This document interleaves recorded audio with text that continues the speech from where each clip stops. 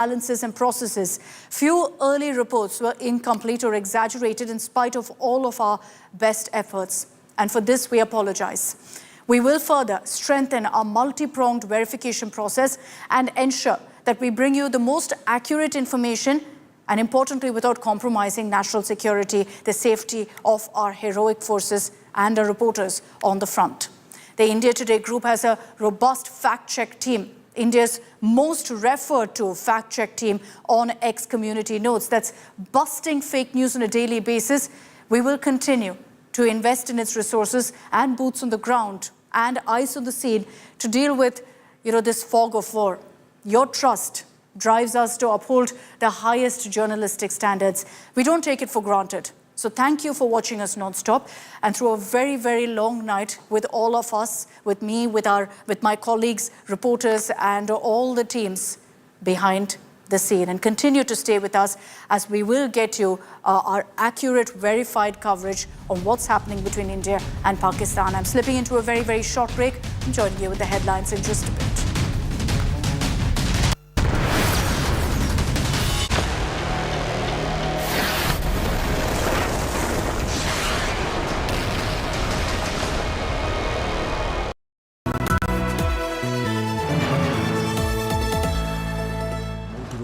Edge 60 Pro, the edge of excellence.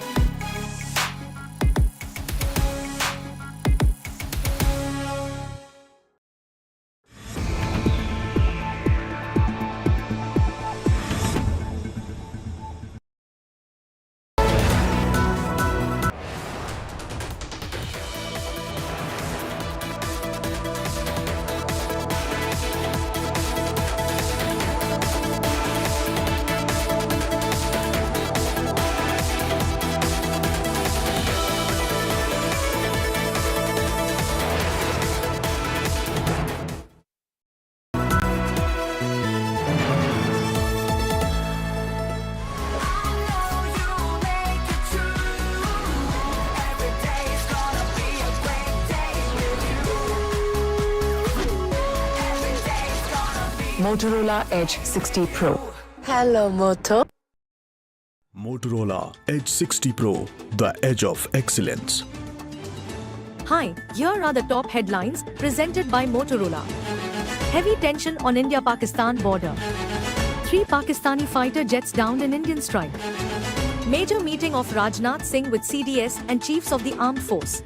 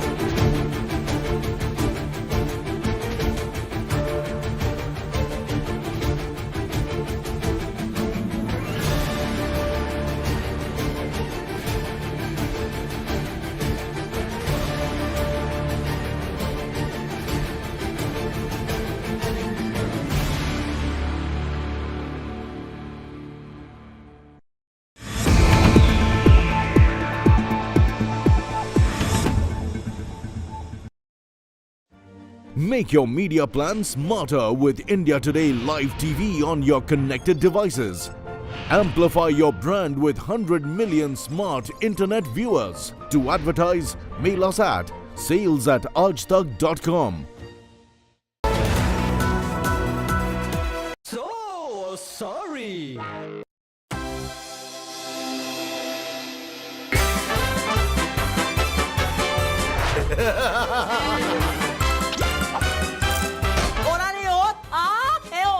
Ui, ai da.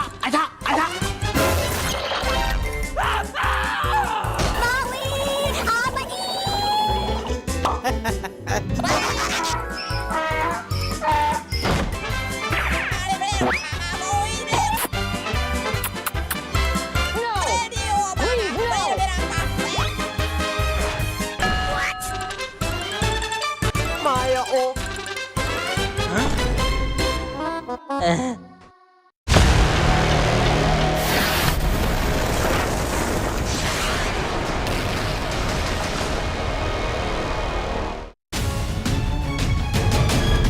Good afternoon. You're joining us live here on India Today for our rolling coverage on the tensions between India and Pakistan. I'm Akshita Nandagopal, getting you all the updates that are coming in right now. We'll be counting down to the news briefing by the government that's slated to happen at 5:30, when details of what transpired last night between India and Pakistan are expected to come in. Let me take you through the headlines first.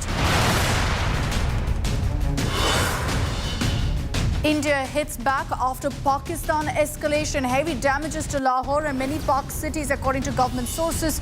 Drone hits Okara cantonment in Pakistan.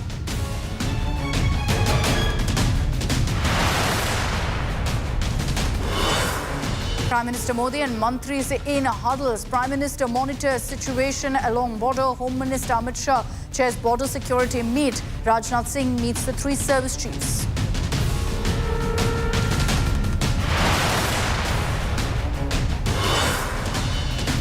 Seven infiltrators killed in Samba of Jammu. Suspected Jaish terrorists killed amid India-Pak conflict.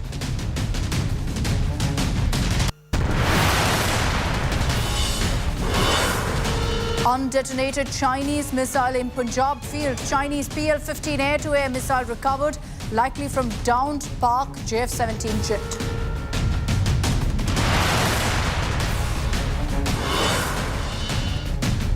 IPL suspended amid India-Pakistan conflict. Decision on remaining IPL matches or for ongoing IPL likely to resume after a week.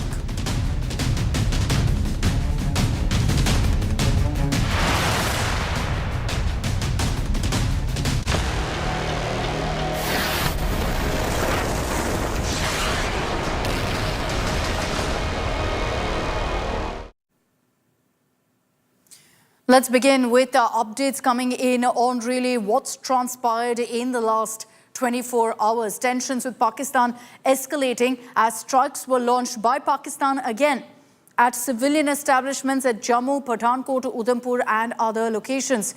India responded to Pakistan immediately. Reports suggest that heavy damages have been inflicted to Pakistani cities, including Lahore.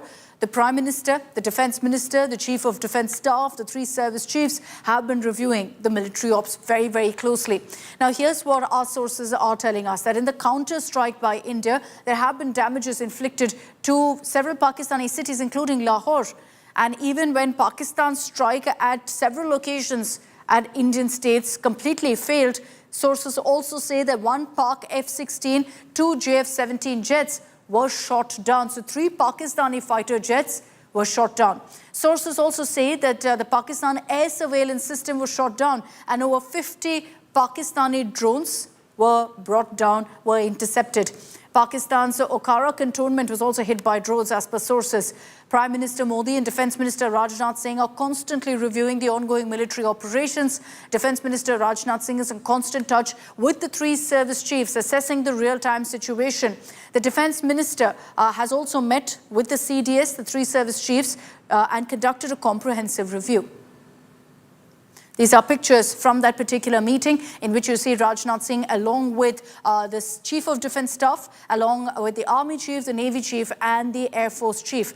Now, there's been a lot of talk about this particular picture because if you look at the body language of the CDS, the three service chiefs. You see all of them, their morale is high, they're all smiles, and that really tells you how India really feels about currently where this conflict stands and the fact that we've been able to repel, thwart every strike that's come in from Pakistan. Essentially, Pakistan army with no strategy has just been raining missiles, drones at India. Last night also sending across fighter jets. And we have information, of course, that 3 Pakistani fighter jets have been shot down. This was 1 Pak F-16 and 2 JF-17. Now, 5:30 this evening, we're going to be seeing a press conference by the MEA where more details are expected to emerge on exactly what transpired last night on the attempt by Pakistan to target our military bases and also civilian establishments. We understand from the statement that came in from the Ministry of Defence that Pathankot,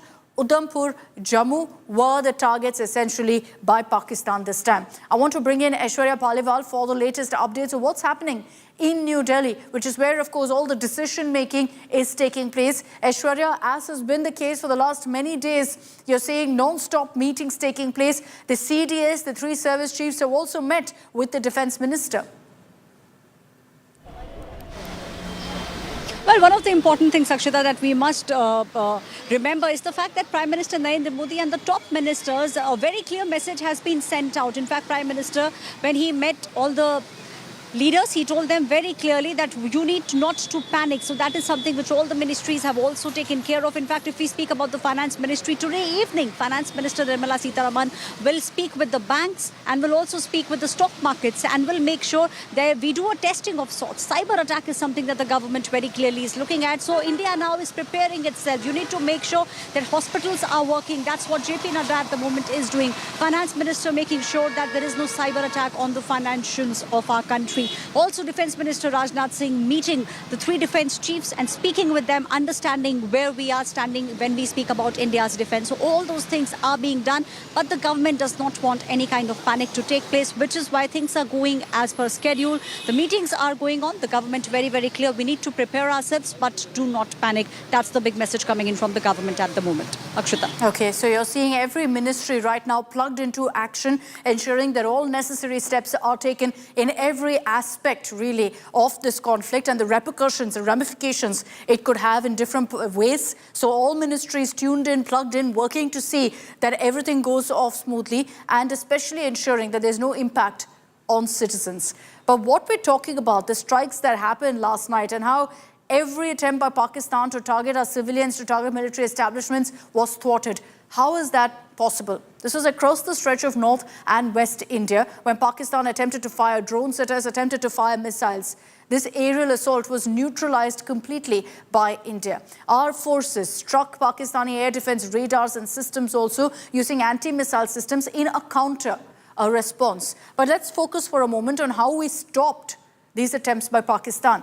There were a couple of weapons really in our arsenal that proved to be game changers. The Akash Tir, also known as India's Iron Dome, designed to automate air defense control and reporting, was activated. Akash Tir has been developed by Bharat Electronics Limited. It can enable forces to intercept, neutralize any projectile because it gives you real-time data to precisely track aerial threats by collecting inputs from multiple radars and sensors. So this acts essentially, if you will, as a digital nerve center of air defense network. The Indian Air Force also deployed its reliable Sudarshan Chakra, the S-400 air defense systems. These long-range air defense systems can engage aircraft, cruise missiles and UAEs. You saw footage of that, of many of the missiles and drones being intercepted and exploding in the air. So the S-400 can hit multiple targets up to 400 kilometers, can track over 160 targets in a 600 kilometer range.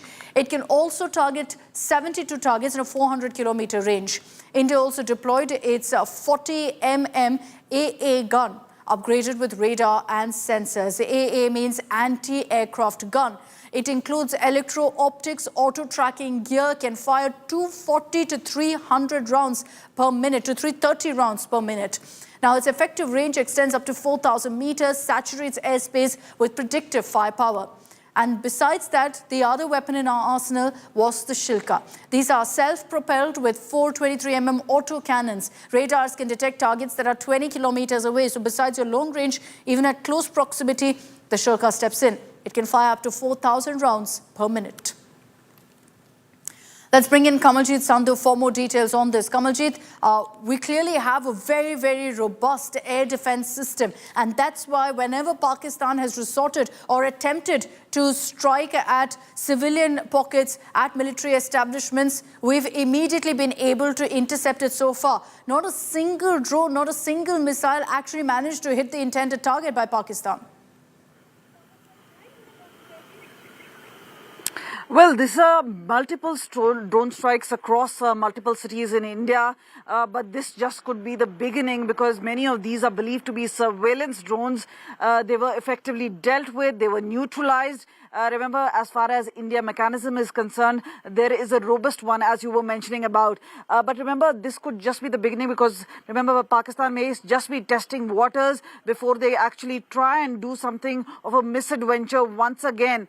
So remember, as far as India's action are concerned, they have been on cities of Pakistan and even in Rawalpindi, where Army Chief sits, and that's where that's the general headquarters for the Pakistani army. So that is when what Pakistan has been saying all along is also very important because one, they're saying this is a false flag operation. So they've not even claimed that the responsibility is of Pakistan. But that's nothing new as far as the country is concerned because remember, they have always claimed one deniability, whether it is about presence of launch pads of the terrorist operation operating from Pakistan or the POK. But meanwhile, also what we've seen is the sort of support system, and whether it is the Hamas leaders meeting very much in Pakistan with Lashkar-e-Taiba and Jaish-e-Mohammed, the commanders, it is also goes to show the sort of synchronicity they have. So this is where Pakistan Army and ISI have been pumping in not just money and arms and ammunition, but also have been sending in mercenaries.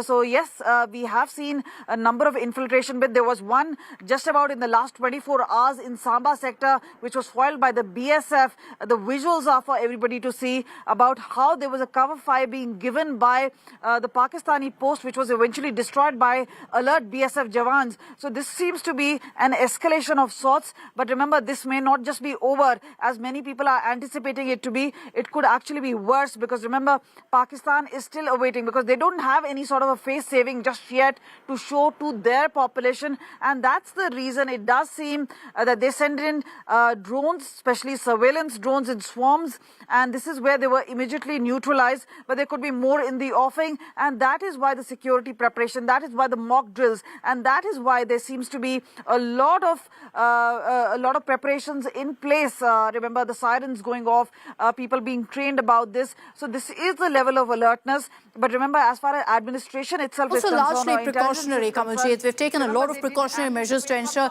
the safety of our civilians, to ensure the safety of every single Indian. Kamaljeet, thanks for those details. I also want to put the focus on really how the IAF has an air defense umbrella, if you will, that's ensured that every single citizen is safe and that many of these missiles, drones were intercepted in the air.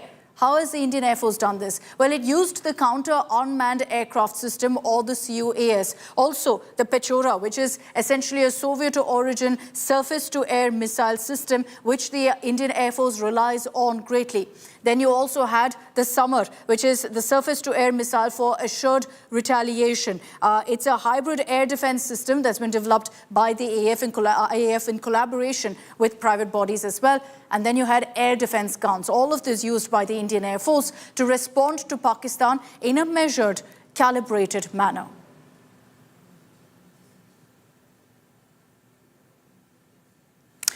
So these are, in fact, the systems, the weapons that we use to ensure that not a single missile or drone managed to land where it was intended to. And that's why the Ministry of Defense in their statement also highlighted this, saying there's not been a single casualty, not a single injury, no material loss that's been reported in these particular attempts by Pakistan to strike on Indian soil. But one image really that's emerged from how this particular strike by Pakistan took place last night is an eerie similarity to what we saw between Israel and Hamas. Pakistan essentially has resorted to a playbook used by terror groups, launching a Hamas-style attack at multiple locations in India.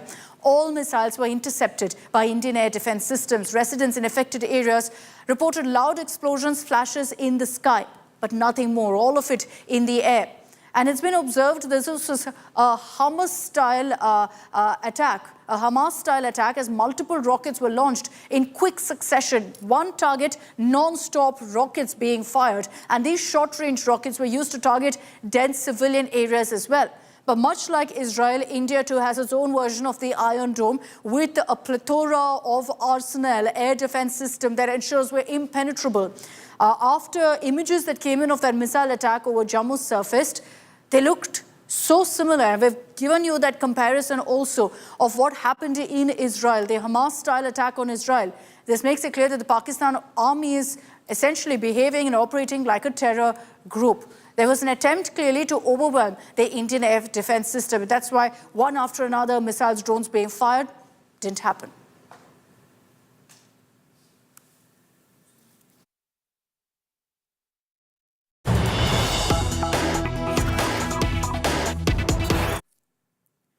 Let's get you breaking news that's coming in right now from the national capital. As a precautionary measure, there are now civil defense drills taking place in Delhi as well. Air raid sirens being tested in the national capital. And you had Parvesh Verma also at these air siren tests. The message is very clear. Don't panic. And that's been told very clearly to all of the residents. This is, again, let me highlight for you, a precautionary measure that's been taken up by the government at this point. Kumar Kunal is joining us with more details on this. Kumar, we understand the air raid sirens are being tested in Delhi, speakers being installed in different parts of the national capital. Reiterate here that this is no reason to panic. These are precautionary steps in the national capital. Exactly. It is just a precautionary measure, an emergency measure. What happened last night in several parts of Jammu and Kashmir, Punjab, Rajasthan and other areas, which are the border areas. That's why national capital is also preparing for any emergency response. You can see that so many civil defense volunteers, they are here to educate people that how they should respond in case of any kind of emergency. आप लोग क्या बता रहे हैं किस तरीके से करना चाहिए क्योंकि अभी सायरन बजा? सर जैसे अभी हमें पता लगा कि सायरन बजा और जैसे कि सरकार ने चेतावनी दी कि रेड अलर्ट होने वाला है, मतलब गवर्नमेंट ने एक हमें वहाँ पे चेतावनी दे दी है कि तुरंत आप अपने घर में या जहाँ पे सुरक्षित स्थान पे आप चले जाइए क्योंकि रेड वहाँ से आसमानी विस्फोट होने वाला है. तो उसमें क्या होगा सर, हम अभी ऑफिस में जा के लोगों को हम अवेयरनेस करके आए हैं कि जैसे आप अगर कोई आपदा आती है तो आप उसमें साइड झुकिए या अपने कान बंद कर लीजिए क्योंकि उसमें शोर होगा, बहुत शाउट होता है तो आपके कान खराब होने के और उसमें क्या होता है सर, रोशनी होती है ना, उससे आँख भी खराब होती है हमारी. These civil defense volunteers actually they are educating persons who are since this is almost the heart of the city ITO. You can see there are several localities like Old Delhi locality is here, which is quite crucial and quite significant as population density is quite high. Many of the central government offices are in the near vicinity. So these areas which are very crucial from the government point of view as well as the residential point of view. An emergency drill, this kind of drill which is happening here in Delhi as an emergency measure. Akshita. Is ITO, as Kumar Kunal tells you there, that's where you largely see a lot of the government offices. These are the air sirens that have been put up, installed in several locations of the national capital. I will again reiterate for our viewers, especially all of you in the national capital watching this, wondering what this means. Absolutely nothing. It means we're taking all necessary precautions. And if you hear these sirens at any point, of course, you know the due protocol to be followed. We've given you enough details of what exactly to do in response. But like I said, there will be a communication that comes from the government beforehand if these sirens are expected to go off. This is right now preparatory steps being taken to ensure we're prepared for any eventuality and nothing more. So as we get you these images from the national capital, from Delhi, of the air raid sirens going off, this has happened in ITO. which is where we also saw mock drills taking place. We also understand that speakers have been put up in several locations. On your screens is also Delhi Minister Parvesh Verma, who was there to essentially oversee all of the steps being taken, supervise the installation of these air raid sirens and the drills that were conducted. Civil defense volunteers were there, also instructing all of the employees of these officers of what exactly to do if at any point they actually hear these sirens. We understand that speakers now are being installed in some of the crucial locations of Delhi, so that if there's ever a need to alert residents, that can immediately be done without any delay. If you hear this sound, you know what to do, the steps to be taken. There is either blackout measures, in which case electricity will be cut, and the need of the hour is to then ensure you stay indoors. But having said that, this is right now a precautionary step. Kumar Kunal is joining us with more updates on that. Kumar, you were speaking to some of the civil defense volunteers here on what exactly is to be done if these sirens go off. Can you also tell us, Kumar, at this point, if these kind of sirens are being installed in different parts of Delhi across the national capital?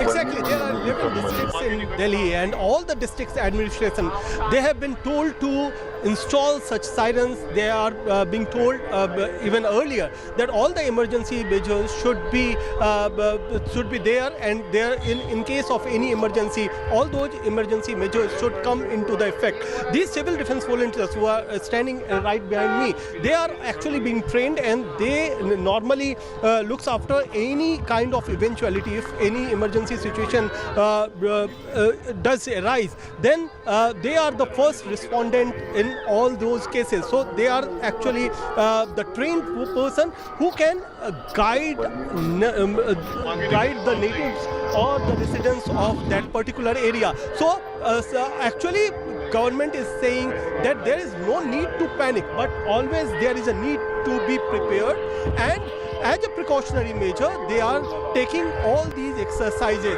because national capital Delhi is one of the most vulnerable place.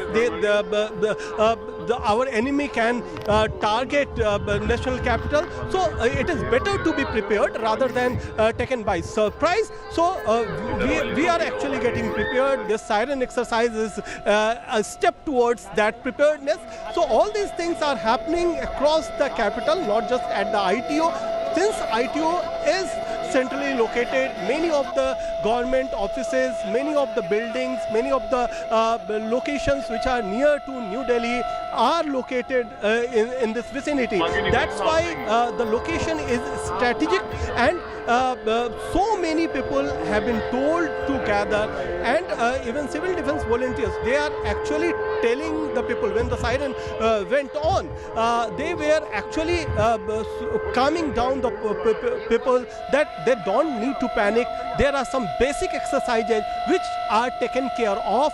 They should actually do those exercises. They should hide themselves behind any strong object like table or whatsoever. So these kind of emergency preparations are going on, and it will go on for some The day. idea is to spread awareness. The idea is to ensure everyone knows what to do in any circumstance, in any eventuality. I want you to listen into these drills that were conducted just a few moments ago in the national capital. Listen.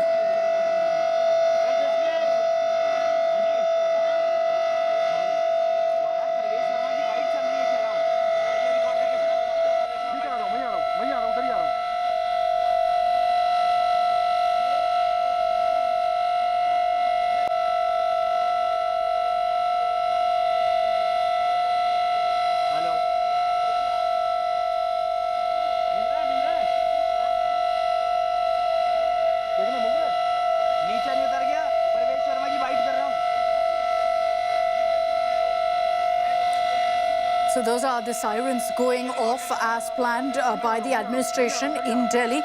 You see Minister Parvesh Verma was also there to kind of monitor and oversee the steps being taken, the awareness drives that have been kicked off. Civil defense volunteers, of course, play a big role in many of these drives of informing people what needs to be done, and also helping many of these employees understand the importance of taking these sirens seriously. This has happened in Delhi's ITO, which is where you'll see most of the central government offices, which is why employees were essentially briefed on what to do and what not to do if these sirens go off.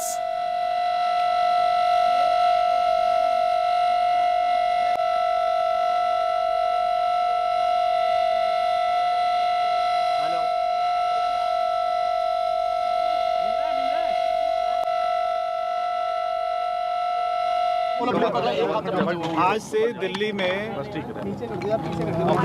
Siren लगाने शुरू किए हैं। दिल्ली में जितनी भी ऊंची building है उसके ऊपर में सायरन लगेंगे। ये सायरन की रेंज 8 किलोमीटर रेडियस की है। ऐसे दिल्ली में आज रात से ही 40 से 50 और सायरन हाई राइज बिल्डिंग में, ऊंची बिल्डिंगों में लगने शुरू होंगे और ऐसे आपातकाल की स्थिति में हम इसको चलाएंगे। और ये एक ही कमांड सेंटर से हम इसको चला सकते हैं। अगर हमें किसी पर्टिकुलर डिस्ट्रिक्ट का चलाना है, पर्टिकुलर एरिया का चलाना है या पूरे दिल्ली का चलाना है तो इसको कंट्रोल किया जा सकता है। 5 मिनट के करीब में ये सायरन बजा करेगा कोई भी ऐसी स्थिति आती है। और ये सायरन हमारे कमांड सेंटर से जीएसएम पे, एचएफ पर और ब्लैकआउट की स्थिति में भी हम इसको काम में लेके आ पाएंगे। बलवीर जी, क्या इसके लिए कोई मुख्यालय होगा या आप लोग खुद इसको मॉनिटर करेंगे? कैसे इसको ऑपरेट किया जाएगा? ये पूरा कंट्रोल होगा, नेशनल डिज़ास्टर मैनेजमेंट के अंडर में होगा। और ये क्योंकि पीडब्ल्यूडी की हाई राइज बिल्डिंग है इसलिए आज यहाँ पर लगाया गया है। आज से रात से ही 40-50 की संख्या में और भी लगेंगे। कब तक लग जाएंगे सर? 1-2 दिन में सभी सायरन सर पूरी दिल्ली में दिल्ली को क्या संदेश देंगे सर? दिल्ली को पूरे अलर्ट को लेकर कितनी तैयारी है दिल्ली सरकार की? दिल्ली सरकार कितनी तैयार? पूरे दिल्ली को इससे कवर करेंगे और दिल्ली सरकार की, भारत सरकार की जो भी भारत सरकार की तरफ से जो भी निर्देश आएंगे दिल्ली सरकार उसके लिए एकदम तैयार है। हमारी पुलिस, हमारे जवान सभी तैयार हैं। ठीक है।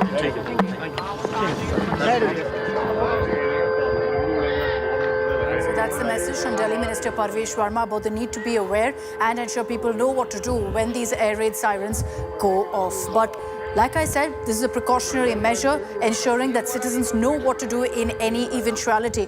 There is no reason for panic. There is no reason for Delhiites to think that there's any threat right now. And here's why. Let me also explain to you right now why the national capital is safe.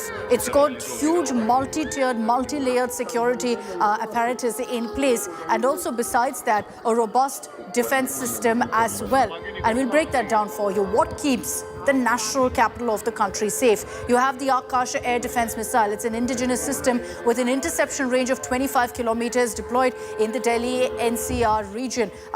We've seen, of course, how the Akash Tir has helped along the borders last night. Then you have the AEW and CA aircraft used to maintain constant surveillance of the airspace in and around Delhi, the national capital region, identifying any suspicious activity. It's called a Netra aircraft. The medium-range surface-to-air missile MR-SAM, capable of intercepting and neutralizing hostile aircraft, helicopters, cruise missiles, drones within a range of 70 kilometers. This was something that was used again by the IAF last night. We have sensors in place across the national capital region, portable radars with low-level detection capabilities. They have also been deployed to ensure surveillance and threat detection. There are fighter jets that are based out of the national capital region in those military bases, in the air bases. So these fighter jets also can be deployed at any point to enhance the air defense capabilities of the national capital region.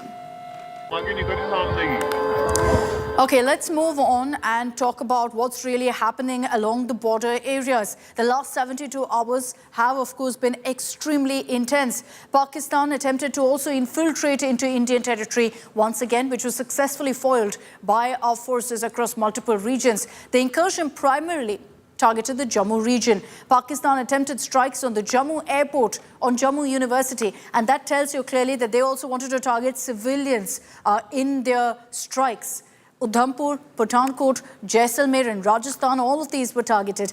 And it was India's Sudarshan Chakra, the S-400 missile system, that thwarted these attacks. India successfully shot down one Pakistani F-16, two JF-17s, multiple missiles and drones as well. Now, in retaliation, India launched strikes on Lahore. Loud explosions were reported in Peshawar, near the Bahawal Nagar cantonment as well. There were videos that emerged of people rushing out of their homes as sirens blared. Mosque loudspeakers urged residents to turn off all household lights. But there's yet to be an official statement on exactly what India's counter looked like. Rattled Pakistan made a failed attempt to target Jammu's airport and other vital installations in Jammu city and in Jammu and Kashmir. Right now we are standing outside Jammu's airport. There is complete blackout here. Earlier in the evening, Pakistan sent armed drones. Pakistan lobbed missiles towards vital installations in Jammu, whether it was Jammu airport and other army installations in Jammu, Udhampur and other places. But our alert security forces foiled the nefarious designs of Pakistan. We had already activated our air defense system S-400, and with the help of that, we were able to repel Pakistan's attacks, not only in Jammu and Kashmir, but also in neighboring Punjab, because Pakistan also tried to target the air base in Pathankot district of Punjab. We have successfully shot down 3 fighter jets of Pakistan. This includes 2 JF-17 fighter jets and 1 F-16 fighter jet. So Pakistan is rattled. It tried to escalate tensions. It tried to target Jammu city and other places. But our alert troops on ground have foiled the nefarious designs of Pakistan. We had already activated our air defense system, and with the help of that, we were able to shoot down Pakistani drones and Pakistani missiles. With video journalist Neeraj Kumar, this is Sunil Bhatt reporting from outside Jammu's airport for India Today. And the Pakistan Defence Minister Khwaja Asif says Pakistan is ready to wrap up tensions with India, as he puts it. And then he says New Delhi should de-escalate the situation. Listen in. Some of the countries in the Arabian Gulf also, who are close to us, and obviously they have a good relationship with India also, they have also advised that de-escalation should take place immediately. But India is making it, it's almost impossible. Every day there is an incident which raises the bar of conflict in the subcontinent. And that's a message from the Pakistan Defence Minister at a time when Pakistan has repeatedly been firing at India, attempting to target our civilian bases, our military bases. And so India has maintained very clearly that we've been only resorting to de-escalatory responses. External Affairs Minister Dr. S. Jaishankar yesterday, in a bilateral with the Iranian Foreign Minister who was here in India, made it very clear that India does not intend to escalate tensions with Pakistan, but at the same time, we will give a firm response if there are attempts to target us militarily, if there are military attacks on India. This has been our very, very clear stand on Pakistan. Listen in. Excellency, you are visiting India at a time when we are responding to a particularly barbaric terrorist attack on 22nd April in the Indian Union territory of Jammu and Kashmir. This attack compelled us to respond on 7th May by striking at cross-border terrorist infrastructure. Our response was targeted and measured. It is not our intention to escalate the situation. However, if there are military attacks on us, there should be no doubt that it will be met with a very, very firm response. As a neighbor and a close partner, it is important that you have a good understanding of the situation. So day 15 of ceasefire violations by Pakistan along the line of control, because mind you, these ceasefire violations haven't started since the Operation Sindoor, but much before, since the Pahalgam terror attack from April 22nd in Uri. One death has been reported following a ceasefire violation by Pakistan in the border areas. And unfortunately, this means that the total death toll has reached 15 as of yesterday. Last night, too, we've seen multiple provocations along the border. And so we're hoping that there haven't been any casualties. Pakistan isn't just targeting houses, it's targeting religious places. And you can see in the images the kind of impact that it's left. Buildings completely ridden with holes, glass pieces shattered. And these are from temples, gurudwaras, mosques, all of which has been targeted. But the worst hit area has been Poonch along the line of control, where around 13 people have died so far. Pakistani forces are targeting innocent civilians, directly targeting residential pockets where there are no forces. So it's very clear what the Pakistan army is attempting to do. It is truly said that faith can move mountains. In this small village in Gurdaspur, the Granth Sahib is keeping the courage and the motivation, the grit and the determination of the village going. And that's what we saw when we came here in Gurdaspur. That was actually on the target of Pakistan, and we saw missiles and drones raining that were defunct and neutralized and demolished by the Indian armed forces. But clearly, you know, the kind of courage and valor we've seen in our armed forces, you know, it's got a ripple effect in all the nook and corners, and especially the bordering villages of on the side of India. We're in Gurdaspur, and you can see that the Granth Sahib is here in this Gurudwara, and with the diktat of the religious gurus that the Granth Sahib should be moved to a safer Gurudwara, the villagers have come together and said that this is our faith, this is what is keeping us going. We will protect it with our lives, and we'll protect this village.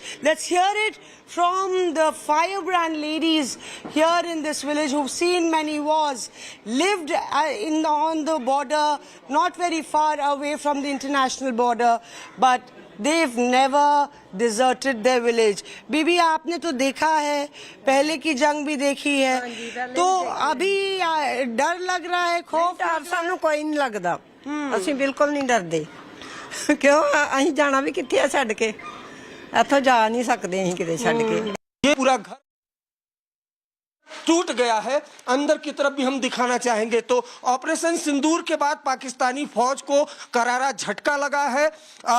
जो पाकिस्तान में आतंकी ठिकाने थे, सिर्फ उसको भारत ने निशाना बनाया, और बार बार भारत ने कहा कि वो सिविलियन को निशाना नहीं बना रहा है। लेकिन ये जो खुद मकबूल खान है, बाकायदा ये दिखा रहे हैं, दिखाते हुए देखिए, ये दिखा रहे हैं, ये सब है, ये सारी शेलिंग में टूटी है।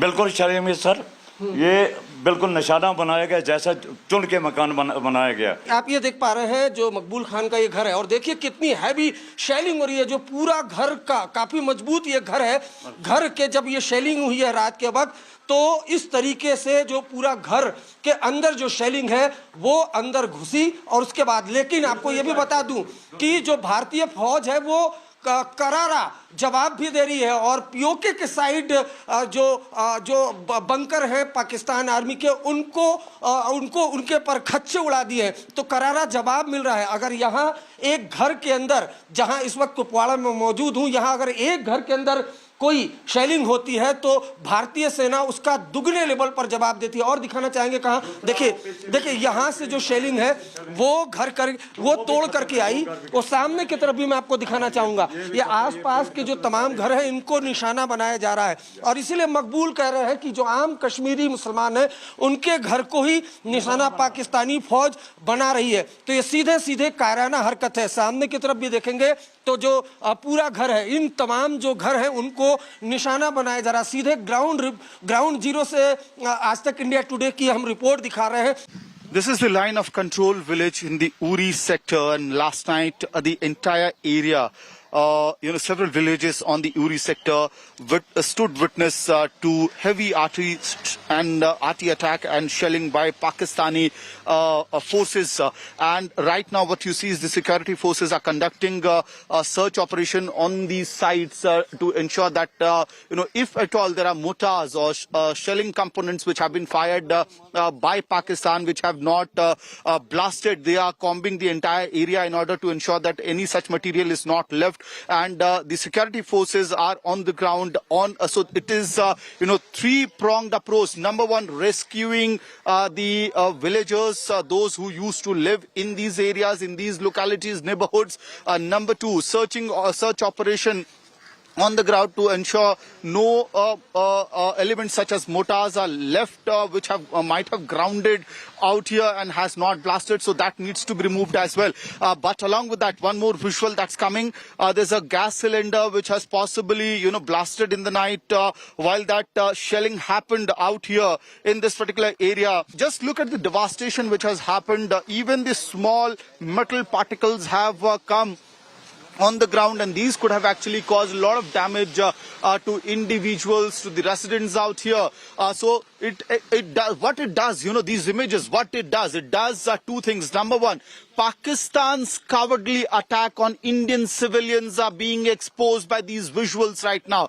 That's a big expose as to how Pakistan has responded to India's, attack against the terror breeding grounds in Pakistan, occupied Kashmir and Pakistan, with attacks on civilians one after other. First, we saw these attacks happening in Gingal village in Salamabad, where we also have our hydropower projects. And right now, last night when they were Pakistan was firing missiles, drones in Indian cities such as Jammu, and all these attempts were thwarted by our agency's air defense system. So what they also did simultaneously was they resorted to indiscriminate artillery attacks and shelling in these areas of which are located on the line of control right now. And remember, these are villages which have not witnessed such shelling ever since 1998. That's what the locals say. You can see the security forces right now are combing the area to look whether any mortar or any component which might not have blasted last night, which was fired by Pakistani forces from the other side of the border, whether it's still lying there, that needs to be removed. The gas cylinders in heat area, that could blast as well, so that is also being removed. What we see out here is that machineries are kept, that is also damaged, but we'll also get you visuals of more houses that has been completely shattered and demolished due to the artillery and shelling that has been done by the Pakistani forces from across the border. Another shop completely destroyed on the main road of Lagma village. Remember Lagma, Bandi village, Gingal village, Salamabad, Kamal Kot. The list is quite long, where Pakistan has resorted to cowardly, dastardly attack on the civilians. Even when India responded to Pakistan's, misadventure of trying to target Indian cities, Indian establishments in northern India and western India through air attacks, India thwarted all those attempts. Indian air defense systems stood rock solid, and India responded to Pakistan's that act with exposing Pakistan's failure where Islamabad, Lahore and even Rawalpindi was in a way breezed by Indian armed air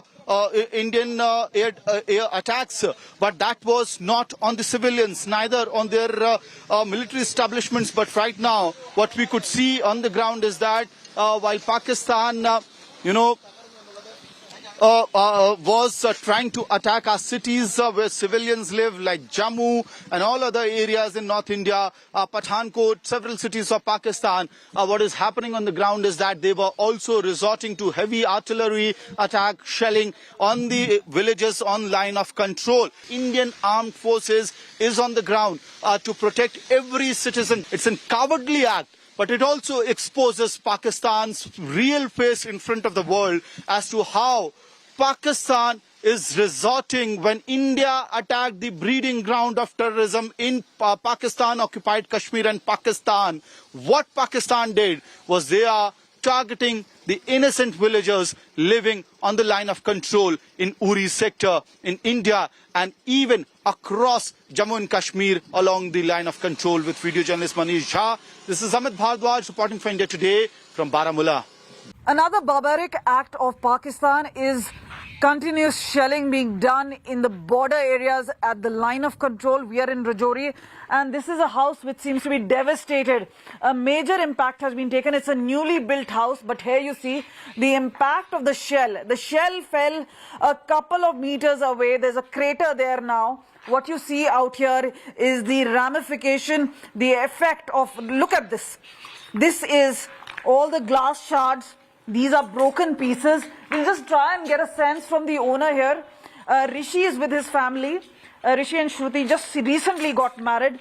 They're newly married couple. But getting a sense, Rishi, आप ये बताइए, रात का मंजर क्या था? आप लोगों ने ड्रोन देखा, आपने शेल गिरते देखा, आप लोग क्या हुआ? क्योंकि जान बचाना भी जरूरी है। जी मैम, जान तो हमने बचाई है। रात को 1:30-2 बजे लगभग यहाँ पे फायरिंग जो है शुरू हो गई थी, तो हमने बहुत मुश्किल से यहाँ पे जान बचाई, छुप के अपने आप को मतलब कमरे में वहाँ पे जान बचाना पड़ा हमें। तो बिल्कुल जस्ट घर के सामने जो है ये विस्फोट हुआ है, तो बहुत मुश्किल था हमारे लिए। तो ये फर्स्ट टाइम था, इससे पहले कभी नहीं हुआ। यहाँ पे सारी हिंदू कम्युनिटीज है, ऐसा कभी नहीं हुआ। This first time. लेकिन न्यूली मैरिड है, आपकी वाइफ है, ये बताइए क्या सोच रहे थे? आपको लग रहा था कि जान पे बनाई है? मैम अब क्या ही कर सकते हैं, अब इतना तो पता था कि रिस्क में, पर खुद को खुद ही बचाया। आप ये बताइए कितने सालों से आप लोग यहाँ पे लाइन ऑफ कंट्रोल पे रह रहे हैं, और इस तरह की जब रात को बम के गोलों की आवाज तो आ ही रही थी, तो आपको लगा था कि कहीं ऐसा कुछ मुश्किल आ जाएगी? नहीं मैम, मुझे तो नहीं पता था, लेकिन कल की जो न्यूज सुन रहे थे तो उसमें तो पता चलता था भाई कुछ न कुछ तो हादसा होगा। तो जब बमबारी हुई रात को तो हम अपने आप तो सेव करने लगे, फिर तो इधर उधर छुपने लगे, क्या करना था फिर, तो बम तो पास में पड़े थे। So we just trying to get you a sense of what is really happening, because these are residents near line of control. Rishi, just try and please show us inside. And here you go, look at this. Built in 2018, and there you go. This is the living room area. Look at this.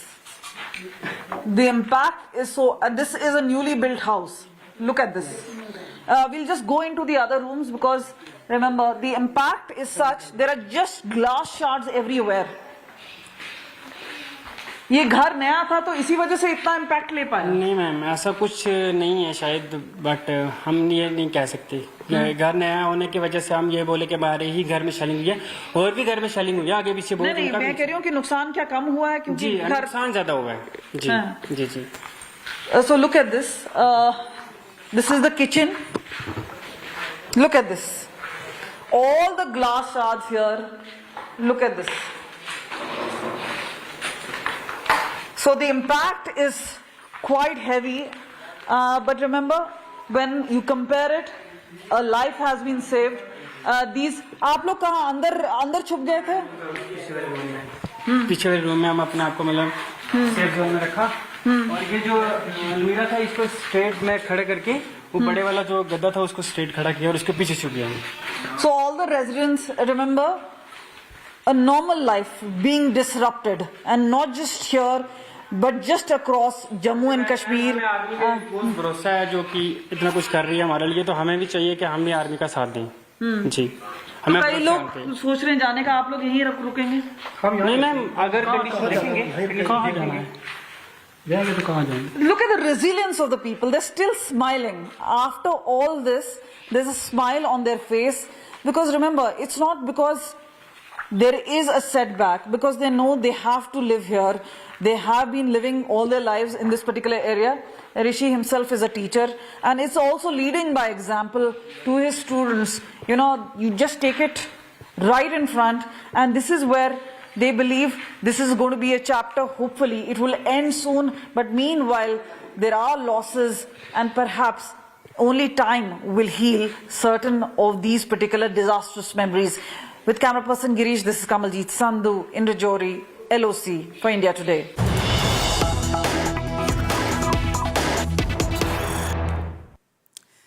And here's perhaps the most bizarre reasoning you will ever hear on why Pakistan couldn't stop even one of the India counter-strikes. The Defence Minister of Pakistan, Khwaja Asif, says we didn't stop Indian drones to ensure that has said essentially that we didn't hit back at India. We let them go ahead and strike us because we didn't want our defence locations to be known. This is actually the reasoning coming in from a defence minister of the country. Listen in.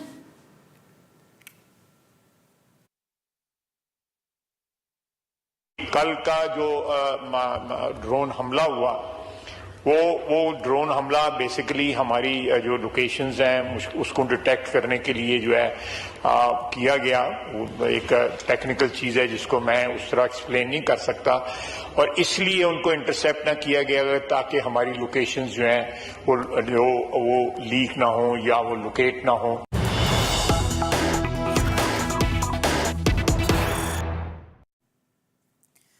And let's get you a quick update on the Indian Premier League, which has been suspended amid the conflict between India and Pakistan. The BCCI has suspended the remaining IPL matches till next week. The BCCI has confirmed that a decision on the remaining matches will be taken next week on when perhaps we could be seeing it being pushed to. For now, they've said indefinitely, but next week we will know if the IPL will continue perhaps in a few weeks from now or what the final decision is that's taken by the BCCI. Listen in to what Rajiv Shukla had to say. BCCI ने यह निर्णय लिया है कि IPL को अभी फिलहाल एक सप्ताह के लिए स्थगित किया गया है। उसके बाद जो स्थिति है उसका जायजा लेके सरकार से विचार विमर्श करके जो हमारे स्टेक होल्डर्स हैं फ्रेंचाइजी और ब्रॉडकास्टर इन सबसे बात करके नए शेड्यूल की घोषणा की जाएगी। So the BCCI confirming next week there should be a decision, and mind you, that comes after last night an IPL match in Dharamshala was called off midway with the floodlights being switched off and all of the crowds there in the stadium being asked to move out. We'll be getting you all the latest updates of that story and, of course, the latest that comes in on the strikes and the conflict between India and Pakistan. Again, a reminder that 5 p.m. is when we're expecting a government briefing on the same. Our rolling coverage continues here on India Today on the other side of a very, very short break.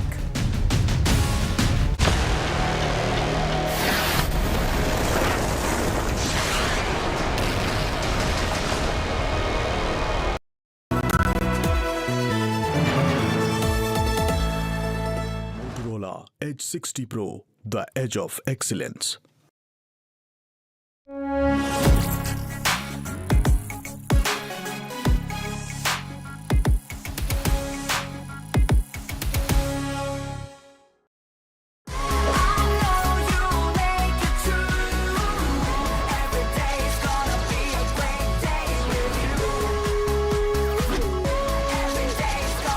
Motorola Edge 60 Pro. Hello, Moto.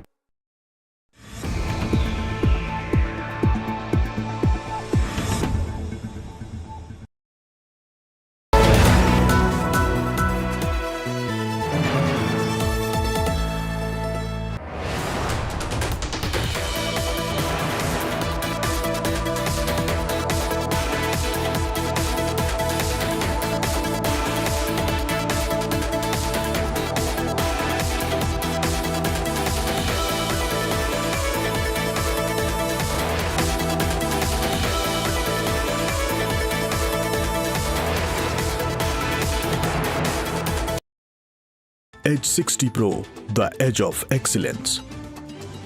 Hi, here are the top headlines presented by Motorola. Heavy tension on India-Pakistan border. 3 Pakistani fighter jets downed in Indian strike. Major meeting of Rajnath Singh with CDS and chiefs of the armed force. An India Today world exclusive. 2010 India Today inside Muridke. A safe haven for terrorists. Pakistan uses terror as part of state policy. 2025 Muridke terror hubs wiped out. Big story coming in. Muridke has been targeted. Oh my God, the terror epicenter has been targeted. Information just coming in. Indian missiles have struck the Lashkar-e-Taiba headquarters. Murid has been bombed. It's a big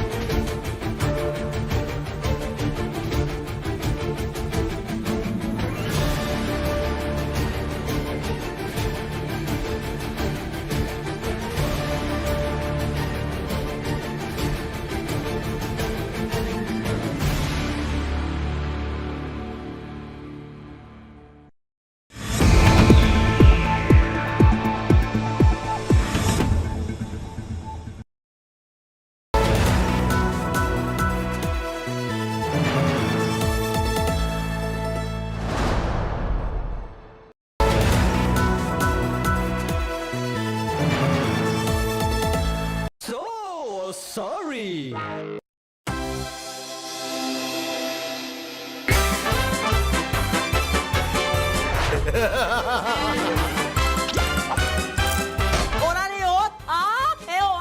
Ui, ada.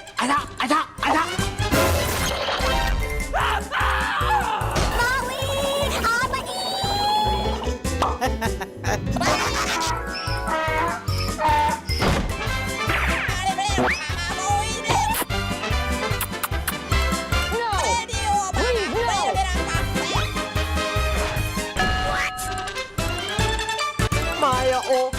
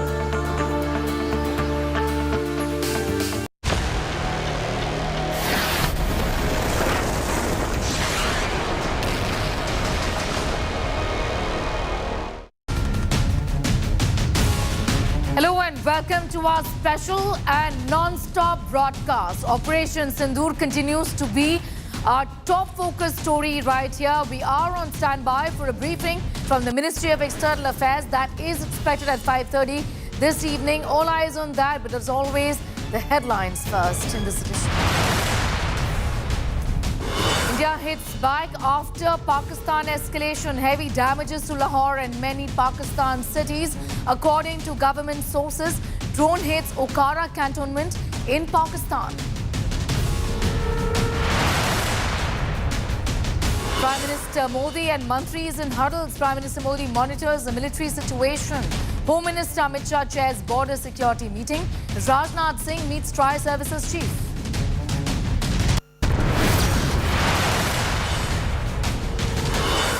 Seven infiltrators have been killed in Samba and Jammu. Suspected Jaish terrorists have been killed amid India-Pakistan conflict.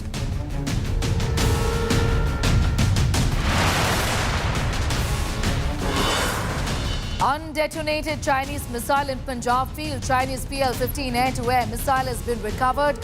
Missile likely from downed Pakistan JF-17 jet.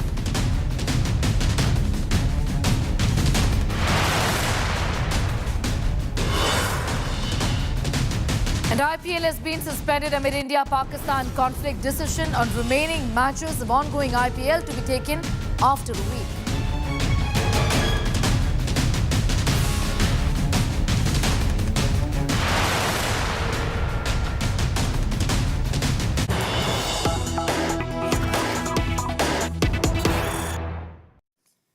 And we'll kickstart this edition with some news just coming in at this hour. The Ministry of Home Affairs has written to chief secretaries and administrators of all states and union territories, asking them to invoke emergency powers under civil defense rules for efficient implementation of necessary precautionary measures. That's the advice that has come in essentially from the Ministry of Home Affairs, and this advice has been made, in fact, has been given rather to chief secretaries and administrators of all states and union territories, keeping in view of the tensions, the escalating tensions between India and Pakistan. This is to invoke emergency powers under civil defense rules for efficient implementation of the necessary precautionary measures. I'll go straight across to Jitendra for more on that.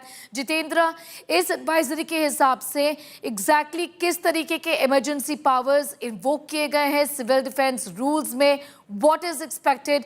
What is going to be the necessary precautionary measure that is going to be looked at? अब क्या बता सकते हैं इसके बारे में? देखिए, केंद्रीय गृह मंत्रालय की तरफ से जो एडवाइजरी दी गई है, इसका मकसद ये है कि सिविल डिफेंस डीजी को ये पावर दिए गए हैं कि अगर उनको देश में किसी भी जगह पर अगर कोई इमरजेंसी की सिचुएशन आती है तो उस दौरान उनको अगर कोई खरीद करना है तो उसके लिए बाकायदे लंबा प्रोसेस अपनाना नहीं पड़ेगा। जैसे अगर बॉर्डर के इलाके में जहां पर उनको सायरन लगाना है या फिर मेडिकल इक्विपमेंट या तमाम चीज़ें जो ज़रूरत है इस दौरान, जबकि भारत पाकिस्तान सीमा पर इस वक्त काफ़ी तनाव की स्थिति है, ऐसे में सिविल डिफेंस डीजी को ये पावर दे दिया गया है कि वो ऐसे चीज़ें खरीद सकते हैं और किसी भी समय इसको खरीद करके उसको लगाया जा सकता है। इसके लिए केंद्रीय गृह मंत्रालय ने जो राज्यों के चीफ सेक्रेटरी हैं और इसके साथ साथ जो केंद्र शासित प्रदेश के चीफ सेक्रेटरी हैं उनको चिट्ठी लिख करके ये जानकारी दी है और ये कहा है कि केंद्रीय गृह मंत्रालय की तरफ से एम्पावर किया गया है जो सिविल डिफेंस के डीजी हैं उनको कि वो किसी भी तरीके का, अगर किसी बिल्डिंग के ऊपर सायरन लगाना है, युद्ध जैसी स्थिति अगर कुछ बनती है या फिर ब्लैक आउट को लेकर के कोई प्रैक्टिस करना है या तमाम चीज़ें जो सिविल डिफेंस के हिसाब से ज़रूरत पड़ती है इमरजेंसी के दौरान, तो उसके लिए डीजी जो है पूरी तरीके से एम्पावर है और उसको वो पूरी तरीके से प्रोक्योरमेंट कर सकता है। ज़रूरत पड़े तो तुरंत प्रोक्योरमेंट कर सकता है, उसमें किसी भी तरीके की बाधा नहीं आनी चाहिए। जी बिल्कुल, शुक्रिया मसार जुड़ने के लिए। Jitendra essentially telling us that if there is anything that is to be procured during this time when things are in fact uncertain, then the regular route is something that can be bypassed by the civil defense, and they have been empowered by way of that notification. Leaving it at that for the moment. Jitendra Bahadur with that very latest. More news coming in. Let's take a look.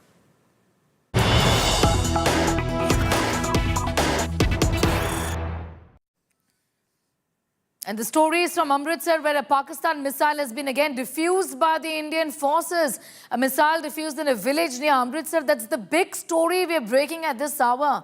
Pakistan missile was shot down by India yesterday. This is the information that we have with us at this point in time. Not one, but a series of missiles, remember, have been effectively countered with by India and India's air defense systems. This time around, we are telling you about a Pakistan missile which has been defused by Indian forces. This development is being reported from a village near Amritsar, remember, which was in fact targeted by Pakistan. But a missile has now been shot down in a village near Amritsar is what we are learning.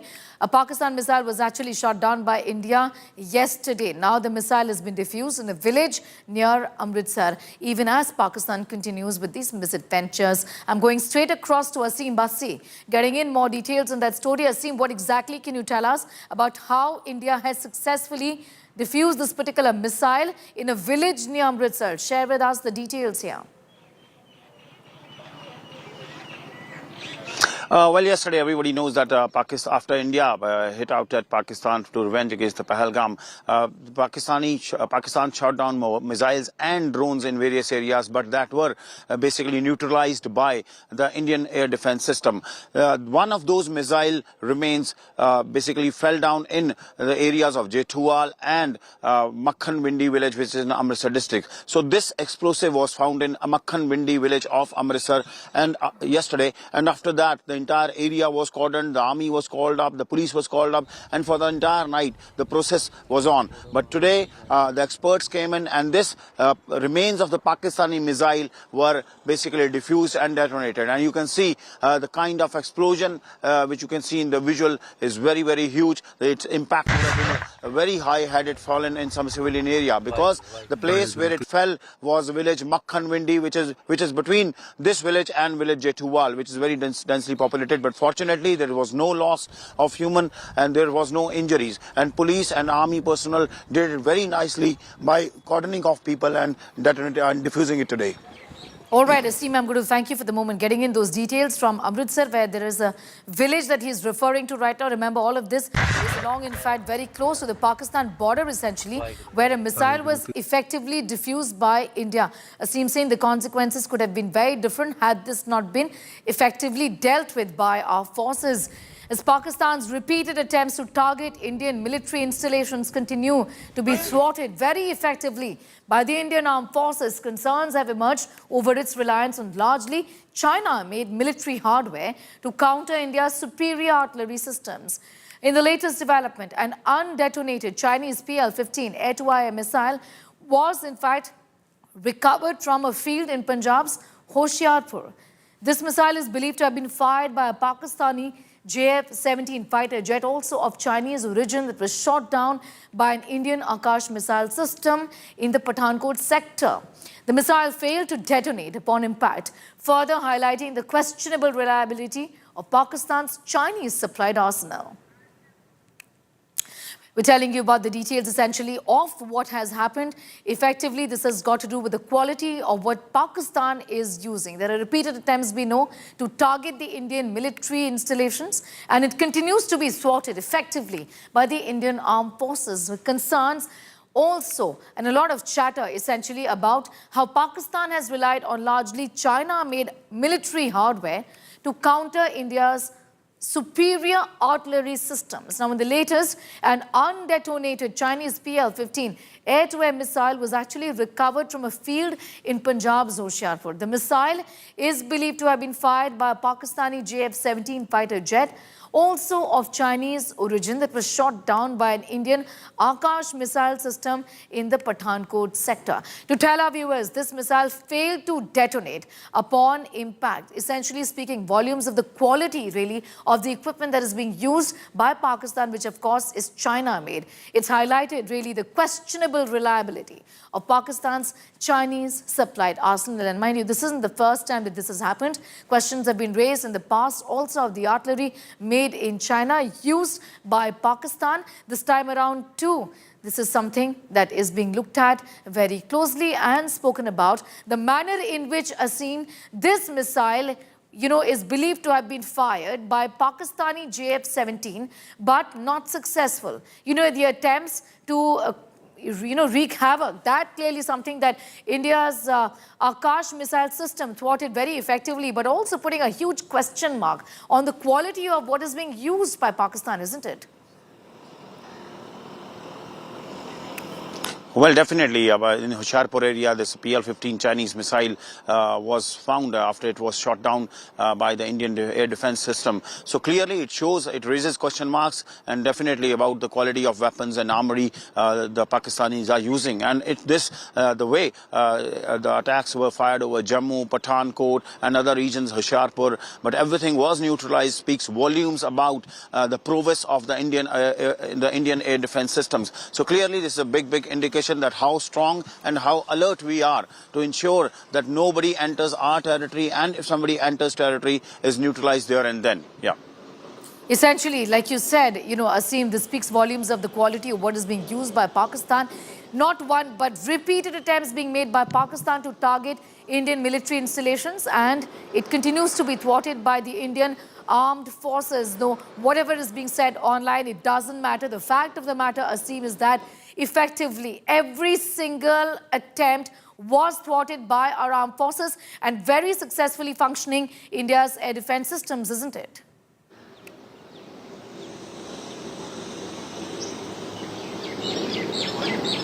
Yes, truly, because whatever Pakistan did a misadventure, be it Jammu, be it Pathankot, be it Hoshiarpur, be it Bathinda, be it Jalandhar, wherever they tried, they failed. Because Indian troops were very alert, the defense system was coming in at this hour, according to army sources, and we are getting that news breaking at this moment.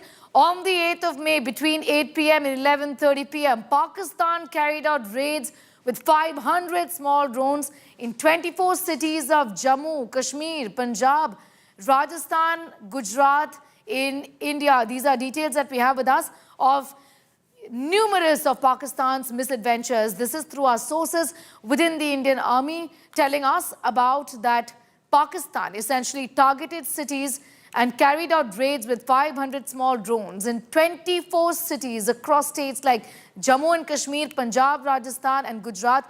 Significant areas, in fact, portions of the land that is our international border that we share with Pakistan. This totals into about 24 cities is what our sources within the army are indicating. And the time for the same was late in the evening between 8 p.m. and 11:30 p.m. These are the details that we have with us. Pakistan carrying out raids with 500 small drones like we've seen in Hamas-style attacks that we are constantly referring to, essentially to overwhelm our system. That was the idea, is what is very clear at this point in time. But 24 cities were targeted is what we are picking up from our sources within the Indian Army. This on the 8th of May between 8 p.m. and 11:30 p.m. And also to tell our viewers that every single attempt made by Pakistan was very, very effectively thwarted by the Indian air defense systems. 24 cities of Jammu and Kashmir, Punjab, Rajasthan and Gujarat that share, in fact, that have land at the international border, essentially. These are the border states of Punjab, Jammu and Kashmir, and a portion of Rajasthan and Gujarat as well in the country, where 24 cities were targeted. But attempts to, in fact, of any kind of misadventure that we were seeing and full display, as we saw on the 8th of May, were effectively thwarted by the Indian defense systems. To tell our viewers and give them a few more details about what could have possibly happened here, the duration for this, in fact, these attacks and spontaneous attacks and very Hamas-style attacks is what is being referred to by defense experts here. This, in fact, was raids with 500 small drones in 24 cities in quick succession that we saw. But air defense systems, in fact, thwarted these attempts as quickly as they came in. But there were 500 small drones, and the target cities were 24 of them in Jammu and Kashmir, in Punjab, Rajasthan and Gujarat that share the international border essentially with Pakistan. This is through our sources within the army getting in details on what could have possibly happened here. This happened between 8 and 11:30 p.m. this evening, but India, in fact, effectively thwarted every single attempt by Pakistan to wreak havoc. 500 drones is what we are learning, Manjeet, and every attempt was thwarted. But what's worrying is that there were 24 cities that were systematically targeted by Pakistan? What's clear in a Hamas fashion? Well, the latest information about the Pakistan's raid yesterday on between the 7 p.m. and between 7 p.m. to 11:30 p.m. Pakistan Army has used more than 500 small unarmed drones in the various cities, including from the border of Gujarat, Rajasthan and Jammu Kashmir. And Pakistan raided 24 cities across these three states. And all small arms neutralized by the Indian Army and Air Force air defense system, including the L-72 missile and the Akash missile system. So, and Indian Army is surprised that why Pakistan used these unarmed small drones, and all small arms drones made in China. In fact, telling our viewers a little more about what we picked up from our sources really within the government at this point in time, confirming that the Indian Armed Forces meticulously document each strike conducted against terror targets. Comprehensive visual evidence is systematically recorded to ensure transparency. Given that, remember, in the past also questions have been raised. Now, to support this effort, a dedicated data collection unit has been established as well. So these are details emerging at this point in time on not just how the raids have been carried out and how these misadventures on the part of Pakistan have been very effectively thwarted by India, but also documented effectively. This unit that has now been set up, a dedicated data collection unit that I'm referring to right now, is responsible for storing and organizing all visual and operational proof associated with these missions. The armed forces remain committed, we are learning, have said and spoken about the fact, to maintain transparency. So that really is on top of their agenda, that is something that is of great significance to them, maintain transparency by continuing to provide verifiable evidence for all future strikes. Essentially, the important aspect of what we are pointing out for our viewers is the manner in which the Indian Armed Forces has now spoken about the fact that comprehensive visual evidence is systematically recorded in the interest of transparency. To support this effort, a dedicated data collection unit has been established. The unit is responsible for storing and organizing all visual and operational proof like we've seen in the past as well. In fact, Manjeet continues to be with us for the very latest. Manjeet, this is something that the government and the forces have underscored in the past as well in the first briefing that was held after Operation Sindoor was effectively carried out, that we have visual proof and all of this is being documented effectively, isn't it?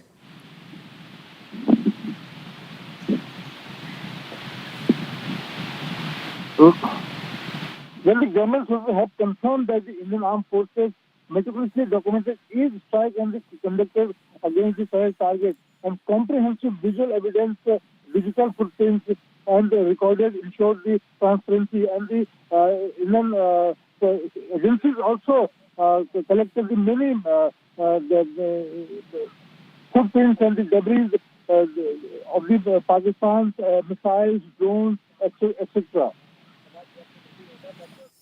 Right. We'll just, in fact, connect that line with Manjeet again in a moment from now. But details that we have with us is of the visual evidence of each strike that is being recorded. We're picking this from our sources within the army. The forces, in fact, not just carried out the strikes meticulously, thwarted all attempts on the part of Pakistan, but also has secured the proof, visual proof for the same and documented it.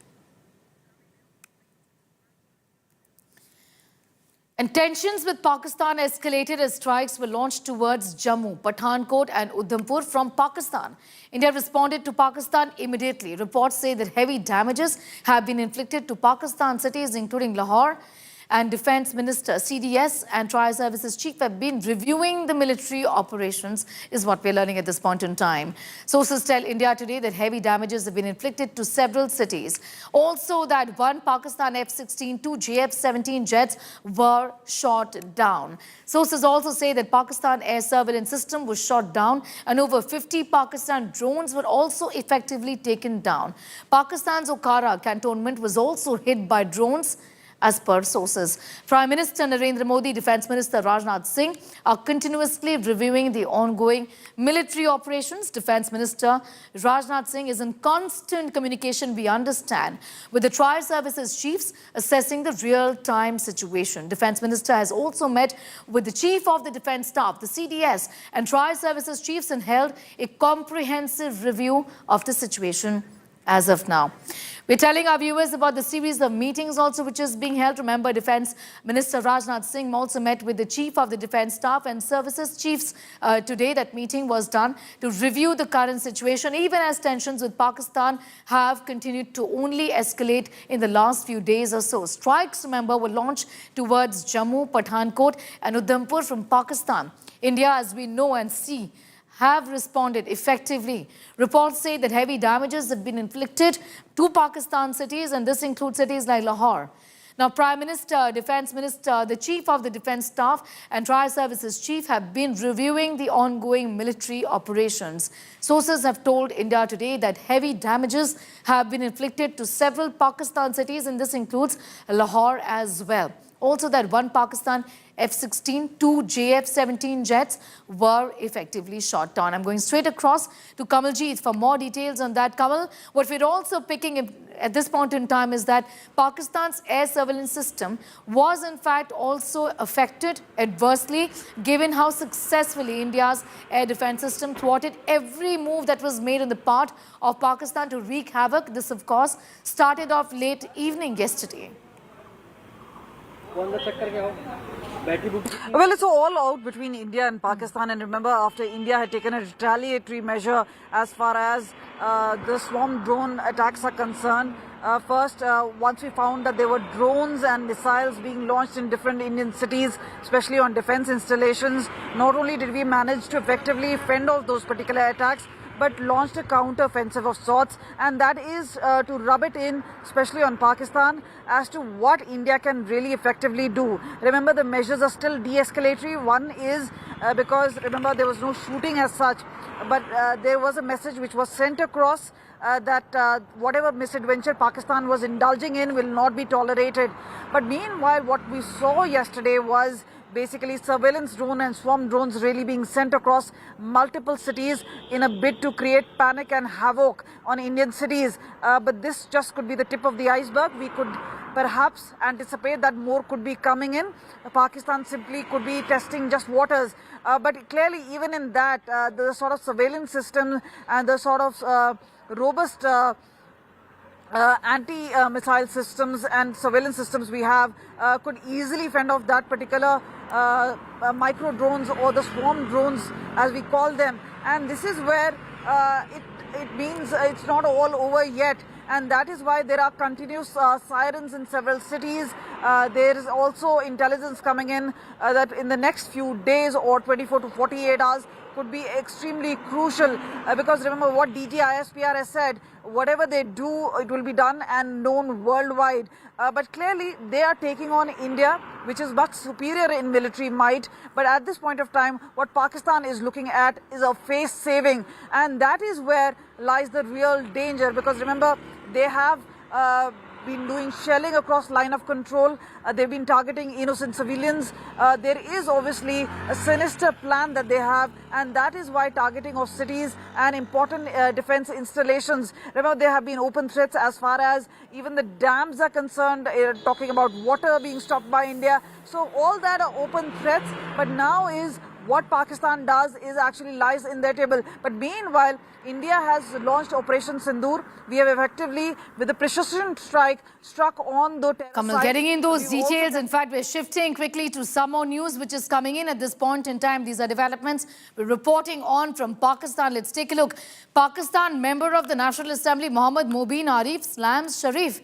Another MP from Pakistan is hit out at Shehbaz Sharif. Where is our PM is the question that's being asked. Why doesn't he say anything? He doesn't say anything against Modi. He doesn't say anything against India. So growing Disgruntlement is what we're seeing at this point in time, where a member of the National Assembly essentially is going after the Prime Minister of Pakistan, hitting out at Shehbaz Sharif and saying that he isn't speaking. Why doesn't he say anything? He doesn't say anything against Prime Minister Narendra Modi. He doesn't say anything against India. Essentially, within the country also, internal disgruntlement is what we are seeing, and what Pakistan Prime Minister Shehbaz Sharif is dealing with at this point in time, with a member essentially of the National Assembly, Mubin Arif, hitting out at the Pakistan Prime Minister Shehbaz Sharif, effectively saying that you are mum and you are sitting quietly, is what he seems to be suggesting here. Where is our PM is what he's asked. Why doesn't he say anything? He doesn't say anything against Modi.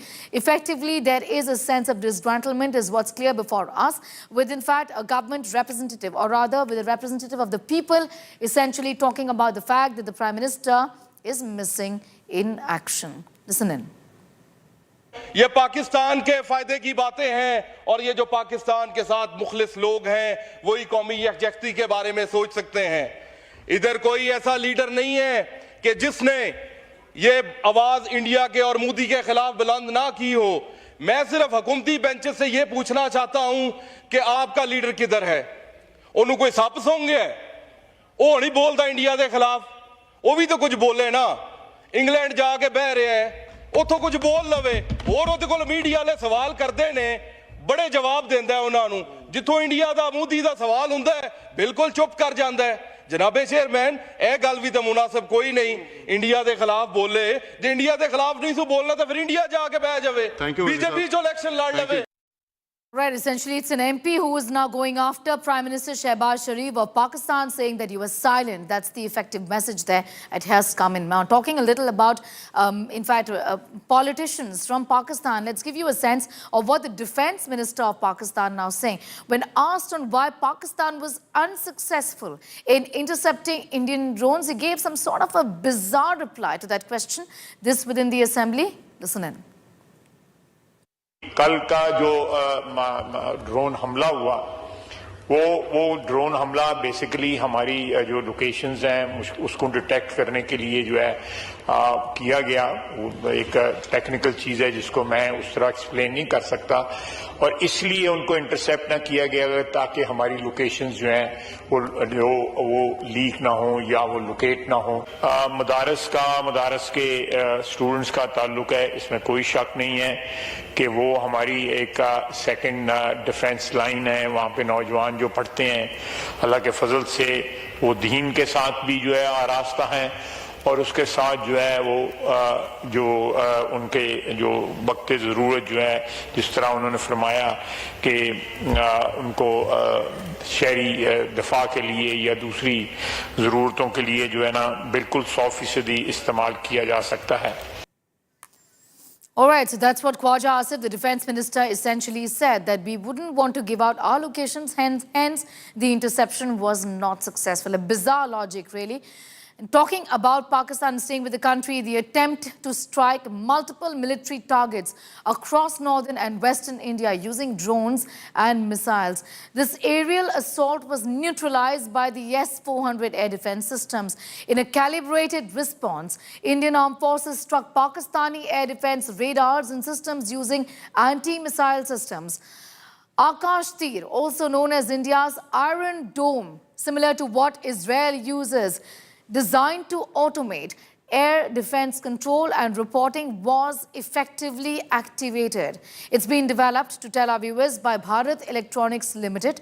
It can enable forces to intercept and neutralize Pakistan projectiles, which it did. It generates real-time data to precisely track aerial threats by collecting inputs from multiple radars and sensors. It also, to tell our viewers, acts as a digital nerve center of air defense network. The Indian Air Force deployed the Sudarshan Chakra S-400 air defense systems. These long-range air defense systems that can engage aircraft, cruise missiles and even UAVs. It can hit multiple targets up to 400 kilometers and can track over 160 targets in 600-kilometer range. It can target 72 targets in a range of 400 kilometers or so. India, to tell our viewers, also deployed its 40mm AA gun upgraded with radar and sensors. It includes electro-optics and auto-tracking gear and can fire 240 to 330 rounds every single minute. Its effective range extends up to 4,000 meters and saturates airspace with predictive firepower. India also deployed its weapon system, which is Shlika. These are self-propelled with 4 23mm autocannons. Its radars can detect targets that are 20 kilometers away. It can fire up to 4,000 rounds every single minute. And the air defense umbrella by the Indian Air Force has ensured that the Indian population is safe. The Indian Air Force used counter-unmanned aircraft system. Also, Petora, Summer and air defense guns were used by the Indian Air Force to respond to Pakistan in a measured and calibrated manner. A little more details essentially that we can share about what was used. Summer air defense system to tell about the Indian Air Force's short-range surface-to-air missile system. The range is about 12 kilometers. The speed up to 2.5 has twin turret launcher. It fires missiles in single or salvo mode, targets low-flying jets, helicopters, UAVs, reused expired missiles, providing a low-cost solution to it. Well, after being snubbed by India twice, desperate Pakistan seems to be copying the attack style of terror organization Hamas. In a series of attacks on 10 civilian areas, the terror state has proved that it's not only a safe haven for terrorists, but a terror state itself. Here's more.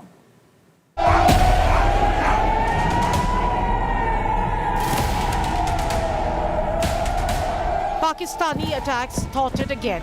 Its plot to bleed civilian areas with drones and crude missiles foiled again.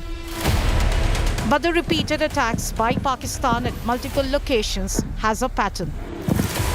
Using chilling modus operandi of a terrorist organization, this style has been copied from Hamas.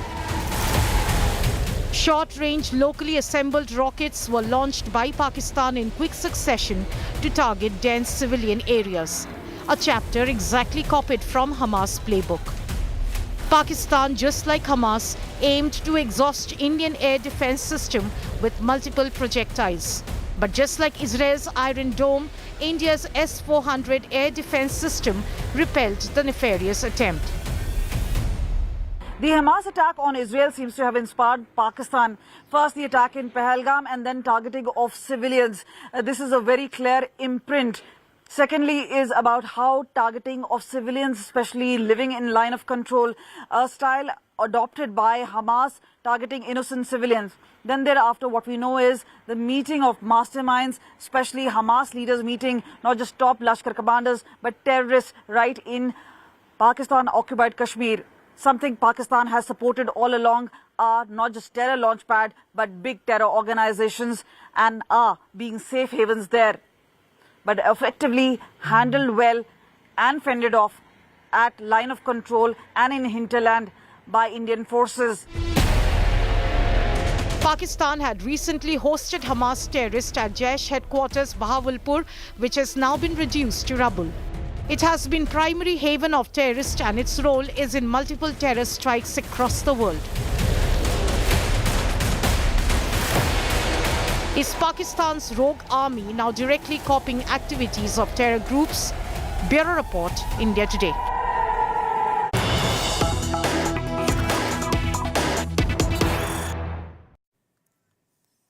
And Finance Ministry official on economic impact has spoken to us, and this is what is now being said. The story we are breaking at this hour: no signs of food inflation amidst Indo-Pakistan tensions. Remember, this has been a worry. The government official has indicated that the government continues to be cautious of escalation risks. The Finance Ministry keeping a close watch of the situation. Capex may take a hit as resources get diverted towards defense. Additional spending could lead to downward revision in fiscal deficit targets. This is in fact what we're learning from our sources within the government. The defense budget forms 13.45% financial year 2026 outlay. And the alert indicates that 6.81 lakh crore allocated to defense, which is actually up 9.5% from financial year 2025. The government, remember, set a target of bringing fiscal deficit to 4.4% of GDP in financial year 2026. Karishma, my colleague from Business Today, getting in more on that story. Essentially, good news here is that there is no sign of food inflation, because that, Karishma, continues to be a reason to worry. However, the fact is that there is going to be, diversion of resources towards defense, and because of which the capex could be taking a hit. Explain to us. Well, absolutely right. You see, the government's continuous focus has been on capital expenditure, and year by year they've been increasing their budget. But with the current situation between India and Pakistan, it's likely that government may want to divert more and more of their expenditure towards defense. Despite the fact that about close to 6.7 lakh crore has been contributed, allocated for the defense budget, which has seen a 10% hike from year-on-year basis, there is a likelihood chance that if this tensions between India and Pakistan escalates, more and more resources and expenditure could move there. If that moves, then it is likely that we could see some kind of downfall in the capital expenditure target, which will also, of course, impact the fiscal deficit, which government plans to keep at 4.4% for FY 2026. While government sources do tell us that food inflation currently is not a concern, we need to be cautious of the fact that if situation gets grim and things escalate, then inflation is something that could likely happen in the future. Currently, the situation definitely is stable. The Ministry of Finance is continuing to keep a watch on the situation. In fact, Finance Minister currently is also undertaking another meeting with the banks and financial institutions on the cyber security. They're watching out to ensure that the banks and the financial institutions are safe and are not hindered by any kind of cross-border cyber attacks. All of this is a part of regular emergency exercise that they are doing, and we'll keep you updated as and when we learn more from the ministry. That's right, Karishma, getting in those details, leaving it at that for the moment. A bit of a concern as far as capex is concerned. Remember, this is expenditure on long-term assets. However, no impact on inflation just yet is what the government is indicating. Tensions between India and Pakistan continue to rise. Some key visuals capturing the situation on the ground. Indian Army visuals show Pakistani military posts being destroyed along the line of control. Smoke erupts from enemy positions, and that has been, in fact, that were targeted. The first official footage released of such cross-border destruction. Night vision of thermal imagery shows movement near the border fence in the Samba sector. Surveillance screens detect a group of 7 terrorists attempting infiltration who were killed by the BSF. Explosions light up the India-Pak Rangers post as BSF responded. A suspected bomb found near Kishanganj village 4 kilometers away from Rajasthan's Jaisalmer city. Investigation by police and army teams is underway.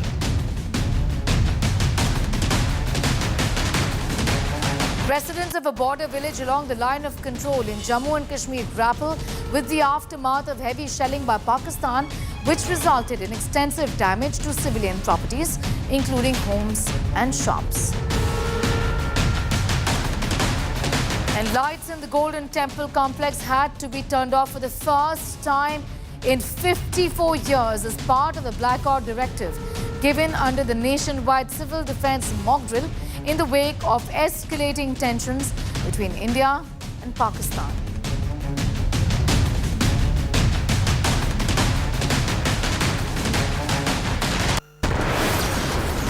That is something that hasn't happened in 54 long years. Now, ever since the strike has begun on Pakistan, social media is buzzing with all sorts of fake news. Let's take a look at some of the myths which we are busting one by one. A video of a drone attack in Jalandhar was widely being circulated to create panic among the masses. Upon investigation of the video, it was found that it was an unrelated video of a farm fire. The video had the timeline of 7:39 p.m. The drone attack actually began sometime after 8. The same was backed by the DC of Jalandhar. An Indian post was claimed to be destroyed by the Pakistani army in one of the fake videos spread online. The video is shared and amplified by a number of fake and unverified accounts. Fact check found that claim to be completely false and confirmed it to be staged upon verification, since there is no unit, absolutely none, called 20 Raj Battalion in the Indian Army. The video aims to mislead the public in a part of a coordinated propaganda campaign. An old video was shared on social media with the claim that Pakistan has launched a missile attack on India in retaliation. Upon fact-checking, the video busted this disinformation. The video shared was actually of the explosive attack that took place in Lebanon, in Beirut, in the year 2020. Information regarding a Fedayeen attack on an army brigade in Rajouri, Jammu and Kashmir was widely shared and circulated. Upon fact-checking, PIB confirmed that no such Fedayeen or suicide attack occurred on any army cantonment. The false claims were solely intended to mislead and cause confusion. This video was accordingly flagged off. Mislead and cause confusion. This video was accordingly flagged off. A confident military preparedness to the army officer of Northern Command. Well, fact-checking the same found that General V.K. Narayan is not even the COAS and confirmed the letter to be completely fake.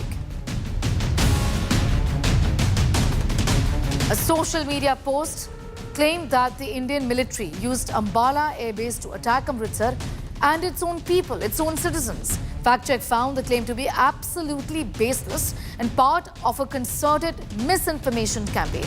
In response, the government provided a detailed press release of the Ministry of Defence and exposed the real picture. A social media post was allegedly shared claiming that entry bans into airports across India. Fact-check busted and debunked the fake narrative and flagged the same, since there was no such decision taken by the government.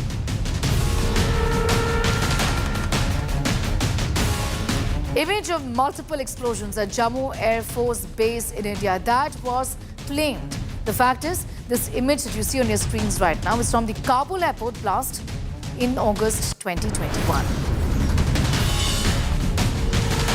A video showing heavy multiple launch rocket systems barrage is being falsely shared as a real Pakistani attack on India. That video actually went insanely viral.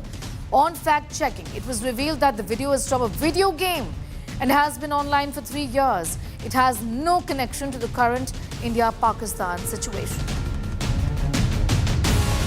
Pakistani social media handles are claiming that a Sukhoi 30 MKI was shot down in Muzaffarabad, capturing an Indian pilot alive. After fact-check, it is revealed that this Sukhoi of the Indian Air Force crashed near Pune Ahmednagar highway in Maharashtra, and this incident is actually as old as 2014. Since the strike has begun in Pakistan, social media is buzzing with all sorts of fake news. Let's take a look at some of the myths here. Video of Colonel Sofia Qureshi leading Operation Sindoor. The fact is, this video is from 2021 and the video is of US Reno Air Base. It shows pilot Major Christian Beowulf. It's not even Colonel Sofia.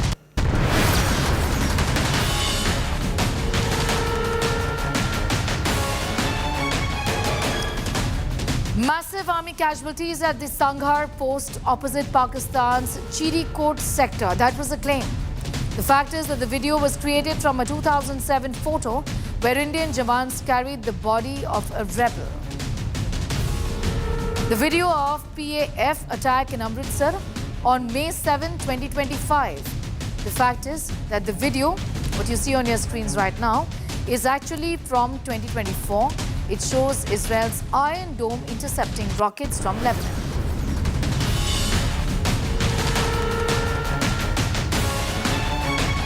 And We at India Today are repeatedly busting all the myths and all the social media propaganda that has in fact picked up pace and how. We will be getting you more on the other side of this very quick commercial break. To stay with us.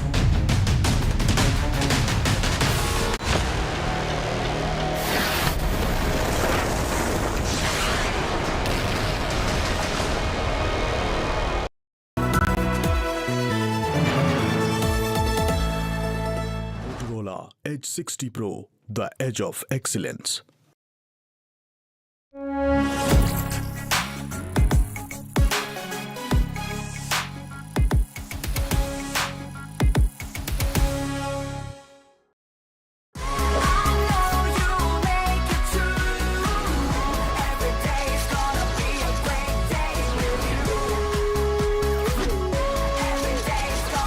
Motorola Edge 60 Pro. Hello, Moto. Motorola Edge 60 Pro, the edge of excellence. Hi, here are the top headlines presented by Motorola. Heavy tension on India-Pakistan border. 3 Pakistani fighter jets downed in Indian strike. Major meeting of Rajnath Singh with CDS and chiefs of the armed force.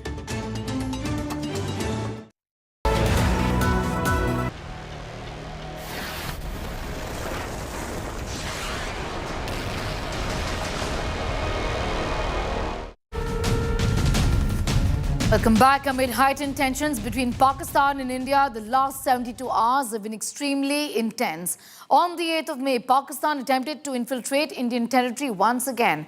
The attempt was successfully foiled by brave forces across multiple regions. The incursion primarily targeted the Jammu region. Pakistan attempted strikes on the Jammu airport and Jammu University. Additional targets included Udhampur, Pathankot and Jaisalmer in Rajasthan. India's Sudarshan Chakra S-400 missile system thwarted Pakistan's attack. India successfully shot down 1 F-16 jet, 2 JF-17s and multiple missiles and drones. In retaliation, India launched strikes on Lahore. Loud explosions were reported in Peshawar and near the Bahawalnagar cantonment. In Bahawalnagar Cant, people rushed out of their homes as sirens blared. Mosque loudspeakers urged residents to turn off all household lights.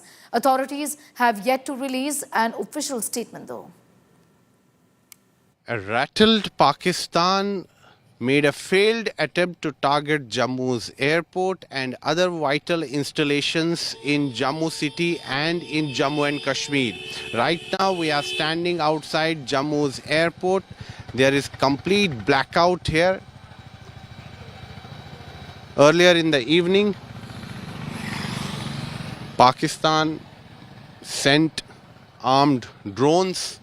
Pakistan lobbed missiles towards vital installations in Jammu, whether it was Jammu airport and other army installations in Jammu, Udhampur and other places. But our alert security forces foiled the nefarious designs of Pakistan. We had already activated our air defense system S-400, and with the help of that we were able to repel Pakistan's attacks, not only in Jammu and Kashmir but also in neighboring Punjab, because Pakistan also tried to target the air base in Pathankot district of Punjab. We have successfully shot down 3 fighter jets of Pakistan. This includes 2 JF-17 fighter jets and 1 F-16 fighter jet. So Pakistan is rattled. It tried to escalate tensions. It tried to target Jammu city and other places. But our alert troops on ground have foiled the nefarious designs of Pakistan. We had already activated our air defense system, and with the help of that, we were able to shoot down Pakistani drones and Pakistani missiles. With video journalist Neeraj Kumar, this is Sunil Bhatt reporting from outside Jammu's airport for India Today. All right, and telling you a little about what the Defence Minister of Pakistan is saying. Khwaja Asif has said that Pakistan is ready to wrap up tensions with India if New Delhi de-escalates the situation. Take a look. Some of the countries in the Arabian Gulf also, who are close to us, and obviously they have a good relationship with India also, they have also advised that de-escalation should take place immediately. But India is making it, it's almost impossible. Every day there is an incident which raises the bar of conflict in the subcontinent. And External Affairs Minister Dr. S. Jaishankar, during a bilateral with Iranian Foreign Minister Saeed Abbas, gave a stern reply saying India does not intend to escalate tensions with Pakistan but will give a firm response if there are military attacks on India. Listen in. Excellency, you are visiting India at a time when we are responding to a particularly barbaric terrorist attack on 22nd April in the Indian Union Territory of Jammu and Kashmir. This attack compelled us to respond on 7th May by striking at cross-border terrorist infrastructure. Our response was targeted and measured. It is not our intention to escalate the situation. However, if there are military attacks on us, there should be no doubt that it will be met with a very, very firm response. As a neighbor and a close partner, it is important that you have a good understanding of the situation. It's day 15 of ceasefire violations by Pakistan along the line of control. In Uri, one death has been reported following a ceasefire violation by Pakistan in the border area. With this, the total death toll has now reached 15 as of yesterday. Pakistan is not just targeting houses, it's also attacking religious places. These visuals show that Pakistan has attacked a temple, a gurudwara, and even a masjid, a mosque. The Pakistan army has targeted multiple locations along the LOC, or the line of control. The most heavily hit area was Poonch, where around 13 people were killed. During the ceasefire, Pakistani forces are targeting innocent civilians and their homes. As seen in the pictures, people are suffering. The houses are badly damaged and affected. ये पूरा घर है, घर पूरा टूट गया है। अंदर की तरफ भी हम दिखाना चाहेंगे तो ऑपरेशन सिंदूर के बाद पाकिस्तानी फौज को करारा झटका लगा है। जो पाकिस्तान में आतंकी ठिकाने थे, सिर्फ उसको भारत ने निशाना बनाया और बार-बार भारत ने कहा कि वो सिविलियन को निशाना नहीं बना रहा है। लेकिन ये जो खुद मकबूल खान है, बकायदा ये दिखा रहे हैं, दिखाते हुए देखिए, ये दिखा रहे हैं, ये सब है, ये सारी शेलिंग में टूटी है। बिल्कुल शेलिंग में सर, ये बिल्कुल निशाना बनाया गया, जैसा चुन के मकान बनाया गया। आप ये देख पा रहे हैं जो मकबूल खान का ये घर है और देखिए कितनी हैवी शेलिंग हो रही है। जो पूरा घर का काफी मजबूत ये घर है, घर के जब ये शेलिंग हुई है रात के वक्त, तो इस तरीके से जो पूरा घर के अंदर जो शेलिंग है वो अंदर घुसी। और उसके बाद लेकिन आपको ये भी बता दूं कि जो भारतीय फौज है वो करारा जवाब भी दे रही है और पीओके के साइड जो बंकर है पाकिस्तान आर्मी के, उनको उनके पर खच्चे उड़ा दिए, तो करारा जवाब मिल रहा है। अगर यहाँ एक घर के अंदर, जहाँ इस वक्त कुपवाड़ा में मौजूद हूँ, यहाँ अगर एक घर के अंदर कोई शेलिंग होती है तो भारतीय सेना उसका दुगने लेवल पर जवाब देती है। और दिखाना चाहेंगे कहाँ, देखिए यहाँ से जो शेलिंग है वो तोड़ करके आई, वो सामने की तरफ भी मैं आपको दिखाना चाहूंगा। ये आसपास के जो तमाम घर हैं इनको निशाना बनाया जा रहा है और इसीलिए मकबूल कह रहे हैं कि जो आम कश्मीरी मुसलमान हैं उनके घर को ही निशाना पाकिस्तानी फौज बना रही है। तो ये सीधे सीधे कायराना हरकत है। सामने की तरफ भी देखेंगे तो जो पूरा घर है, इन तमाम जो घर हैं उनको निशाना बनाया जा रहा। सीधे ग्राउंड जीरो से आज तक इंडिया टुडे की हम रिपोर्ट दिखा रहे हैं। All right, in about 40 minutes from now, the Ministry of External Affairs will be holding a briefing that is scheduled at 5:30 later in the evening. The International Monetary Fund is also going to do a bit of a review and reassessment on funding to Pakistan. We could be keeping a very close eye on all of those developments. For the moment, we are wrapping up this edition.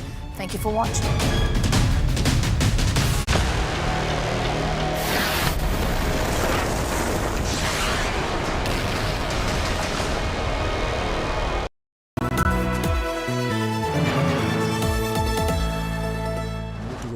Edge 60 Pro, the edge of excellence. While covering news, there is no room for fluff. No distractions. No dodging the truth. No blanks, no misfires. Just sharp, fearless journalism.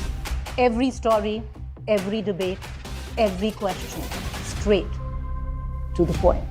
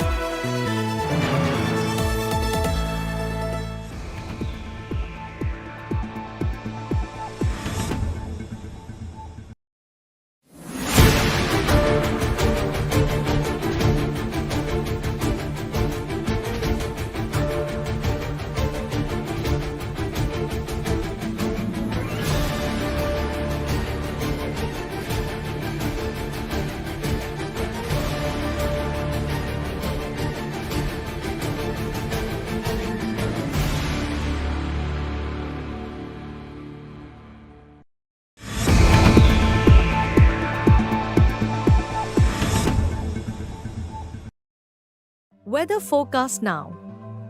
Delhi, maximum 37 and minimum 27 degrees. Mumbai, maximum 31 and minimum 25 degrees. Kolkata, maximum 43 and minimum 28 degrees. Bangalore, maximum 31 and minimum 23 degrees. Chennai, maximum 34 and minimum 28 degrees. Hyderabad, maximum 37 and minimum 23 degrees.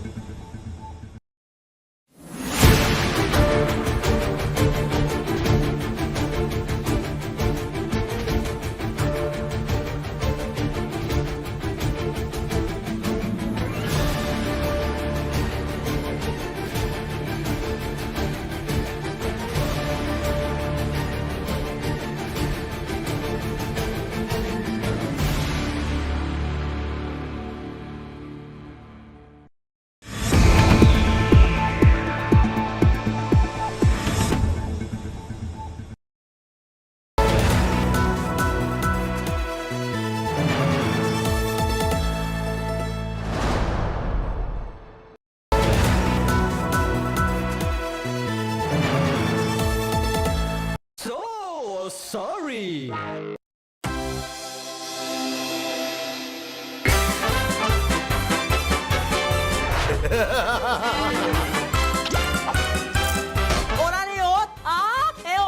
Ui, ada.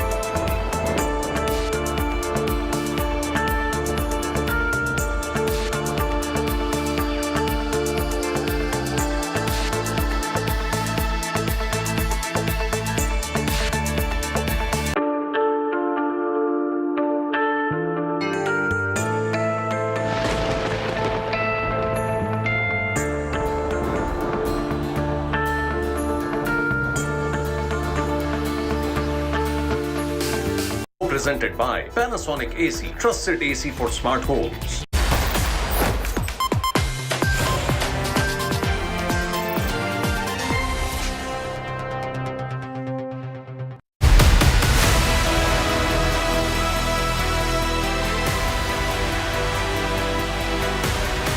India goes for Pakistan's jugular.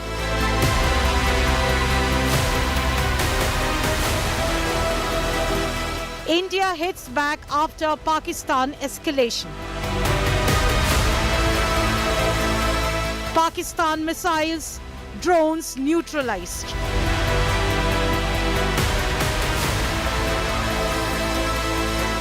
Sudarshan Chakra S-400 in action.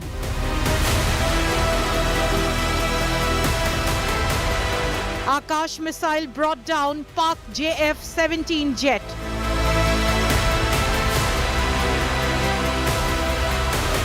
Indian forces show their might.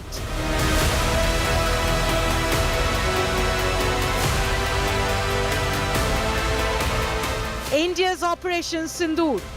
Top focus on 5 Live.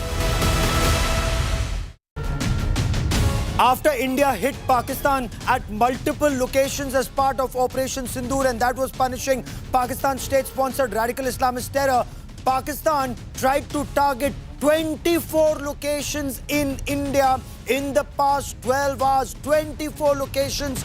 Pakistan sent across 500 drones, but not one succeeded. And I want to show you this area.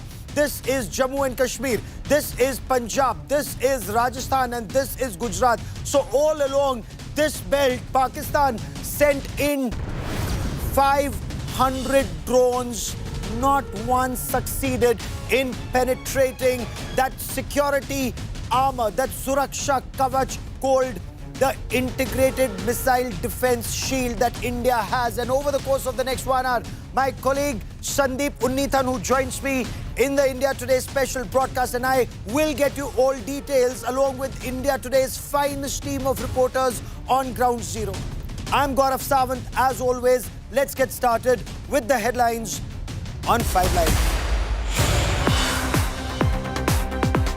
India hits back after Pakistan's escalation. Heavy damage to Lahore and several Pakistani cities, according to top government sources. A military drone hits the Okhara cantonment in Pakistan's Punjab province. Prime Minister Narendra Modi and top ministers in multiple huddles. The Prime Minister monitors military situation on a minute-to-minute basis. Union Home Minister Amit Shah chairs a border security meeting. Defence Minister Rajnath Singh meets the tri-services chiefs. 7 infiltrators killed attempting to cross over from the Samba border in Jammu. Suspected Jaish-e-Mohammed terrorists killed in a BSF operation at the India-Pakistan border. Undetonated Chinese missile found in a field in Punjab. The Chinese PL-15 long-range air-to-air missile recovered intact. Missile likely from the downed Pakistani JF-17 fighter jet. Pakistan Defence Minister Khwaja Asif's bizarre logic says Pakistan did not intercept Indian drones to maintain secrecy of its defense locations. Pakistan becomes a global laughing stock.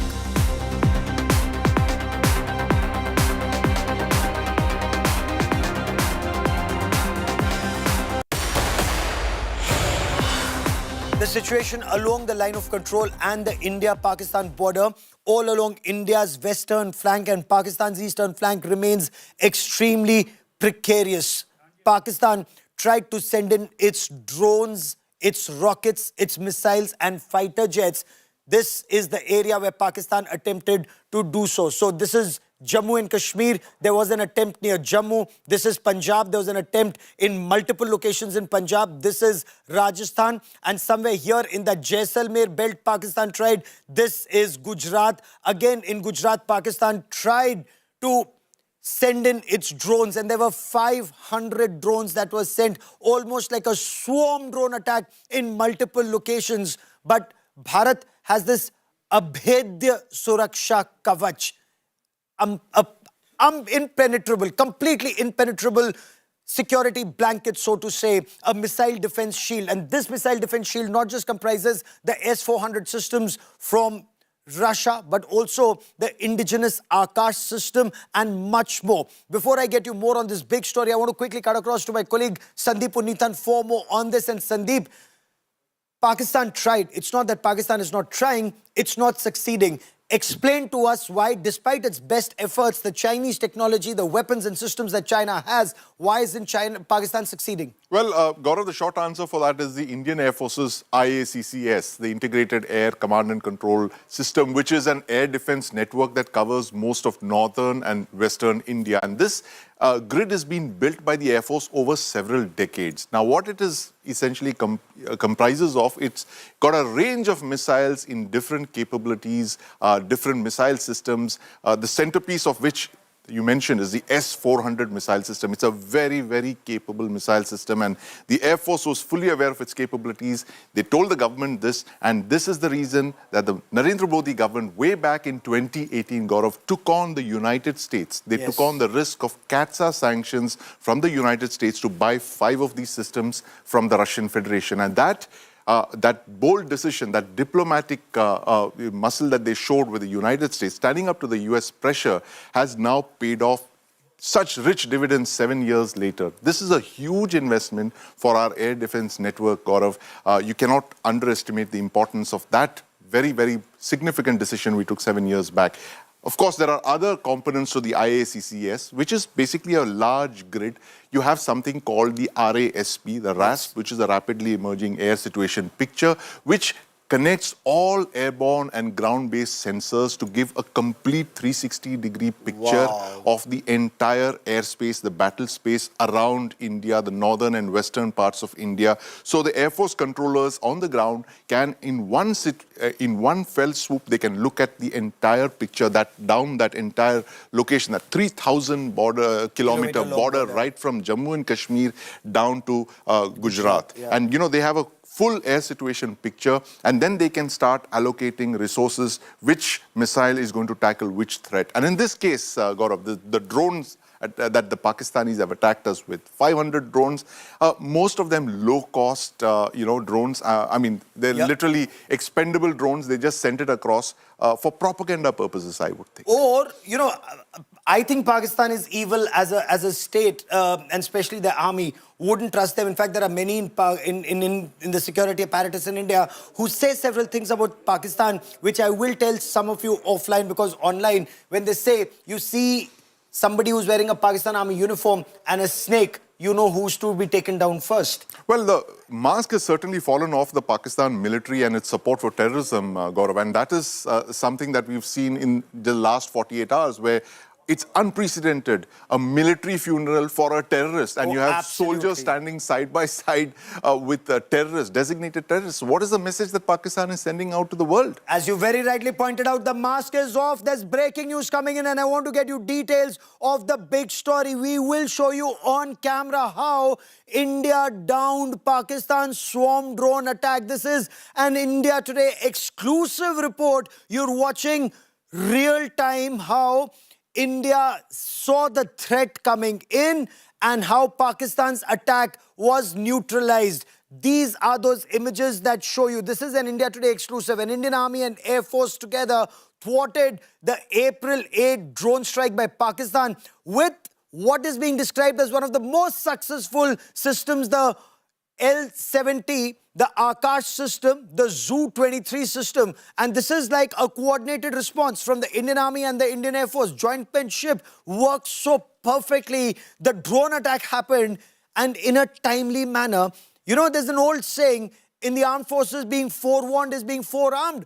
20 soft kills, according to the army, on the 8th of May. And look at the timing also visible there, 8 p.m. to 11:30 p.m. That is where Pakistan carried out raids with 500 small unmanned aerial vehicles in 24 cities, from Jammu and Kashmir, across Punjab, across Rajasthan to Gujarat in India. And that entire effort, it just failed because India was so much better prepared. And I want to bring in India Today's ace defense correspondent Shivani Sharma, who joins me on this broadcast. Shivani, bring us details. Your sources have given you these images. You've accessed these images. The big picture that emerges, Shivani. Gaurav, these are the exclusive images of the swarm drone attack that was directed towards India in several cities, more than 24 cities and locations in India yesterday night between 8:30 and 11:30. The timelines are also very specific right after when sirens were sounded in Jammu.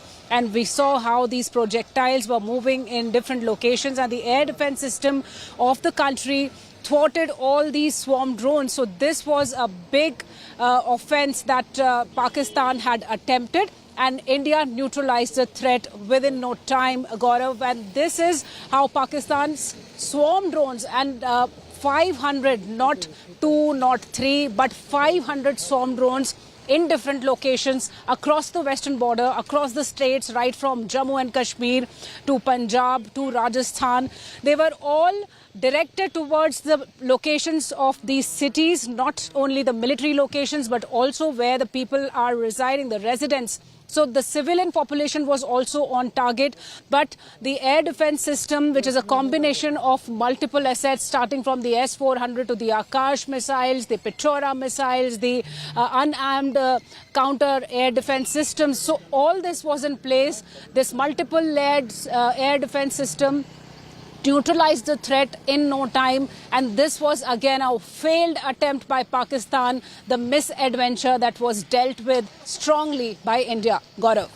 Okay, and Shivani, the systems, the fact that the army and the air force operate together seamlessly, how are they explaining this Pakistani, or what sources are saying at least some of these drones that the Pakistanis sent were unarmed? Were they testing our defenses, or were they making us spend very expensive ammunition in neutralizing worthless drones, and the real attack perhaps would follow later? Gaurav, this seems to be a panic action from Pakistan, a very bad strategically planned action that was failed within no time. And it now seems that they've been testing our shield over the skies. That's what we can only say, because all of these attempts have been thwarted within no time. This is happening across states, Gaurav. This is Jammu and Kashmir, the Jammu airport, the Srinagar airport, Punjab. Major defense establishments were also, remember before yesterday there was an attempt by Pakistan the prior night also following the Operation Sindoor that was also thwarted by India, and all the Pakistani drones were brought down. They all landed in their debris on Indian soil. This was the second attempt, mind you, that happened yesterday evening starting 8:30 onwards, that kept on in various locations, right from Rajasthan's Jaisalmer to Jammu airport, Jammu city, Arispura sector, and many other sectors in Srinagar also, in Amritsar also. So all these swarm attacks that... For a moment, I want to bring in Sandeep Punithan on these images that you've just shared with us. The quadcopters, and rather cheap-looking Chinese quadcopters. Isn't this, Sandeep? Why would Pakistan send this? And is it actually, one, testing our defenses, two, making us poof off very expensive ammunition to take down this? Absolutely, Gaurav. Those 2 points that you mentioned, I just want to add a third to that. This is possibly a propaganda move by Pakistan. They want to tell their citizens, look, we've attacked India in 500 different locations and we've sent all of these, drones and all that. But the visuals that we are seeing on screen right now suggest a very different picture. They've used cheap Chinese drones. And as you mentioned rightly, that this is to spoof our system, to force us to expend ammunition. But what they don't realize is that we have plenty of ammunition. There's a lots more where that came from. But, interesting, Gaurav, on the left side, you're looking at a display of possibly what I think is the display unit of the L-70 gun. That's our primary air defense gun, Gaurav. It's been in service since independence. It's a gun that was built in the 1940s. It's a Swedish design gun, which we have manufactured indigenously. We have over 1,000 of those guns. And this has been upgraded, Gaurav. It's been brought into the 21st century by Bharat Electronics Limited. It's one of our frontline platforms in the fight against swarm drones, unmanned aerial vehicles, missiles and aircraft, of course. It's a very, very capable system. As you can see, it's been, it's been made into a radar-directed gun now. From that manual gun, the hydraulics have been replaced by all-electric drives. It's a very sophisticated platform, and which it's now just makes it all the more better. So, you know, if it's no longer hydraulic, in high altitude, it's easier. In the desert area, it's easier. Less oil, less sand getting into the system. Absolutely. And all of that makes it so much better. It's all silent, Gaurav. And it's completely silent. It's silent, it's noiseless, and it's very effective. It's devastating. It's got a range of something like 4 to 5 kilometers, and it can fire something like 200 shells per minute. It's a very, very lethal weapon, and it's, it's actually in this upgraded avatar. We've saved a lot of money by doing this, and it's a tribute to our engineers at Bharat Electronics Limited who've done this over the last couple of years. And this is, a Second World War technology which has been upgraded and upgraded, and now it is in its final avatar. You're seeing the proof of the pudding that's in the eating, and the eating is right in front of your eyes, Gaurav. You know, what I want our viewers to know, when people say India is not well defended, when people say Pakistan is better off, I don't know where they get their information from. And look at India's point defense, you know, from a manpad, a shoulder-fired surface-to-air missile and IGLA to the S-400 system. Take a look at some of the indigenous components that are coming in, and Sandeep, elaborate on it. So, yes, we also have the Zu-23, you know, those Second World War guns. Anyways, all of us who've read Commando comics would know a lot about Achtung, tak, tak, tak, tak, tak is what we read in those comics. But we've seen them in action. I've seen them in action in Kargil War. We'll show you that gun. The Zu-23. Then you have the 70 mm. Then, you know, keep going up the chain to the Tungushka that your armor would want, your Sam Pechoras, the Shilkas. And Sandeep will explain each and every one to you. I want to talk about the Akash system. The Akash, it's a part of India's integrated missile development program, Agni, Prithvi, Akash, Nag, Trishul. 1983, if I remember the year correctly, late APJ Abdul Kalam.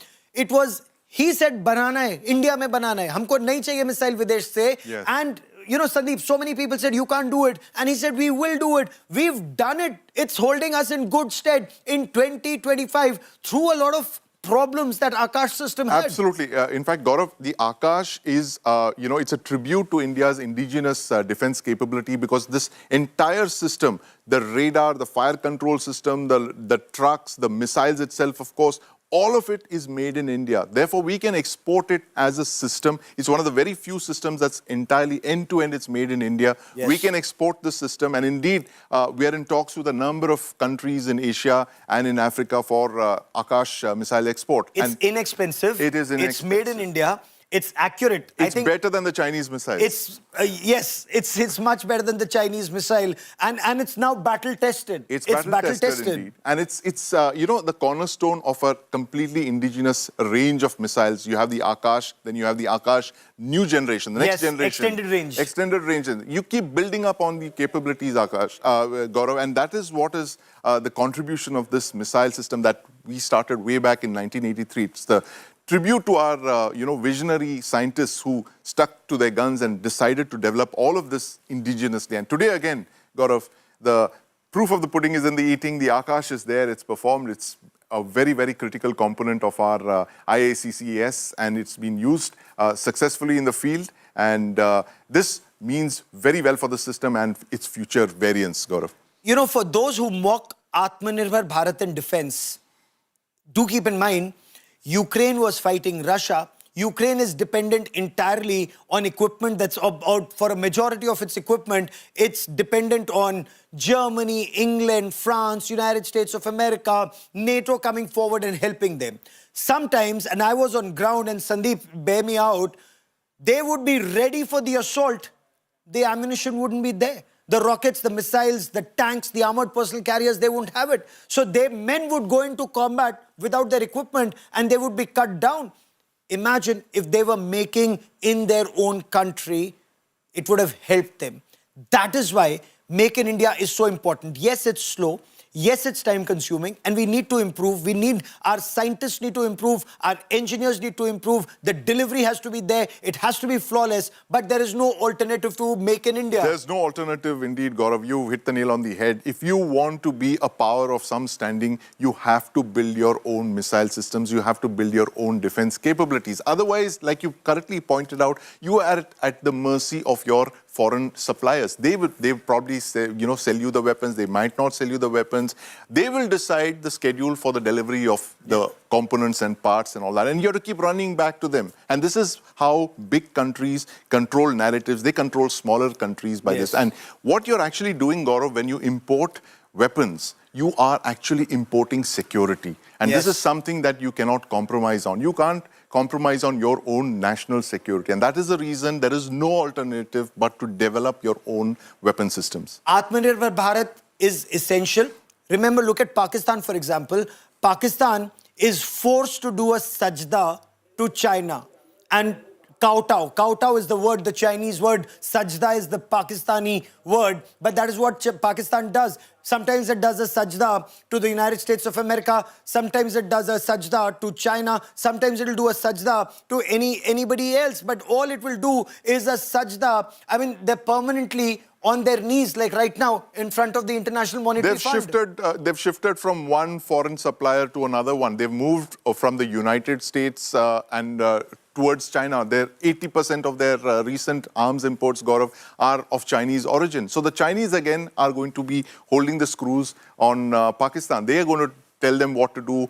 They are going to tell them the kind of weapons that they get. They will decide the caliber, the characteristics, the marks, all of that. This is a capability that you get when you develop your own missile system. Nobody tells you what you for a moment, as we look at the Pakistani weapons and why Pakistani weapons failed and the Indian weapons, why they're doing so good, it's actually a combination that India has. And it's amazing when you look at these Chinese HQ-16, for example, based on the S-300s of Russia, remade by China, sold the LV-80 version, sold to Pakistan. Yes. So their foreign version, anyway, I believe, is subpar. Is subpar. It would be definitely 1 or 2 levels below what the Chinese forces use. So that's the game that big countries play. They will never sell top-of-the-line weapons of their own to other countries. They will always sell degraded versions of that. They don't want their weapons to be used, against themselves. So that is the kind of things that they do when they handle weapons exports. But this is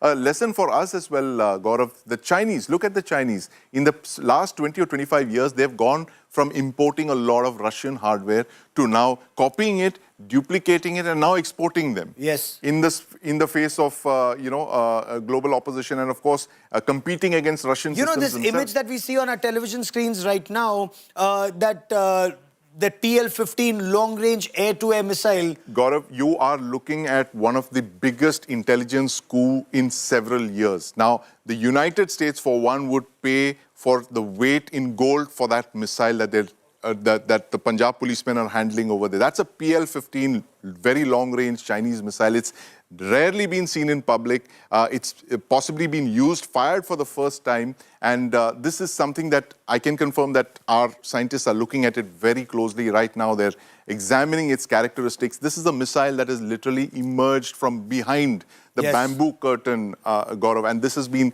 supplied to Pakistan very recently as tensions began ratcheting up. It's part of the Pakistan Air Force. But it has an amazing range of almost 200 kilometers. It's believed to have a range of something like 200 kilometers. And I'm sure our scientists, our DRDO scientists, are studying the characteristics of this weapon even as we speak. They must be taking it apart to try and understand its characteristics and how it matches against our own indigenous DRDO long-range air-to-air missile, the Astra.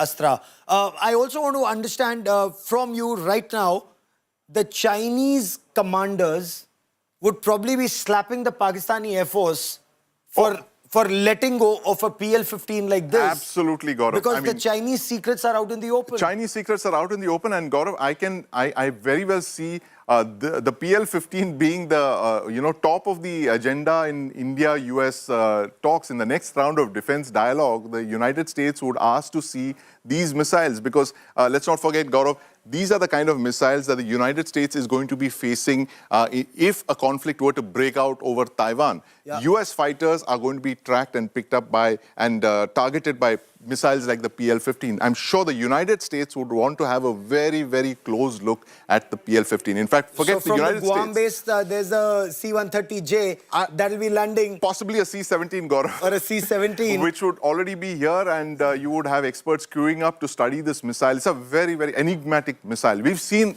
mock-ups of it, we've seen dummies of it in arms exhibitions, but we've never seen an actual missile being fired in combat. And that is an intelligence windfall, Gaurav. So before I bring in our reporters and our guests, and as we are waiting for the briefing of Operation Sindoor by the Ministry of External Affairs and Defense, I want to understand, what is your assessment of the Chinese equipment? Hasn't it proven to be rather subpar, whether it is the equivalent of their S-300s or the longer range air defense systems? They've all been rather subpar, or the JF-17 Thunders or the J-10Cs. Well, the Chinese weapons, Gaurav, let's face it, they are a generation below the Russian systems. They've reverse engineered a whole lot of Russian systems. We know all of that. But the important thing is that both the J-10s and the J-17s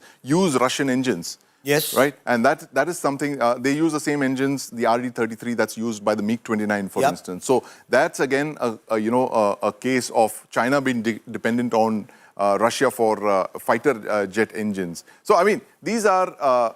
But, if we were to talk about the JF-17 Thunders, yes, Chinese don't use them themselves. They found them subpar, so they palmed it off to Pakistan. So they palmed it off to the Pakistanis because this is the kind of jet that the Pakistanis want to replace their variants of the MiG-21. So, the JF-17s would be very similar to our light combat aircraft, the LCA Tejas, which we've been developing from the 1980s and which is now coming in the numbers that we want it to replace all of the MiG-21s, in fact.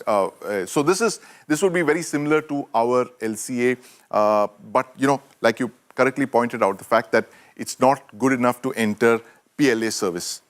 It's not good enough for PLA. Not good for the PLA. To the Pakistanis. And it's a cheap export option for a number of air forces. African countries are African countries, Bangladesh is looking at it, possibly Sri Lanka as well. Okay. So apart from Africa, you have two neighbors of ours that may look at this, but after they've seen the subpar performance, and I'm told that two of them have been lost. We're waiting for an official confirmation whether that comes or not. What we're also looking at is the J-10C, the multi-role fighter jet, again was said to be better. Right. The latest version with the PL-15s, and I believe the PL-15s air-to-air missiles now come with an extended range beyond 200 kilometers. Beyond 200 kilometers, that's what we've been told. That's again another enigmatic missile. We haven't seen that missile being used in combat yet, Gaurav. But the J-10 that you're seeing on screen right now is a very interesting aircraft. It has a history. It's actually based on an Israeli design called the Lavi. Now, the Lavi itself was an Israeli copy of the F-16 Fighting Falcon, and that is something that the Chinese copied, and now they've sold it to the Pakistanis 3 years ago, 2022 to be precise. And the Pakistan Air Force acquired these only to kind of achieve parity with India. When our Rafale started being delivered, it was a kind of a propaganda move for them to say that now we've acquired a new aircraft that we believe is going to be equal or better than the Rafale. Of course, that's completely untrue because the Rafale can completely outclass the J-10. There is nothing literally in the subcontinent that can match, a Rafale. No fourth or 4.5 generation aircraft can beat the Rafale. I want to quickly bring in Shivani Sharma into this conversation once again because Shivani, you were directly in the line of fire with a number of our reporters across from Jammu and Kashmir, down Punjab, through Rajasthan till Gujarat. But is the situation as bad right now? What is the bigger picture that you're picking up? Gaurav, since morning there has no shelling that has been reported at the line of control. The severe shelling that continued through the night stopped over the day. But we saw the evacuations happening. People are still under tension and worry. They are under fear that what would happen tonight, because the things are quite uncertain. And this uncertainty is causing a lot of tension to the people, because line of control is there where the ceasefire violations have been happening since last, especially the artillery guns have been firing upon the civilians in these areas. So there is tension. People are hoping and praying that the things settle down fast. There should be no escalation from Pakistan's side, because if it happens, then India will also respond forcefully. And further, then that what we are calling it, an escalation ladder, will go high and severely impact, especially the people who are on line of control, because ceasefire violations are continuing from Pakistan, and that too with full intensity. And they indeed are. When we talk about the escalation ladder, let's look at what's been happening ever since India struck terror central Pakistan's Punjab province at Murid Ke, at Bahawalpur, in Sialkot, along with other locations in Pakistan-occupied Jammu and Kashmir. I want to understand from you, we struck multiple locations, our missiles went through. Does that completely expose Pakistan's air defense system? Point one.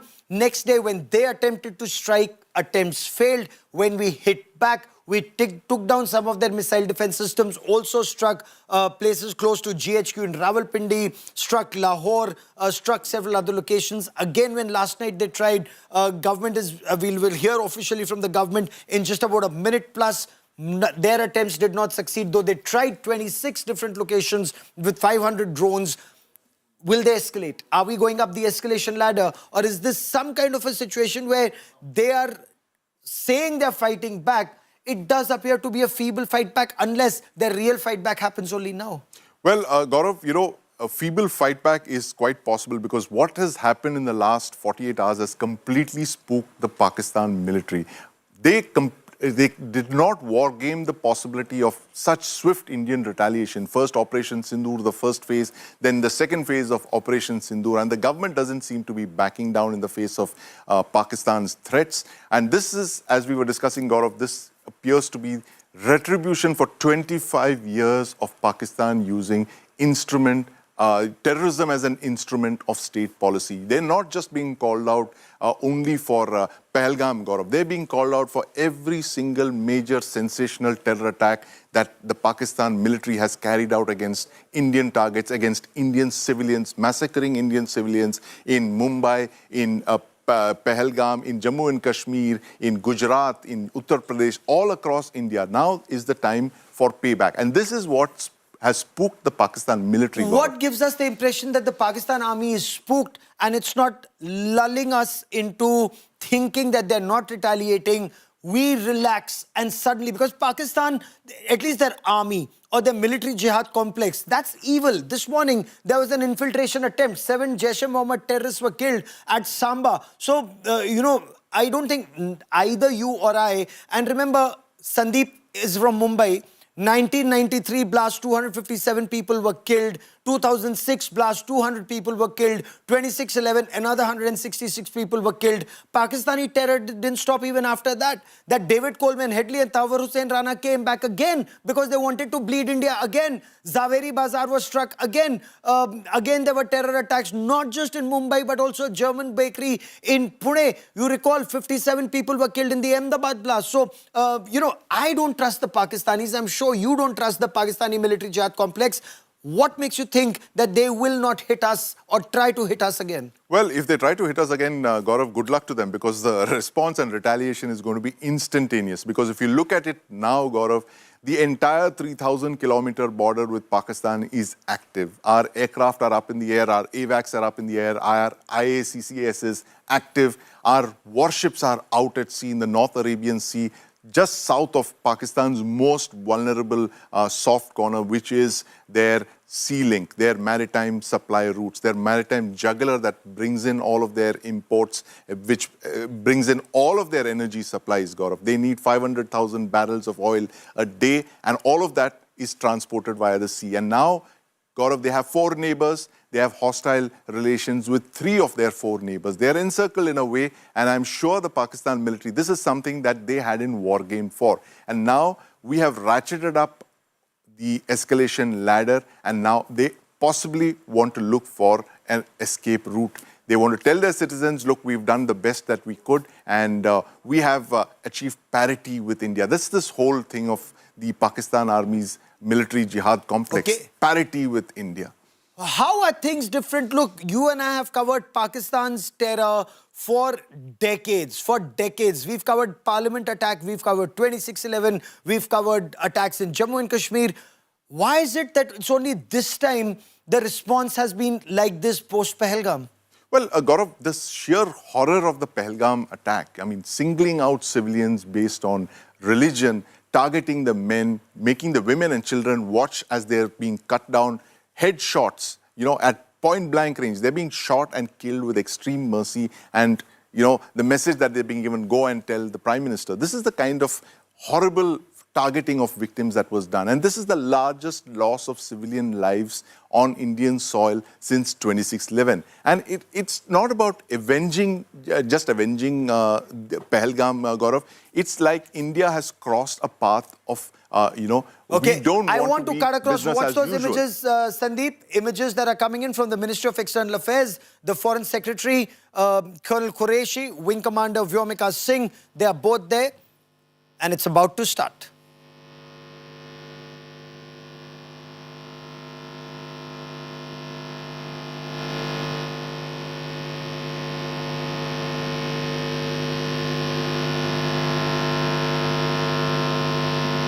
Do switch off your mobile phones before I begin. Good evening, ladies and gentlemen. I welcome you to this press briefing by Foreign Secretary Shri Vikram Mishri on the ongoing developments around Operation Sindoor. We are also joined by Colonel Sophia Qureshi and Wing Commander Vyomika Singh. With that, I hand over the floor to Foreign Secretary. Sir, over to you. Thank you, Randeep. नमस्कार, good afternoon, आप सबका स्वागत है। और मैं सबसे पहले अनुरोध करूंगा कर्नल सोफिया कुरैशी से कि वो आपको आज तड़के सवेरे से हुई घटनाओं से अवगत कराएं। Colonel Qureshi. Thank you sir. नमस्कार। 8 से 9 मई 2025 की मध्य रात्रि को पाकिस्तानी सेना ने सैन्य बुनियादी ढांचे को निशाना बनाने के इरादे से पूरी पश्चिमी सेना पर भारतीय वायु क्षेत्र का कई बार उल्लंघन किया। यही नहीं, बल्कि पाकिस्तानी सेना ने नियंत्रण रेखा पर भारी कैलिबर वाले हथियारों से गोलीबारी भी की। अंतर्राष्ट्रीय सीमा और नियंत्रण रेखा पर लेह से लेकर सरक्रीक तक 36 स्थानों पर 300 से 400 लगभग ड्रोनों का इस्तेमाल घुसपैठ का प्रयास करने के लिए किया गया। भारतीय सशस्त्र बलों ने काइनेटिक व नॉन काइनेटिक साधनों का उपयोग करके इनमें से कई ड्रोन्स को मार गिराया। इतने बड़े पैमाने पर हवाई घुसपैठों का संभावित उद्देश्य वायु रक्षा प्रणालियों का परीक्षण करना और खुफिया जानकारी इकट्ठा करना था। ड्रोन के मलबे की फोरेंसिक जांच की जा रही है। प्रारंभिक रिपोर्ट्स से पता चलता है कि वे तुर्की के असीस गार्ड सोंगर ड्रोन्स हैं। इसके उपरांत रात में पाकिस्तान के एक सशस्त्र यूएवी ने भटिंडा सैन्य स्टेशन को निशाना बनाने की कोशिश भी की, जिसे पकड़ा गया और उसे निष्क्रिय कर दिया गया। पाकिस्तानी हमले के जवाब में पाकिस्तान में 4 हवाई रक्षा स्थलों पर सशस्त्र ड्रोन्स लॉन्च किए गए। इनमें से एक ड्रोन एडी रडार को नष्ट करने में सक्षम रहा।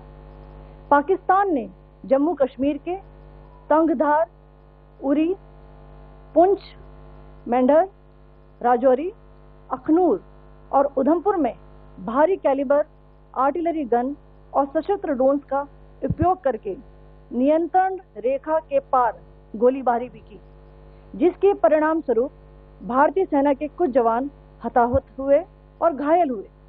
भारतीय जवाबी कार्रवाई में पाकिस्तानी सेना को भी बड़ा नुकसान पहुंचाया गया। इसके अलावा पाकिस्तान का गैर जिम्मेदाराना व्यवहार फिर से सामने आया। 7 मई 2025 को रात 8:30 बजे एक असफल अकारण ड्रोन और मिसाइल हमला करने के बावजूद पाकिस्तान ने अपना नागरिक हवाई क्षेत्र बंद नहीं किया। पाकिस्तान अपने नागरिक विमानों को ढाल के रूप में इस्तेमाल कर रहा है, जबकि उसे अच्छी तरह से पता है कि भारत पर उसके हमले से हवाई रक्षा की तीव्र प्रतिक्रिया होगी। यह भारत और पाकिस्तान के बीच अंतर्राष्ट्रीय सीमा के पास उड़ान भरने वाले अंतर्राष्ट्रीय उड़ानों सहित नागरिक विमानों के लिए सुरक्षित नहीं है। यहाँ स्क्रीन शॉट में पंजाब सेक्टर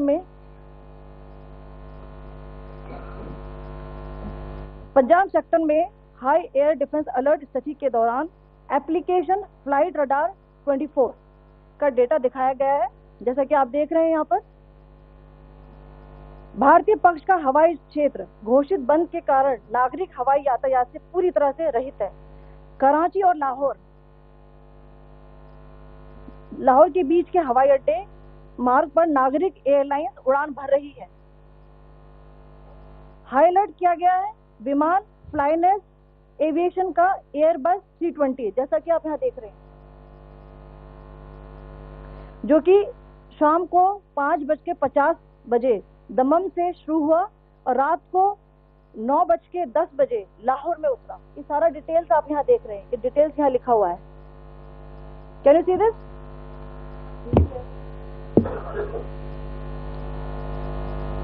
भारतीय वायुसेना ने अपनी प्रतिक्रिया में काफी संयम दिखाया और इस प्रकार अंतर्राष्ट्रीय नागरिक विमान सेवा की सुरक्षा सुनिश्चित की।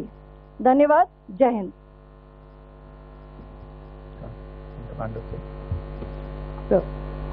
Good afternoon to you all. On the intervening night of 8th-9th May 2025, Pakistan military carried out multiple violations of Indian airspace along the entire western border with an intent to target military infrastructure. Pakistan military also resorted to firing of heavy caliber weapons along the line of control. Along the international border and line of control, drone intrusions were attempted from Leh to Sir Creek at 36 locations with approximately 300 to 400 drones. Indian Armed Forces brought down a number of these drones using kinetic and non-kinetic means. The possible purpose of these large-scale aerial intrusions were to test the AD systems and gather intelligence.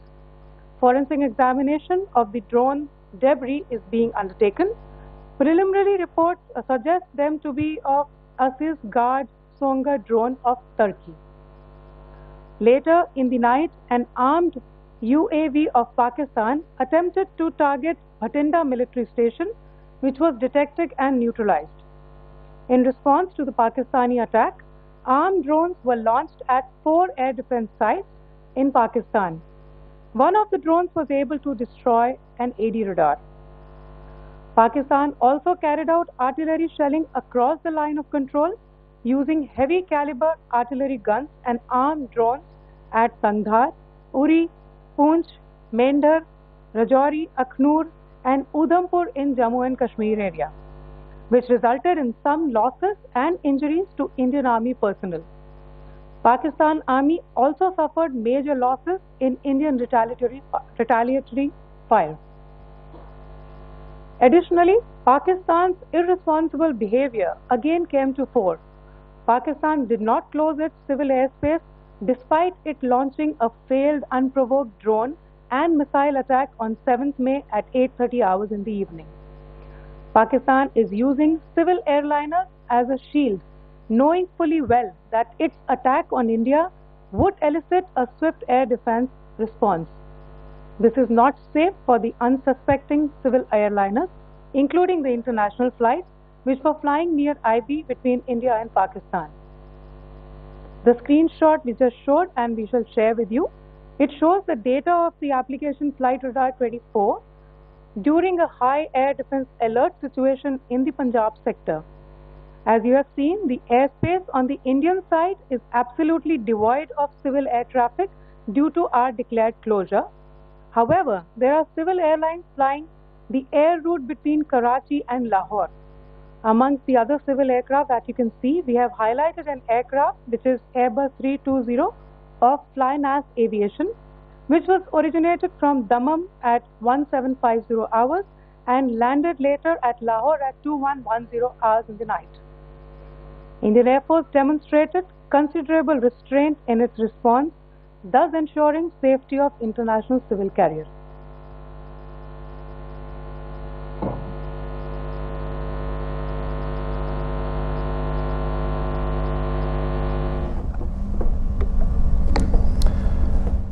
Thank you, Colonel Qureshi, Wing Commander Singh. I have just a few points to share in addition. कल रात की पाकिस्तानी सेना की कायरतापूर्ण गतिविधियों से आपको colonel Qureshi और विंग कमांडर सिंह ने पहले ही अवगत करा दिया गया है. These provocative and escalatory actions that were taken by Pakistan last night were targeted at Indian cities and civilian infrastructure, in addition to some military targets. The Indian armed forces responded proportionately, adequately and responsibly. ये जो हमले हुए कल रात को भारतीय सैन्य इकाइयों ने पर्याप्त रूप से और एक जिम्मेदाराना रुख अपनाते हुए इन हरकतों का उत्तर दिया. What I want to underline is that the official and blatantly farcical denial of these attacks that Pakistan carried out by the Pakistani state machinery is yet another example of their duplicity and the new depths that they are plumbing in their quest for disinformation.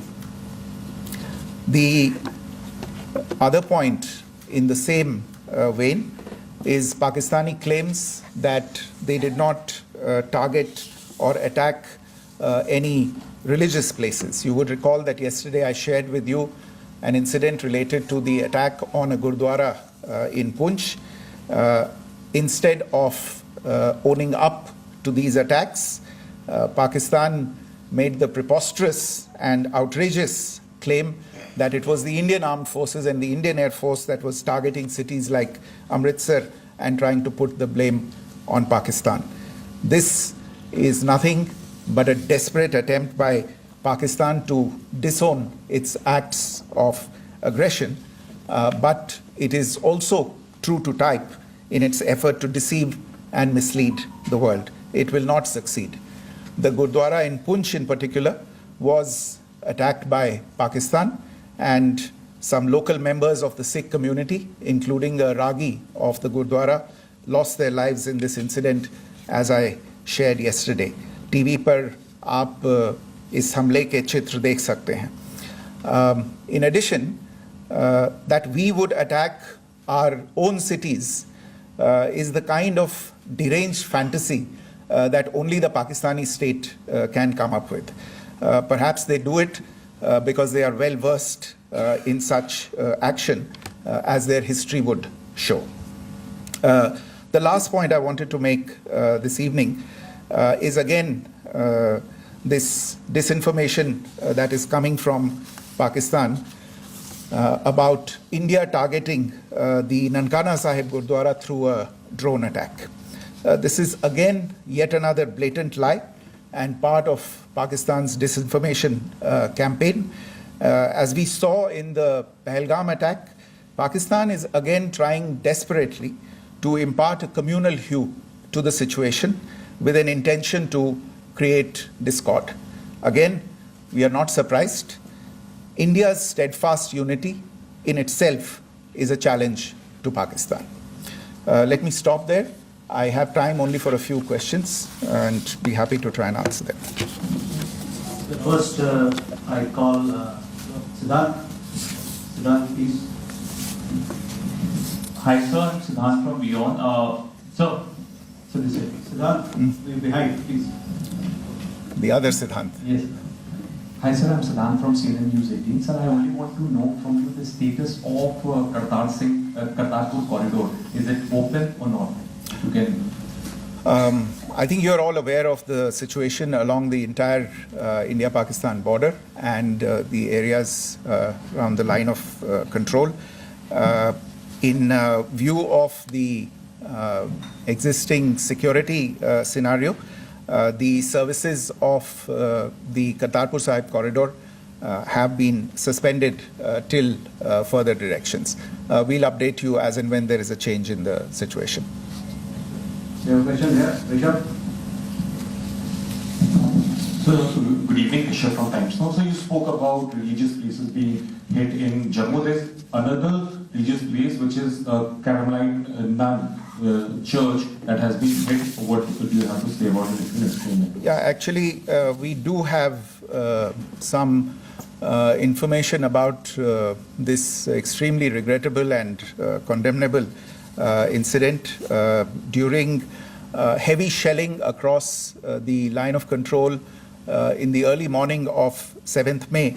A shell fired from Pakistan landed just behind the Christ School run by the Carmelites of Mary Immaculate congregation in Puj.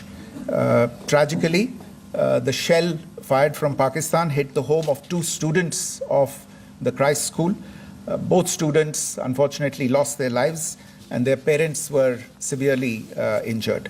Another Pakistani shell struck a Christian convent of nuns belonging to the congregation of the Mother of Carmel, damaging water tanks and destroying solar panel infrastructure. Several priests, nuns, school staff, and local residents took refuge in an underground hall beneath the Christ School during the shelling by Pakistan. The school happened to be closed at the time, fortunately. Otherwise, more losses would have occurred. Again, we have seen the Pakistani side targeting and shelling places of worship with a particular design. This includes gurdwaras, these convents and temples. This is a new low even for Pakistan. You have a question here, right?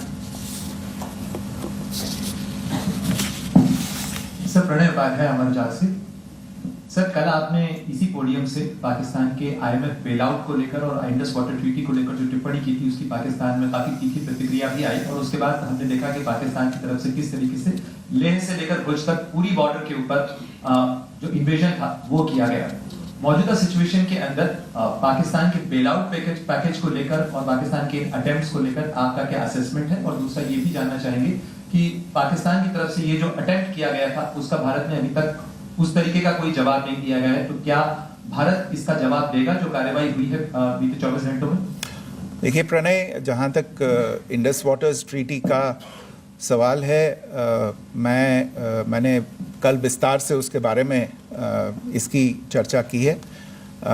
Indus waters treaty is in abeyance and as such I have nothing further to add to the decision that was announced by the Cabinet Committee on Security.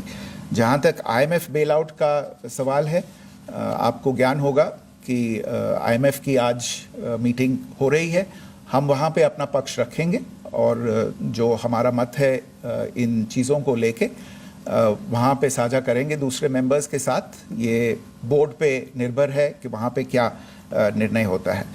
और जहाँ तक जो कार्रवाई हुई है उसका जवाब देने का जो आपने जो प्रश्न उठाया है, जो आज ब्रीफिंग हुई है, जो आपको सूचना मिली है, मैंने भी कहा है कि जो आज सवेरे तड़के सवेरे जो गतिविधियाँ हुई, भारत ने उनका एक जिम्मेदाराना पूर्ण तरीके से और एक पर्याप्त तरीके से उसका जवाब दे दिया है.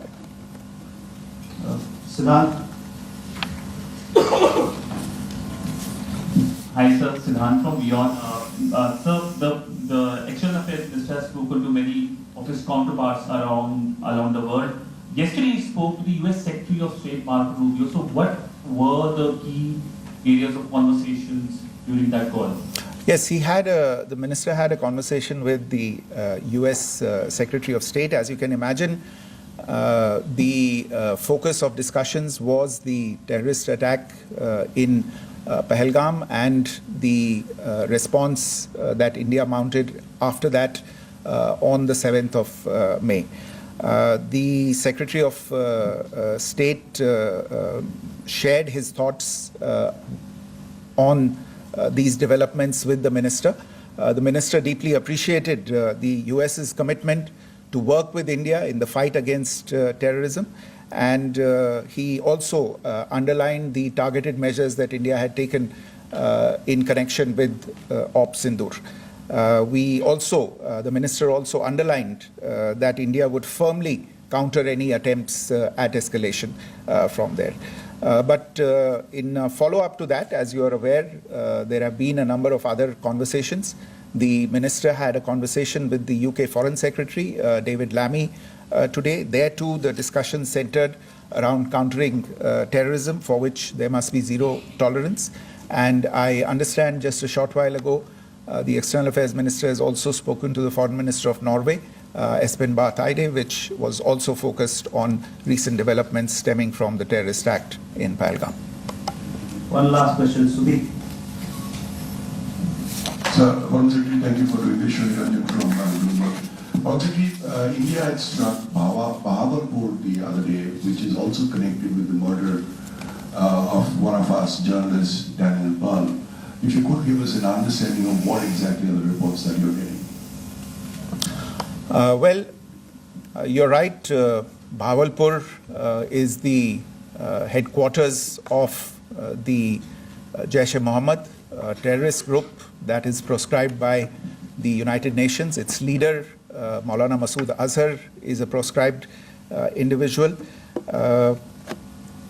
It is, you brought up the connection with the tragic death or killing of Daniel Pearl of the Wall Street Journal.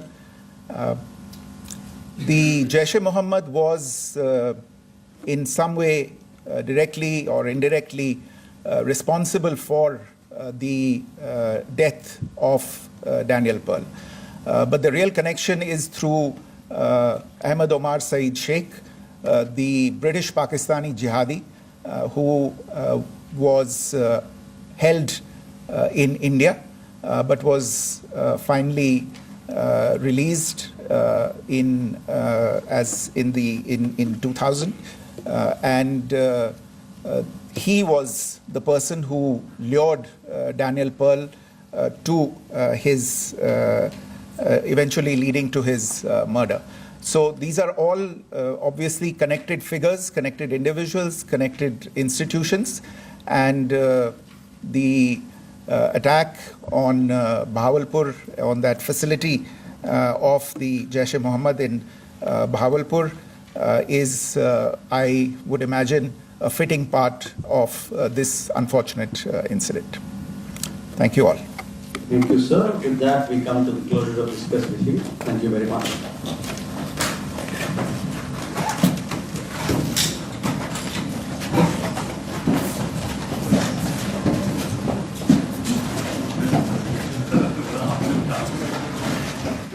Big announcement made by India. The Ministry of External Affairs says Jaish-e-Mohammed was responsible for the death of journalist Daniel Pearl.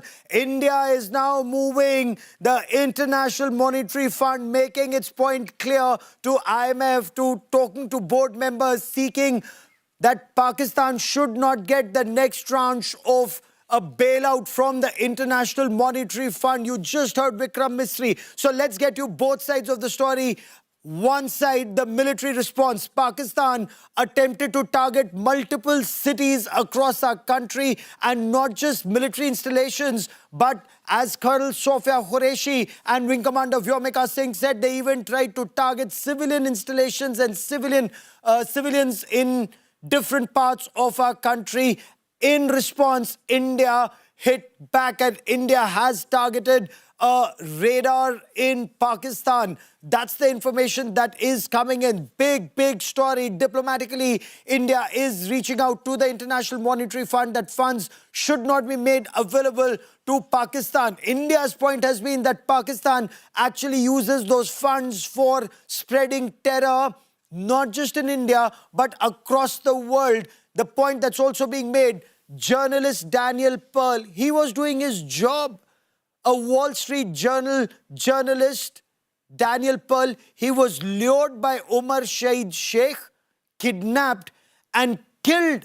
Remember the manner in which the Pakistani terrorists killed Hindus in Pahalgam, asked them their name, asked them their religion, and then shot them at point-blank range. This is their ideology. This is their mentality. This is not the first time they've done that. They did exactly the same with Daniel Pearl. They lured him. They got him down on his knees. They forced him to confess that he was Jewish. And then they slit his throat. That is how Jaish-e-Mohammed operates. That is that terrorist organization where namaz-e-janaza is attended by the corps commander of Bahawalpur, top generals of the Pakistan army, including the army chief, lays a wreath when terrorists are killed in the Indian missile strike. That is the mindless terrorism that comes from that radical Islamist state sponsor of terror. We've been victims, but even Daniel Pearl was a victim, and that aspect has come out once again. I want to quickly cut across to India Today's Foreign Affairs editor, Geeta Mohan, as we bring in Akshita Nandgopal, my colleague, into this conversation. And Geeta, from Daniel Pearl's killing, brutal killing, to the Pahalgam killing, it's that same Jaish-e-Mohammed, it's that same Pakistan state-sponsored radical Islamist terror, and that is why India is also moving that Pakistan should not get a bailout from the International Monetary Fund. Well, that's absolutely right. The Indian side, again, making their position very clear.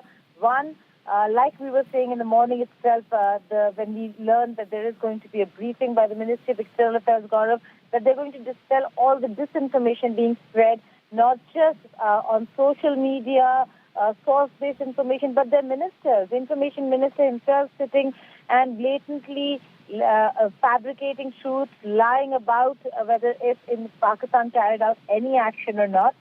They've come out and very clearly said that the action was carried out, and India's action was yet again, a retaliation to the action carried out by Pakistan. And not just in terms of missiles. We're looking at drone intrusions that were attempted along the whole of LOC and IB from Leh to Sir Creek. 36 locations, 300 to 400 drones, Gaurav. And that's the reason why the Indian side responded and took down one of their air defense systems. The purpose and intent also being spelled out by India, that it was not just to cause damage, it was to test India's air defense systems and for intelligence gathering purposes. So this is escalation, and this is not the conventional escalation that we could talk about in the past. The technology has changed, the ways and means have changed. So the things that Pakistan is employing, or for that matter, India is responding with, are very different from anything that we've seen in the past. And therefore, the Indian side coming out and dispelling all the disinformation that was spread since last evening. So that detailed press conference there, Geeta, that detailed press conference by India to expose Pakistan's ways and what really happened last night. A couple of aspects that I'd like to focus on here. One, the fact that Pakistan and India has exposed this, of how Pakistan has used civilian aircraft almost as a shield to ensure the IF doesn't hit out at the drones. And so we had to exercise maximum restraint. And also the use of Turkish drones. We're going to be talking about that. Just take a look first at some of the highlights of that briefing. On the intervening night of 8th-9th May 2025, Pakistan military carried out multiple violations of Indian airspace along the entire western border with an intent to target military infrastructure. Pakistan military also resorted to firing of heavy caliber weapons along the line of control.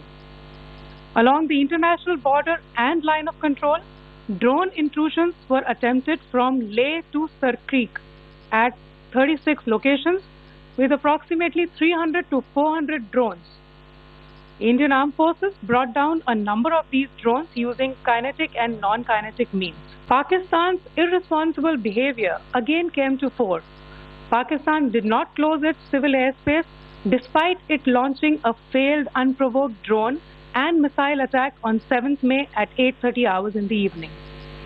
Pakistan is using civil airliners as a shield, knowing fully well that its attack on India would elicit a swift air defense response. This is not safe for the unsuspecting civil airliners, including the international flights which were flying near IB between India and Pakistan. Pakistan also carried out artillery shelling across the line of control using heavy caliber artillery guns and armed drones at Kandahar, Uri, Poonch, Mendhar, Rajouri, Akhnur and Udhampur in Jammu and Kashmir area, which resulted in some losses and injuries to Indian Army personnel. Pakistan Army also suffered major losses in Indian retaliatory fire. So let's just talk about the one aspect. Gaurav is with me. We've got senior journalist Sandeep Unithan also with us here in our studios. But just putting the focus really, Gaurav, on the fact that, India spoke about a civilian aircraft being used as a shield. How exactly did that happen? What happened last night? So what happened was Pakistan targeted multiple locations in India.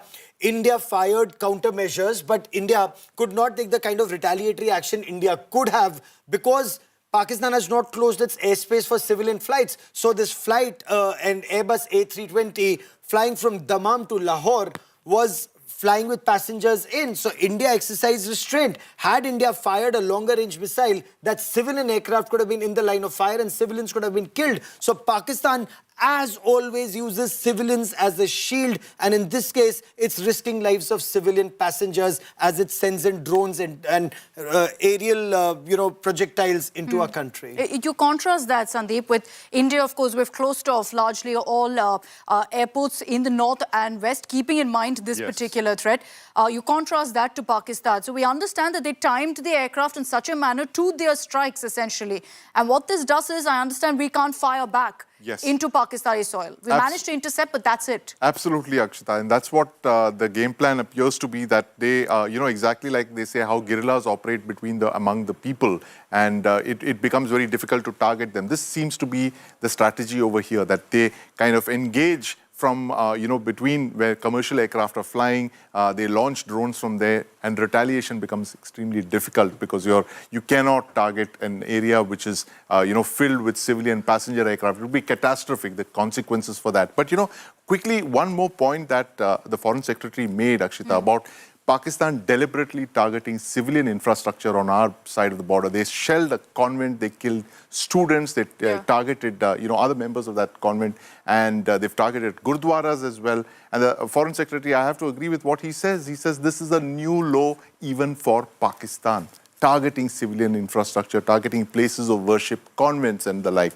So, I mean, I wouldn't put it past them what he described about using civilian aircraft as shields for what they're doing, striking against us, striking at our civilians all across this 3,000-kilometer boundary. Yeah, and while they constantly continue to do that, mind you, India, in our response also, we've been very measured, and we've ensured that come what may, no matter what level of provocation really Pakistan resorts to, that's where we draw the line. We're not targeting civilian establishments. We're not targeting civilian settlements, come what may. And so despite these kind of provocations, India's been hitting back, countering only by hitting Pakistani military establishment. Just a quick word also from Munish Pandey on the point that was made by the MEA about what's happening along the LOC and the constant shelling come sunset in many parts along the LOC, Munish. That's very, very worrying, the way Pakistan has been resorting to targeting these civilian settlements, most of which now has been evacuated also as a measure now by our forces.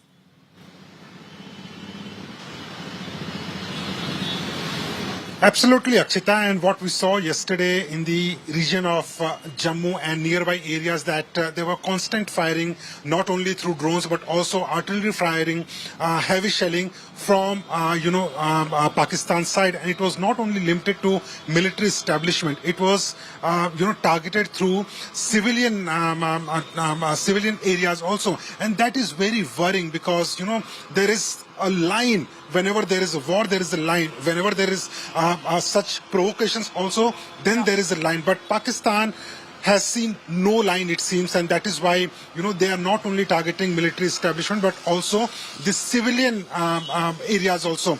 Also, one important point, Akshita, is that they sent more than 500 drones last night, and it becomes very difficult for, any military establishment, be it any armed forces, to, distinguish between those drones and a civilian aircraft. So India has acted very responsibly. Most of those drones were neutralized, but, India could have done much better if that civilian aircraft was not in its way. But India has acted very responsibly, and what we have been given to understand is that most of the drones which were sent in the areas like Amritsar, Gurdaspur, Pathankot, those drones were neutralized successfully by the Indian Air Force. So we managed to repel any attack by Pakistan, and I'll talk about really what India's counter looked like. We'll talk about that in just a bit, but first listen into some of the highlights of what the Foreign Secretary had to say. The other point in the same vein is Pakistani claims that they did not target or attack any religious places. You would recall that yesterday I shared with you an incident related to the attack on a Gurdwara in Poonch. Instead of owning up to these attacks, Pakistan made the preposterous and outrageous claim that it was the Indian Armed Forces and the Indian Air Force that was targeting cities like Amritsar and trying to put the blame on Pakistan. This is nothing but a desperate attempt by Pakistan to disown its acts of aggression, but it is also true to type in its effort to deceive and mislead the world. It will not succeed. The Gurdwara in Poonch in particular was attacked by Pakistan, and some local members of the Sikh community, including a Ragi of the Gurdwara, lost their lives in this incident, as I shared yesterday. As we saw in the Pahalgam attack, Pakistan is again trying desperately to impart a communal hue to the situation with an intention to create discord. Again, we are not surprised. India's steadfast unity in itself is a challenge to Pakistan. And so that's how the Foreign Secretary really exposed Pakistan, their dirty tricks.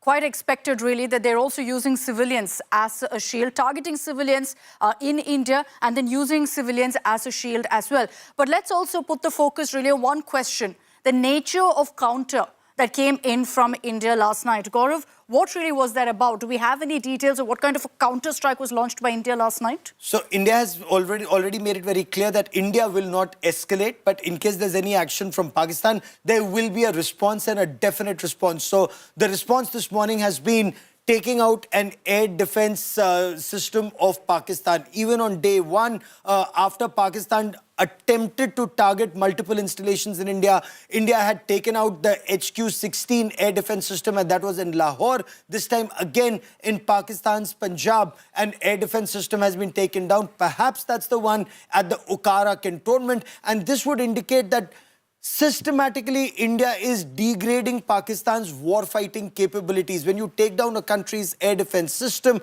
it's not just the radar that's taken down. Often the missiles that come along with it are also either rendered ineffective, or Pakistan becomes night blind or blind in terms of the ability to respond. So India is systematically degrading Pakistan's war-fighting capabilities without escalating. And by constantly, Sandeep, it seems targeting essentially Pakistan's ability to detect what's coming their way. And when we talk about what's happened in this counter-strike, like Gaurav said, these radars that have been hit, how deep in Pakistan were they? Oh, well, it wouldn't be deeper than about 50 kilometers, because Lahore is very, just across the border from Amritsar. So what, as Gaurav mentioned, what we seem to be doing is to chip away at their capabilities, degrade their capabilities, target their radars. Radars are very, very critical for air defense systems, because without radars, missiles are useless, guns are useless, they cannot see anything. If you can't see anything, you can't shoot at anything. So that's what India seems to be doing here, targeting radars, targeting air defense radars, because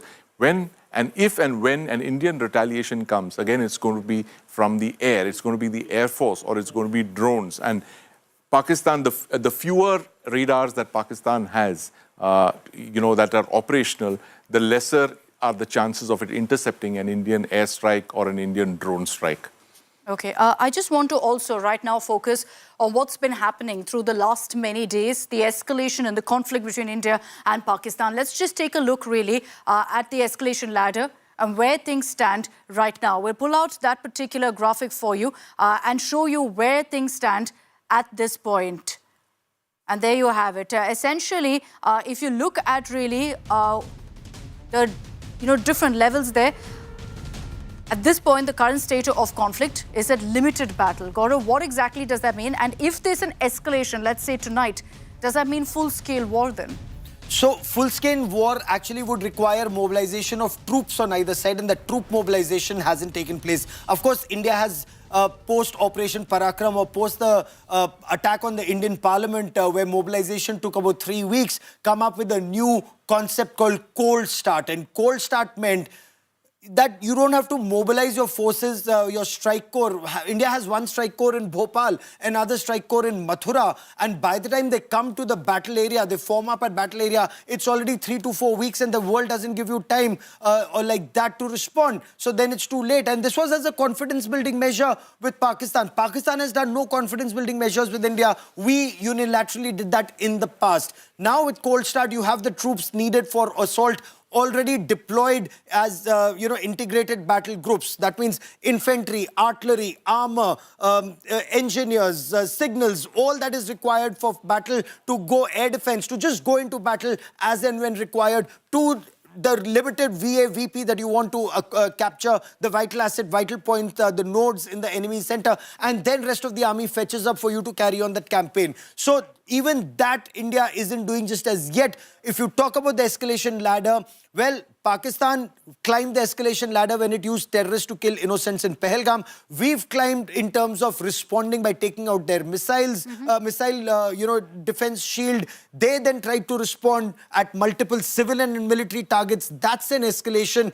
If we were to respond similarly, that would be escalation or punitive. We haven't escalated as of now. So that's the situation right now, that India hasn't escalated. And when you look at this escalation ladder... So we're here right now. Right now, just a little before limited battle till full-scale war. Because we're not even in limited battle. We're in skirmishes just as yet. These are skirmishes. So these are skirmishes, not yet limited battle. Because limited battle would mean extensive engagement. Right now, you're just testing each other. Do you think so too, Sandeep? Absolutely. That we're somewhere between the two and not really at limited battle? We would be somewhere below this. We would be below limited battle, because that is what Gaurav mentioned. Limited battle would be the cold start doctrine kicking in, shallow strikes, limited ground offensives. So we are somewhere between military preparedness and limited battle.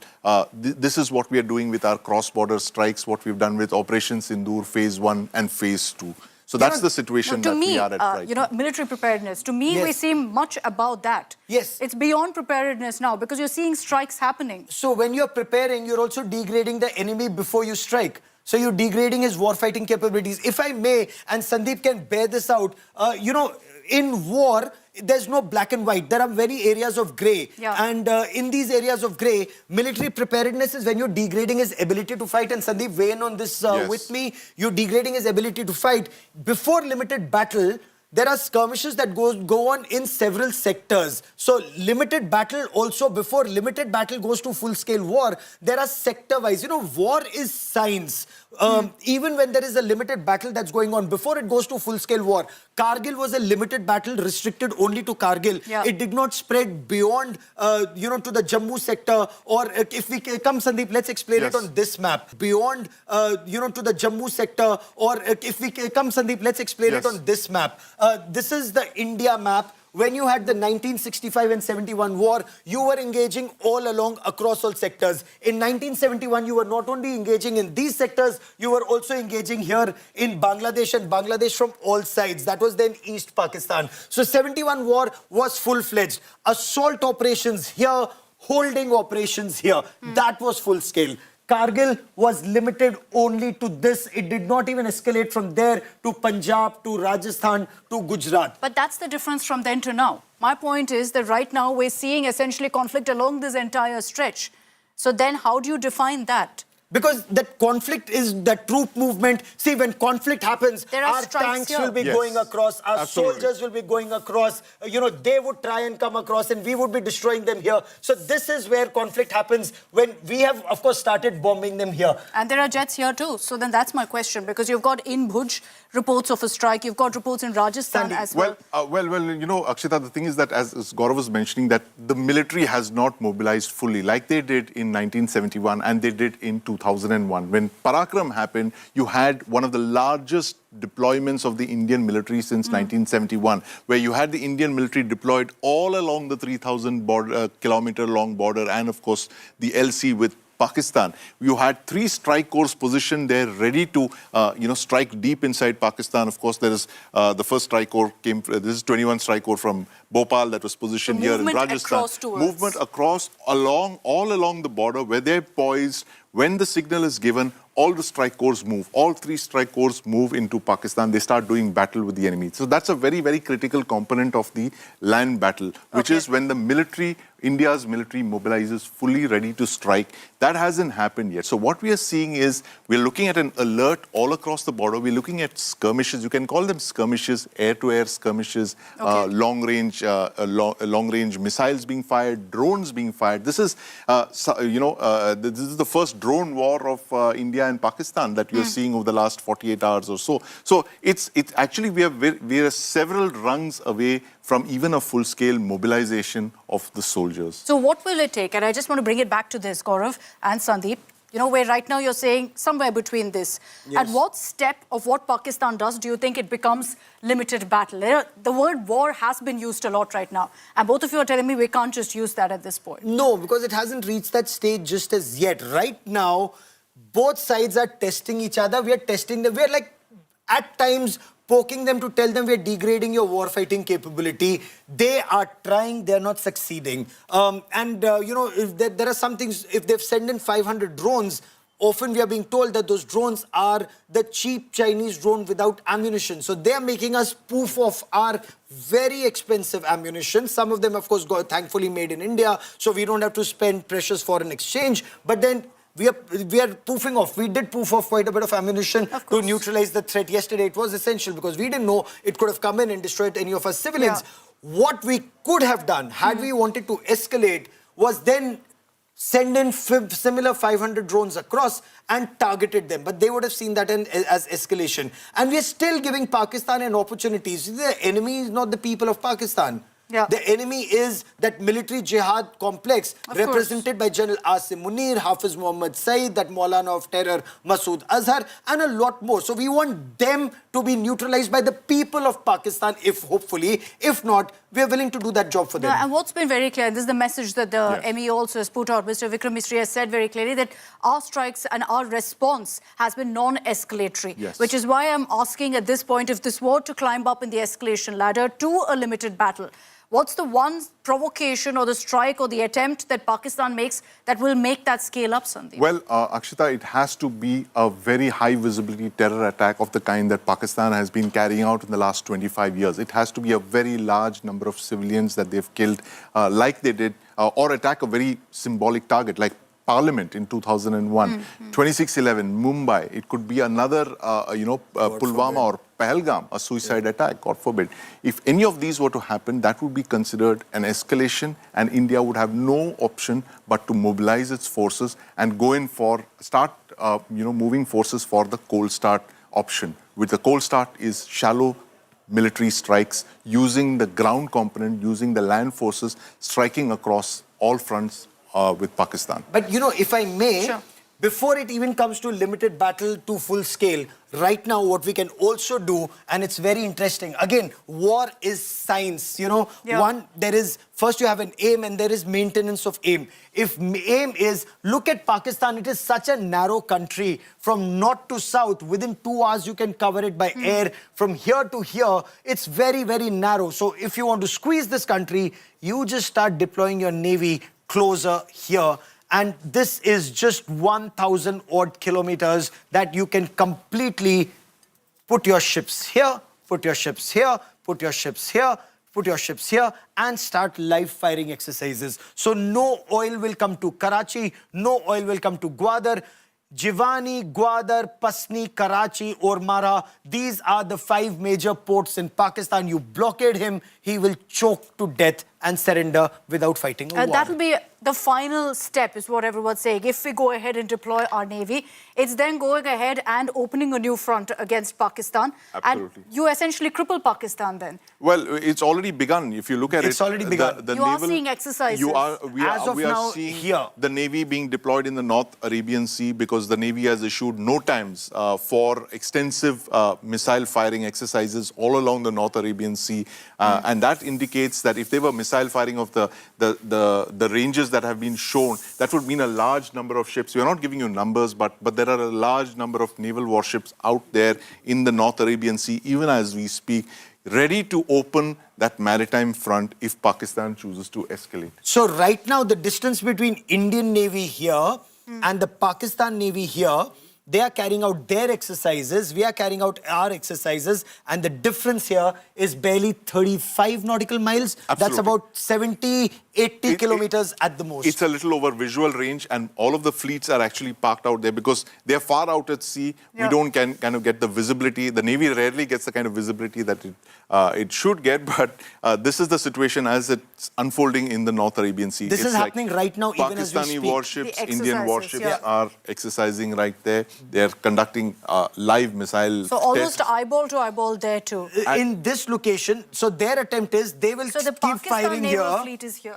Yeah, they will keep firing here so that our ships don't go and start attacking Karachi like they did in 1971. Or even come within missile firing range. Yeah. So the idea is to, keep And the we're Indian Navy maintaining a down certain south. distance as We're well. maintaining a distance, but they have asked for, they've issued no times to ensure that we don't come within missile firing range of either Karachi, any of these ports, or even targets in the hinterland. So they've created something like a ADIZ, like the kind that China has created around Taiwan. So air defense identification zone, by issuing these no times, saying that, listen, we are firing over here, so everyone stay out. All warships, all merchant ships, all aircraft stay out of this area because we are firing missiles. But that also starts bleeding Pakistan already because insurance costs will go up. If there are live firing missile exercises happening, no civilian ship will go to Karachi to refuel. No food, fuel, any of those resources will come in via ship, and Pakistan anyway will be in trouble. So India's holding back here. Like you said, we're here right now. Yep. What stops us from going ahead and escalating it here? When we want to, I'm sure we can. That's an option that India retains. But it will be the last resort. It will be one of the final resorts. If we were to go out for an all-out shooting war, the Navy would definitely join in the action. Okay, so what we're seeing right now is, as Gaurav and Sandeep put it, not even a limited battle. Just below that, and hopefully it doesn't escalate into a limited battle. That, of course, it's up to Pakistan completely to decide. But I want you to take a look at our next report. We've done a very interesting comparison of the Pakistan Army's tactics, and I'm sure Sandeep and Gaurav would like to pitch in on that right after this report, on how the strikes, the failed strikes that we saw last night, very, very similar to how essentially Hamas tried to strike Israel. Take a look at this report and then we'll talk about that in a bit.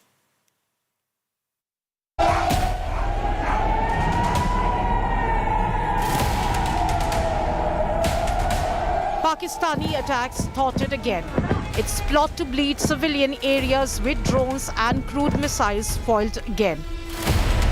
But the repeated attacks by Pakistan at multiple locations has a pattern, using chilling modus operandi of a terrorist organization. This style has been copied from Hamas. Short-range, locally assembled rockets were launched by Pakistan in quick succession to target dense civilian areas, a chapter exactly copied from Hamas' playbook. Pakistan, just like Hamas, aimed to exhaust Indian air defense system with multiple projectiles. But just like Israel's Iron Dome, India's S-400 air defense system repelled the nefarious attempt. The Hamas attack on Israel seems to have inspired Pakistan. First, the attack in Pahalgam and then targeting of civilians. This is a very clear imprint. Secondly is about how targeting of civilians, especially living in line of control, a style adopted by Hamas, targeting innocent civilians. Then thereafter, what we know is the meeting of masterminds, especially Hamas leaders meeting not just top Lashkar commanders, but terrorists right in Pakistan-occupied Kashmir. something Pakistan has supported all along, are not just terror launchpad, but big terror organizations, and are being safe havens there, but effectively handled well and fended off at line of control and in hinterland by Indian forces. Pakistan had recently hosted Hamas terrorists at Jaish headquarters Bahawalpur, which has now been reduced to rubble. It has been primary haven of terrorists and its role is in multiple terror strikes across the world. Is Pakistan's rogue army now directly copying activities of terror groups? Bureau Report, India Today. Okay, so let's talk about those images. Let's put out a direct comparison, and I want Gaurav and Sandeep to weigh in on this. This is Israel being targeted by Hamas. So you see the images very similar, essentially, to what we saw last night. And that's because essentially a barrage of rockets fired at India, and all of it intercepted by a rather robust air defense system. Gaurav, you were there. Yep. You were there in Israel when this was happening. And when you saw the images last night, was it a sense of deja vu? Because it seems to be the exact same strategy to me. Oh, absolutely. And what Hamas does, it uses those very cheap rockets, often, pipeline that's used for water. Those GI pipes, they are used, explosives are filled, there's a charge filled in it, fins attached, a cone attached and launched.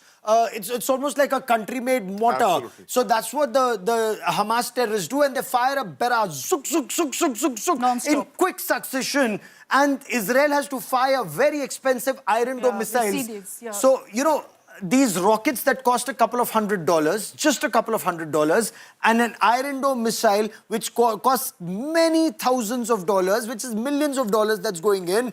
That is how Hamas was able to bleed Israel. And Israel is a rich country. Yeah. India is a developing country. So there, Pakistan is trying exactly the same textbook, making us spend expensive, either the S-400 systems, which is very expensive, 39,000 crore rupees for 5 systems, or fortunately, we have the Made in India Akash. Yes. So when that system fires back and neutralizes the threat, that's a defensive mechanism. You also need to be offensive. Through your weapon locating radars, triangulate the place where that fire is coming from and fire back immediately, destroy those threats.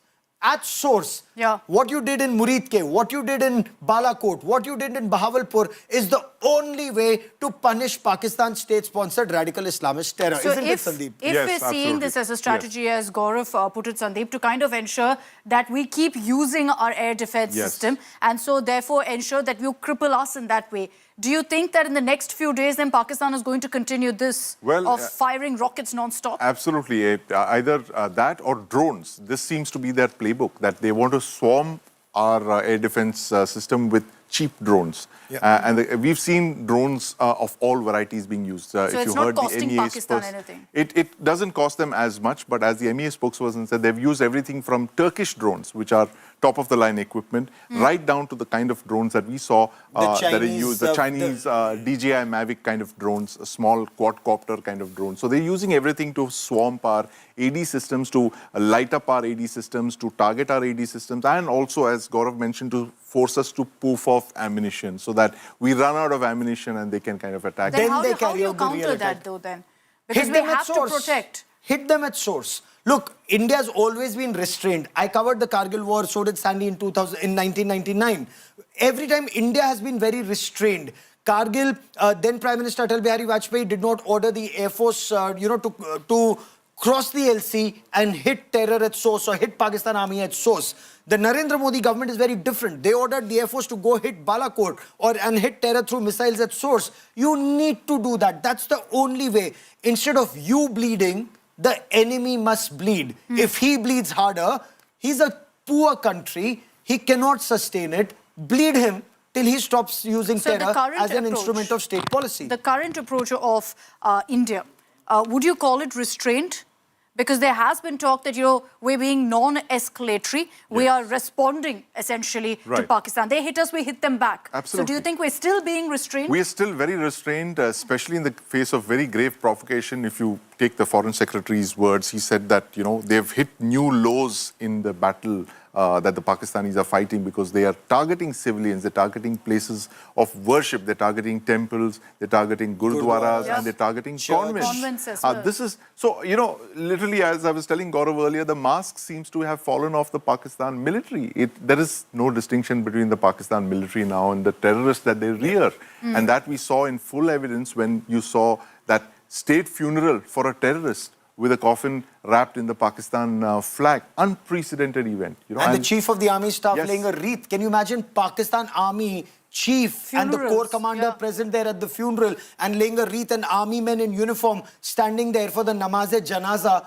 of a terrorist? That just shows they're brothers in arms. Do you see then that the next step would also be trying to get terrorists to infiltrate through trying to carry out terror strikes at the same time that the army is firing these rockets? It happened this morning. 7 terrorists of Jaish-e-Mohammed were killed trying to infiltrate in the Samba sector. And, the tragedy is that Pakistan, costs need to be imposed. The manner in which government of India is doing right now, reaching out to the International Monetary Fund. Correct. Don't give them the next tranche of the $2 billion that they require. If they have no money, they can't wage a terror war against India. So that is where the world needs to unite. But, it's a long-drawn battle. Look at Israel. Israel continues to gather international opinion. The world, to a very large extent, until October 7, was siding with Hamas, and many still continue to do so. Similarly, there are countries that are siding with Pakistan, despite it being a radical Islamist state sponsor of terror. Is that disappointing, though, that we haven't, despite seeing the manner of strikes that have been happening and the clear evidence written all through which we've been discussing of how, there's this clear tango of the Pakistan army and terrorism, that there hasn't been a strong response, really, that's come in right now from the international community? Everyone's talking of de-escalate rather than calling out Pakistan. Do you think that's disappointing in a sense? It is disappointing in a sense, Akshita, but the fact is that as Gaurav and me, we've been covering terrorism for more than 25 years, and this has been the playbook all along. It is your terrorism versus our terrorism. They condemn terrorism only when it affects them in Europe and in America, not in when it affects us, in the way people were killed in Mumbai, for instance. And that was the first time, incidentally, that the world woke up to global terrorism because foreigners were deliberately targeted. Correct. They asked them for their passports, and depending on their nationalities, they were gunned down. If they were Americans, they were shot in the head. If they're Singaporeans, they were shot in the head. And interestingly, if they were Turkish, they were allowed to go away scot-free. So this is the kind of targeted killings that Pakistan's state-sponsored terror machinery has been doing over several decades. So this is the short answer to what you asked me, Akshita, is this is our battle to fight. There is no point in us looking for international support. There will be support to a certain extent, but finally, if you have to go in and defang the terrorists and the terror factories, we will have to do it ourselves. Oh, absolutely. The profiling and killing, exactly what happened in Pahalgam as well, where instead they started targeting people based on their religion. Look at Daniel Pearl. He was a Jewish journalist working in Pakistan. I mean, he took a grave risk, but that's what journalists do all the time. They report the story. Omar Saeed Sheikh, he lured him, took him out, and then made him go down on his knees and then slit his throat because he was Jewish. So he killed him because of his religion. Well, he beheaded him as well. And they filmed the act. They filmed the act and then they broadcast that video to show that they had, murdered a Jewish person. And despite all of this, you still don't see that kind of global solidarity that perhaps there should be against Pakistan. Put that pressure on them and make them answer for it so that they're forced to go ahead and also stop breeding this kind of terror. Gaurav, Sandeep, thank you very much for joining me here in the studios. I know it's been a long day, a long 24 hours for them, and they continue their marathon coverage in some time from now. But thank you for joining me. I'll bring in Kamaljit Sandhu also on this broadcast for the latest updates, and focusing particularly on the point that the MEA made, which is a big expose of what Pakistan really stands for, Kamaljit, which is of how civilian aircraft was going around exactly at the time when Pakistan was firing those drones and missiles at us.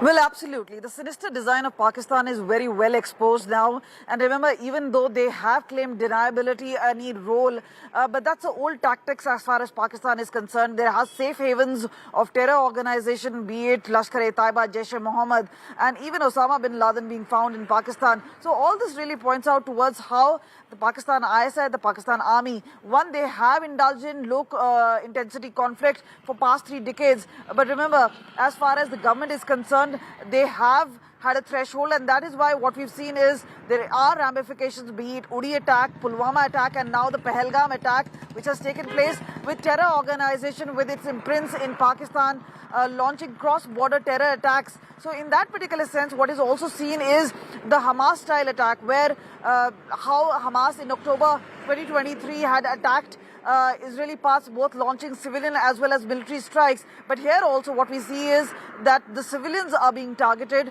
not just in Pahalgam, but across line of control and international border, where what we've seen is heavy artillery fire. We've also seen the magnitude with which the Pakistani army has launched and surveillance drones being sent.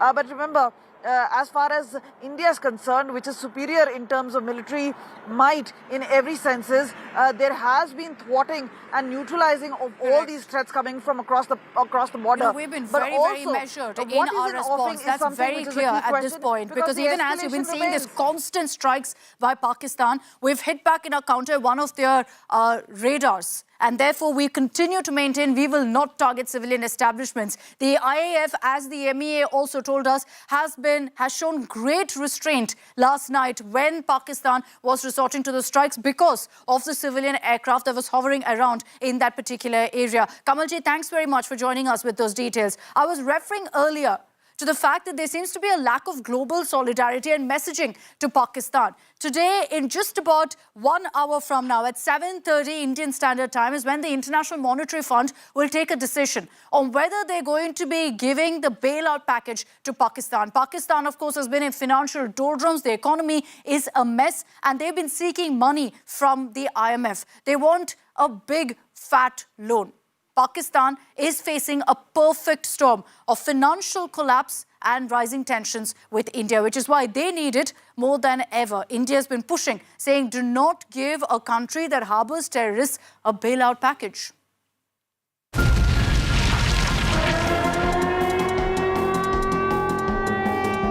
It was pure chaos on the streets of Lahore Thursday morning. Sirens went off and people ran out of their homes as a series of loud explosions were heard in the city. The incident comes just a day after Operation Sindoor destroyed terror pads in Pakistan and the POK.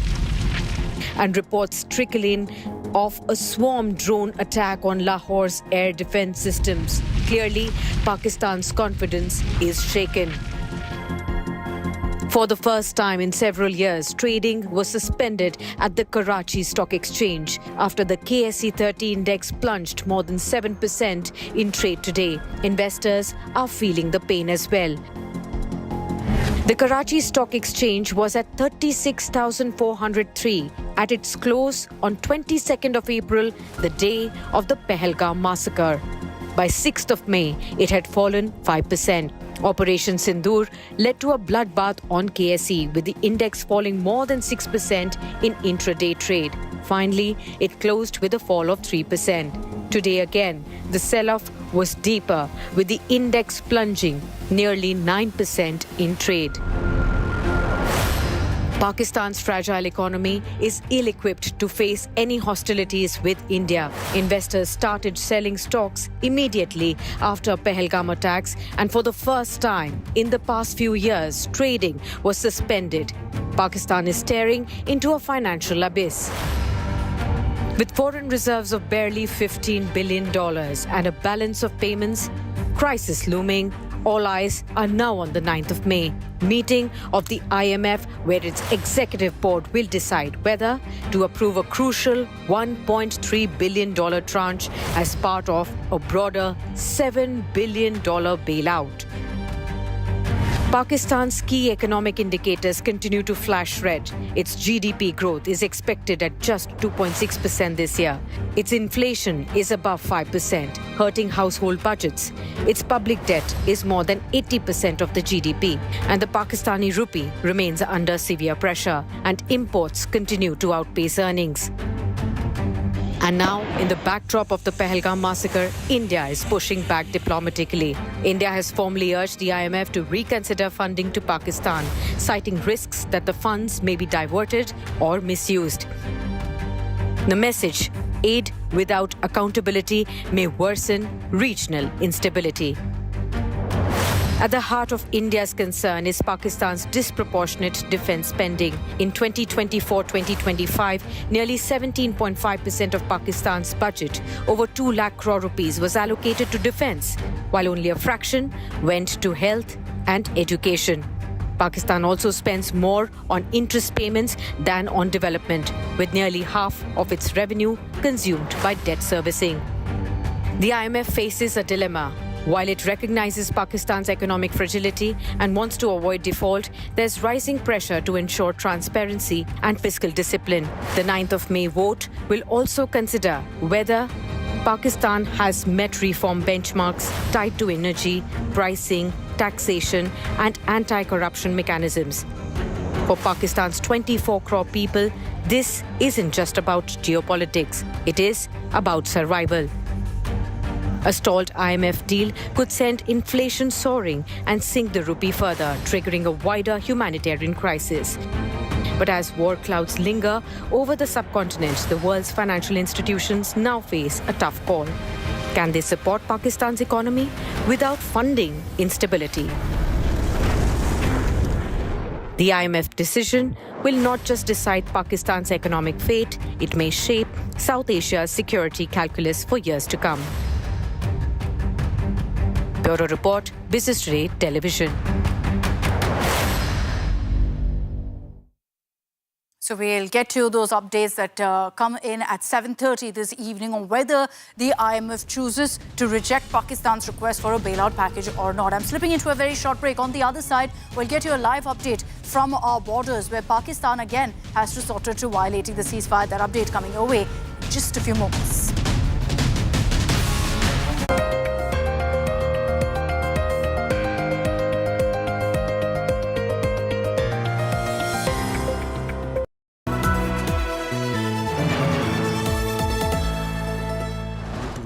Edge 60 Pro, the edge of excellence.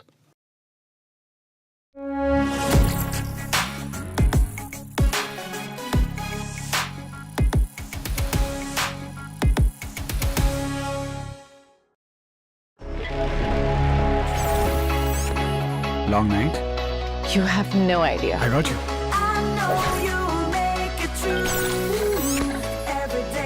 Motorola Edge 60 Pro. Hello, Moto.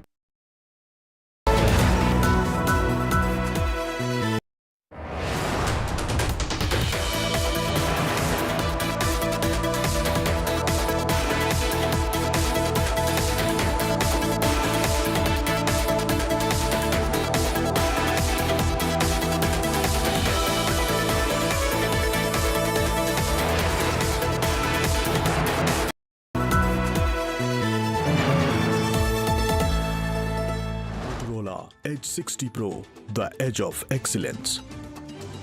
Hi, here are the top headlines presented by Motorola. Over 50 Pakistani drones and 8 missiles destroyed. IPL suspended for a week amid tensions. Indigo cancels flights to border areas.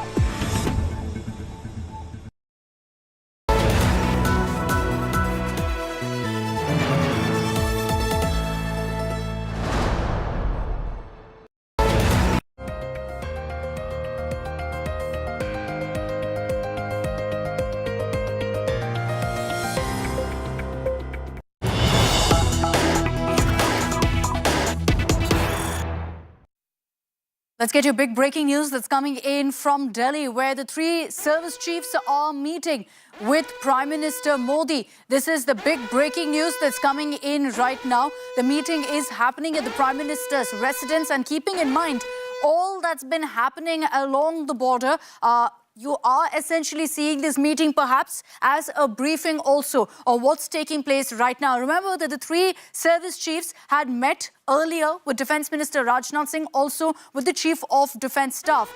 That was a briefing that took place in the morning. Now, the three service chiefs, the tri-service chiefs, also meeting with Prime Minister Modi, and all that's been happening really with Pakistan and the conflict, the strikes versus the counter-strikes that have been taking place. Our forces have been doing a tremendous job of repelling, of thwarting every attempt by Pakistan to target military establishments, to target civilian establishments.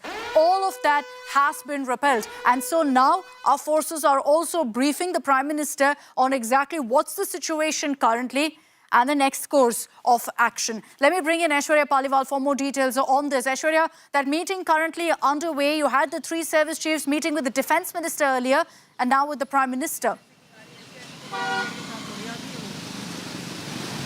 Well, you know, very crucial meeting, let me tell you, Akshita, and that's the spot where I'm standing. I'm standing right outside Prime Minister Narendra Modi's house. And what we are seeing now, the chief of the three defence forces, all of them have just gone inside. They will now tell Prime Minister Narendra Modi what exactly has transpired. In fact, let me tell you, Prime Minister Modi has been given every information over the past 24 hours, what exactly transpired. We even heard in the briefing there, every detail has now been given out, what to do next, what all preparations need to be done. And Prime Minister will be told about it by the three chiefs. All of them just barely a couple of minutes ago went inside. A very crucial meeting will take place. From what I can tell you, Akshita, the meeting will go on for at least an hour. Prime Minister Modi will be briefed about what has been done so far and what next needs to be done, the kind of preparation that we will see, the chart for that, the planning for that will be done in the next 1 hour. Okay, we'll track all the big takeaways of that particular meeting. But so far, the message from the government and the Prime Minister has been full freedom to our forces to retaliate in the manner they deem fit, when, where, how, all of that, full freedom to our forces. We'll track that very closely. Let's cut across to more breaking news coming in.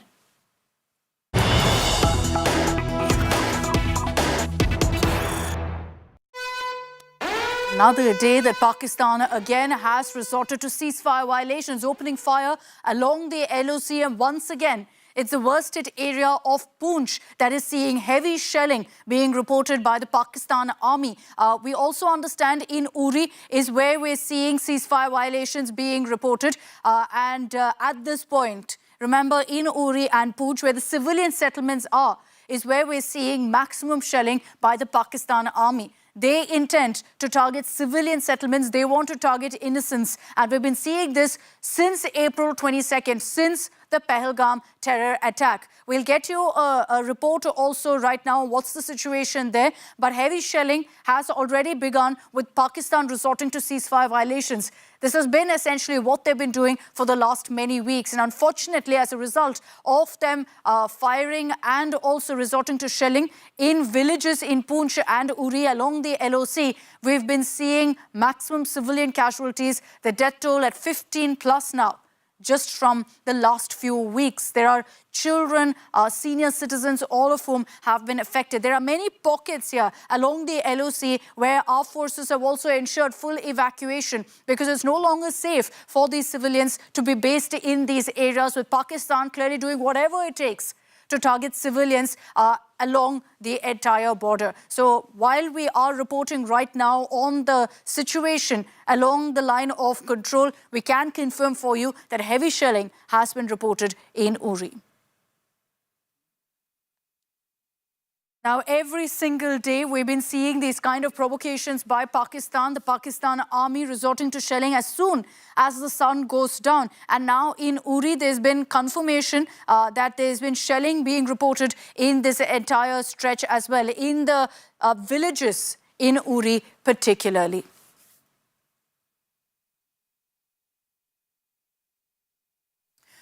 All right, let's move on and talk about how the political tensions between India and Pakistan has also compelled the BCCI to go ahead and take the step of suspending the IPL, putting the brakes on cricket's richest leagues, the Indian Premier League, for a week. Now, Next week, we'll know exactly whether the IPL will resume or not. But the message is very clear. The BCCI says that at such a sensitive time, we can't be playing cricket. More details coming up. देखिए BCCI ने यह निर्णय लिया है कि IPL को अभी फिलहाल 1 सप्ताह के लिए स्थगित किया गया है। उसके बाद जो स्थिति है उसका जायजा लेके सरकार से विचार विमर्श करके जो हमारे स्टेक होल्डर्स हैं, फ्रेंचाइजी और ब्रॉडकास्टर, इन सबसे बात करके नए शेड्यूल की घोषणा की जाएगी। इस वक्त आईपीएल चल रही थी और काफ़ी अच्छी चल रही थी, बहुत सारी प्रतिभा जो है उभर के आ रही थी, लेकिन अचानक बंद हो गया है। तो आप भी एडमिनिस्ट्रेशन में थे, कितना इमरजेंसी ये रहता है ऐसा? नहीं, आज जो मैंने वो देखा है प्रेस रिलीज की 7 दिन के लिए सस्पेंडेड हुआ है, तो बीसीसीआई ज़रूर इसको कंप्लीट करेगा। कोविड के समय 2021-20 में जब इतना प्रॉब्लम था तभी भी आईपीएल कंप्लीट हुआ था। बीसीसीआई इतनी एफिशिएंट है कि ये ज़रूर कंप्लीट करेंगे। 7 दिन का ब्रेक है, 7 दिन एक्सटेंड भी हो जाएगा टूर्नामेंट। तब आप थे, हम लोग जानते हैं कोविड के टाइम में इमरजेंसी सिचुएशन आप देखे हो, तो इसको कैसे टैकल किया जाता है या आपका क्या सलाह रहेगी? कोविड जैसा सिचुएशन हो ही नहीं सकता। और कोविड में मैचेस हुए हैं और इंडियन गवर्नमेंट मिनिस्ट्री जैसे इंस्ट्रक्शन देगी, बीसीसीआई उसी हिसाब से काम करेगा।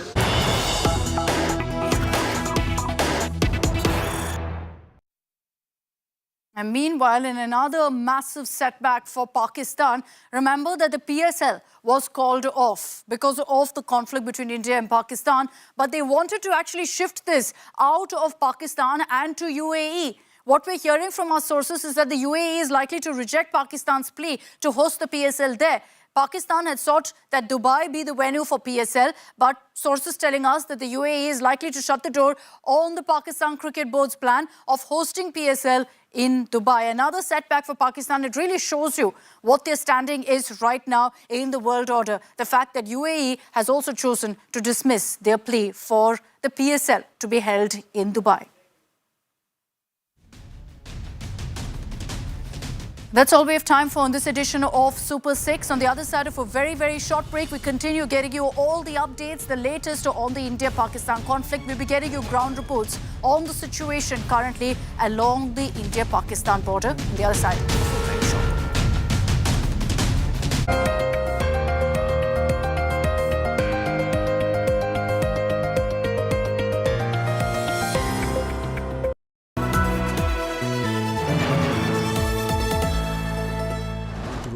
Edge 60 Pro, the edge of excellence.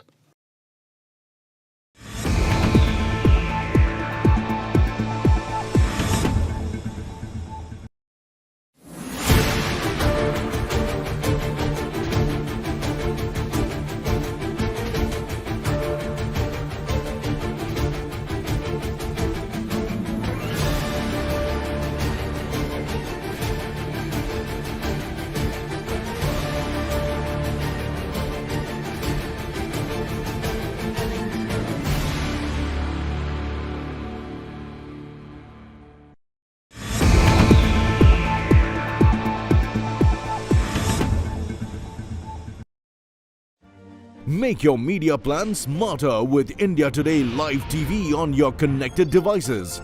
Amplify your brand with 100 million smart internet viewers. To advertise, mail us at sales@aajtak.com.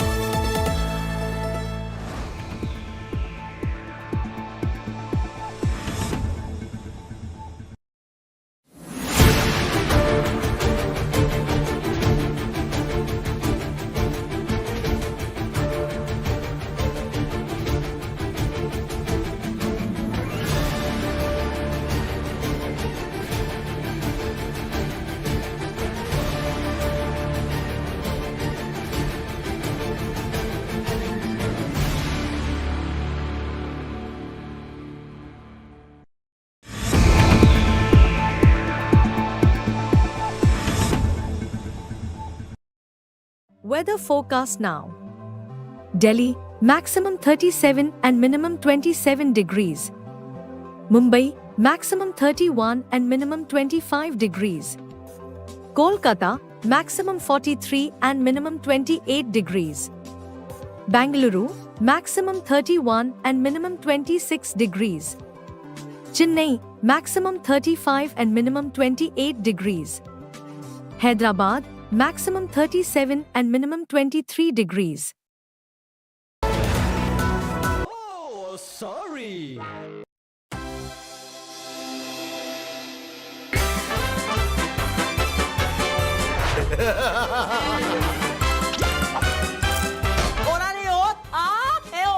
Ui, ada.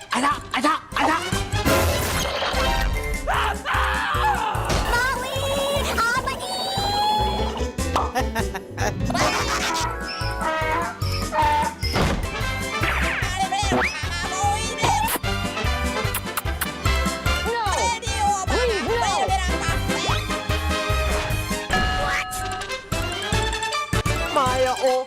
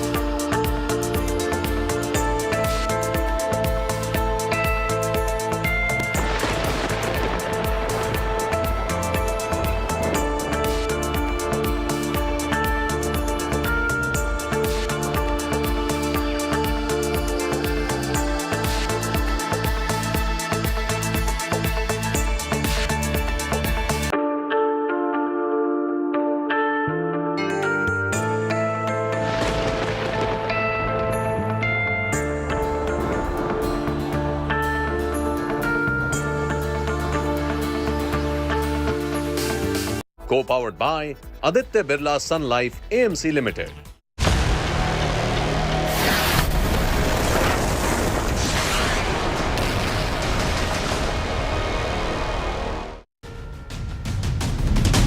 Good evening. You're joining us on our rolling coverage of the current conflict between India and Pakistan. I'm Akshita Nandagopal. Over the next 1 hour, I'll be getting you ground reports on the situation from Jammu and Kashmir to Gujarat. As every night for the last few days, we've been seeing Pakistan resorting to strikes on cities, on civilian settlements and on military establishments.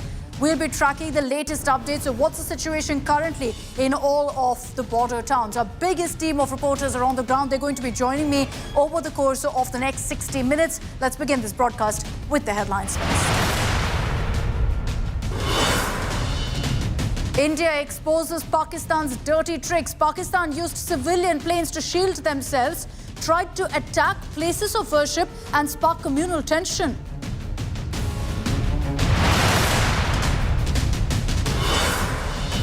Pakistan sent nearly 500 drones to target Indian cities. Pakistan used Turkish drones in aerial attack attempt. Pak tried to hit military infra but suffered heavy damages after India's response.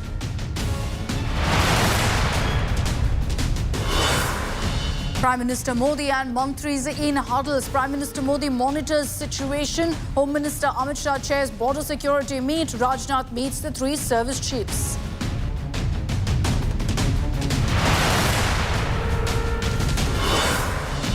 Seven infiltrators killed in Samba of Jammu.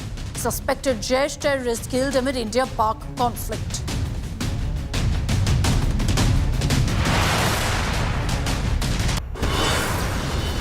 Undetonated Chinese missile in Punjab field. Chinese PL-15 air-to-air missile recovered, likely from downed Pak JF-17 jet.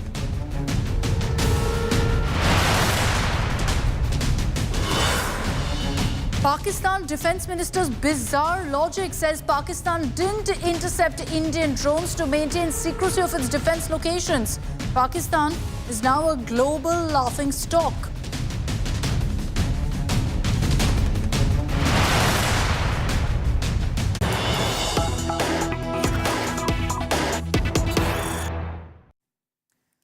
Let's begin with the latest updates that are coming in of the Prime Minister currently in a meeting with the 3 service chiefs, with the Chief of Defence Staff and with Defence Minister Rajnath Singh. So the highest level of security meet that's currently taking place at the Prime Minister's residence. The 3 service chiefs are in attendance. The Chief of Defence Staff is there. Rajnath Singh is there. So is the National Security Advisor Ajit Doval. So the biggest security leadership all coming together at a time when you've been seeing this conflict between India and Pakistan, and constantly Pakistan attempting to strike on military establishments and towns that are bordering Pakistan. Now you're seeing this meeting taking place, perhaps the Prime Minister getting a sense of what's really happening and figuring out the next course of action. Aishwarya Paliwal is joining us with more details. So on this, Aishwarya, at this point, of course, with the meeting underway and the sensitive nature of what's happening, we're not really expecting any details to emerge of the takeaways of that huddle, but safe to assume that this is also going to be a briefing on what's the current situation along the India-Pakistan border to the Prime Minister. Well, definitely. All the details will be told to the Prime Minister, and most importantly, Akshita, what needs to be done next? How prepared is India? What's the global scenario? Which are the countries which are standing with India? Which are the countries which are actually backing Pakistan? Because we have a certain one thing that those drones were Turkish, so which means it is Turkey which is backing Pakistan and in fact even giving it arms and ammunition. So what needs to be done next? Maybe there are a few calls that Prime Minister Narendra Modi or the MEA or the External Affairs Minister will now have to make. So all those things will now be decided. And also one of the crucial things that we will see coming out of the meeting, what has happened over the past 48, what has happened over the past 24 hours, all the details. Prime Minister Narendra Modi has already been briefed about it, but in this crucial meeting that is taking place now, the next course of action, that's something that we will see being decided. This is the highest level of meeting that can take place. What will happen tonight, what will happen in the next 48 hours, in the next 24 hours, all those things will be spelled out, and how India needs to be prepared. That's also something that will be decided in this very crucial meeting. Akshita. Okay, I'd like to also bring in Shivani Sharma for the latest updates on this particular meeting that's underway. It follows also a meeting that took place this morning, Shivani, of the Defence Minister with the Chief of Defence Staff and the 3 service chiefs. There will be a great deal of focus, really, that our forces will be looking into how to keep responding to Pakistan, because it is expected that Pakistan is going to continue attempting these kind of strikes of firing non-stop, small-range, cheap rockets at India.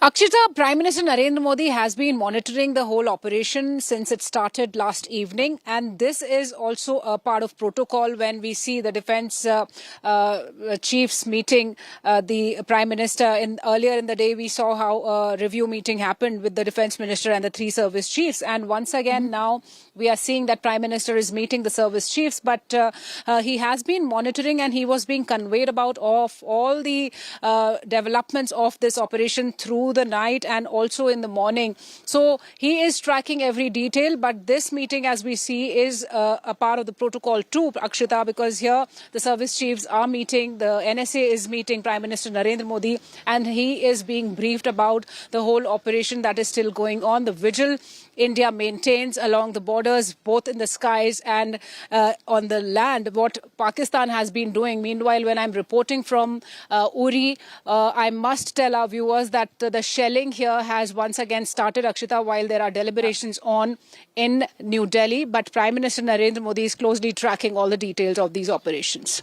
Okay, Shivani, stay safe out there. Shivani telling us that in Uri currently the shelling has begun again by the Pakistan army. We will be tracking those updates. Shivani, I'll request you to stay with me. I'll just round up for our viewers how we've been seeing back-to-back meetings taking place in Delhi as well. We're seeing the conflict play out in the India-Pakistan border, but perhaps the biggest decisions being taken right now in the national capital. You had one meeting first of the Defence Minister, in fact, reviewing ops with the CDS and 3 service chiefs. We'll flip that around. We apologize for that particular picture. But let's also take a look at how the Home, Finance and Health Ministries held separate meetings. The Agriculture Minister also held a meeting. You had the Finance Minister holding another round of meeting. And then the Chief Ministers of Maharashtra, Madhya Pradesh, Gujarat holding security review meets as well. So those are the updates essentially that have come in on the meetings. What you can see there is a clear thread of all the ministers holding respective meetings to ensure that they all work in collaboration right now. With the conflict playing out in the manner that it is, the health ministry has a big role to play, the finance ministry has a big role to play. So all of them ensuring that they kind of pull their weight and keep the country really intact in the sense of ensuring that there is no sort of reaction or impact of the conflict on the common man, on every citizen across the country. So that's why every ministry right now is holding review meets. Chief ministers also holding review meets on the kind of security. So hours after striking Pakistan with precision, India has exposed Pakistan's dirty game yet again. I want to take you through what really the Ministry of External Affairs has said. In their briefing today, they've actually revealed that Pakistan did not close its airspace last night and allowed civilian aircraft to operate. What does that mean? That several passenger flights, domestic and international, were flying near the international border between India and Pakistan, and at the exact same time that Pakistan was launching drone attacks on Indian cities, Indian towns. Pakistan was clearly doing this to ensure that there's no counter from India. If we counter, there was a risk of hitting civilian aircraft. So as the MEA put it, the IAF, our Air Force, showed great restraint to ensure civilians aren't hit, and so that particular aircraft that was flying at the exact same time as Pakistan was firing its drones and missiles isn't hit by any chance. So to ensure that, Pakistan resorted to these kind of cheap tricks of actually putting its own citizens at risk. And that's not all. Pakistan also has started now targeting places of worship with a particular design. It's targeted temples, it's targeted gurudwaras, it's targeted even convents, churches, essentially to try and give a communal color to this entire conflict. It's not worked so far because we as a country are united in this conflict. Keeping these dirty tricks in mind, India has now also in a big step suspended the Kartarpur Sahib corridor till further directions. Pakistan's irresponsible behavior again came to fore. Pakistan did not close its civil airspace despite it launching a failed unprovoked drone and missile attack on 7th May at 8:30 hours in the evening.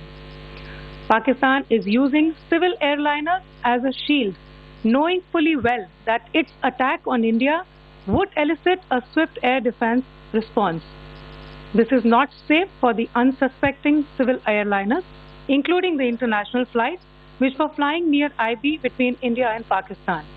As you have seen, the airspace on the Indian side is absolutely devoid of civil air traffic due to our declared closure. However, there are civil airlines flying the air route between Karachi and Lahore.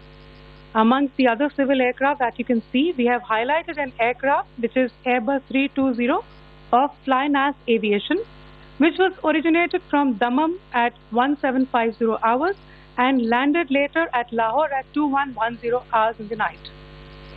Indian Air Force demonstrated considerable restraint in its response, thus ensuring safety of international civil carriers.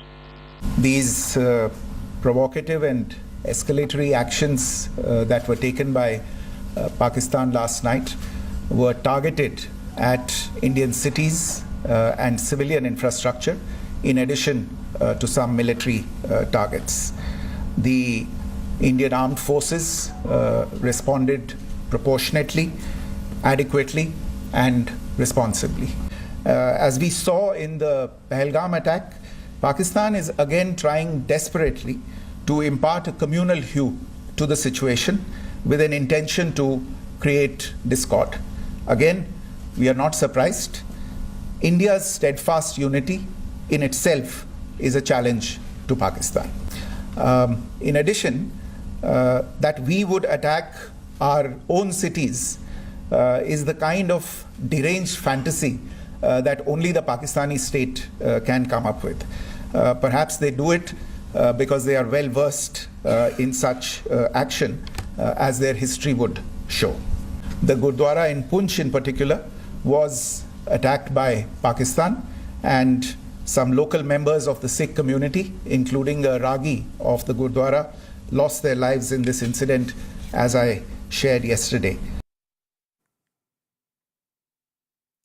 I'll bring it in. Shivani Sharma for more details really on clearly Pakistan resorting to dirty tricks of using civilians as a shield. And Shivani, the Indian government confirming, that the IAF didn't strike back because of the risk of civilians also being hurt. The civilian aircraft movement is what stalled us. There was a counter, yes, from India. We hit their radars, but couldn't go beyond that because of the civilian aircraft.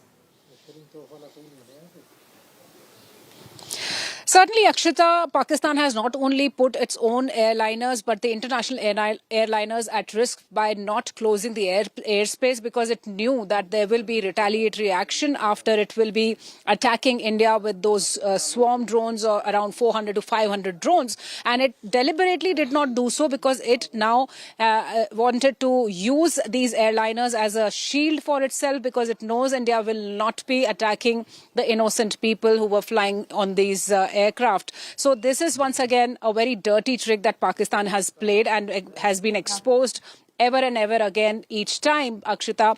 And India has shown restraint in this whole operation by not attacking this region because of these airliners that were flying close to the international border in Pakistan's airspace. And we've already closed our operations keeping in mind the safety of people and airliners, not only national but international. So this is yet again a dirty trick that has been played by Pakistan.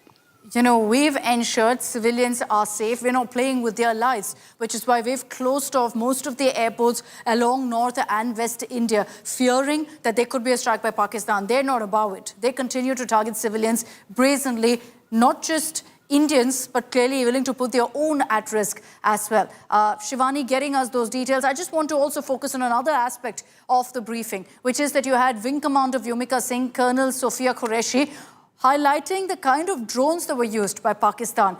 300 to 400 Turkish drones were used by Pakistan to target India in the night of Thursday and Friday. All of these drones, of course, were brought down using kinetic and non-kinetic means. Wing Commander Vyomika Singh also highlighted how Pakistan didn't close off its airspace, which we've spoken about, and also about how Pakistan was resorting to firing of heavy caliber weapons along the LOC. On the intervening night of 8th-9th May 2025, Pakistan military carried out multiple violations of Indian airspace along the entire western border with an intent to target military infrastructure. Pakistan military also resorted to firing of heavy caliber weapons along the line of control. Along the international border and line of control, drone intrusions were attempted from Leh to Sar Creek at 36 locations with approximately 300 to 400 drones. Indian Armed Forces brought down a number of these drones using kinetic and non-kinetic means. The possible purpose of these large-scale aerial intrusions were to test the AD systems and gather intelligence. Forensic examination of the drone debris is being undertaken. Preliminary reports suggest them to be of Aziz Guard Songa drone of Turkey. The other point in the same vein is Pakistani claims that they did not target or attack any religious places. You would recall that yesterday I shared with you an incident related to the attack religious places. You would recall that yesterday I shared with you an incident related to the attack on a Gurdwara in Punch. Instead of owning up to these attacks, Pakistan made the preposterous and outrageous claim that it was the Indian Armed Forces and the Indian Air Force that was targeting cities like Amritsar and trying to put the blame on Pakistan. This is nothing but a desperate attempt by Pakistan to disown its acts of aggression, but it is also true to type in its effort to deceive and mislead the world. It will not succeed.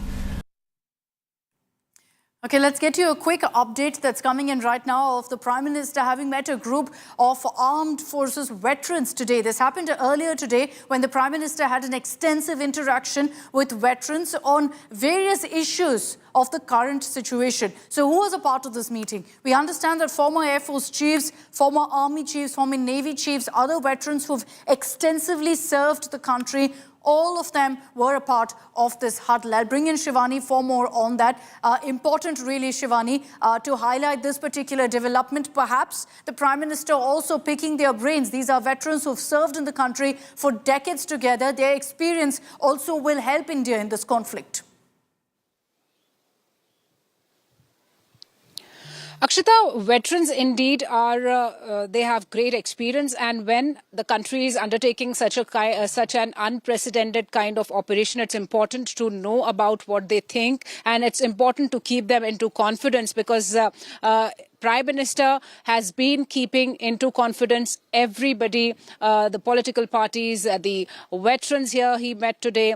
The chiefs have already been meeting and briefing Prime Minister. And as we see that Prime Minister is meeting the former chiefs of the services, this means that he's taking certain guidance from them. He's also briefing them about what's happening, giving an assurance to them, and also taking their responses and feedback on what can be done further in this kind of a situation. So this is important, and an important development out there, Akshita, when country is in such a situation, when it is hitting back every misadventure of Pakistan, exposing its dirty tricks, not only the military tricks by Pakistan, but on the other front, the fake diplomacy it has been bringing out, and the fake narrative it has been setting. So it's important to keep everybody in confidence, to seek their guidance, because veterans have led the country, the nation, the forces for decades. And at this juncture, their guidance is also important. And that's why Prime Minister Narendra Modi has met these former chiefs of the their services. experience can help a great deal in understanding how to address this conflict, how to deal with it militarily, also how to respond. Shivani, thanks for the moment for joining us with those details. I'll request you to stay on with me. I'll just round up for all of our viewers joining us with this broadcast all the updates that have come in the last 24 hours. We've seen a lot of discussions, meetings and updates coming in from the border. Let's round this up for you.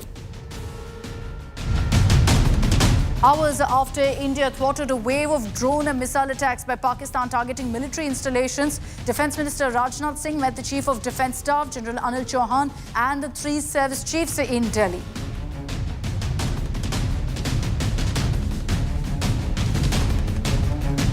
Our forces gave a befitting reply to Pakistan last night, destroying several Pakistan posts as well. The Indian Army shared a video of a post being destroyed in these airstrikes.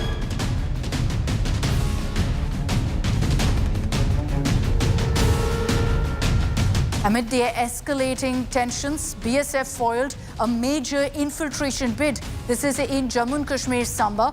At least 7 terrorists were neutralized. These terrorists were affiliated with the Pakistan-based terror group Jaish-e-Mohammed, were likely attempting to exploit the volatile situation to infiltrate into India.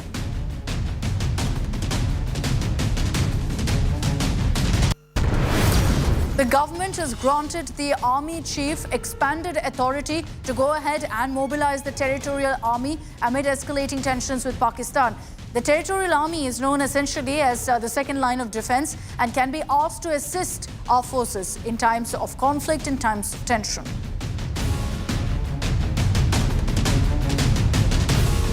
Political tensions between India and Pakistan has compelled the richest cricket board, BCCI, to put brakes on cricket's richest league, IPL, for a week. JioStar, the official broadcaster of the IPL, has also expressed full support to the BCCI.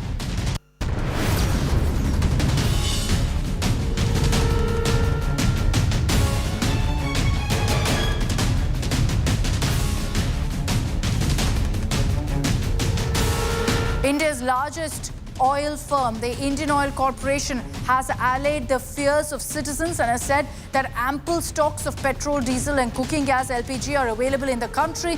There's no need for panic buying of fuel.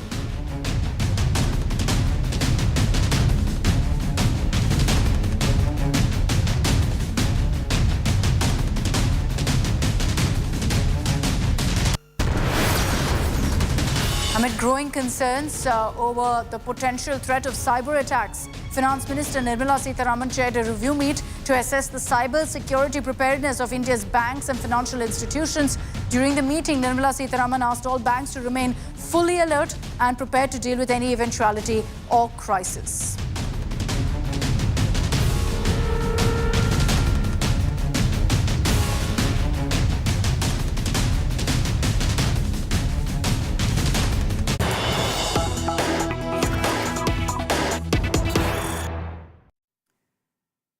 Okay, let's get you also an update that's coming in from the border of heavy shelling that's been reported in Uri. Again, the Pakistan army resorting to violating the ceasefire. And now news coming in that shelling also being reported in Poonch. Poonch and Uri have been the worst affected with these ceasefire violations in the last many weeks, with the Pakistan army since the Pahalgam terror attack targeting civilian settlements, villages of Poonch and Uri, as a result of which, unfortunately, we've seen civilian casualty counts going above 15 in just these two villages in Poonch as well as in Uri. Shelling again kicking off as the sun comes down. This, unfortunately, has become a habit of the Pakistan army to constantly fire at villages in Poonch and in Uri. Easy targets for them. And so what we've also done right now is a precautionary measure, looking at how things are escalating.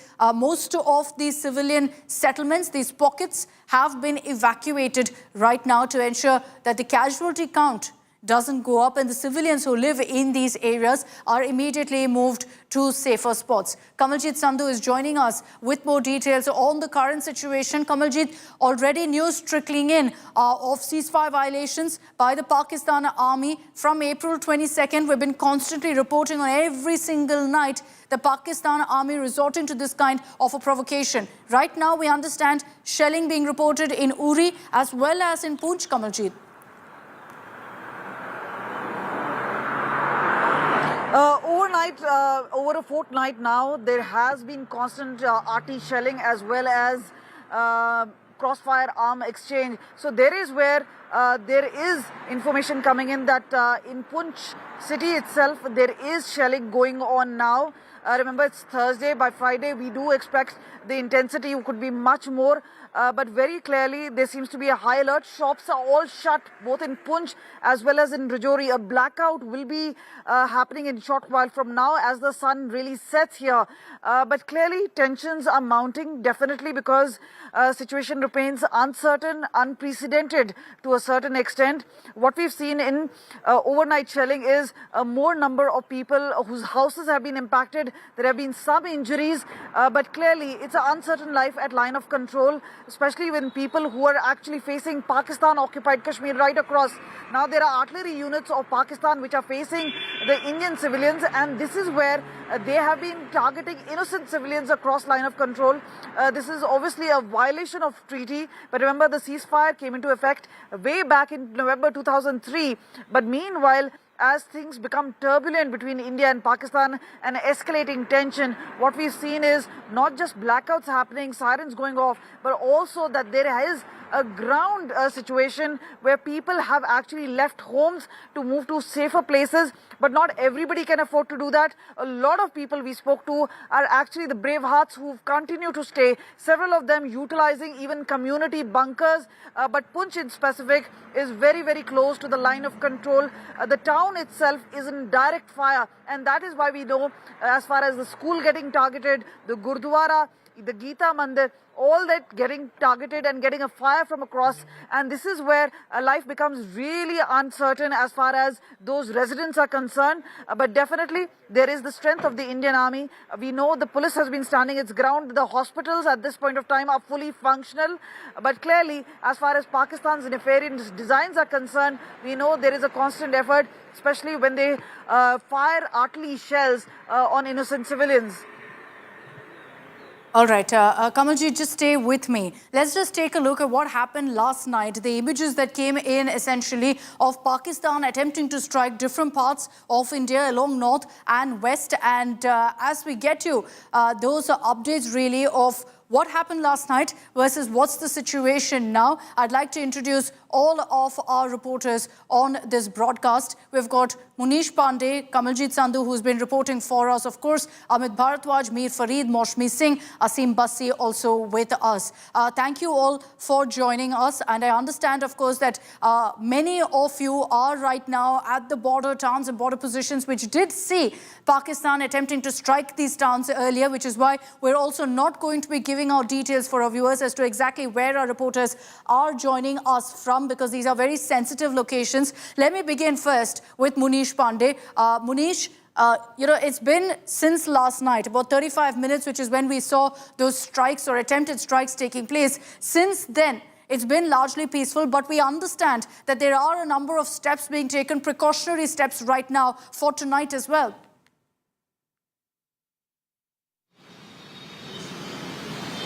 Absolutely, Akshita, and what the administration and the armed forces have witnessed from last 2 days, they expect that Pakistan will do the same, what they are doing in the Rajouri area today. So, number of steps have been taken. The blackout has been called in most of the areas at India-Pakistan border.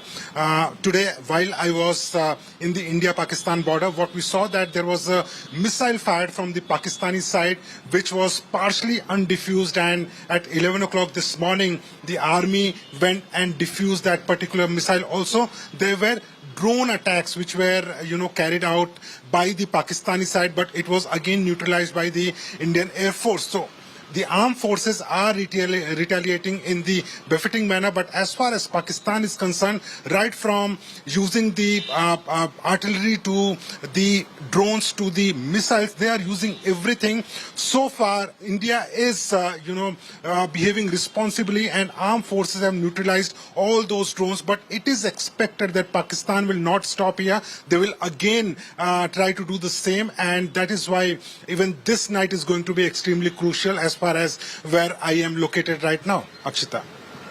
Okay, I'll bring in now Amit Bharadwaj also for updates really on the current situation where you are, Amit. These are border states essentially that our reporters are getting us the latest updates from. And while we're reporting on shelling being reported in border districts, I did see your report earlier where you spoke to some of the locals who've been very badly affected as a result of the shelling. We understand most of these areas now have been evacuated.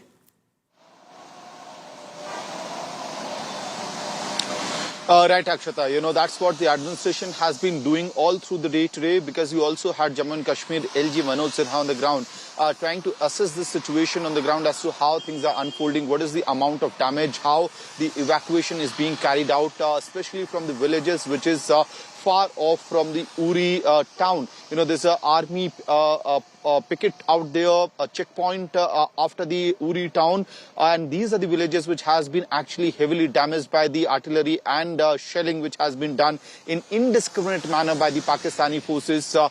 Villages like Salamabad, for that matter, Kalgai, all these villages have been through worse that they have seen in the past 2 decades. So most of them have been been through worse that they have seen in the past 2 decades. So most of them have been evacuated, but many are still choosing to stay back. Why? Because they have their homes there, their cattle there. They don't want to leave their home and cattle right behind them. So they decided that their children and women should be sent back to safer places in Baramulla or other areas which has been identified by the administration to be slightly safer from these line of control villages.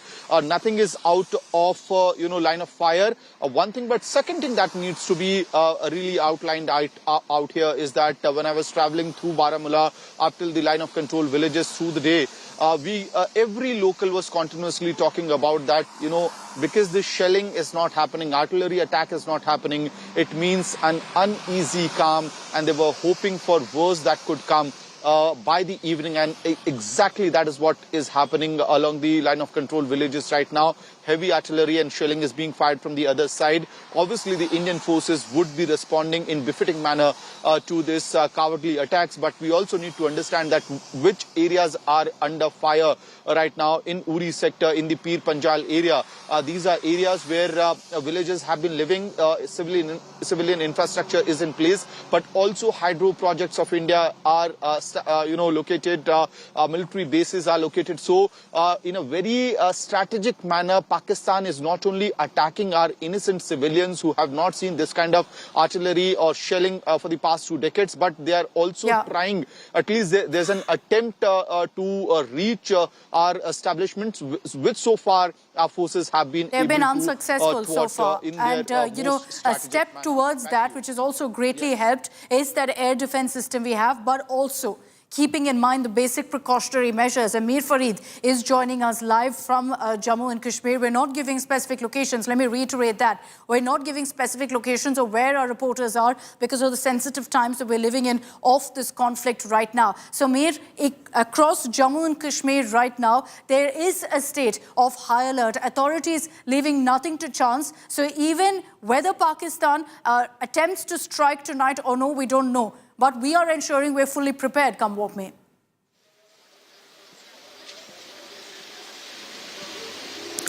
Well, Akshita, it's becoming a trend, and it seems that it's going to be another long, frightful night for the border residents and for everyone, in fact, in Jammu and Kashmir, especially because as the trend is, last few days, we've seen days peaceful, but as the evening descends, as darkness descends, the gunfire starts. Now, Uri, the firing has started. We've been told that it's heavy arty firing that has started. Sirens have gone off for the locals to run to safety.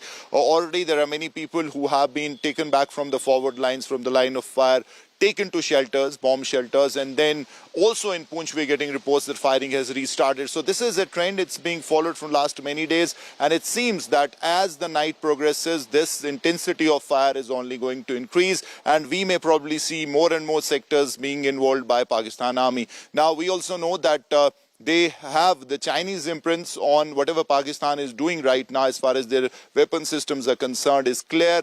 If it was J-10 in the aerial fight or the dog fight, the missiles, long-range missiles of China, you have the BH-15 artillery guns that Pakistan acquired in 2019 from China. They have a 53-kilometer range with the precision ammunition. So that is something that is getting clear, which each passing day, when you see the Pakistani response or their weapon systems, it clearly has a Chinese footprint all along. And in this case also, the kind of artillery and the kind of range Pakistan is showing in this firing, it definitely is Chinese weapons that have come in, and heavy artillery that is firing long range to areas like Chokibal, which have not been hit in Kupwara, which is again quite deep into the Indian area as far as LOC is concerned. So that is also something that is happening, but I can tell you the Indian Army is retaliating in equal measure, and in Poonch and in Uri also the Indian Army guns, the artillery is firing and ensuring that fitting reply is given. But it is another long night, it seems, and probably as the night goes deeper, we'll see more intensity and more firing as far as line of control areas is concerned from Pakistani side. But India let's talk is about ready, what's and as really far as happening other in parts of Pakistan, and I'd like to put the focus essentially on the strikes that happened last night. Let's change up the visuals on our screens to what happened last night in the Pakistan strikes. Let's get in also on this broadcast Maushmi Singh, who's joining us live right now from one of the border areas of Punjab, which also saw these Pakistan strikes last night, Maushmi. So get us a sense really of what's happened in Punjab. We know that several of the schools, colleges have been shut down. Airports have also been shut down because the message is very clear. We don't want any civilians to be hurt in these conflicts. Right, Akshita. From Leh to Sir Creek, almost 36 locations, more than 300, 400 drones being used by Pakistan, of course decimated by India a day earlier. Now in the villages on the bordering areas of the international border, there is a calm prevailing. There is a sense of inevitability. The villagers sense that perhaps imminent war is on the cards, and as much as they love their cattle, their field, their family, they are not leaving these villages, and they are prepared for any eventuality. I have seen through the day crisscrossing across several villages, and I have seen a very strong resolve of steel. They are battle hardened. They've seen some wars and conflicts that have happened being very close to the border, and I've seen that ex-military personnel training young children about how to react when there is a splinter bomb, if there is a blast. So this is going to be a long night for them, and shortly within 2 hours there's going to be a blackout. And let me tell you, villagers have cut off street lights. They have inverters, but they don't use it, and they are in tandem working together with the security forces here. Amazing to see, and that's the resolve essentially of the locals also, who are standing shoulder to shoulder with our forces, helping in every way they can, cooperating also with all of the orders that are being issued. Asim Bassi is also joining us live from Punjab right now. And Asim, right now the administration of course has taken all of these precautionary steps to ensure nobody is in harm's way. You've been reporting constantly also on how there's been debris that's been found in the aftermath of these strikes by Pakistan last night. Yeah, today also we reported that how one of the missiles which was shot down the day before the misadventure of Pakistan, that missile was diffused, and you heard the explosion, the kind of explosion that came up. I'm in a border district, and here only the administration has geared up, and they have already announced that there will not be any mock drill, just sirens will blow and the blackout will happen any time. So the people have told to be prepared and not turn on their lights. I was in the border entire day also in village Mahava. The people were very upbeat. They say we have seen the wars of 1971, 1965, and we have seen that Pakistan has always taken the beating, and this time also they say that they will not leave their villages, they will not leave anything behind, but they will fight along with the Indian troops to take on the enemy nation. Okay, Asim, thanks for that update. Finally, I'll just get in a quick update from Kamaljeet, who's joining us live from one of the border areas in Jammu and Kashmir. Kamaljeet, we're already getting in troubling reports of shelling by the Pakistan Army in Uri and in Poonch. And these areas have been particularly vulnerable also because of how close they are to the border. And the Pakistan Army isn't targeting, the forward posts. They are targeting directly these villages. Well, absolutely. The next 24 to 48 hours could be extremely crucial. The sort of intelligence which has been coming in, there is a sense that there could be an imminent strike, because remember, the spy drones were sent in earlier. There were swarm drones which were dealt with very effectively. But yes, Pakistan does hold a surprise card. There is a preparation, and that is why all those mock drills, closing down of airports in North India, to ensure that the systems are in place and they work in tandem with each other. The proximity of obviously those staying in line of control, those across our international border, those are areas which have in the past, as Asim was telling about 1971. So they have seen skirmishes happening. They have seen and borne the brunt of shelling earlier. But November 2003, as I mentioned earlier, was a benchmark, because that's the time there was a ceasefire agreement between India and Pakistan. But that now totally stands in tatters, because remember, there's a constant threat coming in from Pakistan. And one thing is definitely there. They're not just targeting the military installations. What they're going after is also the innocent civilians. And that is why what we saw is huge number of casualty. At least 14 people died in Poonch. There was injuries as well as deaths even in Uri.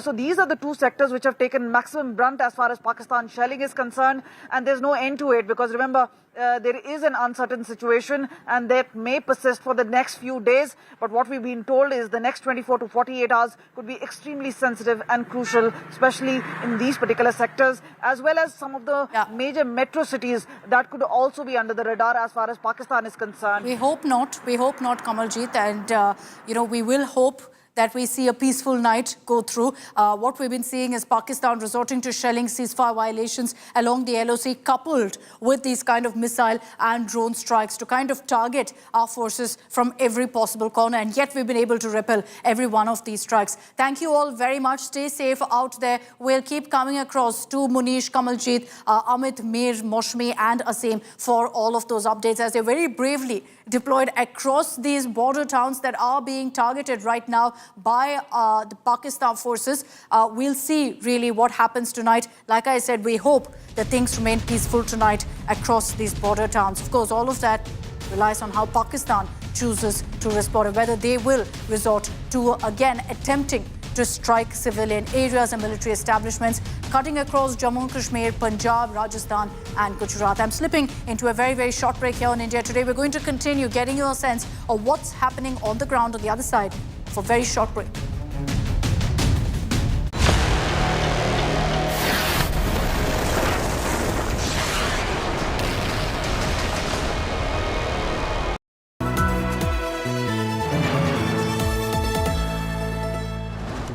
Edge 60 Pro, the edge of excellence.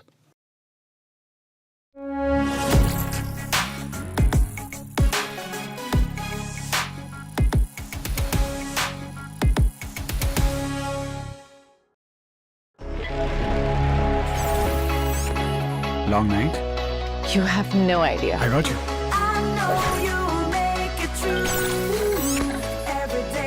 Motorola Edge 60 Pro. Hello, Moto. Motorola Edge 60 Pro, the edge of excellence. Hi, here are the top headlines presented by Motorola. Over 50 Pakistani drones and 8 missiles destroyed. IPL suspended for a week amid tensions. Indigo cancels flights to border areas. An India Today world exclusive. 2010 India Today inside Muridke. A safe haven for terrorists. Pakistan uses terror as part of state policy. 2025 Muridke terror hubs wiped out. Big story coming in. Muridke has been targeted. Oh my God, the terror epicenter has been targeted. Information just coming in. Indian missiles have struck the Lashkar-e-Taiba headquarters. Muridke has been bombed. It's a big, big story. This is India's Operation Sindoor. The line of clarity with Gaurav Sawant. Only on India Today.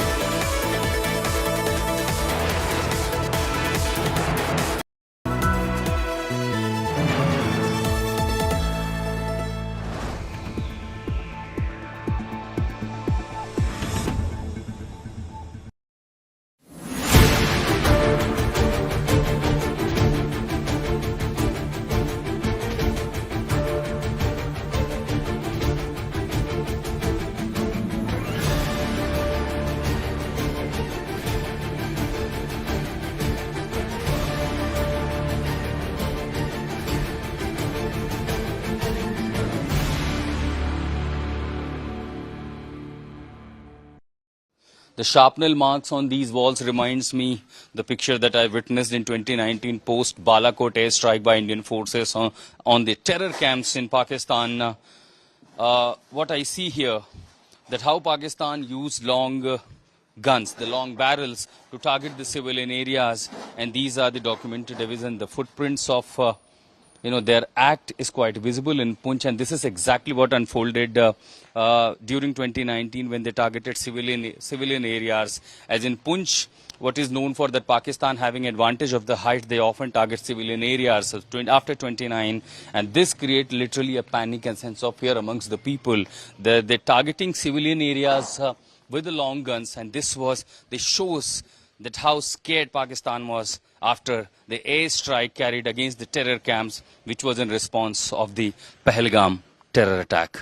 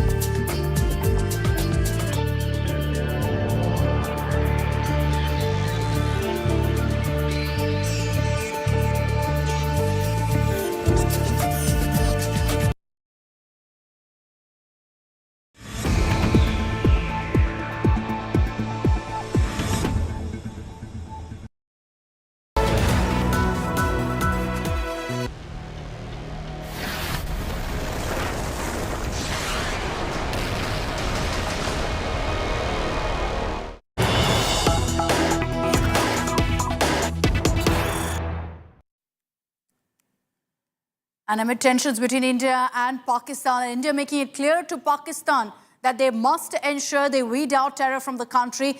External Affairs Minister Dr. S. Jaishankar has again called out Pakistan, reiterating that terrorism is a shared threat to the world, not just a problem that India faces. The External Affairs Minister has highlighted again that India's resolute response against those harboring terrorists, against terror, is underway. Listen in to Dr. S. Jaishankar.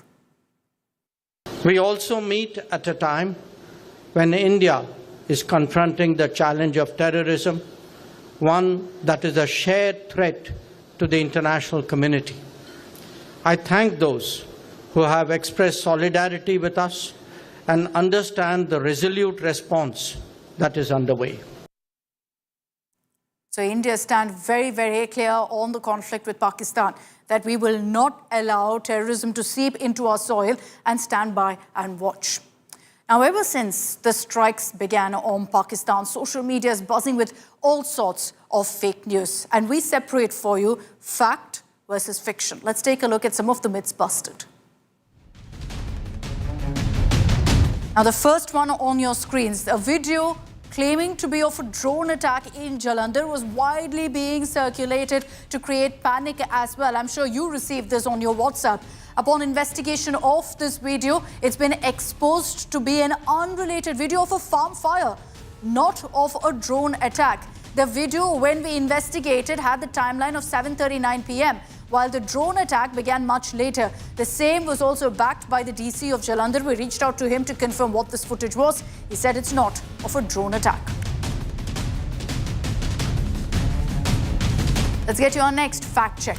The claim is that this footage is of an Indian post that was destroyed by the Pakistani army. It's a completely fake video. This video was shared and amplified by a number of fake, unverified accounts. It probably was propagandist material also. Now, we did a fact check of this particular video, found it to be completely false, confirmed it to be staged upon verification. First, because the claims being made is that the Indian post is 20 Raj Battalion. There's no such battalion in the Indian Army.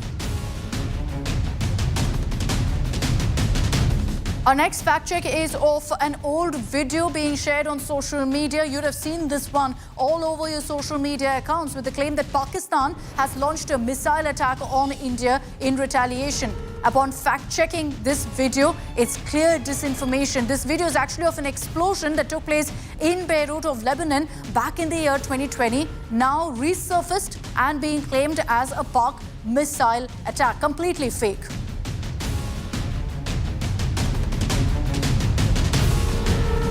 Fact check 4 on your screens claims that there was a Fidaiin attack on an army brigade in Rajouri of Jammu and Kashmir. Widely shared, widely circulated. This went viral on social media. We did a fact check, and this has been confirmed by the government too, that there's been no such Fidaiin or suicide attack that occurred on any army cantonment.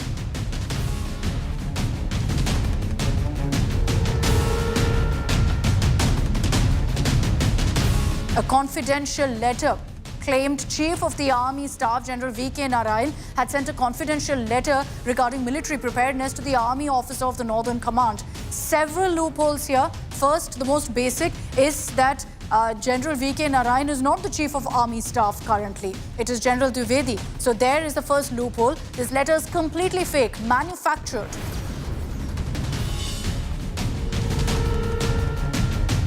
Then you had this social media post notoriously claiming that the Indian military used the Ambala Air Base to attack Amritsar, its own citizens. And clearly this is 100% false, extremely dangerous propaganda, part of a concerted misinformation campaign. The government also has confirmed that this is not real. Fact check 7 for you on your screens. Posts allegedly shared claiming that entry has been banned into airports across India. Not true at all. This is a fake post, a fake claim, and the government, the Civil Aviation Ministry, has only closed down a few airports along North and West India. In the others, there's additional security measures. They are 100% functional. Our next fact check. There's an image, you'd have seen this one, videos and images of multiple explosions, and they claimed that this is at the Jammu Air Force Base. Now, in reality, this is an image from way back in August 2021 from the Kabul airport blast, which is now being passed off as explosions at the Jammu Air Force Base. And our next fact check is a video showing a heavy multiple launch rocket system and MLRS barrage being falsely shared as a real Pakistani attack on India. Now, this is actually a video game video. It's been online for the last 3 years, and no, it has no connection to the current India-Pakistan situation. And fact check number 10. Pakistani social media handles resorting to their propaganda, claiming a Su-30 MKI, a Sukhoi, was shot down in Muzaffarabad of POK and that an Indian pilot has been captured alive. We fact check this claim, the video that's been attached there, and it's revealed that this is actually of a crash that had taken place of a Sukhoi back in October 14, 2014 in Maharashtra.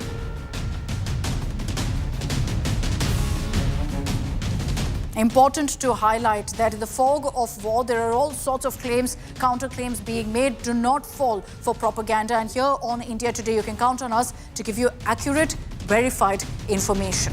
I'm slipping into a short break. Coming up on the other side, it's India First with God of Sawant. He's going to continue our rolling coverage on the India-Pakistan conflict and breaking down for you how India managed to repel every single strike attempt by Pakistan last night. That's coming up on the other side of a very, very short break.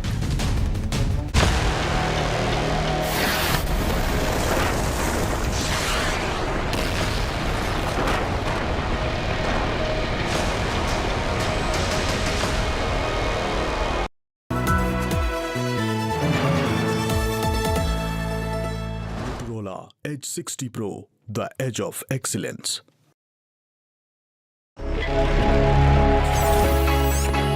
Long night? You have no idea. I got you.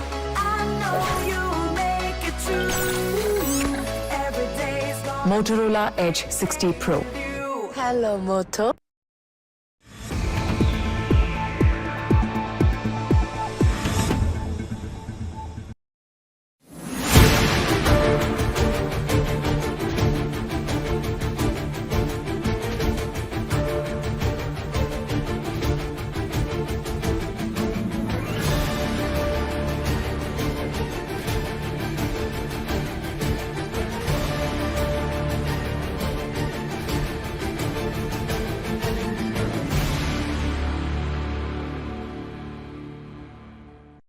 We are right now at the Gingal village in Uri sector, which has witnessed heavy shelling from Pakistan last night, and it continued till morning. And this is an exposed village in the range of the arty fire of Pakistan. We can show you the damage that has been done by these shells on these roads here in this particular village. These are the holes that have been made here. See, these are the big holes that are there in this road. You see, the fortified sheets have been damaged out here. Multiple damages in this whole village. You can see the whole road has been destroyed because of the shelling, the heavy shelling that continued for the night. And while Pakistan was attempting the drone attacks on multiple cities in western border, in Uri sector, there was ceasefire violation with heavy shelling that was happening. The glasses have been broken. There are damages. There are injuries, multiple injuries, which have been reported in this area.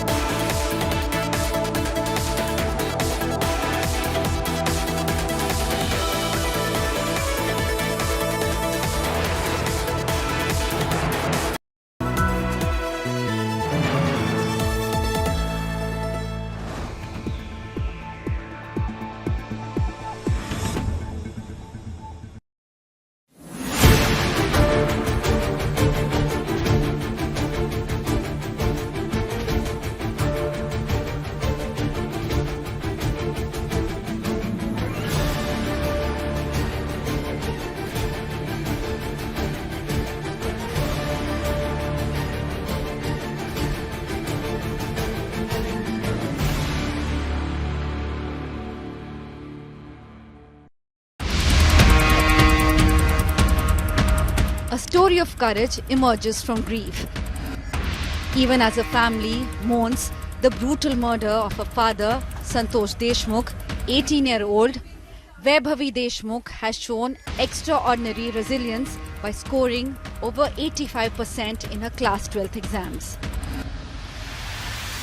Santosh Deshmukh, Sarpanch of Masajog village in Maharashtra's Beed district, was killed in December after he resisted an extortion bid made on a wind energy firm. The murder of Santosh Deshmukh led to the resignation of State Minister Dhananjay Munde over his links to accuse Valmik Karad. While the police have filed a charge sheet in the case, one accused is still absconding. In the face of tragedy, Vaibhavi Deshmukh stands as a symbol of strength. Bureau Report, India Today.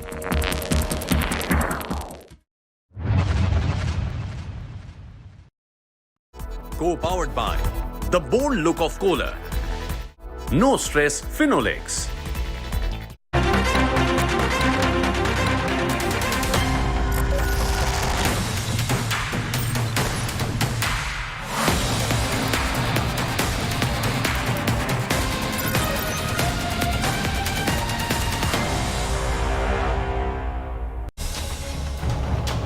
Prime Minister Narendra Modi is having a very crucial meeting, not just with Raksha Mantri Rajnath Singh, National Security Advisor Ajit Doval, Chief of Defence Staff General Anil Chauhan, but also the 3 services chiefs. And this is the first meeting that is being held at 7 Lok Kalyan Marg with this group after the targeting of Terror Central, after the targeting of Lashkar-e-Taiba headquarters at Buritke and Jaish-e-Mohammed's important base at Bahawalpur, along with Hizbul Mujahideen's base at Sialkot, along with multiple terror launch pads and bases in Pakistan-occupied Jammu and Kashmir. And this after Pakistan sent in 400 drones, rockets and missiles to target 36 different military and civilian locations across Jammu Kashmir, Punjab, Rajasthan and Gujarat. Does this mean aaj ki raat, tonight, there will be consequences for a state sponsor of radical Islamist terror? And that is our top focus story of the broadcast.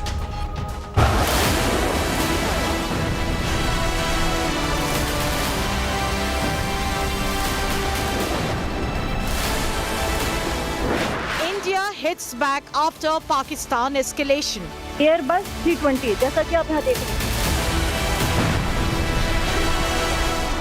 India's air defense shields shine.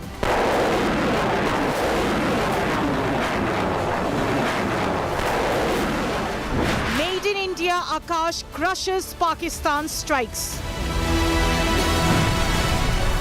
Sudarshan Chakra's S-400 defense. Pakistan's escalation bid fails. Big focus on India first. Pakistan's bid to target India failed, but there's one thing that Pakistan by now clearly knows. Pakistan has repeatedly failed. India hasn't failed. Not when those 9 missiles targeted with pinpoint accuracy at all the terror launch pads and hubs. And perhaps now when there will be consequences for Pakistan. Because even this morning, after Pakistan's bid failed, India sent in that Harop kamikaze drone to take out an air defense radar. Very systematically, Pakistan's war-fighting capabilities are being degraded day by day, perhaps hour by hour. But the images that you see on your television screen, they're very dangerous. That's a total blackout across multiple locations all along the international border and the line of control. This isn't just restricted now to either side of Pir Panjal, in Poonch, in Rajouri, in Uri and in Kupwara, but come down, take a look at what's happening in Punjab, including in some of the depth areas. Then come down to what's happening in Rajasthan and in Gujarat. But I'm also showing you what happened through the night yesterday and what's likely. God forbid that may happen once again today, because as a precautionary measure, there's a total blackout across the entire border belt. What's extremely significant, that various airports in the border belt have been ordered shut till the 15th of the month. I'll get you much more. I'm Gaurav Sawant. As always, let's get started with the headlines on India First. So I want to get you the latest. Last night's escalation by Pakistan was neutralized by Indian forces. Resolute action. Not a single Pakistani missile, drone or rocket found its target. They were destroyed mid-air, decimated. Pakistan's escalation bid was an epic failure. At a crucial briefing earlier this evening, Foreign Secretary Vikram Misri made that very clear. Colonel Sofia Qureshi was there. Wing Commander Vyomika Singh was there. India detailed how Pakistan's attempts failed. The drone intrusion, there was an attempt even in Leh. So that's a new area that's opened up. So far, it was restricted to area which was just south of Zojila. Now it's escalated on the other side of Zojila. Remember that Kargil, Dras, Batalik belt going all the way up to Leh. Pakistan's made attempts even in a new sector. There will be consequences for Pakistan, because once again, along the line of control in this sector, in the Ladakh sector, the Indian Army is far stronger, as Pakistan realized in the Kargil war and subsequent punitive strikes that India carried out. But drone intrusions that were attempted from Leh to Sir Creek in Gujarat, 36 locations, 400 drones. Indian Armed Forces brought down a number of these drones using both kinetic means, which is firing your rockets, your missiles, or your Zu-23 anti-aircraft guns.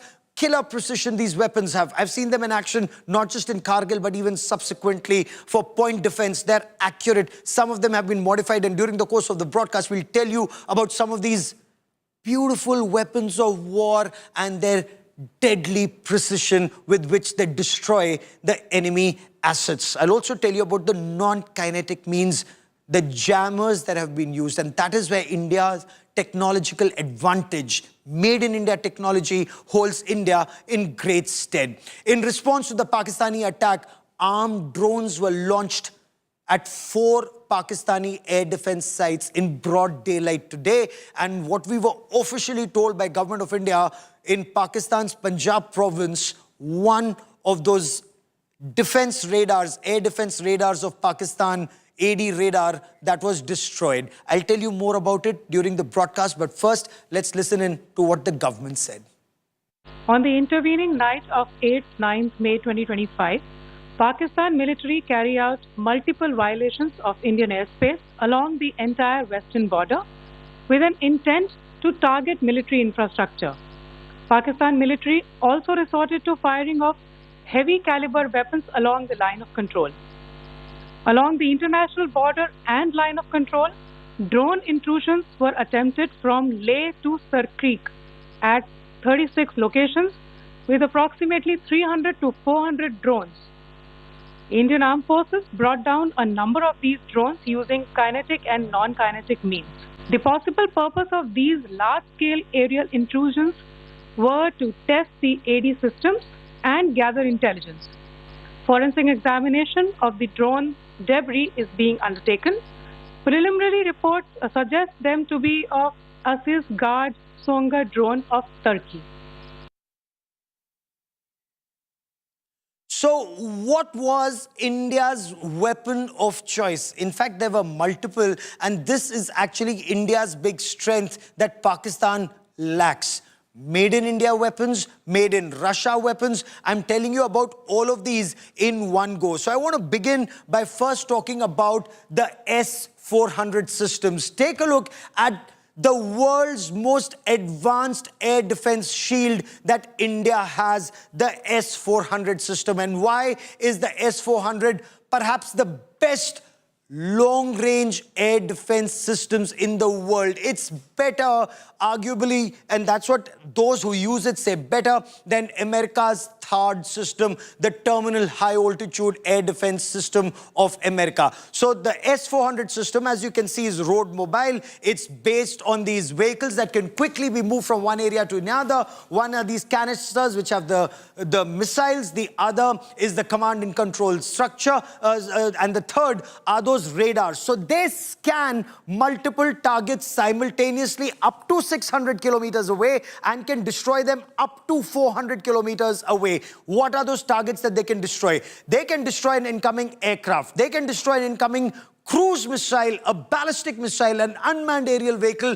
Multiple targets can be tracked 400 kilometers away. Targets can be destroyed. 160 targets can be shot and destroyed. 72 targets can be engaged simultaneously at various ranges. So this is an amazing system. No one in the world has better. India ordered 5 of these systems at a cost of 39,000 crore rupees. 3 have arrived. The other 2 hopefully should arrive soon. Let me now tell you about the Akash Indigenous Air Defense Missile Shield. Now it's a medium-range surface-to-air missile defense system. So we have the long-range LR-SAMs, we have the MR-SAMs, which is medium-range surface-to-air missile, and this has been developed by the Defense Research and Development Organization, DRDO, along with BDL, they've worked together on this. The ranges are between 45 kilometers to 70 kilometers. Again, they can engage multiple targets simultaneously, packed with explosives, and it has its own guidance system, which incidentally is made in India. Let me now tell you about the Zu-23 systems, the Shilka self-propelled system with 423mm autocannons. It has a radar. Again, this is made in India, and I want to tell you so much more about this system because it's been developed by India in a way that it can, and modified by India in such a way that it can take out threats up to 20 kilometers away. And the rapid speed of fire of ammunition, 4,000 rounds it can fire per minute, upgraded with proximity fuse ammunition, advanced fire control to take out even small drones, lethal for UAVs. It can take down a helicopter, an enemy helicopter that's coming in your way, and light armored units are using this. Let me also tell you about the L-70. That's a 40mm anti-aircraft gun. Again, modified domestically. It has radars and sensors, includes electro-optic and auto-tracking gear. Fires, can you imagine? 240 to 330 rounds per minute.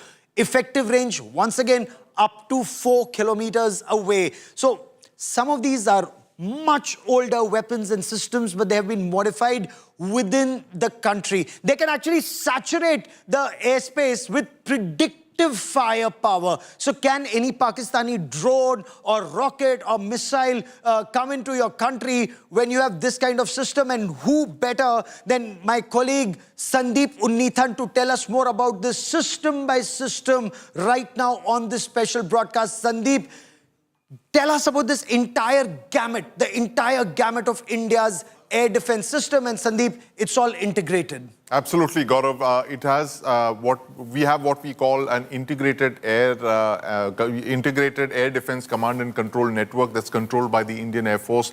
It has various weapons that you've just described in arranged. It's a multi-tiered system of weapons. It's arranged according to the engagement range of each system. So you have the short range, which starts with the Igla M missile, which are shoulder-fired missiles that have a range of about 5 kilometers, and it goes to the medium-range missiles, which are the Akash, which are the Barak 8, which are Spider missiles, and then finally it goes on to the long-range missile capability, which is missiles that can target over 100 kilometers away. That's where the S-400 comes in. So it's a very complex network of all of these radars, systems, and missiles. We've integrated indigenous weapons, the indigenous guns, missiles, Israeli missiles, Russian missiles, all of this in this one fascinating air defense network that protects all of our vital areas, vital positions.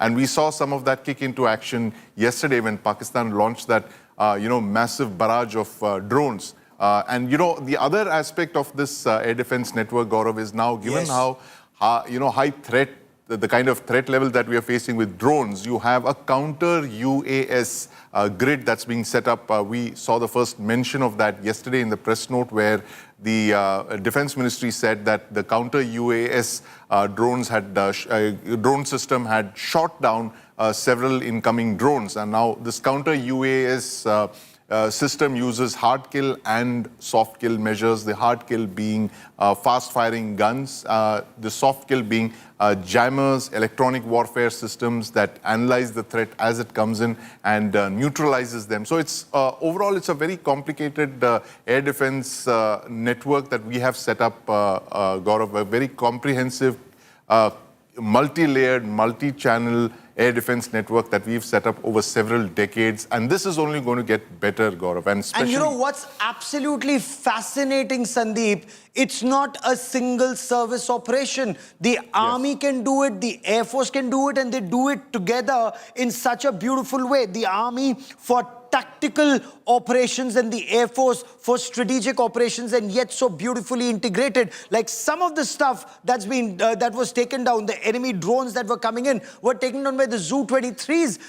These are, Second World War equipment, rapid fire, and they can just take down an incoming rocket or drone. It just shows the Army and the Air Force, they operate so well together. Absolutely, Gaurav. In fact, the one interesting observation here is that in the era of drones and drone warfare, the gun, the anti-aircraft gun has made a remarkable comeback. And, weapons that you were talking of, like the Zu-23, the twin-barreled Soviet-built anti-aircraft cannon, the L-70, the venerable L-70 made during the Second World War in the 1940s, more than 80 years ago, that's come back into service, modernized, of course, by Bharat Electronics. And these are the frontline assets, frontline kinetic assets to bring down drones. Because these slow-moving drones, you don't want to engage them with your high-end, top-end missiles. You would want to use these fairly expendable, fairly inexpensive, fast-firing cannons, and which is what the military seems to have done. And the Army, Gaurav, as you were mentioning, the Army has its own air defense requirements. Some of it is integrated with the Indian Air Force. The Army operates the L-70 guns, of course, the Army Air Defense Corps. They have their own missiles, short and medium-range missiles, which are meant for either protecting vital areas, vital positions like, military installations, air bases and all that. And also, of course, for the strike formations, the Tungushkas. The Tungushkas, the Quadrats, these provide mobile air defense coverage for our strike corps and their associated formations. So it's a very interesting and a very complicated, integrated network of various air defense assets. And the interesting part, Gaurav, is that increasingly a lot of these assets are coming in from indigenous sources. You have the Akash and its variants. You have the Akash new generation, next generation. You have the VSHORAD that's coming to service now, and many other such systems. You have the QR SAM, the quick reaction SAM, the Barak 8, which is an Israeli system, but which is built with in a joint venture with India. That's also being indigenized. So what you're looking at is overall a huge investment in air defense networks, air defense coverage, radars, missiles, sensors, and of course, counter UAS, counter drone systems, Gaurav. Okay, stay with me, and it's so fascinating. I want to bring in Air Marshal Sanjeev Kapoor into this conversation. And Air Marshal Kapoor, this is absolutely spellbinding, the manner in which Pakistan sent in 400 rockets, missiles, drones. We're told some was just to test our air defense systems, and the manner in which all the way from Leh to Sir Creek on the map of India, I want to show you that vast expanse. So 3,500 kilometers approximately of the international border, 770 kilometers of the line of control, and then 110 kilometers of the actual ground position line. We are dominating all over, Air Marshal. Your appreciation of the manner in which the strike package came and how that strike of Pakistan failed? See, Gaurav, there are two things. One, I've been telling on your program, the Chinese weapons have never been utilized. So Chinese would be seeing the performance of their JF-17s, J-10, the missiles, air-to-air missiles, some pictures they showed this morning. The PL-15s, air-to-air missiles. They are wanting to see how they are performing, to make changes, because in the end, they have to fight against the Western platforms if they have to do something in Taiwan or some area. So this is a testing ground for Chinese too. The Chinese equipment, the aeroplanes, have never been utilized in any campaign till now. This is the first time in the history. So these drones, which may be mainly of Chinese origin, would be sent in swarms to see 2-3 things. One, their feasibility, how they are able to penetrate our air defense systems, how well, and the location of our... It's a cheap way to find where our sensors are. Because they send a swarm, our radars open up, so this gives our location. So this is another way, because... So what in my appreciation would have happened is that we have not fired as many missiles, and we have taken them through electronic warfare means, wherein we actually have not dispensed with weapons. Now, I told in the program in the morning also, for the benefit of the viewers who are watching now, the big shield, like just say in a game of rugby, there is 2-3 guys who are standing behind and guarding the whole thing, is S-400. Yes. So S-400 is the main thing which is preventing them to come this side. Because Sudarshan Chakra. Yes, Sudarshan Chakra in 2021, against all odds, against the government, the oppositions saying that we can build hospitals with this, we can build highways with this. The 15 cities that have been protected 2 nights before is because of S-400s. Because we have integrated with our DRDO, our weapons and our sensors, and integration with the army equipment. So all this is paying dividend now. So there is absolute integration in the border between the Air Force and the army.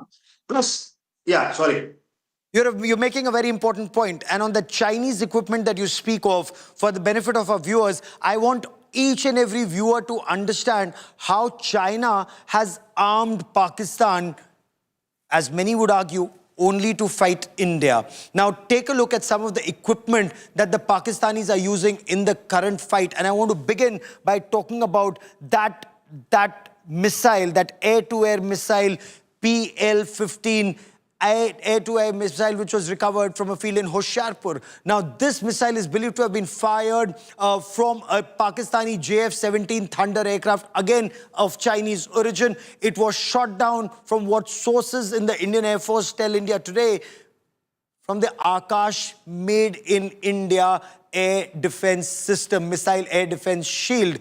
Now, this missile failed to detonate on impact, and this missile would be a gold mine of information. So let me tell you a little more about the PL-15. It's a BVR, that means it's a Beyond Visual Range air-to-air missile. It's the latest missile in the inventory of the PLAF, the People's Liberation Army Air Force, or the Chinese Air Force. The operational range is between 160 to 200 kilometers. That is what the Chinese say. It can kill an aircraft 200 kilometers away. So the Pakistanis don't even have to cross the international border, the line of control. From inside their territory, they can fire inside Indian territory and hope to take down an aircraft. It's a radar-guided air-to-air missile. It's resistant to jamming by the adversary. The speed, and this is where detecting and neutralizing it, according to the Chinese or according to data that's available, becomes extremely, extremely difficult, because it's extremely faster, 3 times, 4 times, some argue 5 times the speed of sound fired either from a JF-17 Thunder, again Chinese origin, J-10C multi-role Chinese fighter, again Chinese origin. So let's take this one by one.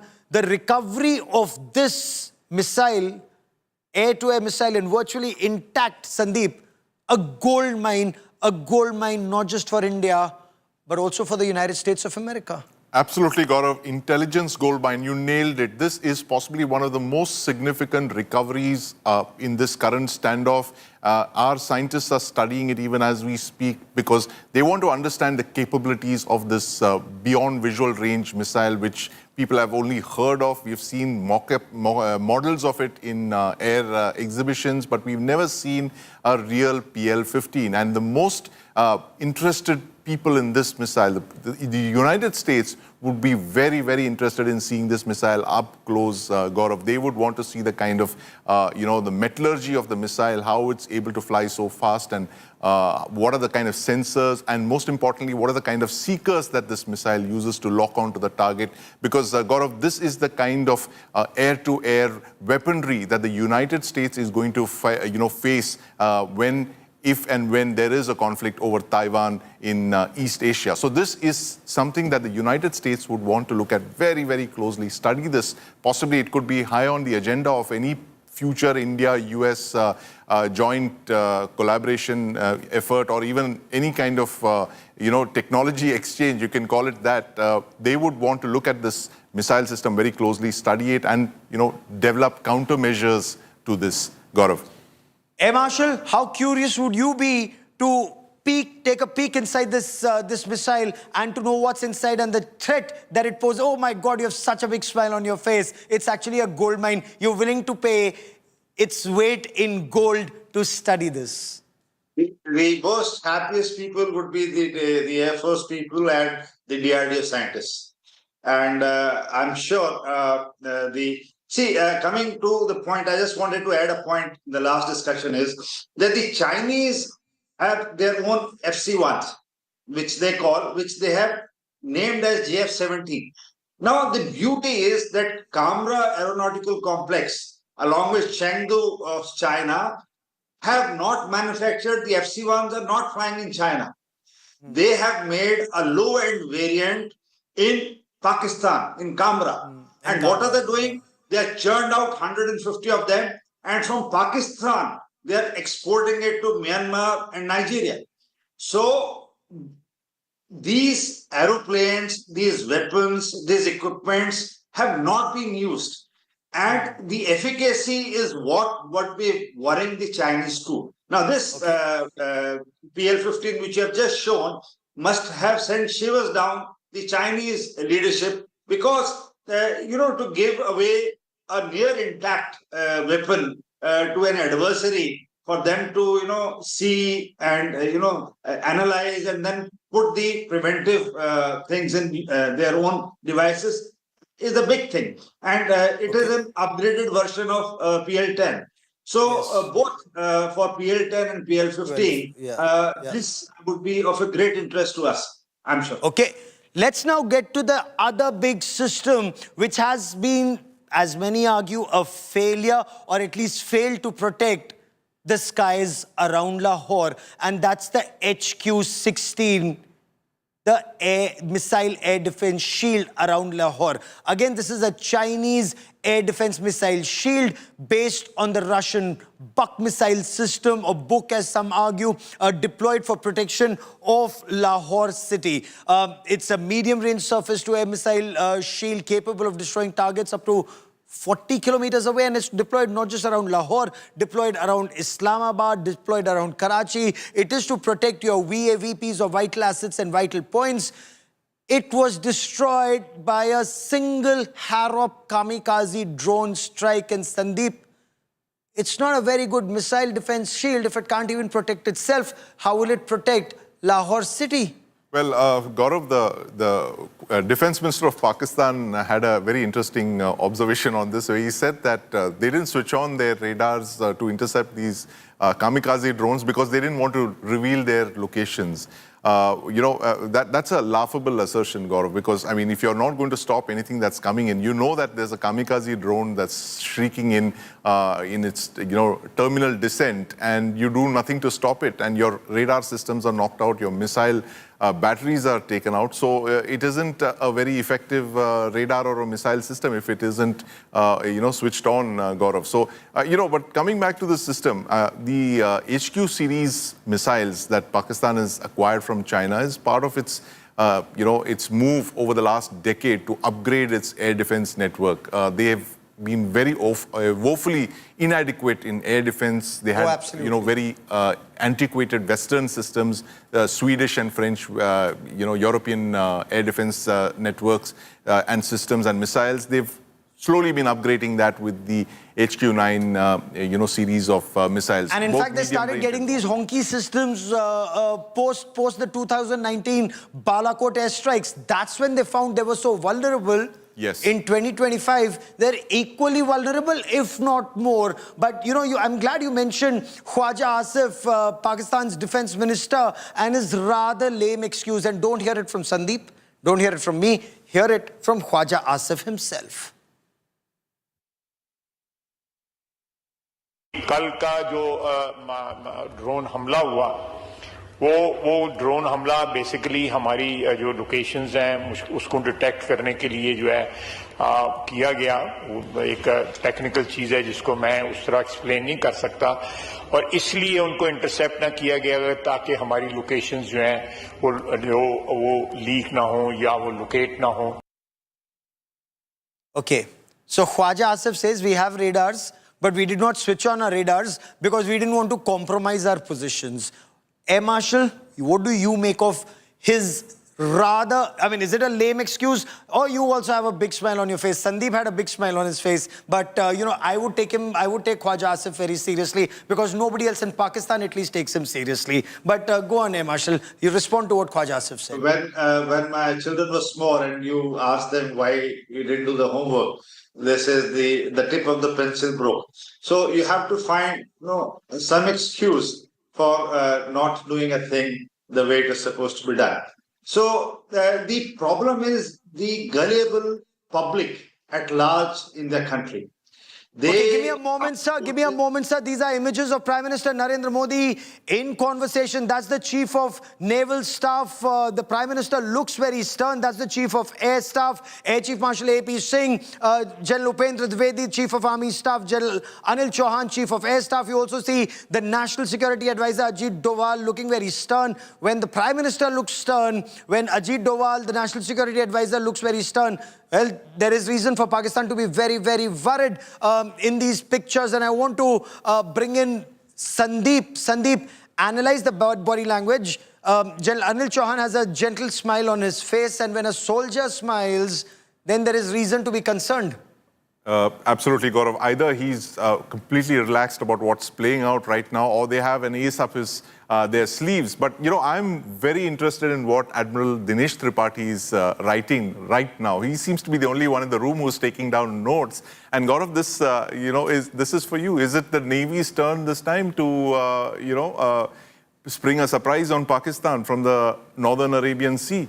It's very interesting because every Pakistani would really want to know right now what the Chief of Naval Staff, Admiral Tripathi, what is he writing? Is the Prime Minister actually telling him, okay, you can go hit point A, point B, point C, or whatever else? Air Marshal, your appreciation of these images that we are playing out on India Today, these are images that we only have right now on India Today. You're looking at these images of that meeting that's happening at the 7 Lok Kalyan Marg residence of Prime Minister Narendra Modi. Would the Navy, is this higher direction of war? Is this what is higher direction of war, which is given straight from the Prime Minister to the services? See, on your program a couple of days ago, I had mentioned that the whole country was, shouting why 10 days have gone, why 12 days have gone, we have not done anything, we have not retaliated. And I always kept saying that it is the 20th move of the adversary that we are planning. We have just moved 2 or 3 rungs. So what all is needed at the background, and I'm sure they would be just refining what they have already thought. He would be taking stock as to where we have reached, what are the options available to us, and in case the adversary takes it to the next level, in what way do we respond? Take it to third level, fourth level, fifth level, whatever the working would have been worked out at the back end. And I'm sure they would be discussing that. And of course, there is nothing better than doing a blockade and choking the adversary to a place where it matters. Because Pakistan does not have strategic depth. Pakistan does not have huge storage for fuel, oil, and other reserves. And it has a limitation in getting things. Because the Pakistanis right now, yeah, you're absolutely right, sir. Sandeep, the Pakistanis right now would be analyzing. They'd probably get in lip readers. They would want to know every bit of conversation that they can drag. Of course, all they see are smiling faces. The Prime Minister, of course, is sending out a message. His face, I mean, you can't, his expression is very firm. And he's actually taken the boldest decision yet in India's war on this radical Islamist terror, where a decision has been taken to strike at Muridke and at Bahawalpur and at Sialkot. Sandeep, it's the boldest decision yet. Absolutely, Gaurav. I mean, this is, you're looking at literally the brain's trust of India's national security apparatus in that room there in Lok Kalyan Marg. And that's the Prime Minister, the National Security Advisor, the Chief of Defence Staff, General Anil Chauhan, the Chiefs of the Navy, Army and the Air Force. This is literally, these are the men who have taken the boldest decision, I would say, Gaurav, in the last 25 years. They have decided that enough is enough and it is time to teach Pakistan a lesson for 25 years of harboring, training and launching terrorists against India. They have actually demonstrated over the last few days, Gaurav, that Pakistan's low-cost option of sending terrorists and murdering civilians in India will have consequences. There is no low-cost war that Pakistan can fight anymore. Any move that Pakistan does today is going to have very, very high costs for them, not just now, but well into the near future as well, Gaurav. As we just discussed over the last few days, all options are on the table, Gaurav, whether it's diplomatic, whether it's political, whether it's military. The Indus Water Treaty, that's something that has never been on the table for 65 years. That is now being seriously looked at, re-looked at. Absolutely. It's a range of options, Gaurav. And these are the men who have literally made that happen. 25 years of Pakistan's state-sponsored terror. And these are the men, these images are going to be seared in our mind for a long time. These are the men who made sure that India would never feel unsafe again when it comes to tackling Pakistan's state-sponsored terrorism, Gaurav. You know, because right now, if Pakistan is flapping like headless chicken, there is a reason for it. Indus Water Treaty was never held in abeyance. So Pakistan must clearly realize water and blood cannot flow together. Muridke and Bahawalpur have never been hit in the past. Proper Punjab, as Pakistani Punjabi Musalmans put it, the well-heeled ones who speak with that fake Oxbridge accent, even if they've gone anywhere close to the British High Commission or the American Embassy, they say proper Pakistan has never been hit. And this Kashmir cause, as many analysts argue, is only between Raiwind and Rawalpindi, but that is where India has struck terror. I want to bring in Aishwarya Paliwal. Aishwarya, this is that first meeting, and it's almost like either stock taking or assessment of our strategy, refining what needs to be done next. What more can you tell us, Aishwarya? Well, Gaurav, let me tell you one thing. You know, what has happened over the past 24 hours, every detail of that is now being told to the Prime Minister. We have all seen the pictures of that very high-level meeting, which at the moment is underway From where I am, I'm standing right outside Prime Minister Narendra Modi's house, the 7 LKM Lok Kalyan Marg. Inside, the crucial meeting is taking place. The next course of action also, Gaurav, is something that will be decided in this very crucial meeting. We have seen the government coming out and clearly saying that it was Pakistan which made sure that they use, as a shield, the plane which was flying in, the civilian plane which was flying in, and on the back of that, they had the drone. So that's something that Pakistan was trying to do in this very crucial meeting. What has happened over the past 24 hours and what will happen in the next 24 hours, that is now being decided. How prepared India is, all those things are now being told to Prime Minister Narendra Modi. Gaurav. Oh, absolutely. Whatever you need to refine in terms of the strategy that's been adopted so far, was Pakistan attempting to probe where we have our radars, how we respond to Pakistan's intrusions, incursions, 400 different places, 36 different cities on target. If India were to do that, it's very clear there will be consequences for Pakistan. Now, at Russia's Victory Day event, initially we were told the Prime Minister will be going to Moscow, but then this situation happened. Then we were told Raksha Mantri Rajnath Singh may be going, but then this is very crucial and both the Prime Minister and the Raksha Mantri are here. External Affairs Minister Dr. S. Jaishankar spoke on India's response, and Dr. Jaishankar is known to call a spade a spade. Listen in.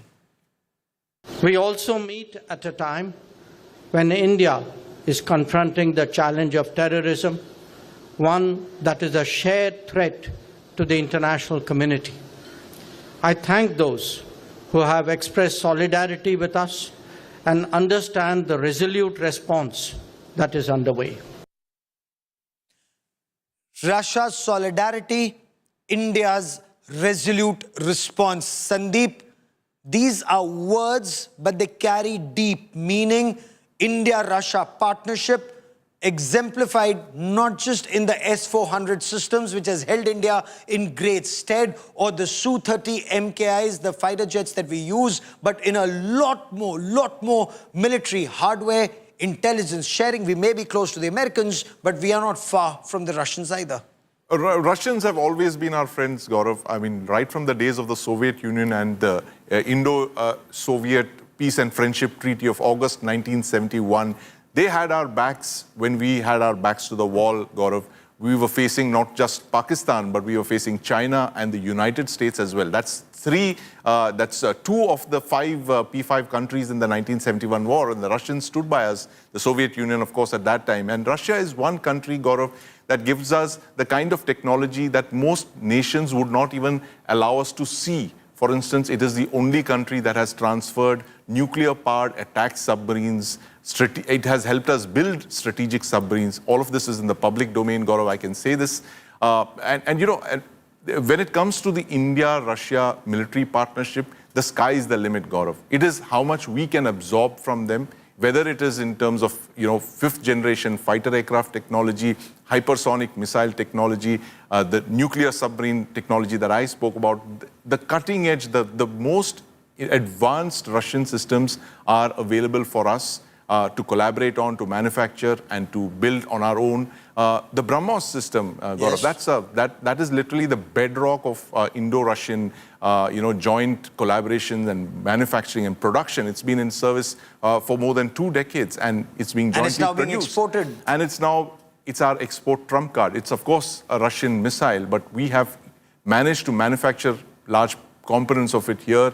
We are now producing it for all 3 services. They're available in 3 variants. A 4th variant would be introduced as and when the platform is available for that. But it's a huge export success for India as well. And it's, it is the BrahMos missile exports that is driving India's defense exports. We're exporting it to Malaysia. I want to bring in Air Marshal Kapoor into this conversation on India-Russia partnership, India-America relationship, India-France relationship, because perhaps these 3 are the most defining partnerships where we can also talk about either high-end technology, learning together, making together. How do you see this partnership move forward? Very quickly, just a couple of sentences on each, Air Marshal. Okay. I have been to all the three countries in official capacity and dealt with the three defense verticals of these countries at every level.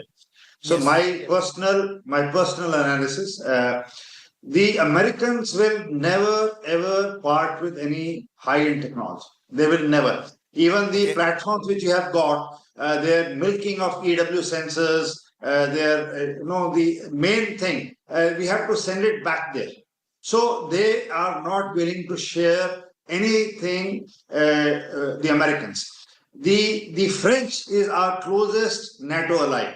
Because in 2005, we went for an exercise to East with Su-30s. Yes. And 2005, 20 years ago, the French Air Force was the only NATO country which did aerial refueling with us over East and with their tankers. Now, what it has helped us now, all our international deployments, all our exercises now, we use French tankers. No other NATO country is willing. The Russians, like Sandeep mentioned, are the most trusted allies. They have an open heart when it comes to helping.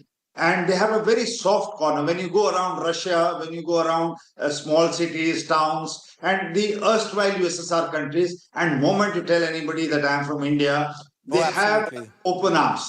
So the USSR days, the struggle days, it is etched. And I'm not sure about the young generation of Russians, but the older generation certainly has. And if India has to negotiate with all three, the best bet would be to transfer technology for high-end with the Russians. Next bet is French, and third is the Americans.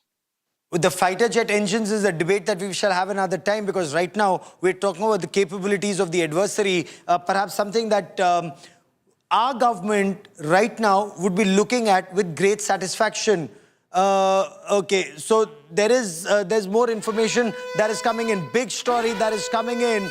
Fresh Pak drone attack in Samba. That's being reported even as we speak. Fresh Pakistan drone attack in the Samba sector in Jammu and Kashmir. So Pakistan has started again. And I want to quickly understand, when Pakistan did not succeed again, it's trying once again. Does this mean that Pakistan is trying to test our responses from the time that the drone comes in to the time that we hit it?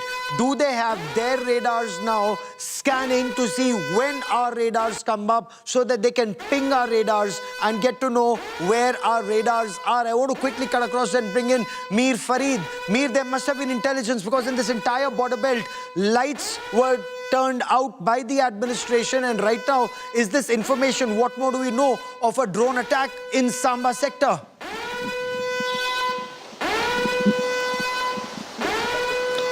Yes, Gaurav. In fact, you're absolutely right. The lessons were learned from yesterday, and there could have been intel inputs that what happened yesterday could repeat itself tonight. And it seems same pattern is happening, starting from CFEs in various sectors of line of control. And now I can confirm to you that in Samba, some time back, in fact, 15-20 minutes back, there have been some drones which have been intercepted by the air defense systems. Complete darkness, sirens going off at various places, and same story as far as some places of Punjab are also concerned, where again sirens are going off, and drone spotting. So obviously, if drones have come from Samba, they can come from other areas as well. One thing that is new tonight, Gaurav, is that heavy RT fire on the international border in Samba, Arispura sectors. We're coming to know that there is heavy artillery fire that the Pakistan Army has used, and the sound is being heard in Jammu proper also, in main town also. So that tells you that it is quite heavy, and Indian Army, BSF is retaliating in equal measure. That part also I can tell you. So it is a pattern, and like yesterday, slowly as the night is coming. Another big story coming in. It's not restricted just to the Samba sector. Now information is coming in that a drone has been intercepted in Rajasthan, and this is in the Pokhran sector. That's very, very sensitive. In fact, just a short while back, I was speaking to an officer who was telling us that all along the Jaisalmer-Jodhpur belt, they were on a state of highest alert since yesterday, since the last several days, but there was anticipation that something would happen. So now a drone has been intercepted even in Pokhran. That arc of Pakistan's actions from Kupwara. In fact, if we were to talk about the last 24 hours, from Leh, Ladakh to Kupwara, to Uri and Baramulla, the other side of Pir Panjal, Jammu, Samba, Katwa, and then come across to the Rajasthan sector. We are still waiting to hear what's happening in Punjab, but in Rajasthan, in Pokhran, a drone has been intercepted. Would these be kinetic or non-kinetic means? What's an easier way, Marshal, to bring down an adversary's drone? Use your jammers to bring it down so that there are no signals, but what about those that are not, that cannot be jammed and are programmed, pre-programmed? Gaurav, these are layered kind of a thing. So if A fails, then B fails, C fails, D. So at what level are we able to intercept? How we go along? Okay, and we're getting a response from Jammu and Kashmir Chief Minister Omar Abdullah. Omar Abdullah is currently in Jammu, and he's just said, from where I am, I can hear the sound of shelling. That just goes on to indicate that the shelling is intensifying. Mir, you're with me on this, and along the line of control, before that Ramzan ceasefire of 2002 had kicked in, it used to be a very hot line of control where 155mm howitzers were poofing off. They were going off and to deadly effect. Very expensive ammunition, but now we have higher caliber weapons that can even hit longer distances. What are the Pakistanis striking? How is India responding, Mir?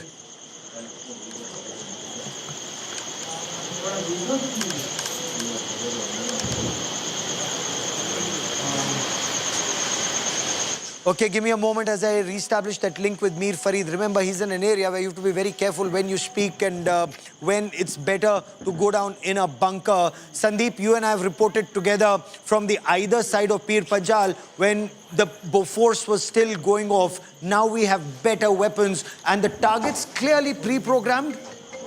Absolutely, Gaurav. This is unprecedented, Gaurav. While, we've been on the line of control, but we've never seen anything like this. It was, back in the day, it was artillery fire, it was small arms, it was mortars. But now there's an added element to it. It's drones. And we're looking at the dawn of a new form of warfare on the subcontinent, Gaurav. Long-range missiles, adversaries shooting at each other without even seeing, locking on at extended ranges, launching drones at each other. And we've launched our first kamikaze drones at Pakistani targets. We've, of course, struck them in broad daylight. So this is actually, we are talking about the escalation ladder, Gaurav. We have actually climbed up a few levels in that technology ladder as well. We're looking at the kind of weapon systems that have not been employed. These are all being employed for the first time. So it's a very, very worrying situation indeed, Gaurav. And Pakistan seems to be signaling that they have the intent to continue escalating the situation because it suits the Pakistan military, it looks like now. Now, of course, these are deferred images, but this sounds like MMG fire, Sandeep. And Marshal, if I could bring you in, it's a quick burst. It's almost as if they're looking at the drone. They fire one burst to see whether they've taken it down. Aim and fire again, it appears. Would these be either the Zu-23s firing or MMGs taking down some kind of a target? A part of the rapid fire. In that area. I fully agree with what Sandeep has just said, and I wanted to add a point here is, there is a large similarity now between what war is going on in the Middle East, Israel-Hamas. So there is a shift. The things are being used for the first time in this conflict, and we are just 3 days into this skirmish. So in 3 days, we have found that all things that have been put to use were never put to use earlier. So there is excessive use of loitering munitions, there is excessive use of drones, there is excessive use of satellite imagery, there is excessive use of INT and EW. So this is breaking news coming in. Drones are now being used, or the drones are now being spotted even in the skies around Firozpur. The arc seems to be increasing and widening. Amit Bharadwaj joins me with more on this. Amit, where you are, stay safe. But what can you tell us about the counter drone offensive being undertaken, and are people safely home? We can see there's a total blackout all across.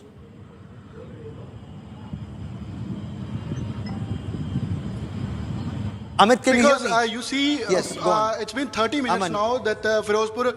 Yes, so Firozpur is witnessing complete blackout, and after that, this blackout began.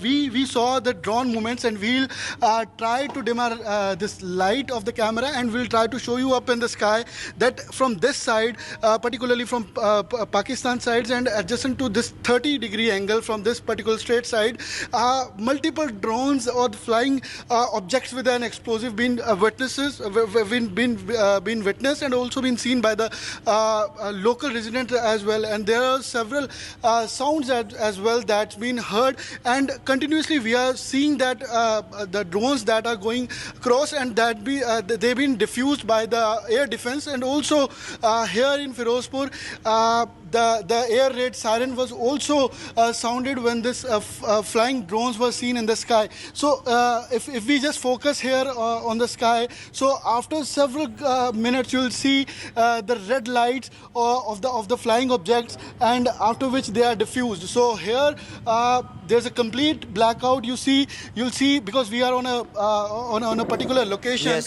So from where you will see the whole city around, and how the traffic movement is also with the slow movement traffic is also there, and also the Firozpur area local residents are texting us that what's the scenario here, because this here was not the scene yesterday. Firozpur was calm a day before yesterday and yesterday as well, though the mock drill were also practiced here, but now the drone movements are being seen and people are somehow tense with the situation. Is Pakistan probing? Are these probe missions or are these assault missions, or is this now going to become a routine affair and then the big strike comes unless India launches strikes earlier, if that is what the requirement is? I want to bring in Kamaljeet Kaur Sandhu joining us from a very sensitive location again in Jammu and Kashmir, and Kamal, if it's safe for you to tell us, do tell us what's happening, the precautions that are being taken, and the offensive from the other side, if it's an offensive that's already started. Well, let me tell you that Pakistani drones have been sighted in multiple locations. We're talking about Jammu, Samba, Firozpur, and there are also loud noises coming in from Pathankot and Hoshiarpur. So this is a similar noise which we saw just about yesterday. We know that there was an intensity about 300 to 400 drones being sent in 36 locations, and today also what we hear is loud noises really coming in. So what is evident is a similar practice of what happened just about yesterday. So we don't know whether these are armed drones or whether these are just the surveillance drones like the ones we saw just about yesterday. But remember, as far as the gravity is concerned, a blackout is being observed in several of the border villages at this point of time. There's high tension at the border villages, but precautionary measure. Remember, at this point of time, we'll just try and show you where we are currently at line of control. There is a complete blackout. Just about a marginal light, just about what we see is moonlight everywhere else. We are not directing towards the hills, but this is a scenario. Post 6 p.m., a complete shutdown of the town, and the only light really visible is that of the moonlight. And clearly, these are tense moments because remember, a blackout is being observed in several of the cities, including in Chandigarh at this point of time, where information has been passed out that there should be protocol put in place that as far as people can go back early. But these are very, very grievous. Remember, yesterday there was a lot of surprise factor because we had not seen the swarm drones coming in like this. But today again, on a second consecutive day, Pakistan sending in. This is an act of provocation, definitely for sure. But remember, the loud noise is also the retaliation coming in from the air defense system, which is neutralizing these particular drones. Both kinetic or non-kinetic means are being adopted. It's a layered security system, layered air defense system. The gunfire that you hear are the air defense guns that in short bursts are taking those drones down. You also have jammers that are employed, and Mir Farid with me on the other side of the Pir Panjal, very close to the line of control. Mir, is the offensive as huge even on the other side, even today?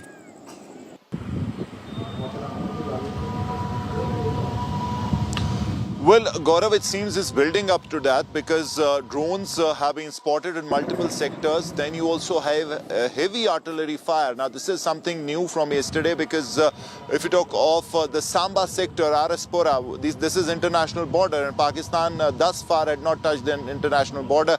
They were focusing on line of control. But this time around, this is very close to the Jammu city, and probably that's why, as Sunil Ji Bhatt said, that they were in fact hearing loud bang sounds that they even heard in the Jammu city. So this is RT fire that is being directed from Pakistan towards the Samba and Araspura sector. Indian Army, BSF retaliating in equal measure, and at the same time air defenses are taking down drones. So this is at multiple levels. You have RT, you have drones, and probably some tank fires as well, which have been fired using a tank. So that is something new. We'll get confirmation on that, but I've been told by my sources that two fires have been received. The tanks were used to fire those shells. So that is new. Two things that are new tonight are one, international border seeing artillery fire, and then tanks also being fire, used. So yes, that is something perhaps that is happening. It is again perhaps what your sources mean are self-propelled artillery. It may just be the K9 Vajra that is in action, and that does appear to be intensifying. The situation does appear to be intensifying along the line of control and the international border. In Jammu, at least, the situation is pretty tense.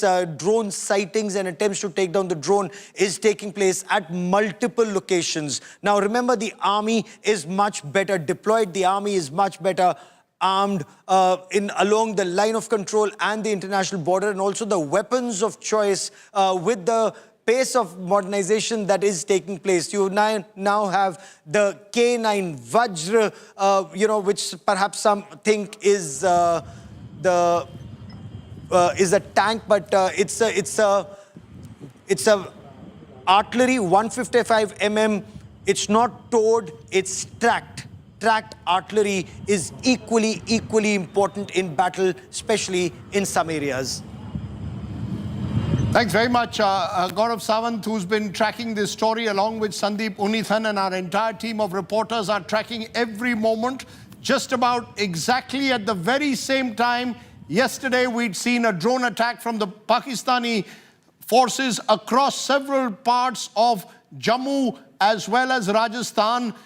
Again, around 9 p.m., we're seeing Pakistan drones targeting Pathankot, Uri, Naugam, and areas in and around the LOC. So what we're seeing is a very similar pattern of Pakistan using nightfall, not only to do artillery fire that has continued for the last few days across the LOC, but using a second wave of drone attacks across 7 locations. All of them, we are told, have been repelled by our air defense systems, but the Pakistani drones for the second consecutive day escalating or attempting to escalate the situation with those drone attacks in several parts along the border. So clearly what you're seeing is that Pakistan, in the last 24 hours, if there was any hope of a de-escalation, that hasn't happened. India has said on more than one occasion, and that was reiterated at the MEA briefing today, reserves the right to respond in kind. Pakistan continuing to provoke both across the LOC and with these drone attacks. All of this building up, many fear, to pushing the situation up an escalatory spiral, which is really the concern. Indian defense air systems, as we've been saying, have repelled those Pakistani drones, but for the second consecutive day, those drones have attempted to cause great damage in the area. So what we've got is a situation where Pakistan simply doesn't seem to want to back down. Despite international pressure, we were told this afternoon back-channel talks were being attempted. We're being told that the Pakistani army leadership had met with the civilian leadership, including Prime Minister Shahbaz Sharif, and former Prime Minister Nawaz Sharif also attended one of those meetings, and there was some talk from the Pakistani side at the time that there could be back-channel talks taking place. But either way, as we've reached 9 p.m., Pakistan drones targeting different parts in the Jammu sector, in Araspura, in Uri, India intercepting those drones, in fact, repelling the Pakistani drones. So for the second consecutive day, what we've seen is provocation from the Pakistanis. India has made it clear on more than one occasion the response will be measured and will be focused only on retaliating in a... Mir Farid now joins me from Srinagar. Mir Farid, tell us what is the latest you're picking up?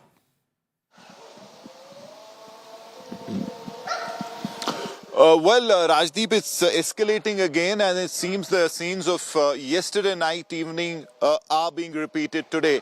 Same pattern is started with heavy arty fire all along the line of control, especially in Uri, Tangdar, Kupara, Naugam sector, and then also, if you talk of Jammu, Poonch, Rajouri, this was followed by loud explosions being heard in Jammu city. They were not drones this time around, but very close to the Jammu city falls the international border, and in Samba, Araspura sector, heavy artillery fire opened by Pakistani army, Indian army retaliating. And then to add to that, I can officially confirm this to you, defense sources have confirmed this, that drones have been intercepted by air defense. They are being engaged and brought down in at least 3 sectors. Then there are also reports that at the Samba, Basantar Nala, there again there was heavy artillery fire. So it is escalating, and slowly new sectors are getting into this. But today what is new is the international border for the first time is seeing heavy artillery fire, and we know international border, if you talk of Jammu, is very close to the city or the heart of the city or the town, and that is why they are hearing loud bangs. It's not drones this time around in main Jammu city, but the artillery shells that are causing huge noise and creating panic. Rajdeep. Mir Farid there joining me with the very latest. We'll come to you and the entire team of reporters as the night goes through. The situation between India and Pakistan has been escalating by the day. And this has sent concerns not just in the subcontinent, but across the world. What happens next, and what does this escalating conflict between India and Pakistan mean for the world? Today I'm joined by one of the world's leading global commentators, Fareed Zakaria, hosts CNN's GPS show, columnist at the Washington Post, and a friend of ours. Thank you very much, Fareed Zakaria, for joining us in this very difficult moment. 2 nuclear neighbors engaged in an escalating conflict. What does this mean, Fareed, for the world? Well, it is always dangerous when you have 2 nuclear neighbors involved in this kind of tension. It's particularly worrying because this one does not seem to follow the pattern that you have seen really for the last 25 years.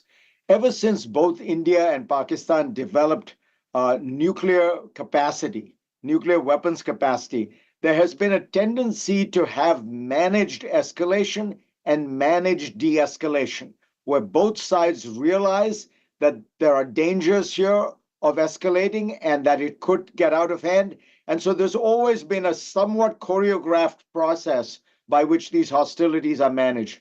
That does not appear to be happening here. And what worries me greatly is that in this environment, you could easily imagine a miscalculation, a misperception, a stray drone, a stray missile hitting, targets it was not intended to, and there do not seem to be mechanisms to be able to bring this down and bring this, to land this plane in a way that causes minimal harm, both to India and Pakistan, but to the broader environment. I'll come to the ways in which this can be calmed down or de-escalated, but the fact is nuclear deterrence has held firm for more than 2 decades between India and Pakistan. But how long can that alone sustain it, Fareed, is the question, because you've got India now claiming that, look, this escalation was brought upon us by Pakistan and Pak-based terrorists who attacked innocent tourists in Pahalgam. That's where this started a couple of weeks ago. And the Indian position is very clear. We are going to retaliate this time, targeted attacks on terror infrastructure. Do you believe that's a position that India has the moral high ground to take this time? Look, I do. I think that let's step back though and ask ourselves, what is the likely cause? What is the likely broader issue here that has animated this? Clearly, these moves emanated out of, from Pakistani-sponsored militias, whether directly or not. I think what is going on is you have a crisis of legitimacy in Pakistan. Let us be clear, Pakistan's most popular politician is in jail. The people who are responsible for putting him there, the Pakistani military, are deeply unpopular. Perhaps for the first time in a long time in Pakistani history, the Pakistani military does not have the kind of easy legitimacy that they've had. So one wonders whether part of these hostilities have been part of an effort to rally the Pakistani nation behind the government and in particular the military. Certainly the chief of army staff's comments 5 days before the attacks or a few days before the attacks would lend credence to this view. So what you have is a fundamental problem politically in Pakistan that might have erupted, and now India has to manage it. The fact that India may have the moral high ground does not absolve it, however, of maintaining the strategic high ground of trying to calm the situation. At the end of the day, India has the moral high ground, but it has the most to lose from a massive escalation here. Pakistan, if I can be honest, is already a basket case economy. There's not much, there's not much further to fall. India, on the other hand, is on a high growth trajectory right now. Peace and prosperity are very important to it. So it has the moral high ground. Let it take the strategic high ground as well. But even if we want to take the strategic high ground, India has made it more than clear on more than one occasion in the last few days, Fareed, that India's attacks are measured, focused, and are essentially not seeking to escalate. But the fact is the Pakistani military establishment, the army state, seems to be wanting an escalating conflict. You've heard General Asif Munir a few weeks ago saying Hindus and Muslims can't coexist, the two-nation theory is still alive. Kashmir is the jugular vein. So you've got a military leadership in Pakistan that seems to be itching to broaden this conflict for whatever reason. I think you're right, and that's why I pointed to this. This seems to emanate out of a desire in Pakistan to rally the country around the military. The challenge still remains. India has a lot to lose from this spiraling out of control. So is there a way for it to be the more responsible party, to be to find a way to manage this down? If this blows up, nobody is going to care whose fault it was. It's like, imagine one of these massive traffic accidents. At the end of the day, there's going to be a huge amount of collateral damage. And as I say, India is the country that will bear the greatest cost because it will derail India from what is otherwise a very, very powerful growth trajectory. In fact, look, India was poised to perhaps become the alternative to China as a manufacturing powerhouse. So all kinds of good things happening here. All I'm saying is let's not forget that that's the goal. That the goal is to raise the living standards of Indians.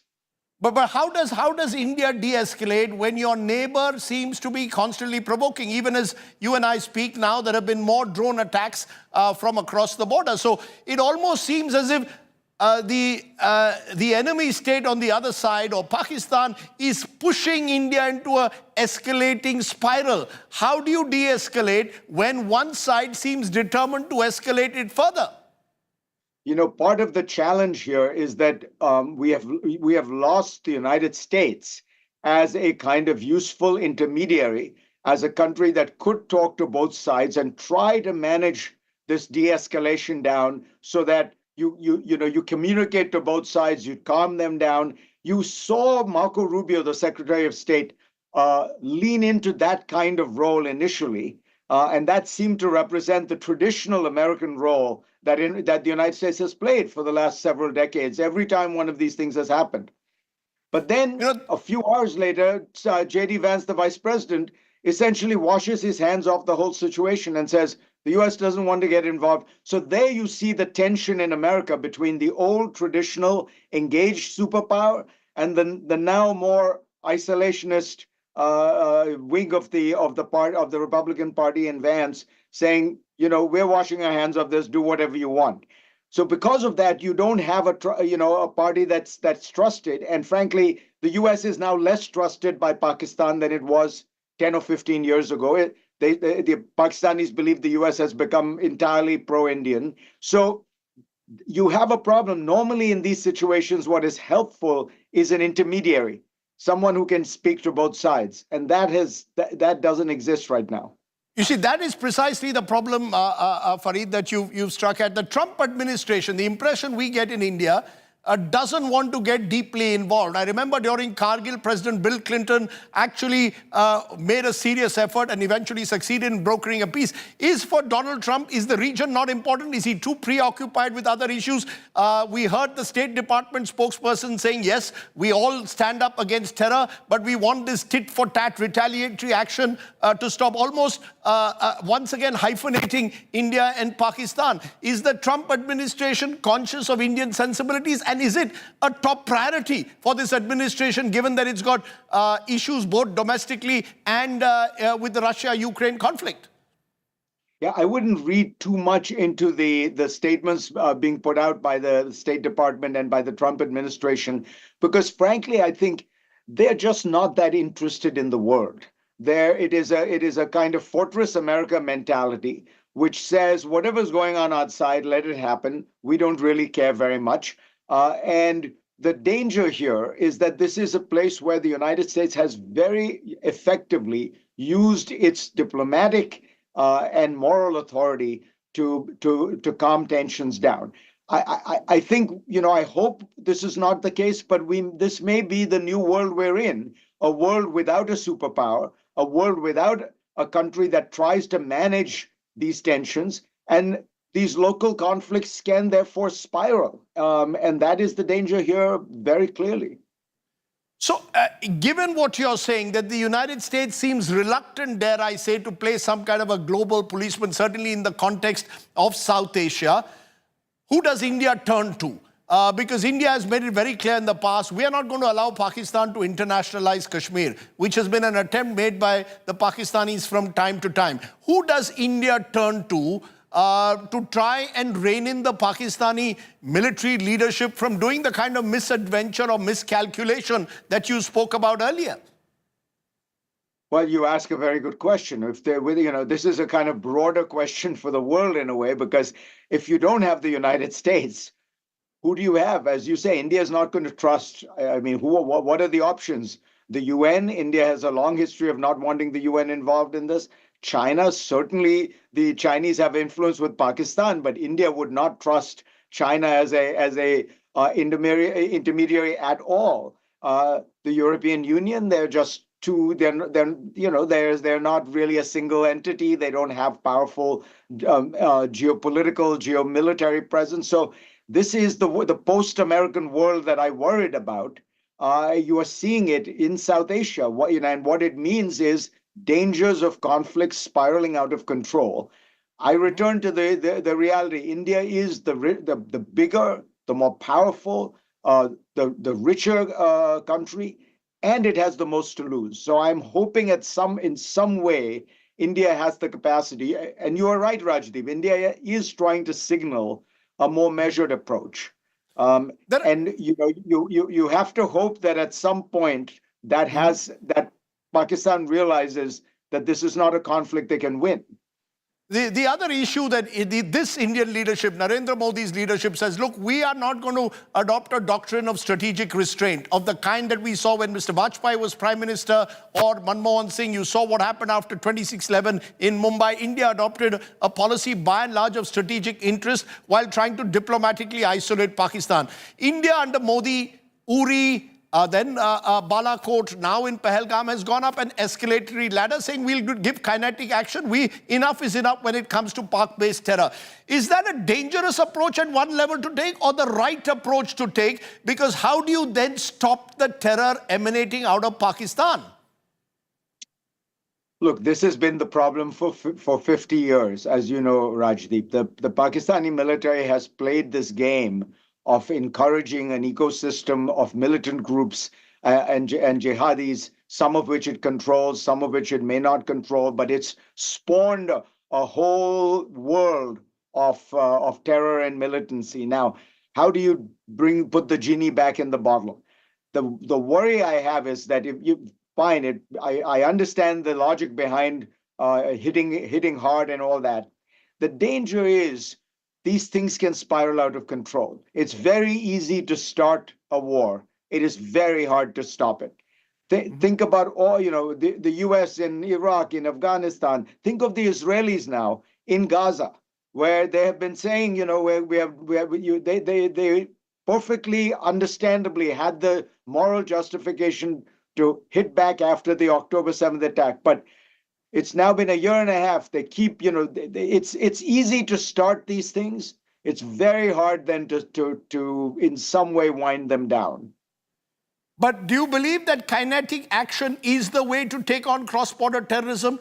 As I said, in the past, India has tried various, India has been willing to adopt a policy of strategic restraint in the hope that Pakistan will see sense. But this jihadi factory continues to strike every now and then. So, I mean, given an option, are you saying that strategic restraint is still preferable even in the times that we live in? There's as you've said, there's the Israeli approach that's taken, that we're going to give them back as good as we get. And the Indian approach now under Prime Minister Modi seems to be taking us up an escalatory ladder without a sense of certainty as to what lies ahead. I think it's the uncertainty which is troubling. Is that, once again, Fareed, the right way to go? See, what I worry about, Rajdeep, is yes, you can hit back, and I think in the short term, it is understandable. But then what is the longer term strategy? Right? India has tried various approaches like this in the past. In the long run, the only strategy that seems to me to make sense is, yes, have deterrence, hit back hard, demonstrate that you can punch back as hard as you get punched, maybe even more. But then you need some diplomatic channels, some political process to reach some kind of strategic understanding with Pakistan. And what I would say is that's the area where I think India could do more. It is, again, because India is the bigger, the stronger, the richer party, ultimately you're only going to solve this with some kind of political dialogue and arrangement with Pakistan. It's not going to happen now. In the heat of this tension, in the heat of these Pakistani attacks, of course, there's going to be, the Indians are going to strike back, and it's understandable. But my point is, in the long run, is that the best way to solve this problem, or is there a path forward? And look, there's always been this fundamental problem. Pakistan needs this for the Pakistani military to play the central role in Pakistan's society. That is the fundamental problem. That I truly believe that what Imran Khan was doing was by threatening the supremacy of the Pakistani military, he could have taken the country down a road where you could imagine a very different situation. But the way Pakistan is governed, with the military at the heart of it, they need this conflict. So that is the challenge.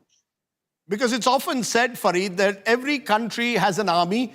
In Pakistan, the army has a country. And this has been a problem that Pakistan has had to wrestle with over the last 75 years, since 47, long periods where the army has completely dictated terms to the civilian leadership.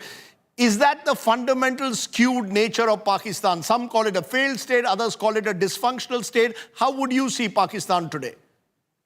I think it's actually been described best by a Pakistani, Hussein Haqqani, who talked about basically the reality of modern Pakistan in the last 40 years after Zia-ul-Haq is that the Pakistani military realized that in order to bolster its legitimacy, it needed to ally with very extreme parts of the Islamic fundamentalist movement, very militant parts. And that Faustian bargain is at the heart of the rot that has been created, because it has created a kind of Frankenstein's monster that it sometimes controls, sometimes cannot control.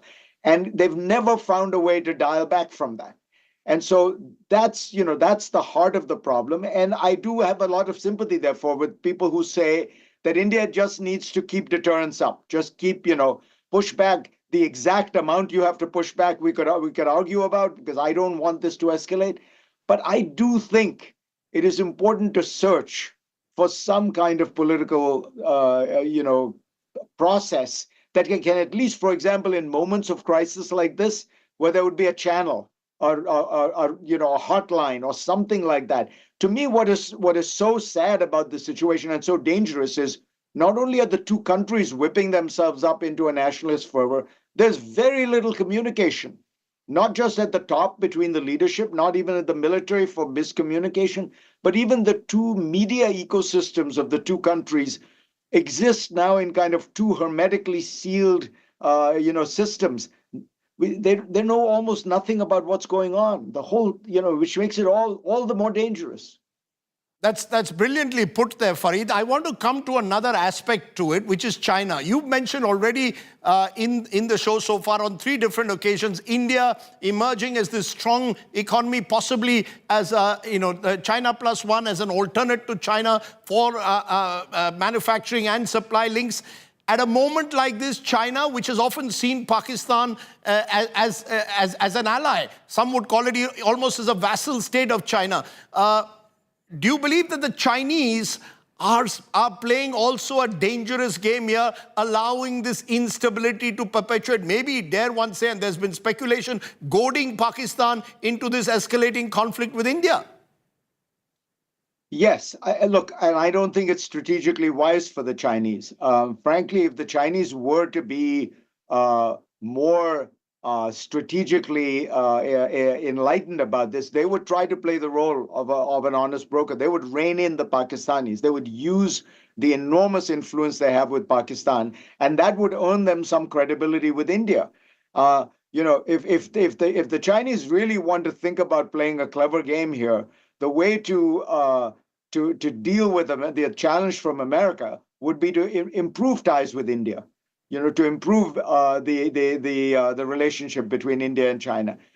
In fact, they have fallen into an old pattern as far as I can see. Pakistan is essentially, I don't know, I'd call it a vassal state, but it's deeply dependent on China.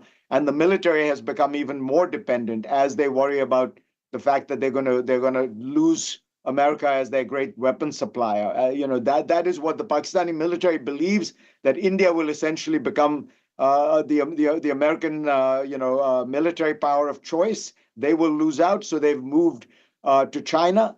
But from the Chinese point of view, I think it's a miscalculation. But Xi Jinping has made many bad foreign policy moves. This is just one of them.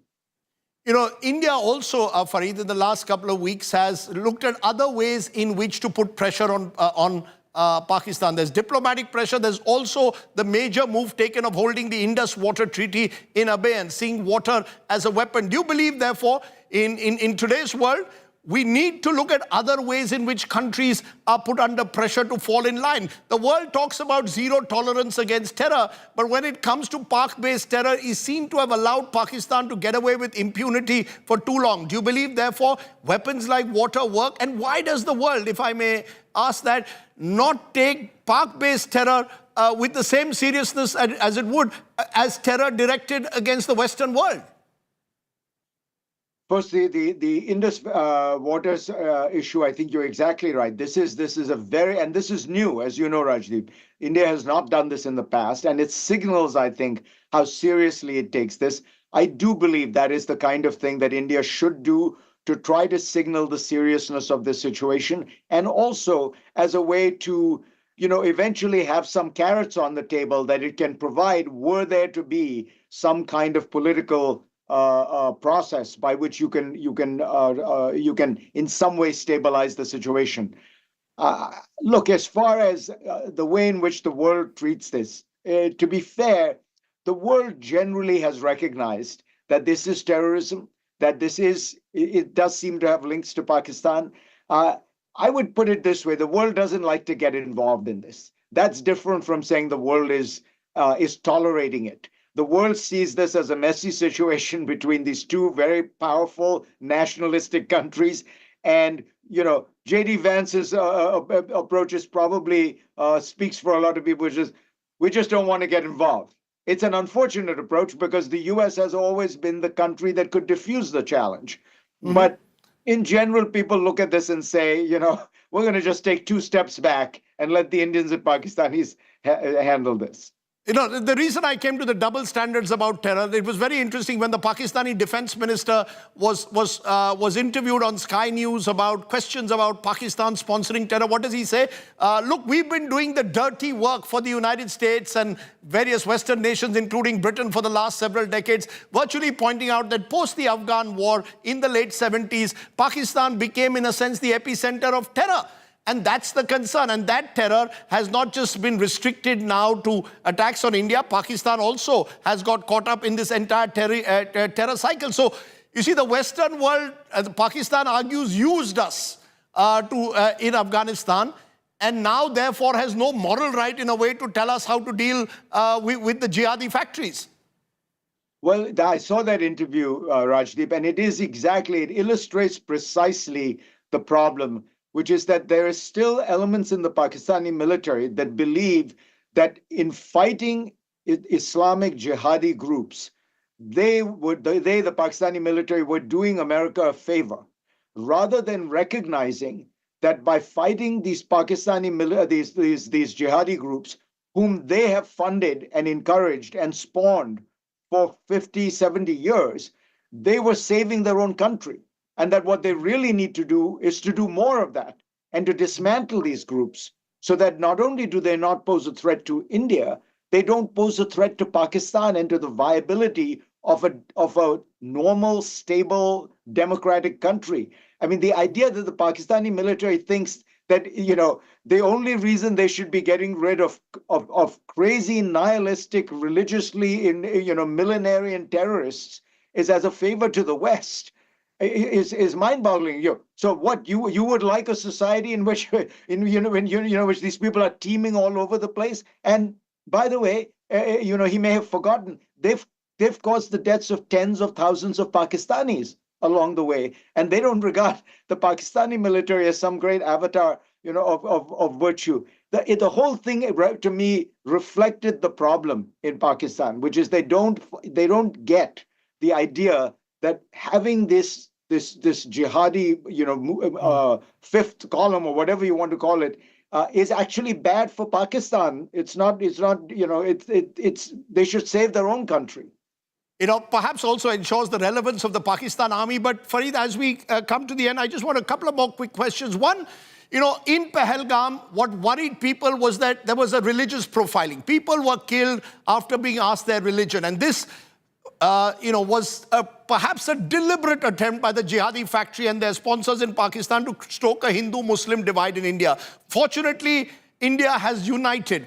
But is that a fear that you have, that somewhere down the line, this is another attempt by Pakistan to stir this Hindu-Muslim divide, all the more for India's political leadership to ensure religious harmony above all else? Look, I worry about it, but Rajdeep, I think it's fair to say that Indian Muslims have now been tested for 75 years on these issues. And really, there's very little sympathy as far as I can tell, in the Indian Muslim community for Pakistani terror, for Pakistani jihadists. Time and again, people worry. And in fact, there is virtually no support. I mean, look at and it's not just Pakistani terror, Islamic militancy in general. I mean, India has whatever it is, 150 million Muslims, and look around in the Islamic terror groups of the world of South Asia. There are virtually no Indian Muslim members. Indian Muslims have been loyal to the country from 1947, and I think this is one more demonstration of that. My final question to Fareed, what for you is the worst case scenario of this conflict? What's the best case? Worst case scenario is definitely that it could spiral into a larger war. There is a very real danger here because both sides are locked into a situation where they seem to be unable to find a way to climb down. That is exactly what causes countries to kind of sleepwalk into war. And when I sleepwalk, I mean nobody wants a wider war, but they can't see how they can back down. And that places both of them in a position where the only option is escalate, escalate, escalate. The best case scenario at this point is still that there is somehow this can turn into a descending spiral of violence rather than an ascending spiral of violence. In other words, each counterattack can become less pronounced than the next one. So that we're looking at this, Rajdeep, 2 or 3 days from now, and we notice, yes, there's a drone attack here, a drone attack, but the number, the incidence, the centrality is going down rather than up. And if that happens, it can wind itself down. It would be very helpful for the United States to get involved. But unfortunately, at this point, it looks like this is going to be more a case of self-management rather than, Washington managing it. But you're not ruling out the possibility of Washington playing some kind of a role in the coming days. I mean, it's not as if Washington cannot play a role at the moment. Look, I hope very much it does. And, yes, with the Trump administration, the beauty of this administration is it can reverse itself in, on a dime. If somebody, as Trump is walking to the helicopter, says, don't you think you should be involved more in the India-Pakistan thing? And he says, yes, absolutely. Suddenly the whole administration will turn on a dime and say, that's exactly what we meant to do. Let's call it in a constructive manner, there is enormous flexibility in Washington these days. What was black yesterday can be white tomorrow. So let's hope he changes his mind. And if you were to give one piece of advice, if Narendra Modi ji or someone in the Indian establishment were to call you tonight and say, Fareed, what should we do next? What would you tell them? Keep your eye on the prize. India is in a great trajectory. Peace and prosperity will take hundreds of millions of Indians out of poverty. Don't forget, that is the prize. Okay. Fareed Zakaria, as always, I appreciate you joining us and speaking to us with such clarity and giving us a global perspective to what's been happening here in the subcontinent. Stay well and thank you very much. Always a pleasure, Rajdeep. There you are, Fareed Zakaria giving us a sense of what he feels lies ahead. Meanwhile, the big breaking news that's coming in is that second wave of drone attacks that's taken place. Pakistani drones targeting 11 locations today, scaling up in some parts by bringing in new areas into the locus of these drone attacks, targeting 11 locations. So for the second consecutive night, we've had more drone attacks. Pakistan drones, swarms destroyed by India's air defense systems in Udhampur. Pakistan civilian flights are operational during the drone attacks. And remember, today the Indian government accused Pakistan of using civil aircrafts as a shield during these drone attacks. Pakistani drones sighted in Samba, Rajouri, Amritsar. Heavy firing reportedly in parts of Amritsar. A blackout in Srinagar after that Pakistan drone strike. Indian air defense systems engaging the Pakistani drones. Pakistani drones targeting Jammu and Kashmir, Rajasthan, Punjab. A second wave of a drone attack now by Pakistan. So those is the worry at the moment. Okay, Gaurav Sawant and Sandeep Unithan join me again. Gaurav, second consecutive night. Clearly, Pakistan at one level escalating it, but at another level, virtually doing what they did last night in terms of using drone attacks. There's artillery firing and drone attacks that they're doing, all of which have been repelled by the Indian side. What is Pakistan? What are you picking up? What does this mean in military terms, what Pakistan's doing? So what Pakistan is doing right now are called probe missions. It's probing where India's air defenses are, how strong are India's air defenses, and where India's air defenses can be weak. So it's a probe mission, it's seeking, and then it'll carry out that big attack as and when it chooses to, Rajdeep. And this is a very precarious situation. But do keep in mind, Rajdeep, we've had 16 fatalities already after the 26 people were killed. So when those Pakistani terrorists singled out Hindus and massacred them, which led to this Operation Sindoor being mounted, after that they've killed Muslims, they've killed Christians, and they've killed Sikhs. So that's the way Pakistan, state-sponsored radical Islamist terror, is bleeding our people in Jammu and Kashmir, Rajdeep. Okay, let's go straight to our correspondents. Kamaljeet Sandhu is joining us from somewhere close to the line of control. Sunilji Bhatt is joining us from an undisclosed location at the moment. Ashutosh Mishra is also with us. Let me come to each of you. Sunilji Bhatt, last night this time you were in a bunker, explosions around you. What are you hearing and seeing around you today? Rajdeep, I am not revealing my exact location, but what I saw today was no different from yesterday. Even today, there were loud explosions in the skies of Jammu. And as per our sources in the security establishment, Pakistan once again sent drones to target military installations here in Jammu region. But our air defense system was already activated. Our Sudarshan Chakra was already activated, and it decimated Pakistan's drones that were sent to create mayhem in Jammu and Kashmir. But it's clear that Pakistan wants to escalate tensions in Jammu and Kashmir. And as per the latest interview of Pakistani defense minister, he is saying that now there is only one option, that is a full-fledged war. So Pakistan is rattled, it's frustrated, it's now targeting even civilian areas. We have seen that how in Poonch district of Jammu and Kashmir, innocent people have been targeted, non-combatants have been targeted,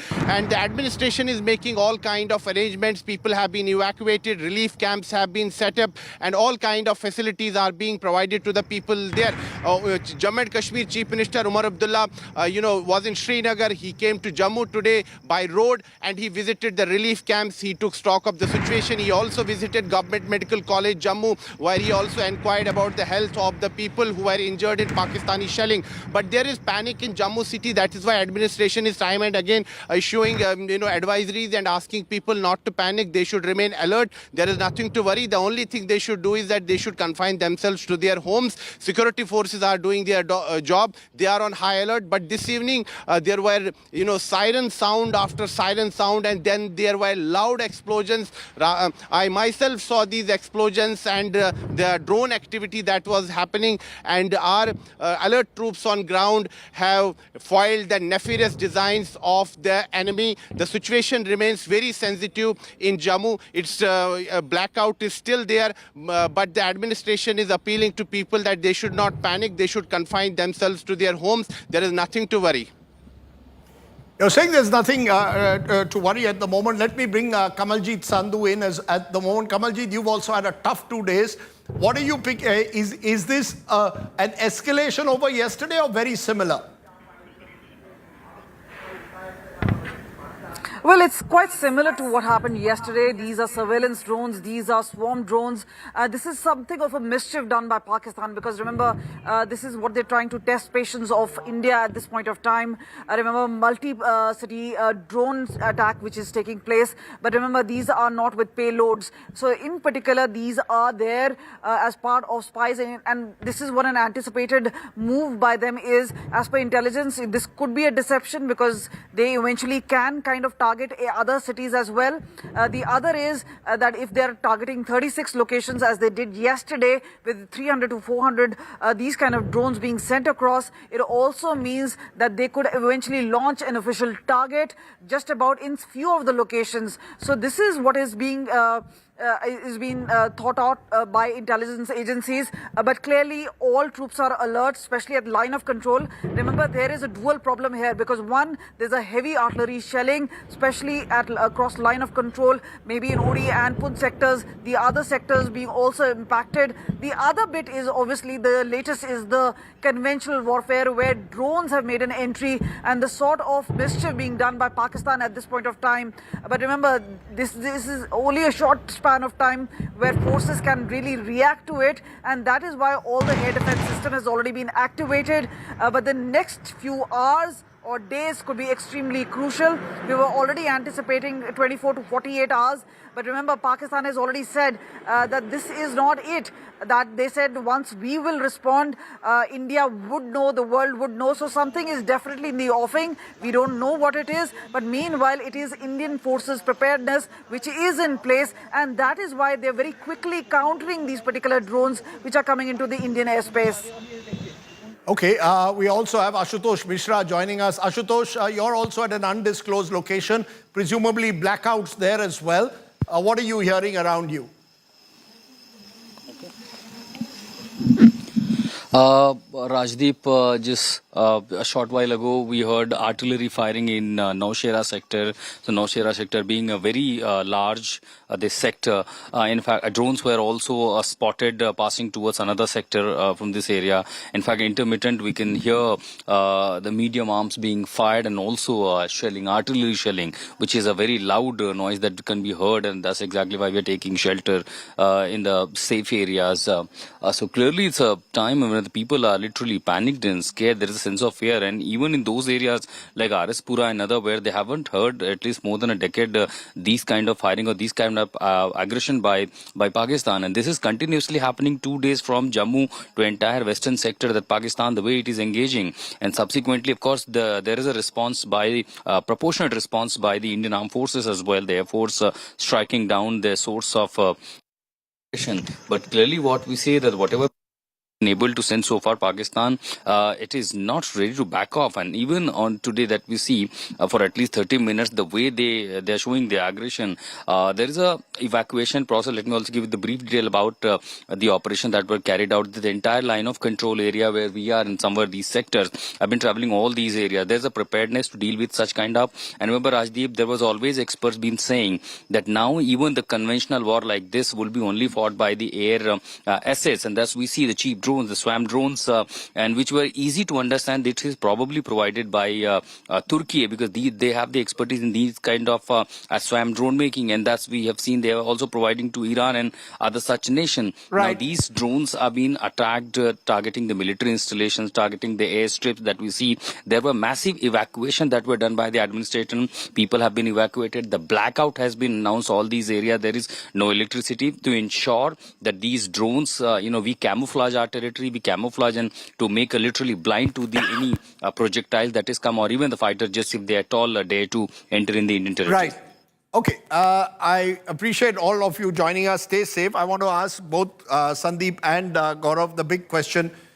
What is Pakistan up to with these drone attacks? Given, Sandeep, that yesterday they didn't inflict any real material damage on the ground or cause any casualties, what is Pakistan doing? Is it provoking India to try and go up the escalatory ladder, something that India has been stoutly resisting for the last couple of days? Absolutely, Rajiv. What they're trying to do is basically, provoke us, needle us, and as Gaurav was saying, probe our air defenses as well. Probe our defenses, map where the radars are, where the missile systems are, how quickly the air defense systems, the artillery are able to, respond. All of this is being watched very closely. But the other dangerous thing, Rajdeep, I see is that they're trying to lull us into some kind of predictable behavior where they do this night after night, and before you know it, there could be a surprise attack, something that out of the normal, this is what militaries do usually. They lull the adversary into a kind of set pattern of predictable behavior, and then before you know it, the strike comes through. And that is what possibly the Pakistan military is doing. So I completely understand why the Indian side is treating all of these attacks, these drone incursions, even though they're not armed, they're treating them with the seriousness that they deserve. Because it's a very, very carefully thought out strategy. It's a low cost strategy on Pakistan's part right now. Most of these drones are very cheap. They cost, a couple of $100.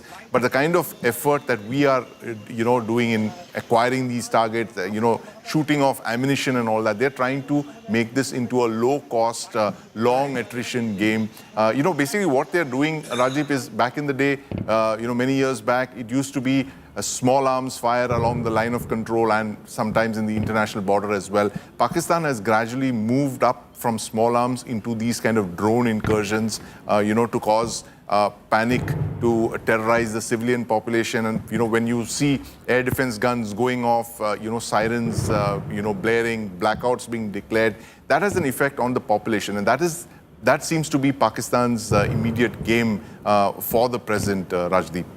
Gaurav, it's interesting. Most of these drones are Turkish-made. Give us a sense of what kind of equipment does the Pakistani military arsenal possess? Are these drones now an integral part of what their arsenal is? Drones are an absolute disruptive technology. They're a game changer. Pakistan has invested heavily in drones. And Rajdeep, this is actually the Hamas playbook that Pakistan has also adopted. And clearly, they're learning from the terrorists. And that's exactly how Hamas targets Israel, fires a lot of rockets, uses drones in a way. The entire Iron Dome system gets activated in Israel. But, India is actually a step ahead, reading this technology and responding. If you notice, Rajdeep, all the way from Leh to Sir Creek, which is from Ladakh to Gujarat, India has both kinetic and non-kinetic means that are being adopted. So some of these are being taken down through jammers. India is also assessing Pakistan. And India is systematically degrading Pakistan's warfighting abilities while being reactive. How? First, their air defense system around Lahore was taken down, something that was admitted. And today, again, on record, India said that 4 kamikaze drones were mounted and 1 air defense system was taken down in Pakistan's Punjab province. Now, these are very expensive air defense systems that Pakistan has.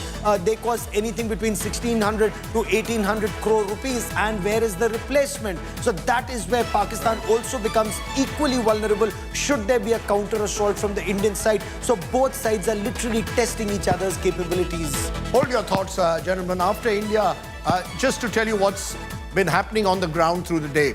Because after India launched a precision counter-strike in response to Pakistan's unprovoked attack on military installations on the 9th of May 8th, Islamabad hit back and has been hitting back not at the armed forces, but at innocent civilians. Heavy shelling raining down on villages near the LOC, especially in Poonch, leaving behind a trail of destructions. Homes shattered, lives lost, and wounds that run far deeper than just the physical. Tears, trauma, and irreversible loss. That's what Pakistan's provocation has cost the people of the border areas. Take a look at today's special report from the ground.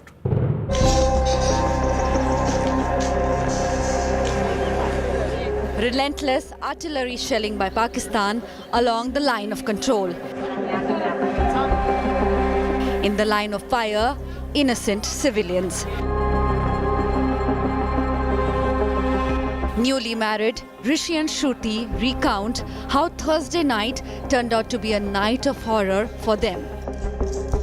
A shell landed close to their house in Rajouri district, causing much damage. रात का मंजर क्या था? आप लोगों ने drone देखा, आपने शेल गिरते देखा, आप लोग क्या हुआ? क्योंकि जान बचाना भी जरूरी है। जी मैम, जान तो हमने बचाई है। रात को 1:30-2 बजे लगभग यहाँ पे फायरिंग जो है शुरू हो गई थी, तो हमें बड़ी मुश्किल से यहाँ पे जान बचाई, छुप के अपने आप को मतलब कमरे में वहाँ पे जान बचाना पड़ा हमें। तो बिल्कुल जस्ट घर के सामने जो है ये विस्फोट हुआ है, तो बहुत मुश्किल था हमारे लिए। तो ये फर्स्ट टाइम था, इससे पहले कभी नहीं हुआ। यहाँ पे सारी हिंदू कम्युनिटीज है, ऐसा कभी नहीं हुआ, this first time. Several houses in the region were hit. रात को कोई पता चला था कोई 20 के करीब इधर बम गिरे हैं। कुछ मकानों के ऊपर तो नहीं गिरे, आगे पीछे गिरे हैं, उसकी वजह से मकान भी उसकी चपेट में आ गया। तो आप जो रिव्यू करते हैं कोई कॉम्पनसेशन वगैरह? हाँ जी, कॉम्पनसेशन के लिए आए हैं, जरा लिस्टें बना रहे हैं उनकी, कितना नुकसान हुआ वो उसको वेरीफाई करने के बाद हम ऊपर सबमिट कराएंगे उसकी report. Many took shelter in a nearby bunker. हमारा जो घर था वो भी ऐसे हो गया है, टीनू वगैरह था वो भी उड़ गई है। बहुत बुरी रात से हम रह रहे हैं इधर, हमारा कुछ किया जाए, हम यही बात बोलते हैं बस। हम कहाँ रहे कहाँ नहीं रहे, छोटे छोटे बच्चे भी हैं। Poonch is the worst hit. Multiple shelling, only one this house got affected, which received at least 2 shellings, and all these areas were under the fire of the Pakistani shellings when the army started, indiscriminate firing by using unconventional mortars, which are usually used in a convention war. And 2 kids were passing exactly on the day early morning, which also came under the fire and the impact, and 2 children died. वो इस गली से जैसे बाहर आए, इस गली में आगे वाली गली में, इधर से पता नहीं फिर कहीं से दूर से उड़कर आया कुछ या कुछ है। वो दोनों बच्चे जो हैं, एक बेटी थी एक बेटा 12-13 साल के, वो दोनों उधर ढेर हो गए, और उनकी जो मदर थी वो थोड़ी आगे थी, और उनके जो फादर साहब थे तो वो पीछे थे। उनका भी ये बाजू कट गया। अब मुझे लगता है वो अमृतसर में या शायद जम्मू से रेफर कर दिए आगे, तो उनको इधर पेट में भी लगी है। उनकी भी कंडीशन जो है काफी बहुत खराब कंडीशन है। Villagers are counting losses after 2 days of mayhem. Many victims of shelling were shifted from Salamabad village in Uri to Baramulla for treatment. Zeenat, injured in the attack, breaks down when asked about her house. Ration जल गया, कुछ लगाने के लिए कुछ नहीं रहा, कपड़ा नहीं, कुछ नहीं, घर कुछ नहीं निकाल पाए, घर मेरे आंखों के सामने जल रहा था, मुझे तो ब्रेड जल रहा था, मैं क्या करती उस टाइम, सब कुछ खत्म हो गया हमारे घर में, कुछ नहीं रहा, कुछ नहीं, सिर्फ मुश्किल से जान बची बस, और कुछ नहीं.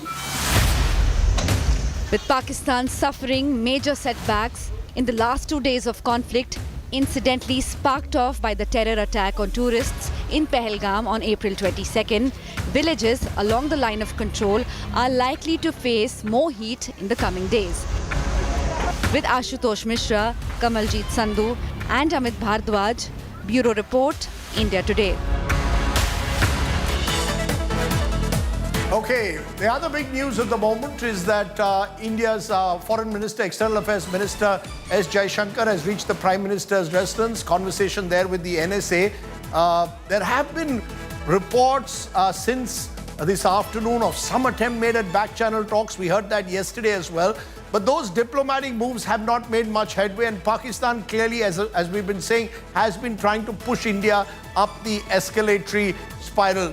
The other big story, of course, is that in all these drone attacks, Gaurav, there has been no damage on the ground or to civilians. So while Pakistan continues to violate the ceasefire in Uri, Poonch and Jammu, the truth of the matter is, purely in terms of damage done, very little. So it seems more psychological just to send out this message every night that we are still almost in war mode, if I may use the word, with India, or in conflict mode with India.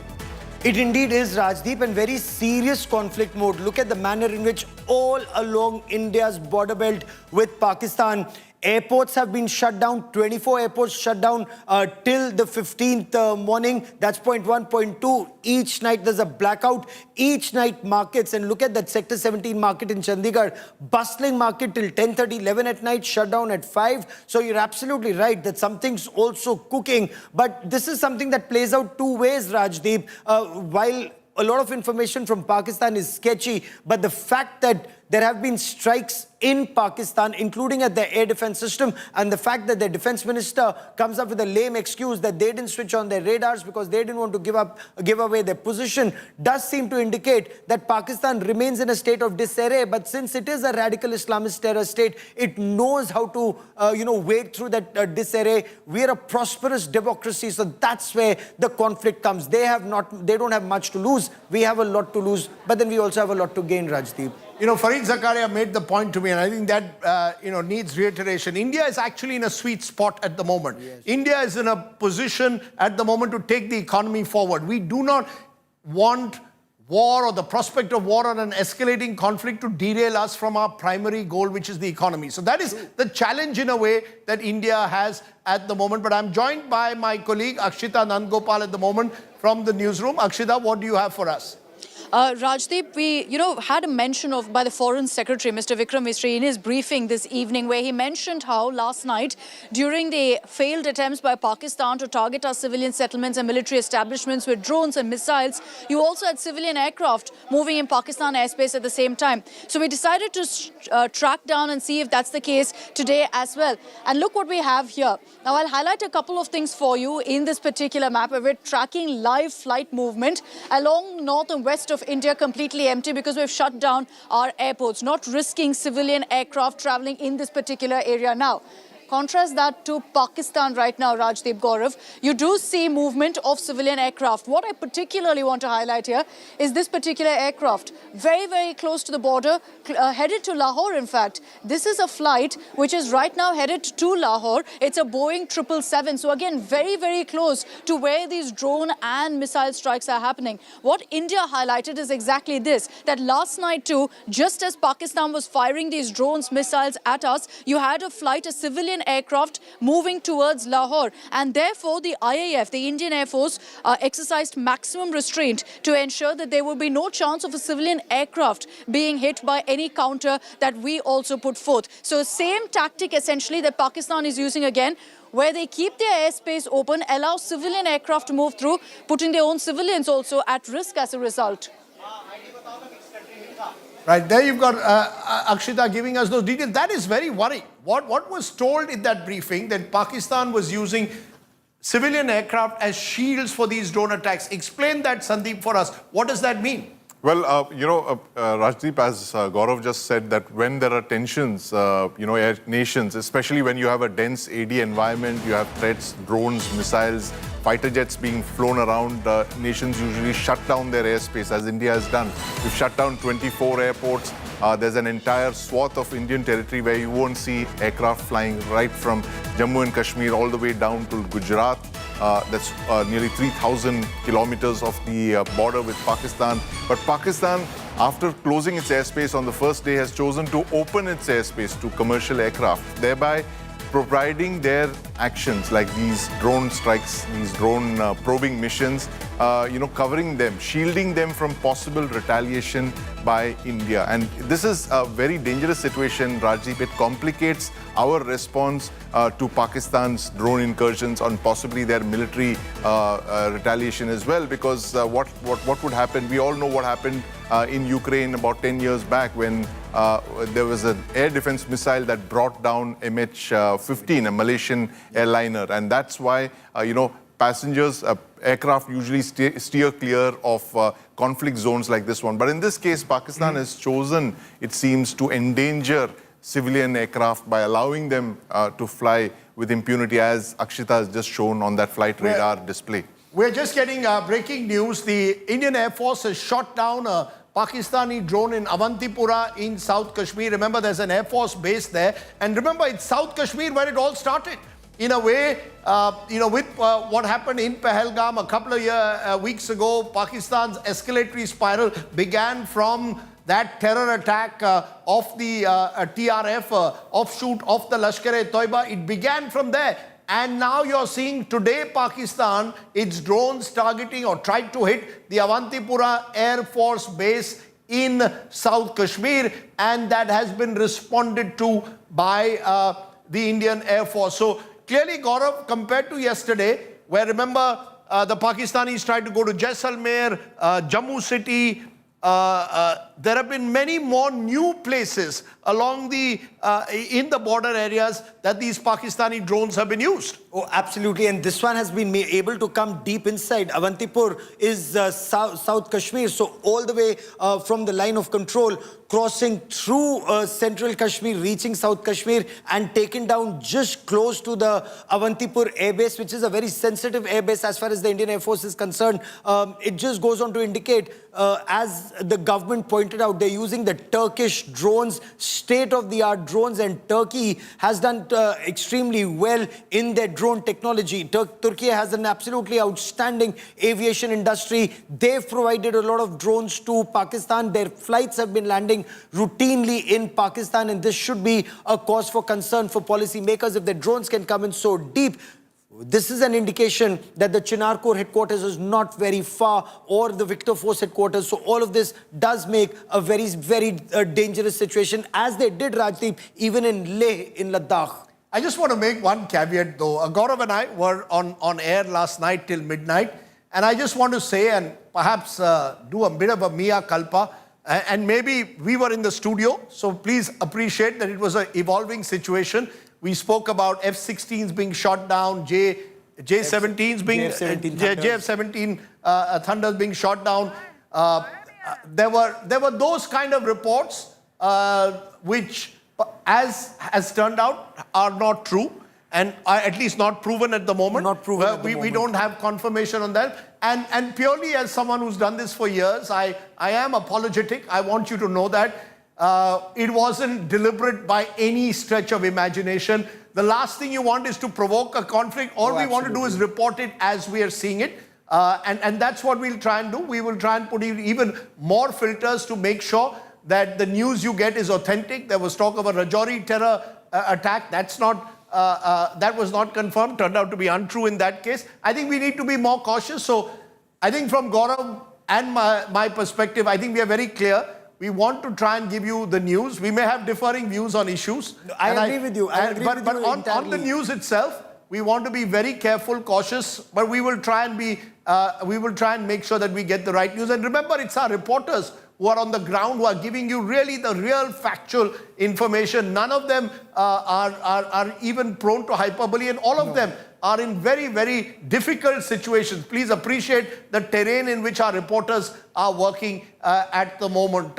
Also, I might add here, we haven't done what many of the Twitter social media factory did. They said there was a coup in Pakistan. Someone said a Pakistani pilot had been captured, that the Indian army had got into Islamabad. So we could claim that, look, we've tried, we've got a few things wrong, and I'm openly willing to concede that I will be more careful next time. But let's go to Kamaljeet Sandhu, who's joining us at the moment. Kamaljeet, you've been bravely there right through for the last couple of days. I met you in Srinagar as well. What are you seeing around you? We've just heard in Srinagar, Gaurav was making the point about the significance of these drone attacks targeting that Air Force base in Avantipura, which has been repelled.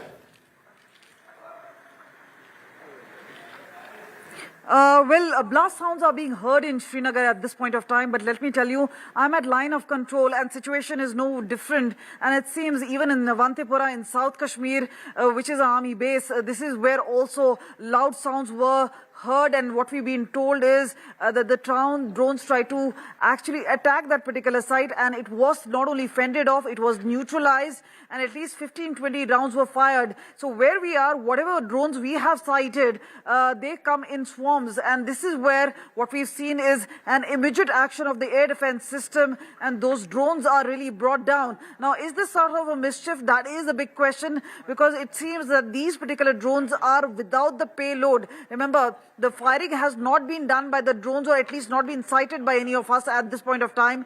But clearly there seems to be an escalation, because remember, this is what has happened just about yesterday. Today, again, multiple states, multiple cities where drones are being sighted. So this is a sort of a provocation coming in from Pakistan. They definitely have something in mind. And remember, the sort of statements coming in either from DG ISPR or from the defense minister, this is very clear that they want something more to come, especially from this particular situation. So there has been an escalation from Pakistan's side, because clearly they're not stopping at just about one particular evening. This is the second one where drones have been sent in. This is to create chaos and confusion. But meanwhile, what is happened is not just a coordinated blackout happening in different cities. There's a big security grid response happening to these particular drone attacks at this point of time. But clearly, no casualty, no damage reported so far. But the drones have been brought down one after the other. And what is being reported is both in Jammu Kashmir and Punjab, where multiple drone sightings seen in different locations, both at line of control and near the international border.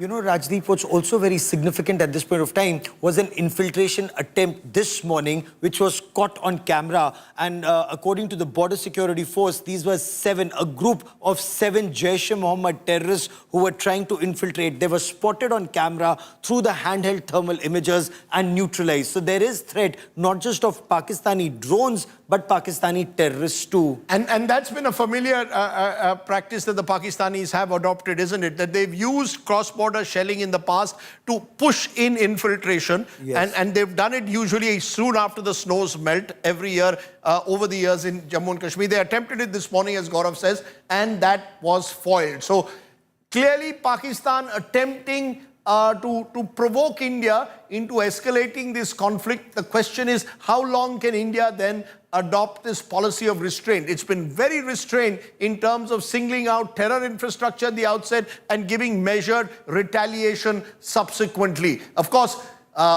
in TV channels, if I may add, people have gone on to Karachi port. We were, it is embarrassing at one level when you see some of the stuff done on TV channels, but the government of India has been far more restrained in making sure that their attacks have been proportionate, measured and focused. I think, and for effect. For example, taking down Pakistan's air defense system in Lahore. And at a cantonment this morning, which was confirmed officially by the government. And we are only giving out information that the government has officially confirmed that another air defense radar was taken down. And Rajdeep, this Pakistan cannot replace very quickly. So the effort is to not just degrade their warfighting capability. Should there be an escalation, then you punched a hole in Pakistan's defenses. One of the points that Fareed Zakaria made, though, in that interview, which troubled me, is when he mentioned the fact that at the moment, the back-channel communication between India and Pakistan is non-existent. One of the advantages that we had in the past was an effective back-channel that existed at different levels between India and Pakistan. That's non-existent. So who's going to come and talk to the two countries? Really, the United States has almost washed its hands off. They want India and Pakistan to mutually stop this. Now, that's not easy in the circumstances, given that Pakistan is constantly provoking India. As we've been saying, Prime Minister Modi has met the NSA, has met Dr. S. Jaishankar, but that's going to be a big challenge going ahead. How do you achieve that kind of diplomatic backroom talks that can bring down the temperature? In a moment, I'll be joined by a 1971 war hero, Admiral Arun Prakash. Will join us, one of India's most distinguished Navy admirals. But that is a fighter pilot who won a Veer Chakra in combat in that India-Pakistan war. He bombed Sargodha. He's like true war hero. That's right. We'll be talking to him about how can we de-escalate. How does one deal with the situation at the moment? Does one go up the kinetic action ladder? But that is a problem, isn't it, at the moment, Sandeep? Because you've got a situation. India opposes the IMF loan to Pakistan. The breaking news that we are getting, remember, India abstains from voting at that IMF meeting. India has opposed an IMF loan to Pakistan. Remember, Pakistan has had over a dozen IMF loans as a bailout in recent times. India has questioned IMF aid over Pakistan's poor reform record, warns of misuse of funds for cross-border terrorism. India has highlighted Pakistan military's control over the economy, says repeated bailouts are risking the IMF's credibility. India has urged moral checks in global lending decisions. Now, that's an interesting way to look at it, because one of the ways that India has attempted to put pressure on Pakistan is use water as a weapon, keep the Indus Water Treaty in abeyance, and now trying to get the IMF also to put some check on Pakistan. Unlikely that Pakistan won't get that bailout since it had been cleared at different levels, but at least India has made a strong point that you cannot allow those funds then to be used to fund terror. You know, two things here. IMF is not a charity. IMF cannot give money if that money, instead of going for the benefit of people of Pakistan, is fueling Pakistan's military jihad complex and is funding radical Islamist organizations like the Jaish-e-Mohammed, who incidentally, Rajdeep, you know better, was involved in the killing of Daniel Pearl, a wonderful journalist working for the Wall Street Journal, who was beheaded by Omar Saeed Sheikh and Jaish-e-Mohammed terrorists. So Rajdeep, does that country deserve an IMF bailout? Clearly not. And that's Pakistan that says water is being used as a weapon. India is simply saying that we need that water for our people of Jammu and Kashmir, and it needs to be renegotiated so that it benefits us more. So, you know, it's not a weapon. It's something that needs to benefit our people more, Rajdeep. Sunilji Bhatt and Aman Bhardwaj are with us. Aman, can you tell us what you're seeing around you at the moment? You're again in one of the blacked out areas along the border. Yes, Rajdeep. Right now, there's from last 2 hours, there's a drone movement here in the sky, and there's a complete blackout in the city. So there are reports from the villages as well. There's a report from the village Khai Femeke in Firozpur, where 3 persons been injured after the object from the sky fell on the home, and after it caught fire, and a cylinder of the home or the other objects on the vehicle caught fire. That's what the police and the family family of the one of the village Femike in Firozpur, family and police both have confirmed. So there is a massive drone movement here in the sky, and after several intervals there is a sound of a siren and blasts in the sky as well. So people here are worried for the time being, and what next they are asking by the text, by the calls, and also police by regular intervals of time they are making rounds on the streets, on the roads of this Firozpur, because it's a border district, and among 6 other districts it's a crucial border area, because in 1971 as well this particular border Firozpur has witnessed 20 villages at the border line has witnessed the major escalations on the borderline. So it makes it very crucial and very sensitive also if there's such movements of the drones in the sky and there's a blackout in the city, and there are incidents of fire and attacks in the villages that got fire, and some of the accidents that got fire by this drone activity as well, Rajdeep. Okay. Also joining us, Sunil Ji Bhatt. Sunil, you've really gone through a difficult 24-48 hours. Has that drone firing that was around you a little while ago stopped?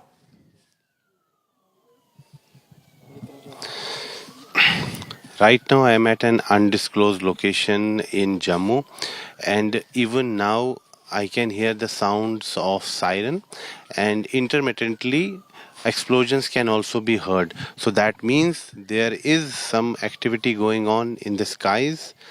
I am relatively now at a safer location, but even now I can hear explosions taking place in the skies of Jammu. So it's clear that it's going to be a very long night, and Pakistan is resorting to provocation after provocation.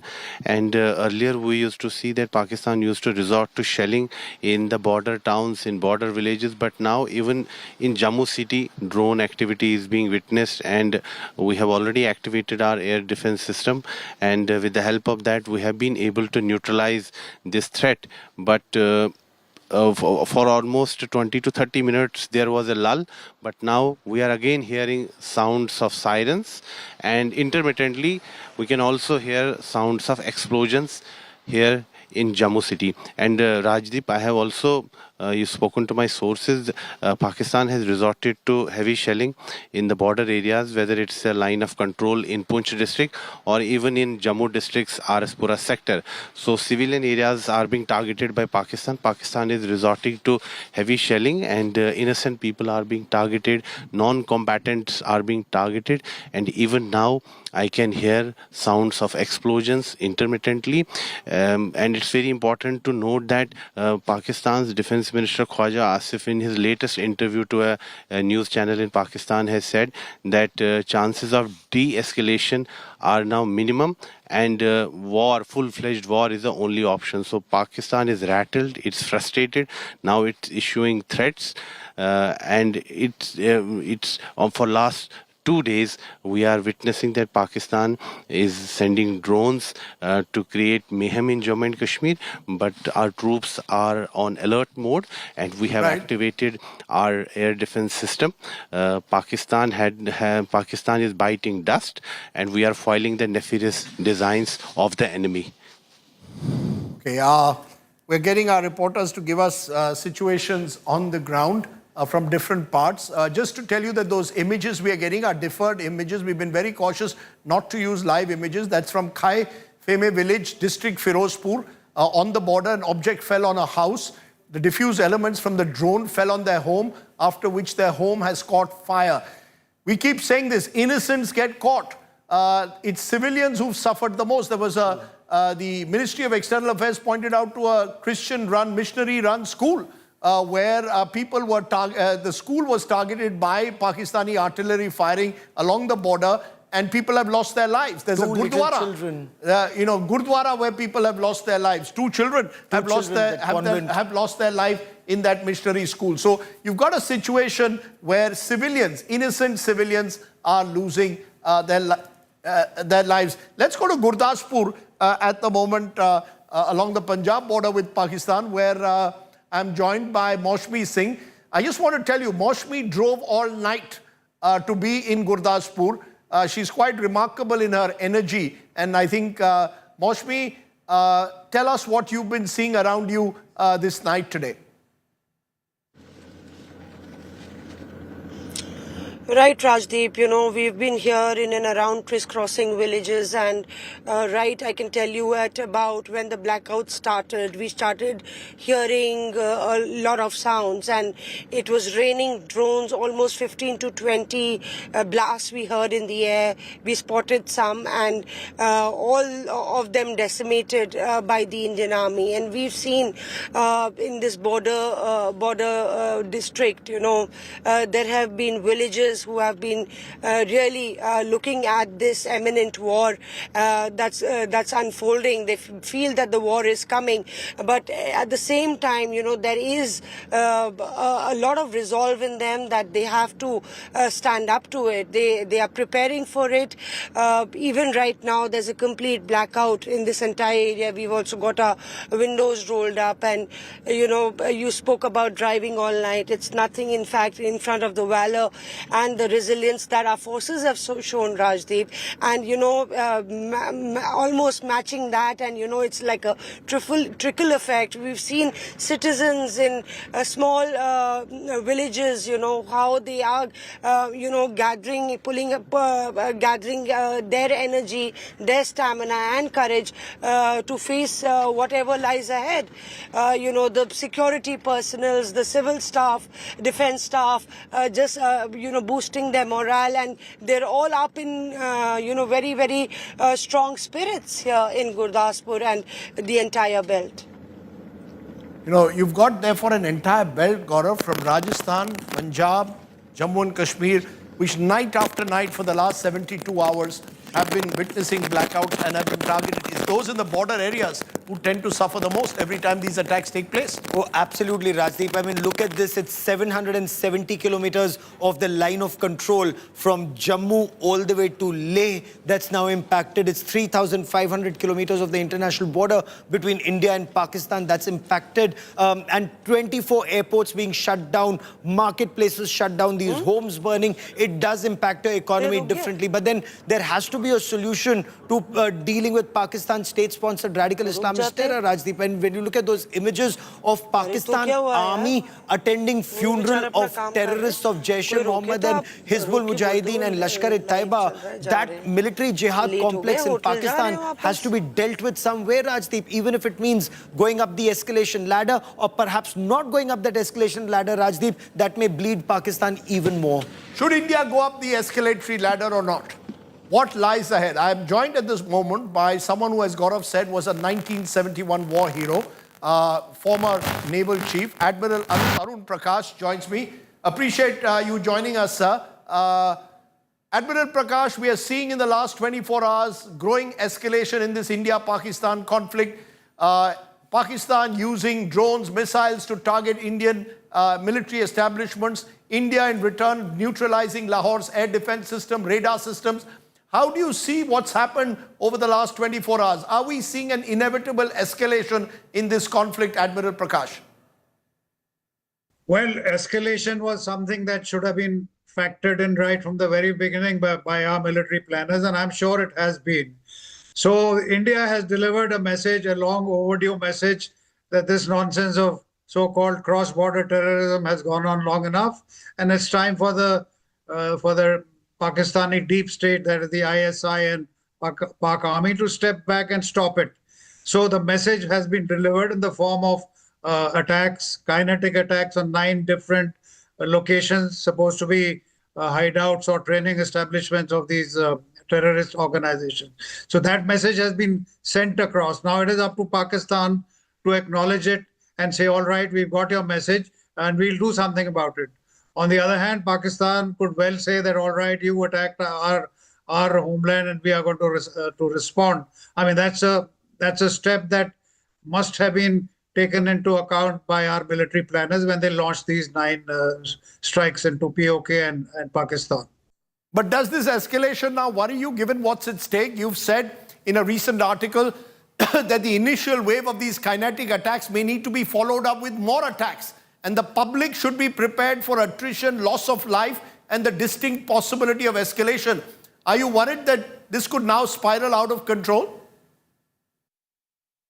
Well, it is entirely up to Pakistan, because India had suffered for long enough, for far too long, from these so-called cross-border terror attacks, which were actually acts of war on the part of Pakistan. They were raising, training, and launching these terrorists from their territory into our territory, which is actually an act of war. So we've tolerated it for many decades. But after Uri in 2016, we sent a message. Then another message was sent in 2019, the airstrike on Balakot, in the hope that the Pak military and the Pak ISI would realize that they had overstepped the limit. But apparently that message didn't go across. And for the last 5 or 6 years, they've continued with these activities. So this was yet another message, a much, much stronger message. And this time, it was not just meant to be punishment, but a message of deterrence, that you've gone so far, but no further. Now it is, as I said, it is entirely up to Pakistan to accept the message or to raise the level and come back at us. This is hostility, this is war. And once you start kinetic action, you have to be prepared for escalation. And escalation is also, it depends how many steps on the escalatory ladder you want to go. I mean, we've attacked them, they may respond. And then do you want to respond again? But I think India has very sensibly sent across a message that this is non-escalatory. We've not attacked any military targets. We've not attacked civil targets. We've only focused on the terror organization. And that's the message we want to send. So I think it's now time for the Paki, for the Pak deep state to sit down in a huddle and decide that, look, enough is enough and let's put a stop to it. Tough words from you, Admiral. Once you go on the path of kinetic action, you're effectively saying you're at war with each other. But the big question is, how do you step off the escalatory ladder? Is that going to become more and more difficult to step off this ladder as Pakistan provokes, Admiral Prakash?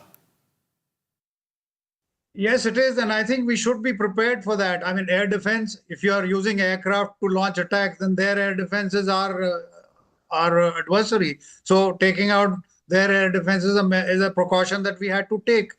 But escalation is inevitable, Rajdeep. I mean, the two sides, the politicians, the statesmen, I don't know if there are any statesmen on the Pakistani side, have to decide that how far are you going to go? When are you going to call the international community and say, all right, this has gone far enough, it's got to stop? Because at the end of the tunnel, you have to remember that both countries are nuclear armed. And if this escalation goes out of control, then the ultimate end could be a nuclear detonation. And Pakistan has been known to be making irresponsible statements. I think very recently their defense minister made some wild statements. So, I mean, that is unthinkable. A nuclear exchange is unthinkable. So it has to stop well short of that. And possibly some intervention, some talks, negotiations at some stage have to be undertaken. You know, you mentioned the nuclear issue is unthinkable, but the concern will be, it's one thing to establish conventional or re-establish conventional deterrence, Admiral, vis-a-vis Pakistan. The other worry is, how do you ensure that an irresponsible Pakistani army state leadership is deterred from using this last option of nuclear weapons? You know, there is that overwhelming concern of some kind of miscalculation. How do you stop this situation from escalating beyond a point and at the same time sending a tough message to Pakistan? Well, for 26 years, our nuclear deterrent has been adequate to, and our nuclear policy has been adequate to deter Pakistan from any thought of using nuclear weapons. So deterrence has held fast for 26 years. And I'm quite sure that it will continue to do so, because for all the irrational, wild statements that they seem to make, I mean, self-preservation is a very powerful force.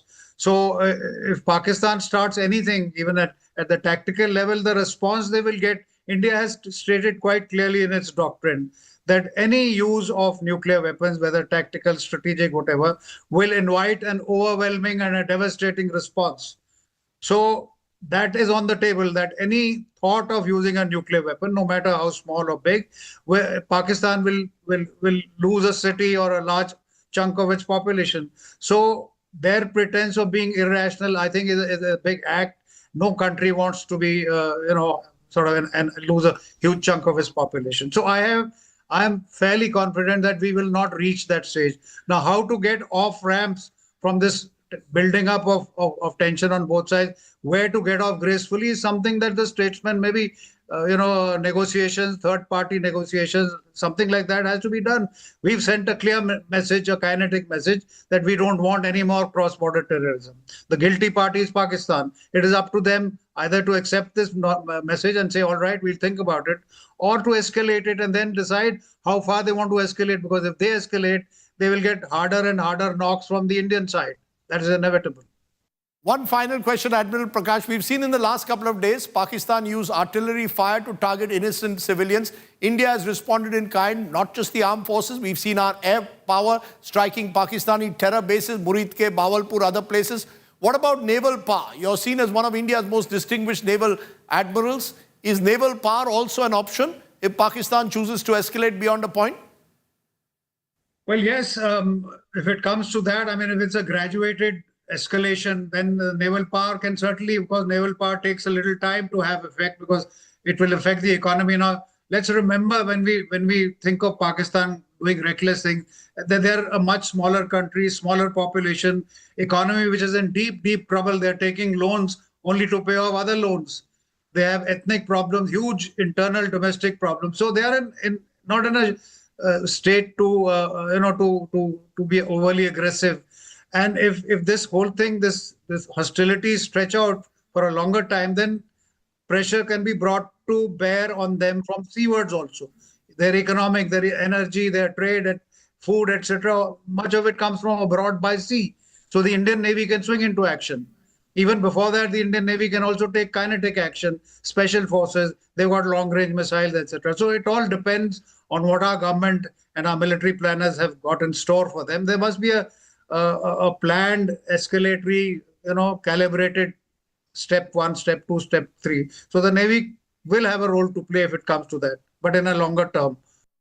Okay, Admiral Prakash, for speaking so plainly and clearly to us, a 1971 war hero. Appreciate you joining us. Very clear, Admiral Prakash, speaking with sort of clarity. The big breaking news, Pakistan carrying out raids with hundreds of drones, more than 20 cities of Jammu and Kashmir, Punjab, Rajasthan, Gujarat. They are being engaged according to army sources. Are you all surprised with the sheer range, Sandeep, that has been put in place here? 20 cities across about 4 states at the moment? Not at all, Rajdeep. In fact, this is what Pakistan has been doing over the last 2 nights. It's building up this pattern of predictability of drone, attacks, strikes all across the length and breadth of the northern and western borders, over 3,000 kilometers. It's demonstrating the fact that it can target all of these locations with explosives, and possibly that is something that we should wait for and anticipate and take remedial measures, corrective measures immediately. And this is what Pakistan seems to be doing in this, by replacing small arms and artillery fire with drones, and it's taken up the entire tension on the India-Pakistan border to the next level, Rajdeep.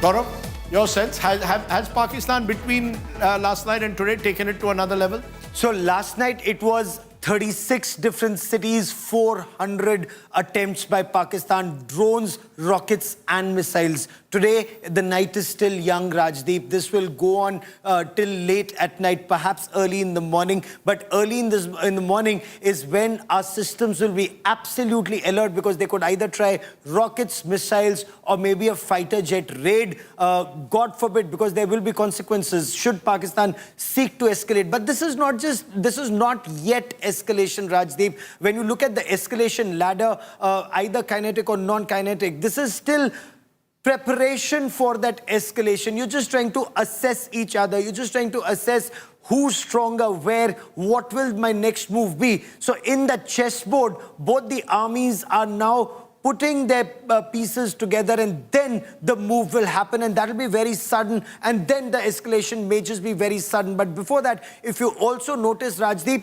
Systematically, certain assets of Pakistan, one, are being taken down. Two, as Admiral Prakash was telling you in that interview that he just did with him, that there are other ways to bring pressure on Pakistan, and the economic pressure is the biggest. 25th bailout from IMF, 25th bailout. What if that is stalled? The moment that is stalled, Pakistan's war-fighting ability comes down several notches. Won't be easy to stall it, but India has made a point at that IMF meeting there today. The fear that the funds that are given to Pakistan are then used to fund terror is a very strong point India has made at that meeting. Aman Bhardwaj is still with us, as are Ashutosh Mishra, Maushmi Singh, our reporters have fanned out. Aman, what are you hearing around you? Has the noise died down? These drone explosions that have been taking place for the last couple of hours? Exactly, Rajiv. From last couple of minutes, the sky is calm now. So there's no any such drone movement right now, because initially at 8 p.m. the way it started, so it was just very tense for the people here in Firozpur. After which it lasted for 2.5 hours after several intervals of time. But now the recent development, which that how this diffused drone injured 3 people in Khai Khemeke village of Firozpur, and they've been taken to the hospital as well. SSP Bhupinder Singh, who's the Firozpur SSP, has reached the spot. He reached the hospital as well, and he made the confirmation that how from the remaining of the drone that got diffused in the sky, it fell on the house, and the house then caught the fire, and their vehicle, their things in the house, they were burning, and they got injured themselves as well. So all the 3 were admitted to the Firozpur hospital, but these activities are making somehow people more worried about the situation, that are they safe, are any object coming from sky to their home as well. So that is the reason that this blackout is helping people around, because their home was told to be that the light was on in their village of their home. So that was the reason that somehow it caught fire, or the incident took place. But the whole story is still awaited, that how they've been injured, and what is the scenario in the village as well. Because here in Punjab, Rajiv, when any of the house in the village or the city got caught up by some of the accident or incident like this, so people are very sentimental and they are very connected to each other. So they are very concerned that how come this house got injured, got affected, how people got injured. Today we visited Bathinda as well, where the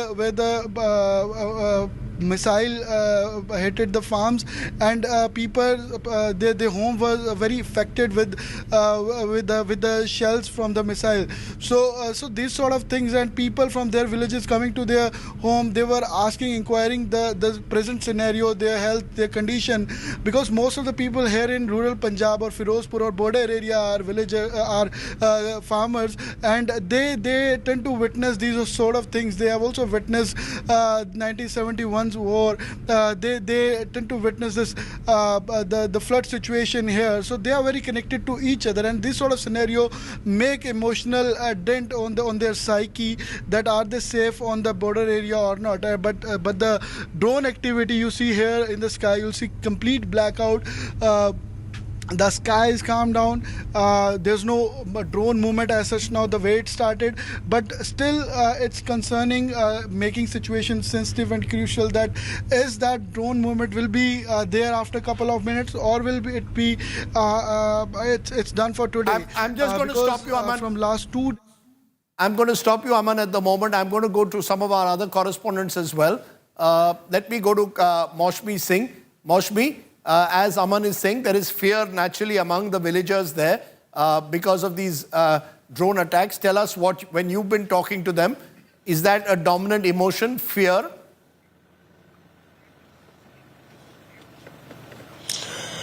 Rajdeep, I've been to 3-4 villages today, and I can tell you that this side of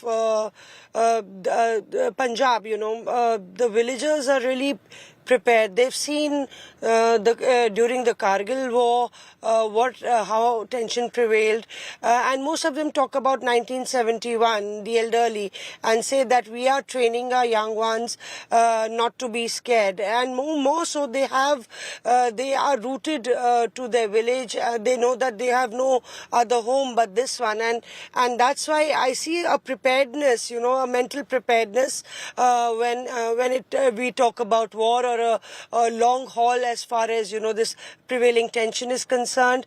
I've seen ex-military personnels training the kids if there are splinter bombs or if there is a blast, what to do in an emergency. We spoke to homemakers today, and they've been stacking food, they've been stacking medical medicines and a lot of ration to ensure that they can survive for 2 months.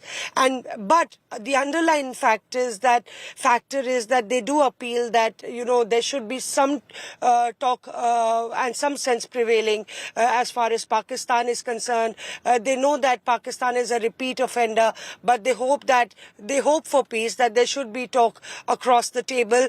But if Pakistan doesn't learn from its mistakes and learn the lesson, then they know that India will retaliate, and they are battle hardened. They are ready for that. That if things come to a knot, we are with the army, and we will help them out shoulder to shoulder.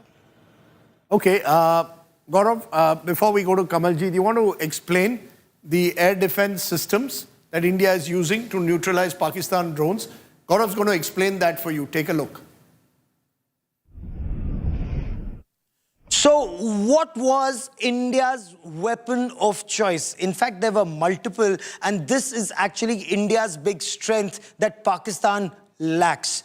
Made in India weapons, made in Russia weapons. I'm telling you about all of these in one go. So I want to begin by first talking about the S-400 systems. Take a look at the world's most advanced air defense shield that India has, the S-400 system. And why is the S-400 perhaps the best long-range air defense systems in the world? It's better, arguably, and that's what those who use it say, better than America's THAAD system, the Terminal High Altitude Air Defense System of America. So the S-400 system, as you can see, is road mobile. It's based on these vehicles that can quickly be moved from one area to another. One are these canisters which have the missiles. The other is the command and control structure. And the third are those radars. So they scan multiple targets simultaneously up to 600 kilometers away and can destroy them up to 400 kilometers away.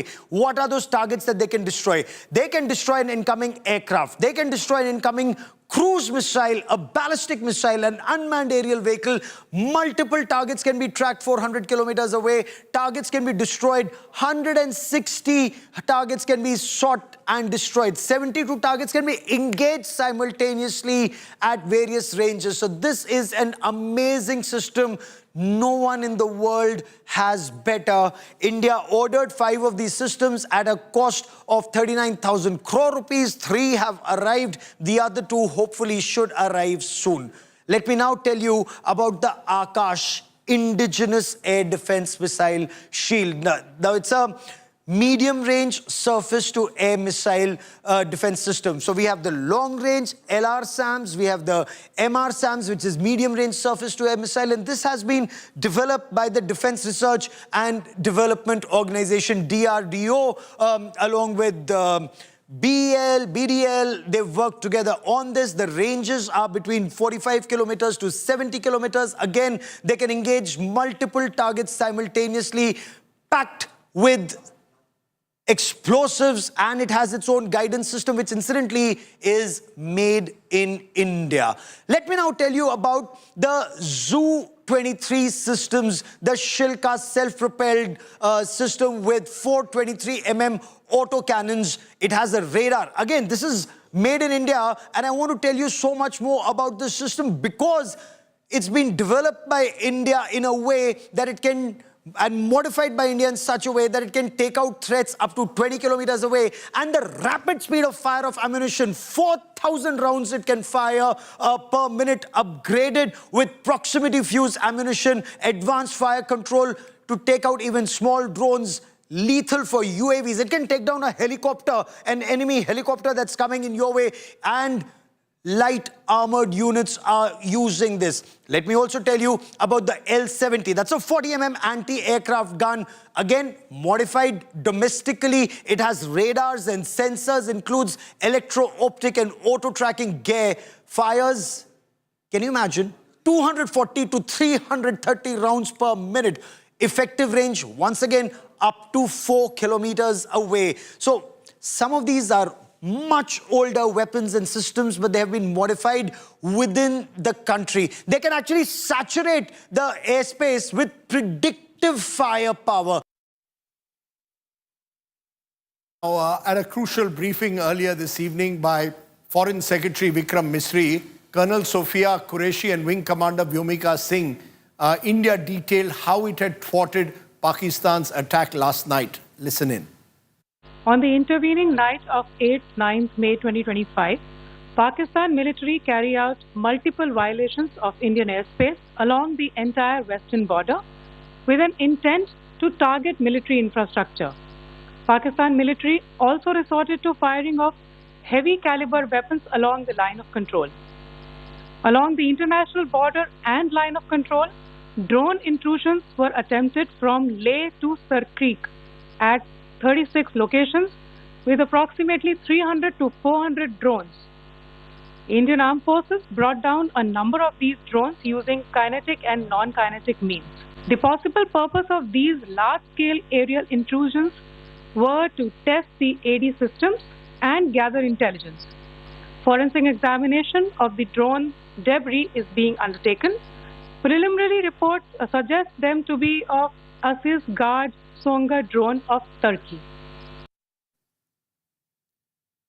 And joining us now on this India Today special broadcast is Dr. Tara Kartha, former director of the National Security Council and an expert on matters Pakistan. Ma'am, welcome. With Sandeep Punithan stays with us on this broadcast.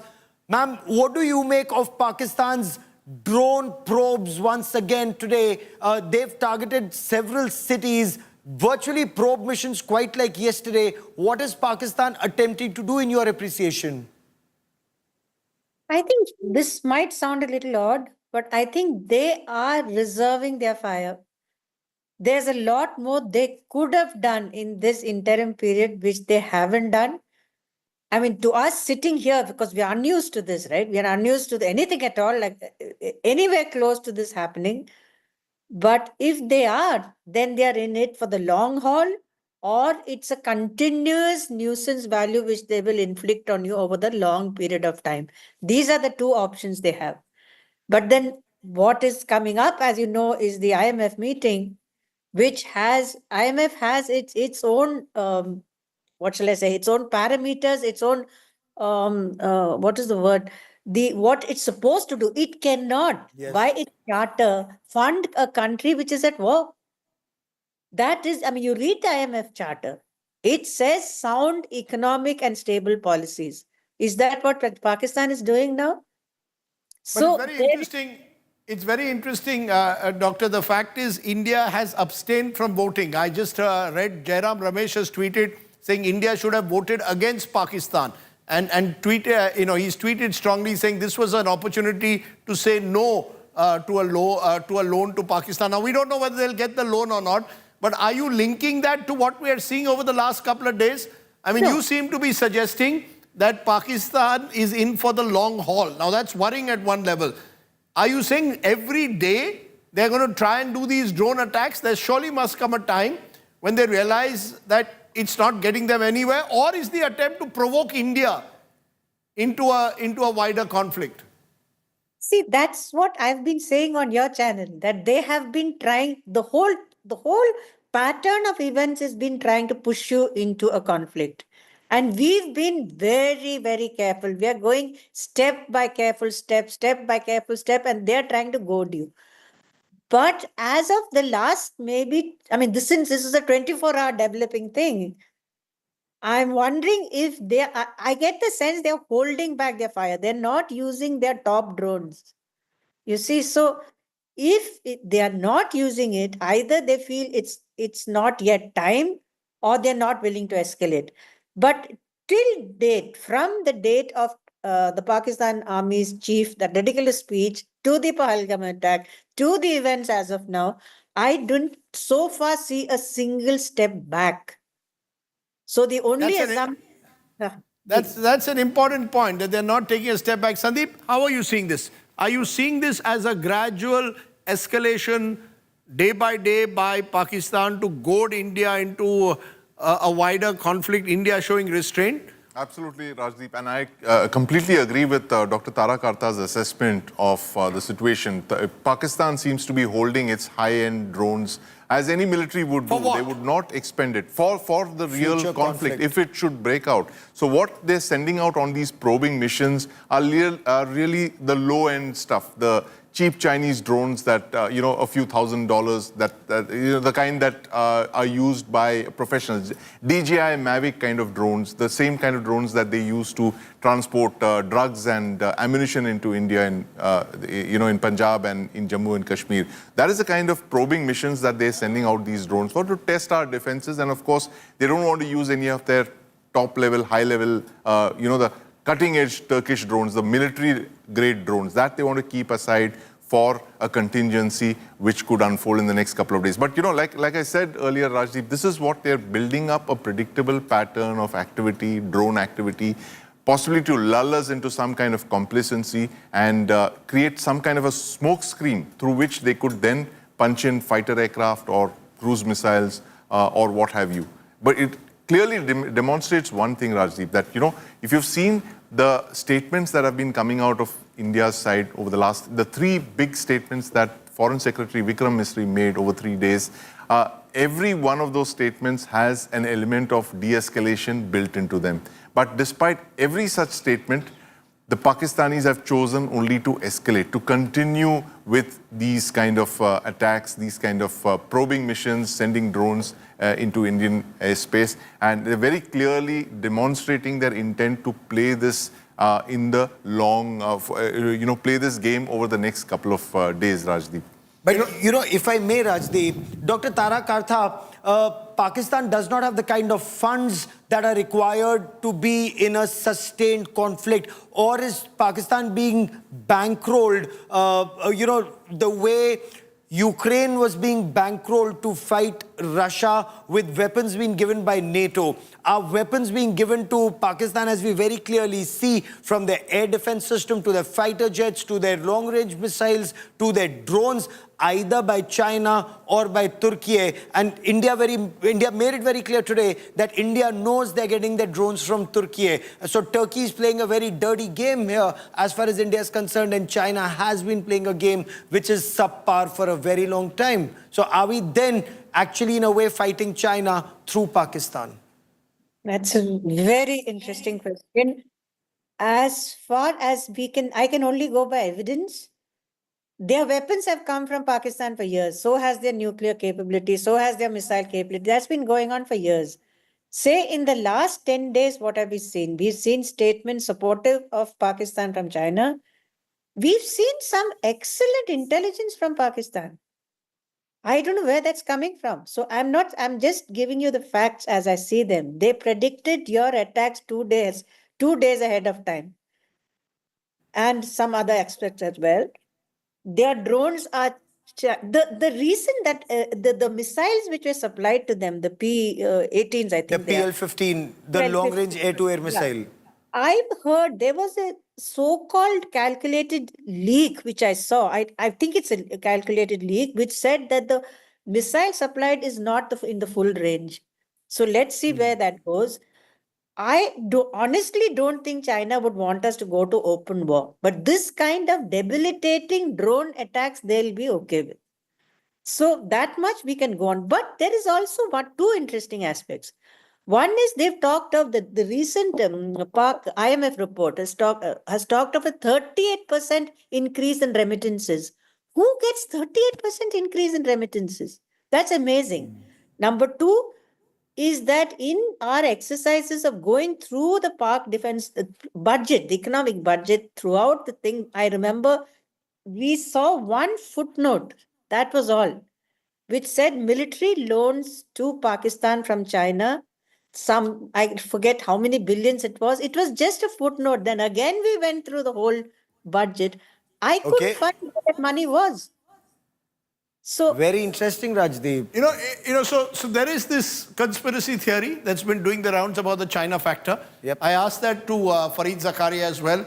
Fareed felt that China has much to lose by getting the two countries also drawn into conflict, even though he also reminded us that India has so much more to gain from peace at the moment than Pakistan does. You've got a virtual basket case on one side in terms of its economy, and you've got another country which is poised to perhaps take full advantage of the turbulence that is taking place in global economies at the moment.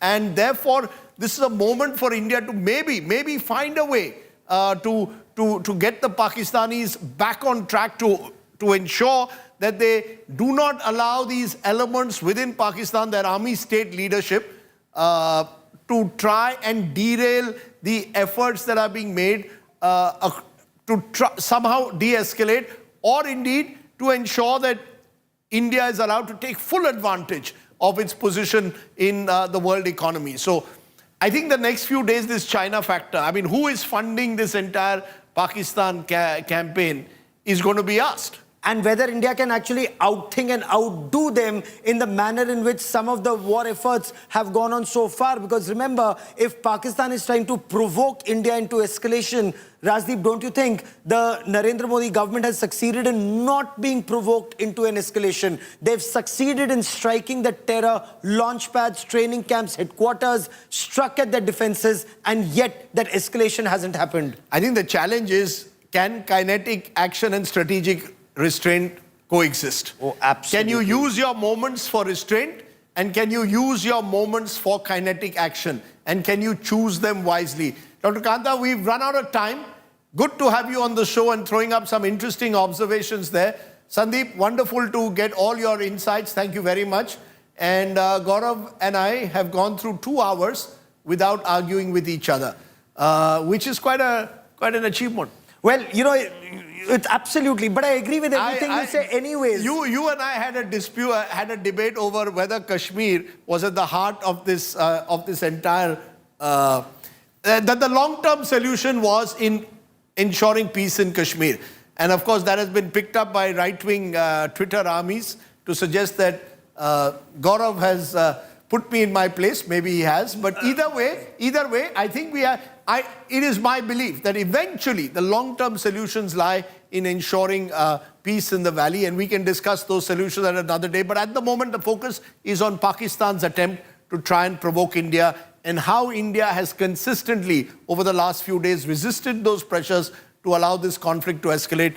We've had a pretty difficult night for those living on the border once again. Our thoughts and prayers at the end of the day are with those people. Whether you're in Gurdaspur, Avantipura, Poonch, Rajouri, Arispura, Uri, these are the places, Amritsar, these are the border towns, cities, villages where people have had to face the brunt of these drone attacks. It is unacceptable when innocent tourists first are targeted in Pahalgam, and now you are having innocent villagers. Why should someone in a Gurdwara have to suffer in the way they did in Poonch, or indeed in a school, a missionary school in the area? That is unacceptable. Pakistan needs to wake up somewhere and realize whatever you're doing, you are ending up only discrediting yourself by targeting innocent civilians. That is not the way civilized societies act. But we'll leave it at that. Thank you all very much for joining us. Thank you, sir. Thank you. Good to be here with you.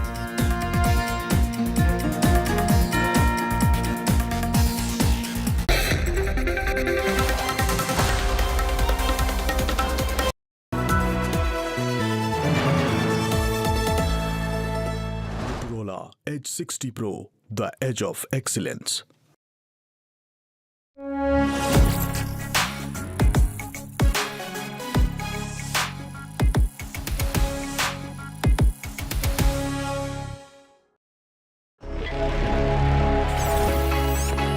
Long night? You have no idea. I got you.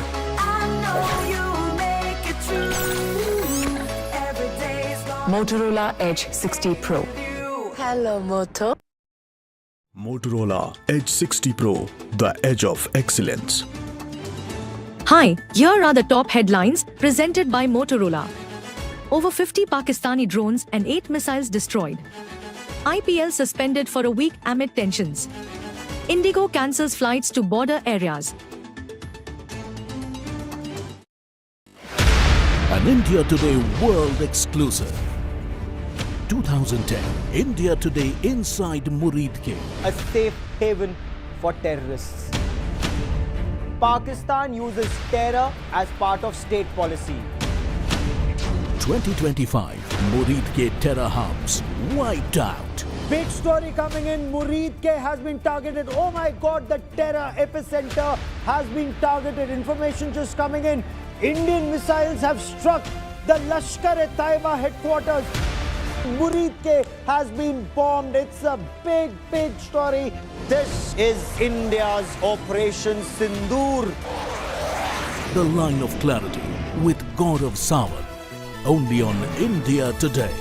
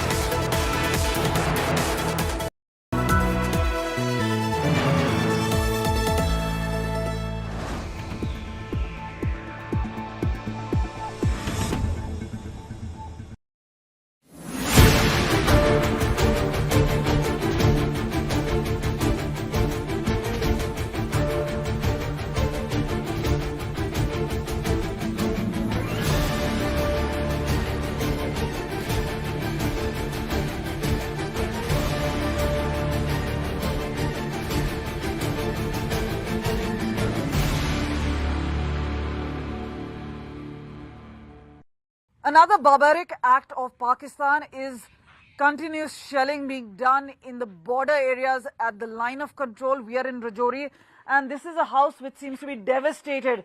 A major impact has been taken. It's a newly built house, but here you see the impact of the shell. The shell fell a couple of meters away. There's a crater there now. What you see out here is the ramification, the effect of, look at this. This is all the glass shards. These are broken pieces. We'll just try and get a sense from the owner here. Rishi is with his family. Rishi and Shruti just recently got married.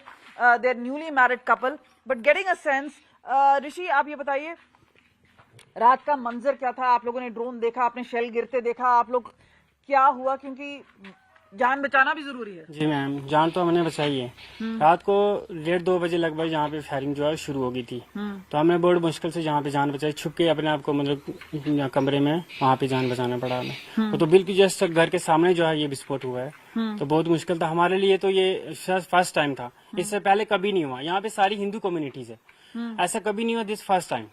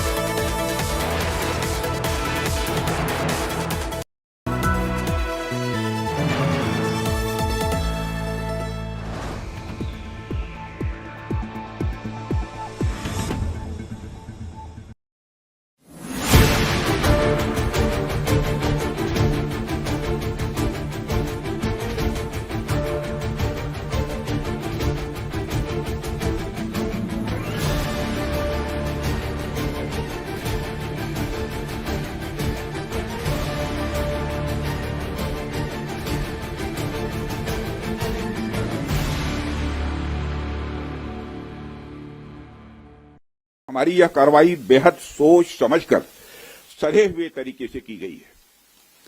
आतंकियों के हौसले पस्त करने के उद्देश्य से यह कार्रवाई महज उनके कैंप्स और इंफ्रास्ट्रक्चर तक ही सीमित रखी गई है। मैं पुनः हमारे आर्म्ड फोर्सेस के शौर्य को मैं नमन करता हूं। साथियों, प्रधानमंत्री श्री नरेंद्र मोदी के नेतृत्व में हमारी सेनाओं ने ऑपरेशन सिंदूर लॉन्च करके पहले की तरह ही इस बार भी आतंकियों को ट्रेनिंग देने वाले कैंप्स को तबाह करके करारा जवाब दिया है। भारत ने अपनी सरजमी पर हुए हमले का जवाब देने के लिए अपने राइट टू रेस्पॉन्ड का इस्तेमाल किया है।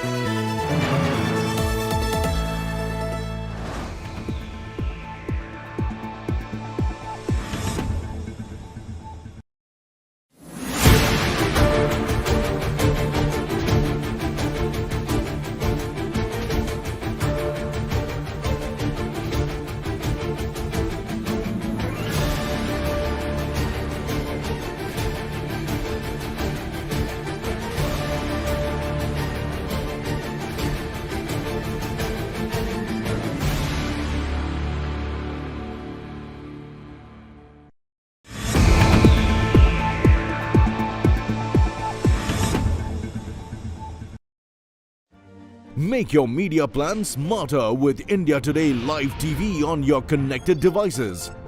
Amplify your brand with 100 million smart internet viewers. To advertise, mail us at sales@aajtak.com.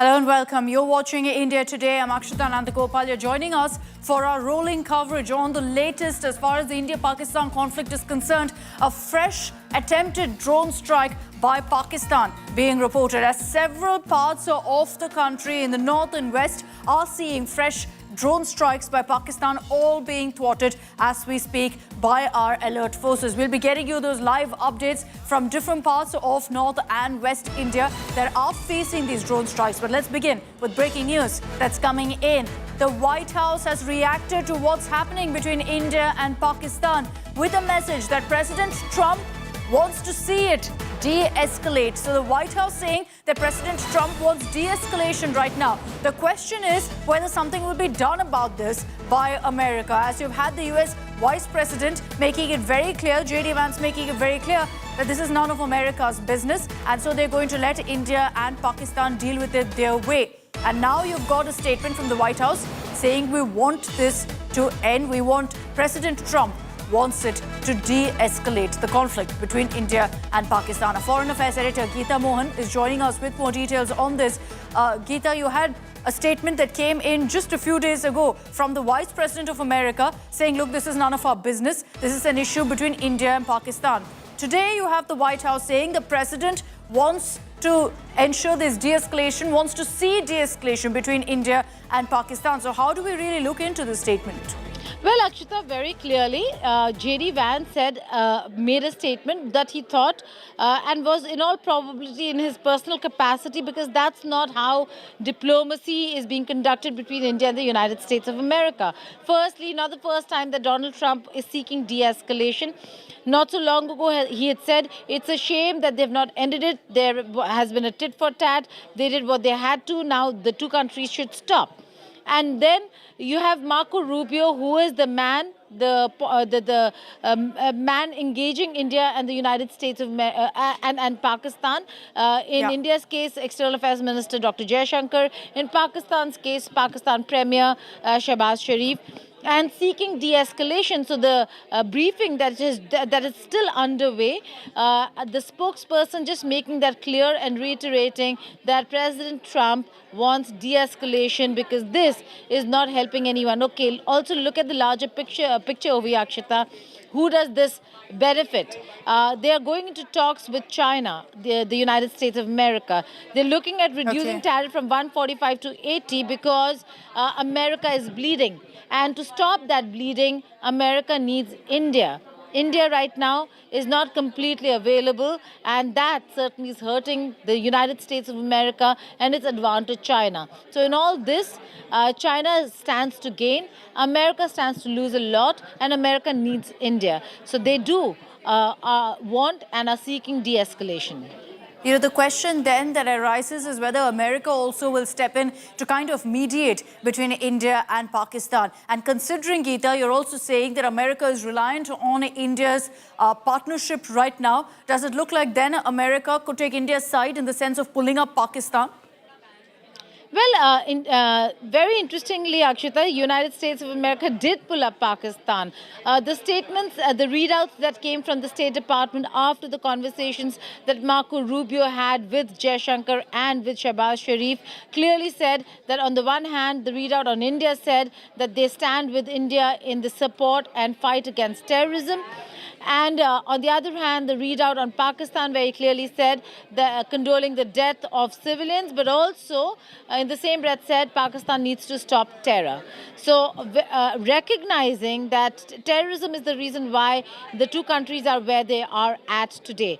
Having said that, India has made it very clear India is not seeking mediation. Iran has offered mediation. Saudi Arabia, Qatar are in conversation with India and with Pakistan. They're not looking at mediation. What they really are looking at is if you have sway over Pakistan, if you have influence over Pakistan, please tell them that they need to stop using terrorism as an instrument of state policy, and there will be no escalation. Why is Pakistan responding to an action India took against terrorists? Why is Pakistan responding to an action India took against terrorists by hitting India's civilian and military targets, when India had made it very clear that they were not going in to hit Pakistani military and civilian targets, that they were terror infrastructure that India was looking at. So these are things that the international community will have to understand, and if they want any de-escalation, the ball then is in Pakistan's court. And even the statement that came in from President Trump right after Operation Sindoor, he seemed to suggest that, look, this was tit-for-tat action, while also, of course, saying that hopefully it ends here. The message from President Trump was very clear, Geeta, at that point, when he said that, you know, this is India essentially responding to the Pahalgam terror attack, to Pakistani terrorists carrying out an attack on Indian soil. He called it tit-for-tat. Well, absolutely. And so has India reiterated the very same thing. When Pakistan said that the action by India will see an appropriate response and response with same measure, India and the Foreign Secretary of India, Secretary Vikram Misri, in a press briefing yesterday had said very clearly that India's action was not the initiation of the problem between the two countries. It was in fact a retaliation, a response to what had already happened. That the first incident was Pahalgam and the retaliation was what India did. So if Pakistan wants, it could have stopped right there and then. It didn't. Okay, interesting. Thanks very much, Geeta, for joining us with details really on how America has been choosing to react to what's happening between India and Pakistan. Listen into the White House press secretary. He has been in constant communication with the leaders of both countries trying to bring this conflict to an end. Just one other question. Yesterday, Caroline, two questions. First, can you give us an update on U.S. efforts to mediate or have an impact on the conflict between India and Pakistan? Sure, I absolutely can. This is something that the Secretary of State and, of course, now our National security advisor as well, Marco Rubio, has been very much involved in. The president has expressed he wants to see this de-escalate as quickly as possible. He understands these are two countries that have been at odds with one another for decades, long before President Trump was here in the Oval Office. However, he has good relationships with the leaders of both countries, and the Secretary of State, Marco Rubio, I spoke to him just yesterday. He has been in constant communication with the leaders of both countries, trying to bring this conflict to an end. Just one other question. Yesterday, we Caroline, two questions. First, can you give us an update on U.S. efforts to mediate or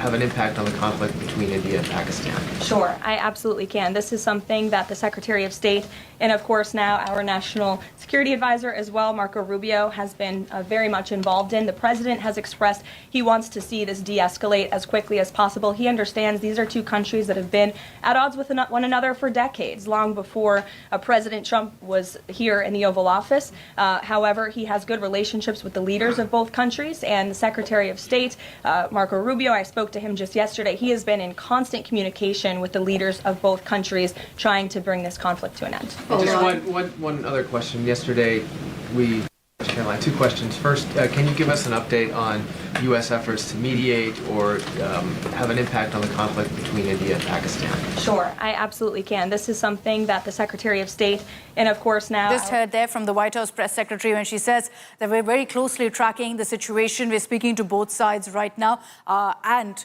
President Trump wants de-escalation. I just want to also play out for you what U.S. Vice President J.D. Vance said 2 days ago when asked about what's happening between India and Pakistan. The message essentially was, look, this is none of our business. This is not America's business. Listen in. We want this thing to de-escalate as quickly as possible. America can't tell the Indians to lay down their arms. We can't tell the Pakistanis to lay down their arms. And so we're going to continue to pursue this thing through diplomatic channels. Our hope and our expectation is that this is not going to spiral into a broader regional war or, God forbid, a nuclear conflict. All right, let's now get you the latest updates of what's happening really along the India-Pakistan border, with once again Pakistan resorting to more drone strikes. India has repelled another wave of Pakistani drones coming our way. 10 drones have been shot down in Gujarat and Rajasthan. So 10 drones in Gujarat, 10 drones in Rajasthan have been brought down. 15 in Amritsar alone. So it looks like 15 drones were directed towards Amritsar, civilian area. So again, Pakistan resorting to that same tactic. Besides that, also military bases being targeted once again by Pakistan, or at least attempting to target them. Drones have been sighted overall at 26 locations, ranging from Baramulla in the north right down to Bhuj in Gujarat, in the south of that entire border between India and Pakistan. So the international border, we've been seeing drone activity along the line of control also. There is drone activity. There is also suspected armed drones that were used by Pakistan this time, posing, of course, huge threats to civilian and military targets. I'll just run you through the locations where these drones were spotted and then shot down. Baramulla, Srinagar, Avantipora, Nagrota, Jammu, Ferozpur in Punjab, Pathankot in Punjab, Fazilka, Lalgarh, Jatta, Jaisalmer in Rajasthan, Barmer, Bhuj in Gujarat, Corbett and Lakinala. These are the locations where, in fact, drone movement activity was spotted. An armed drone also targeted a civilian area in Ferozpur of Gujarat, resulting in severe injuries to members of a family.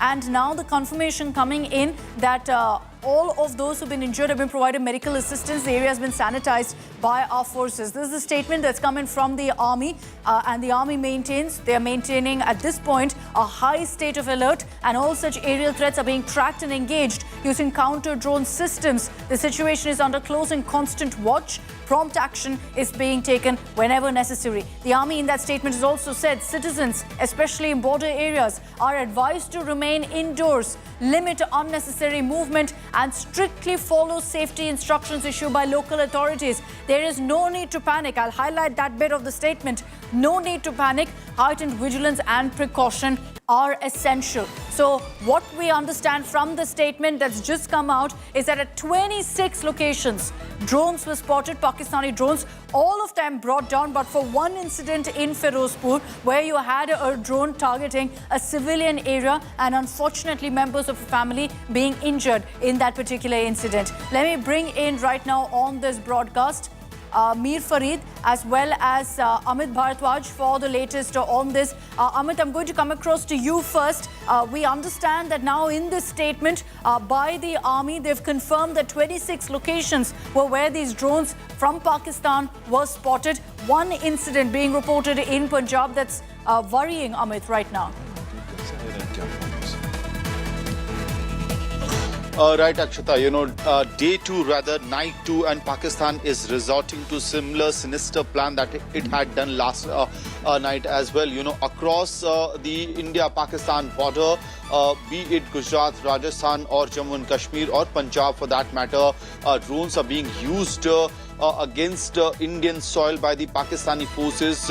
And this cannot be just a coincidence that smaller drones are being used. There could be a much bigger sinister plan which could be the reality of which might come out in the days to come. But for sticking to the facts right now, what we saw was there was an attempt in Srinagar as well that has been successfully foiled by the security forces out here in Srinagar. In Baramulla, I personally have received several calls of concern. I'm not saying that these were calls of panic, because the individuals and civilians there as well have been trained and mentally prepared in the past few days, the way they have seen the cowardly attacks and the indiscriminate attacks that coming from the Pakistani side.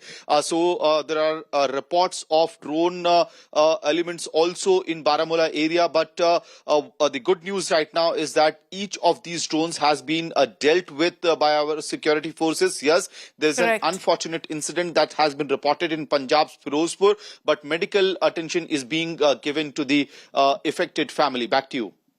Let me just read out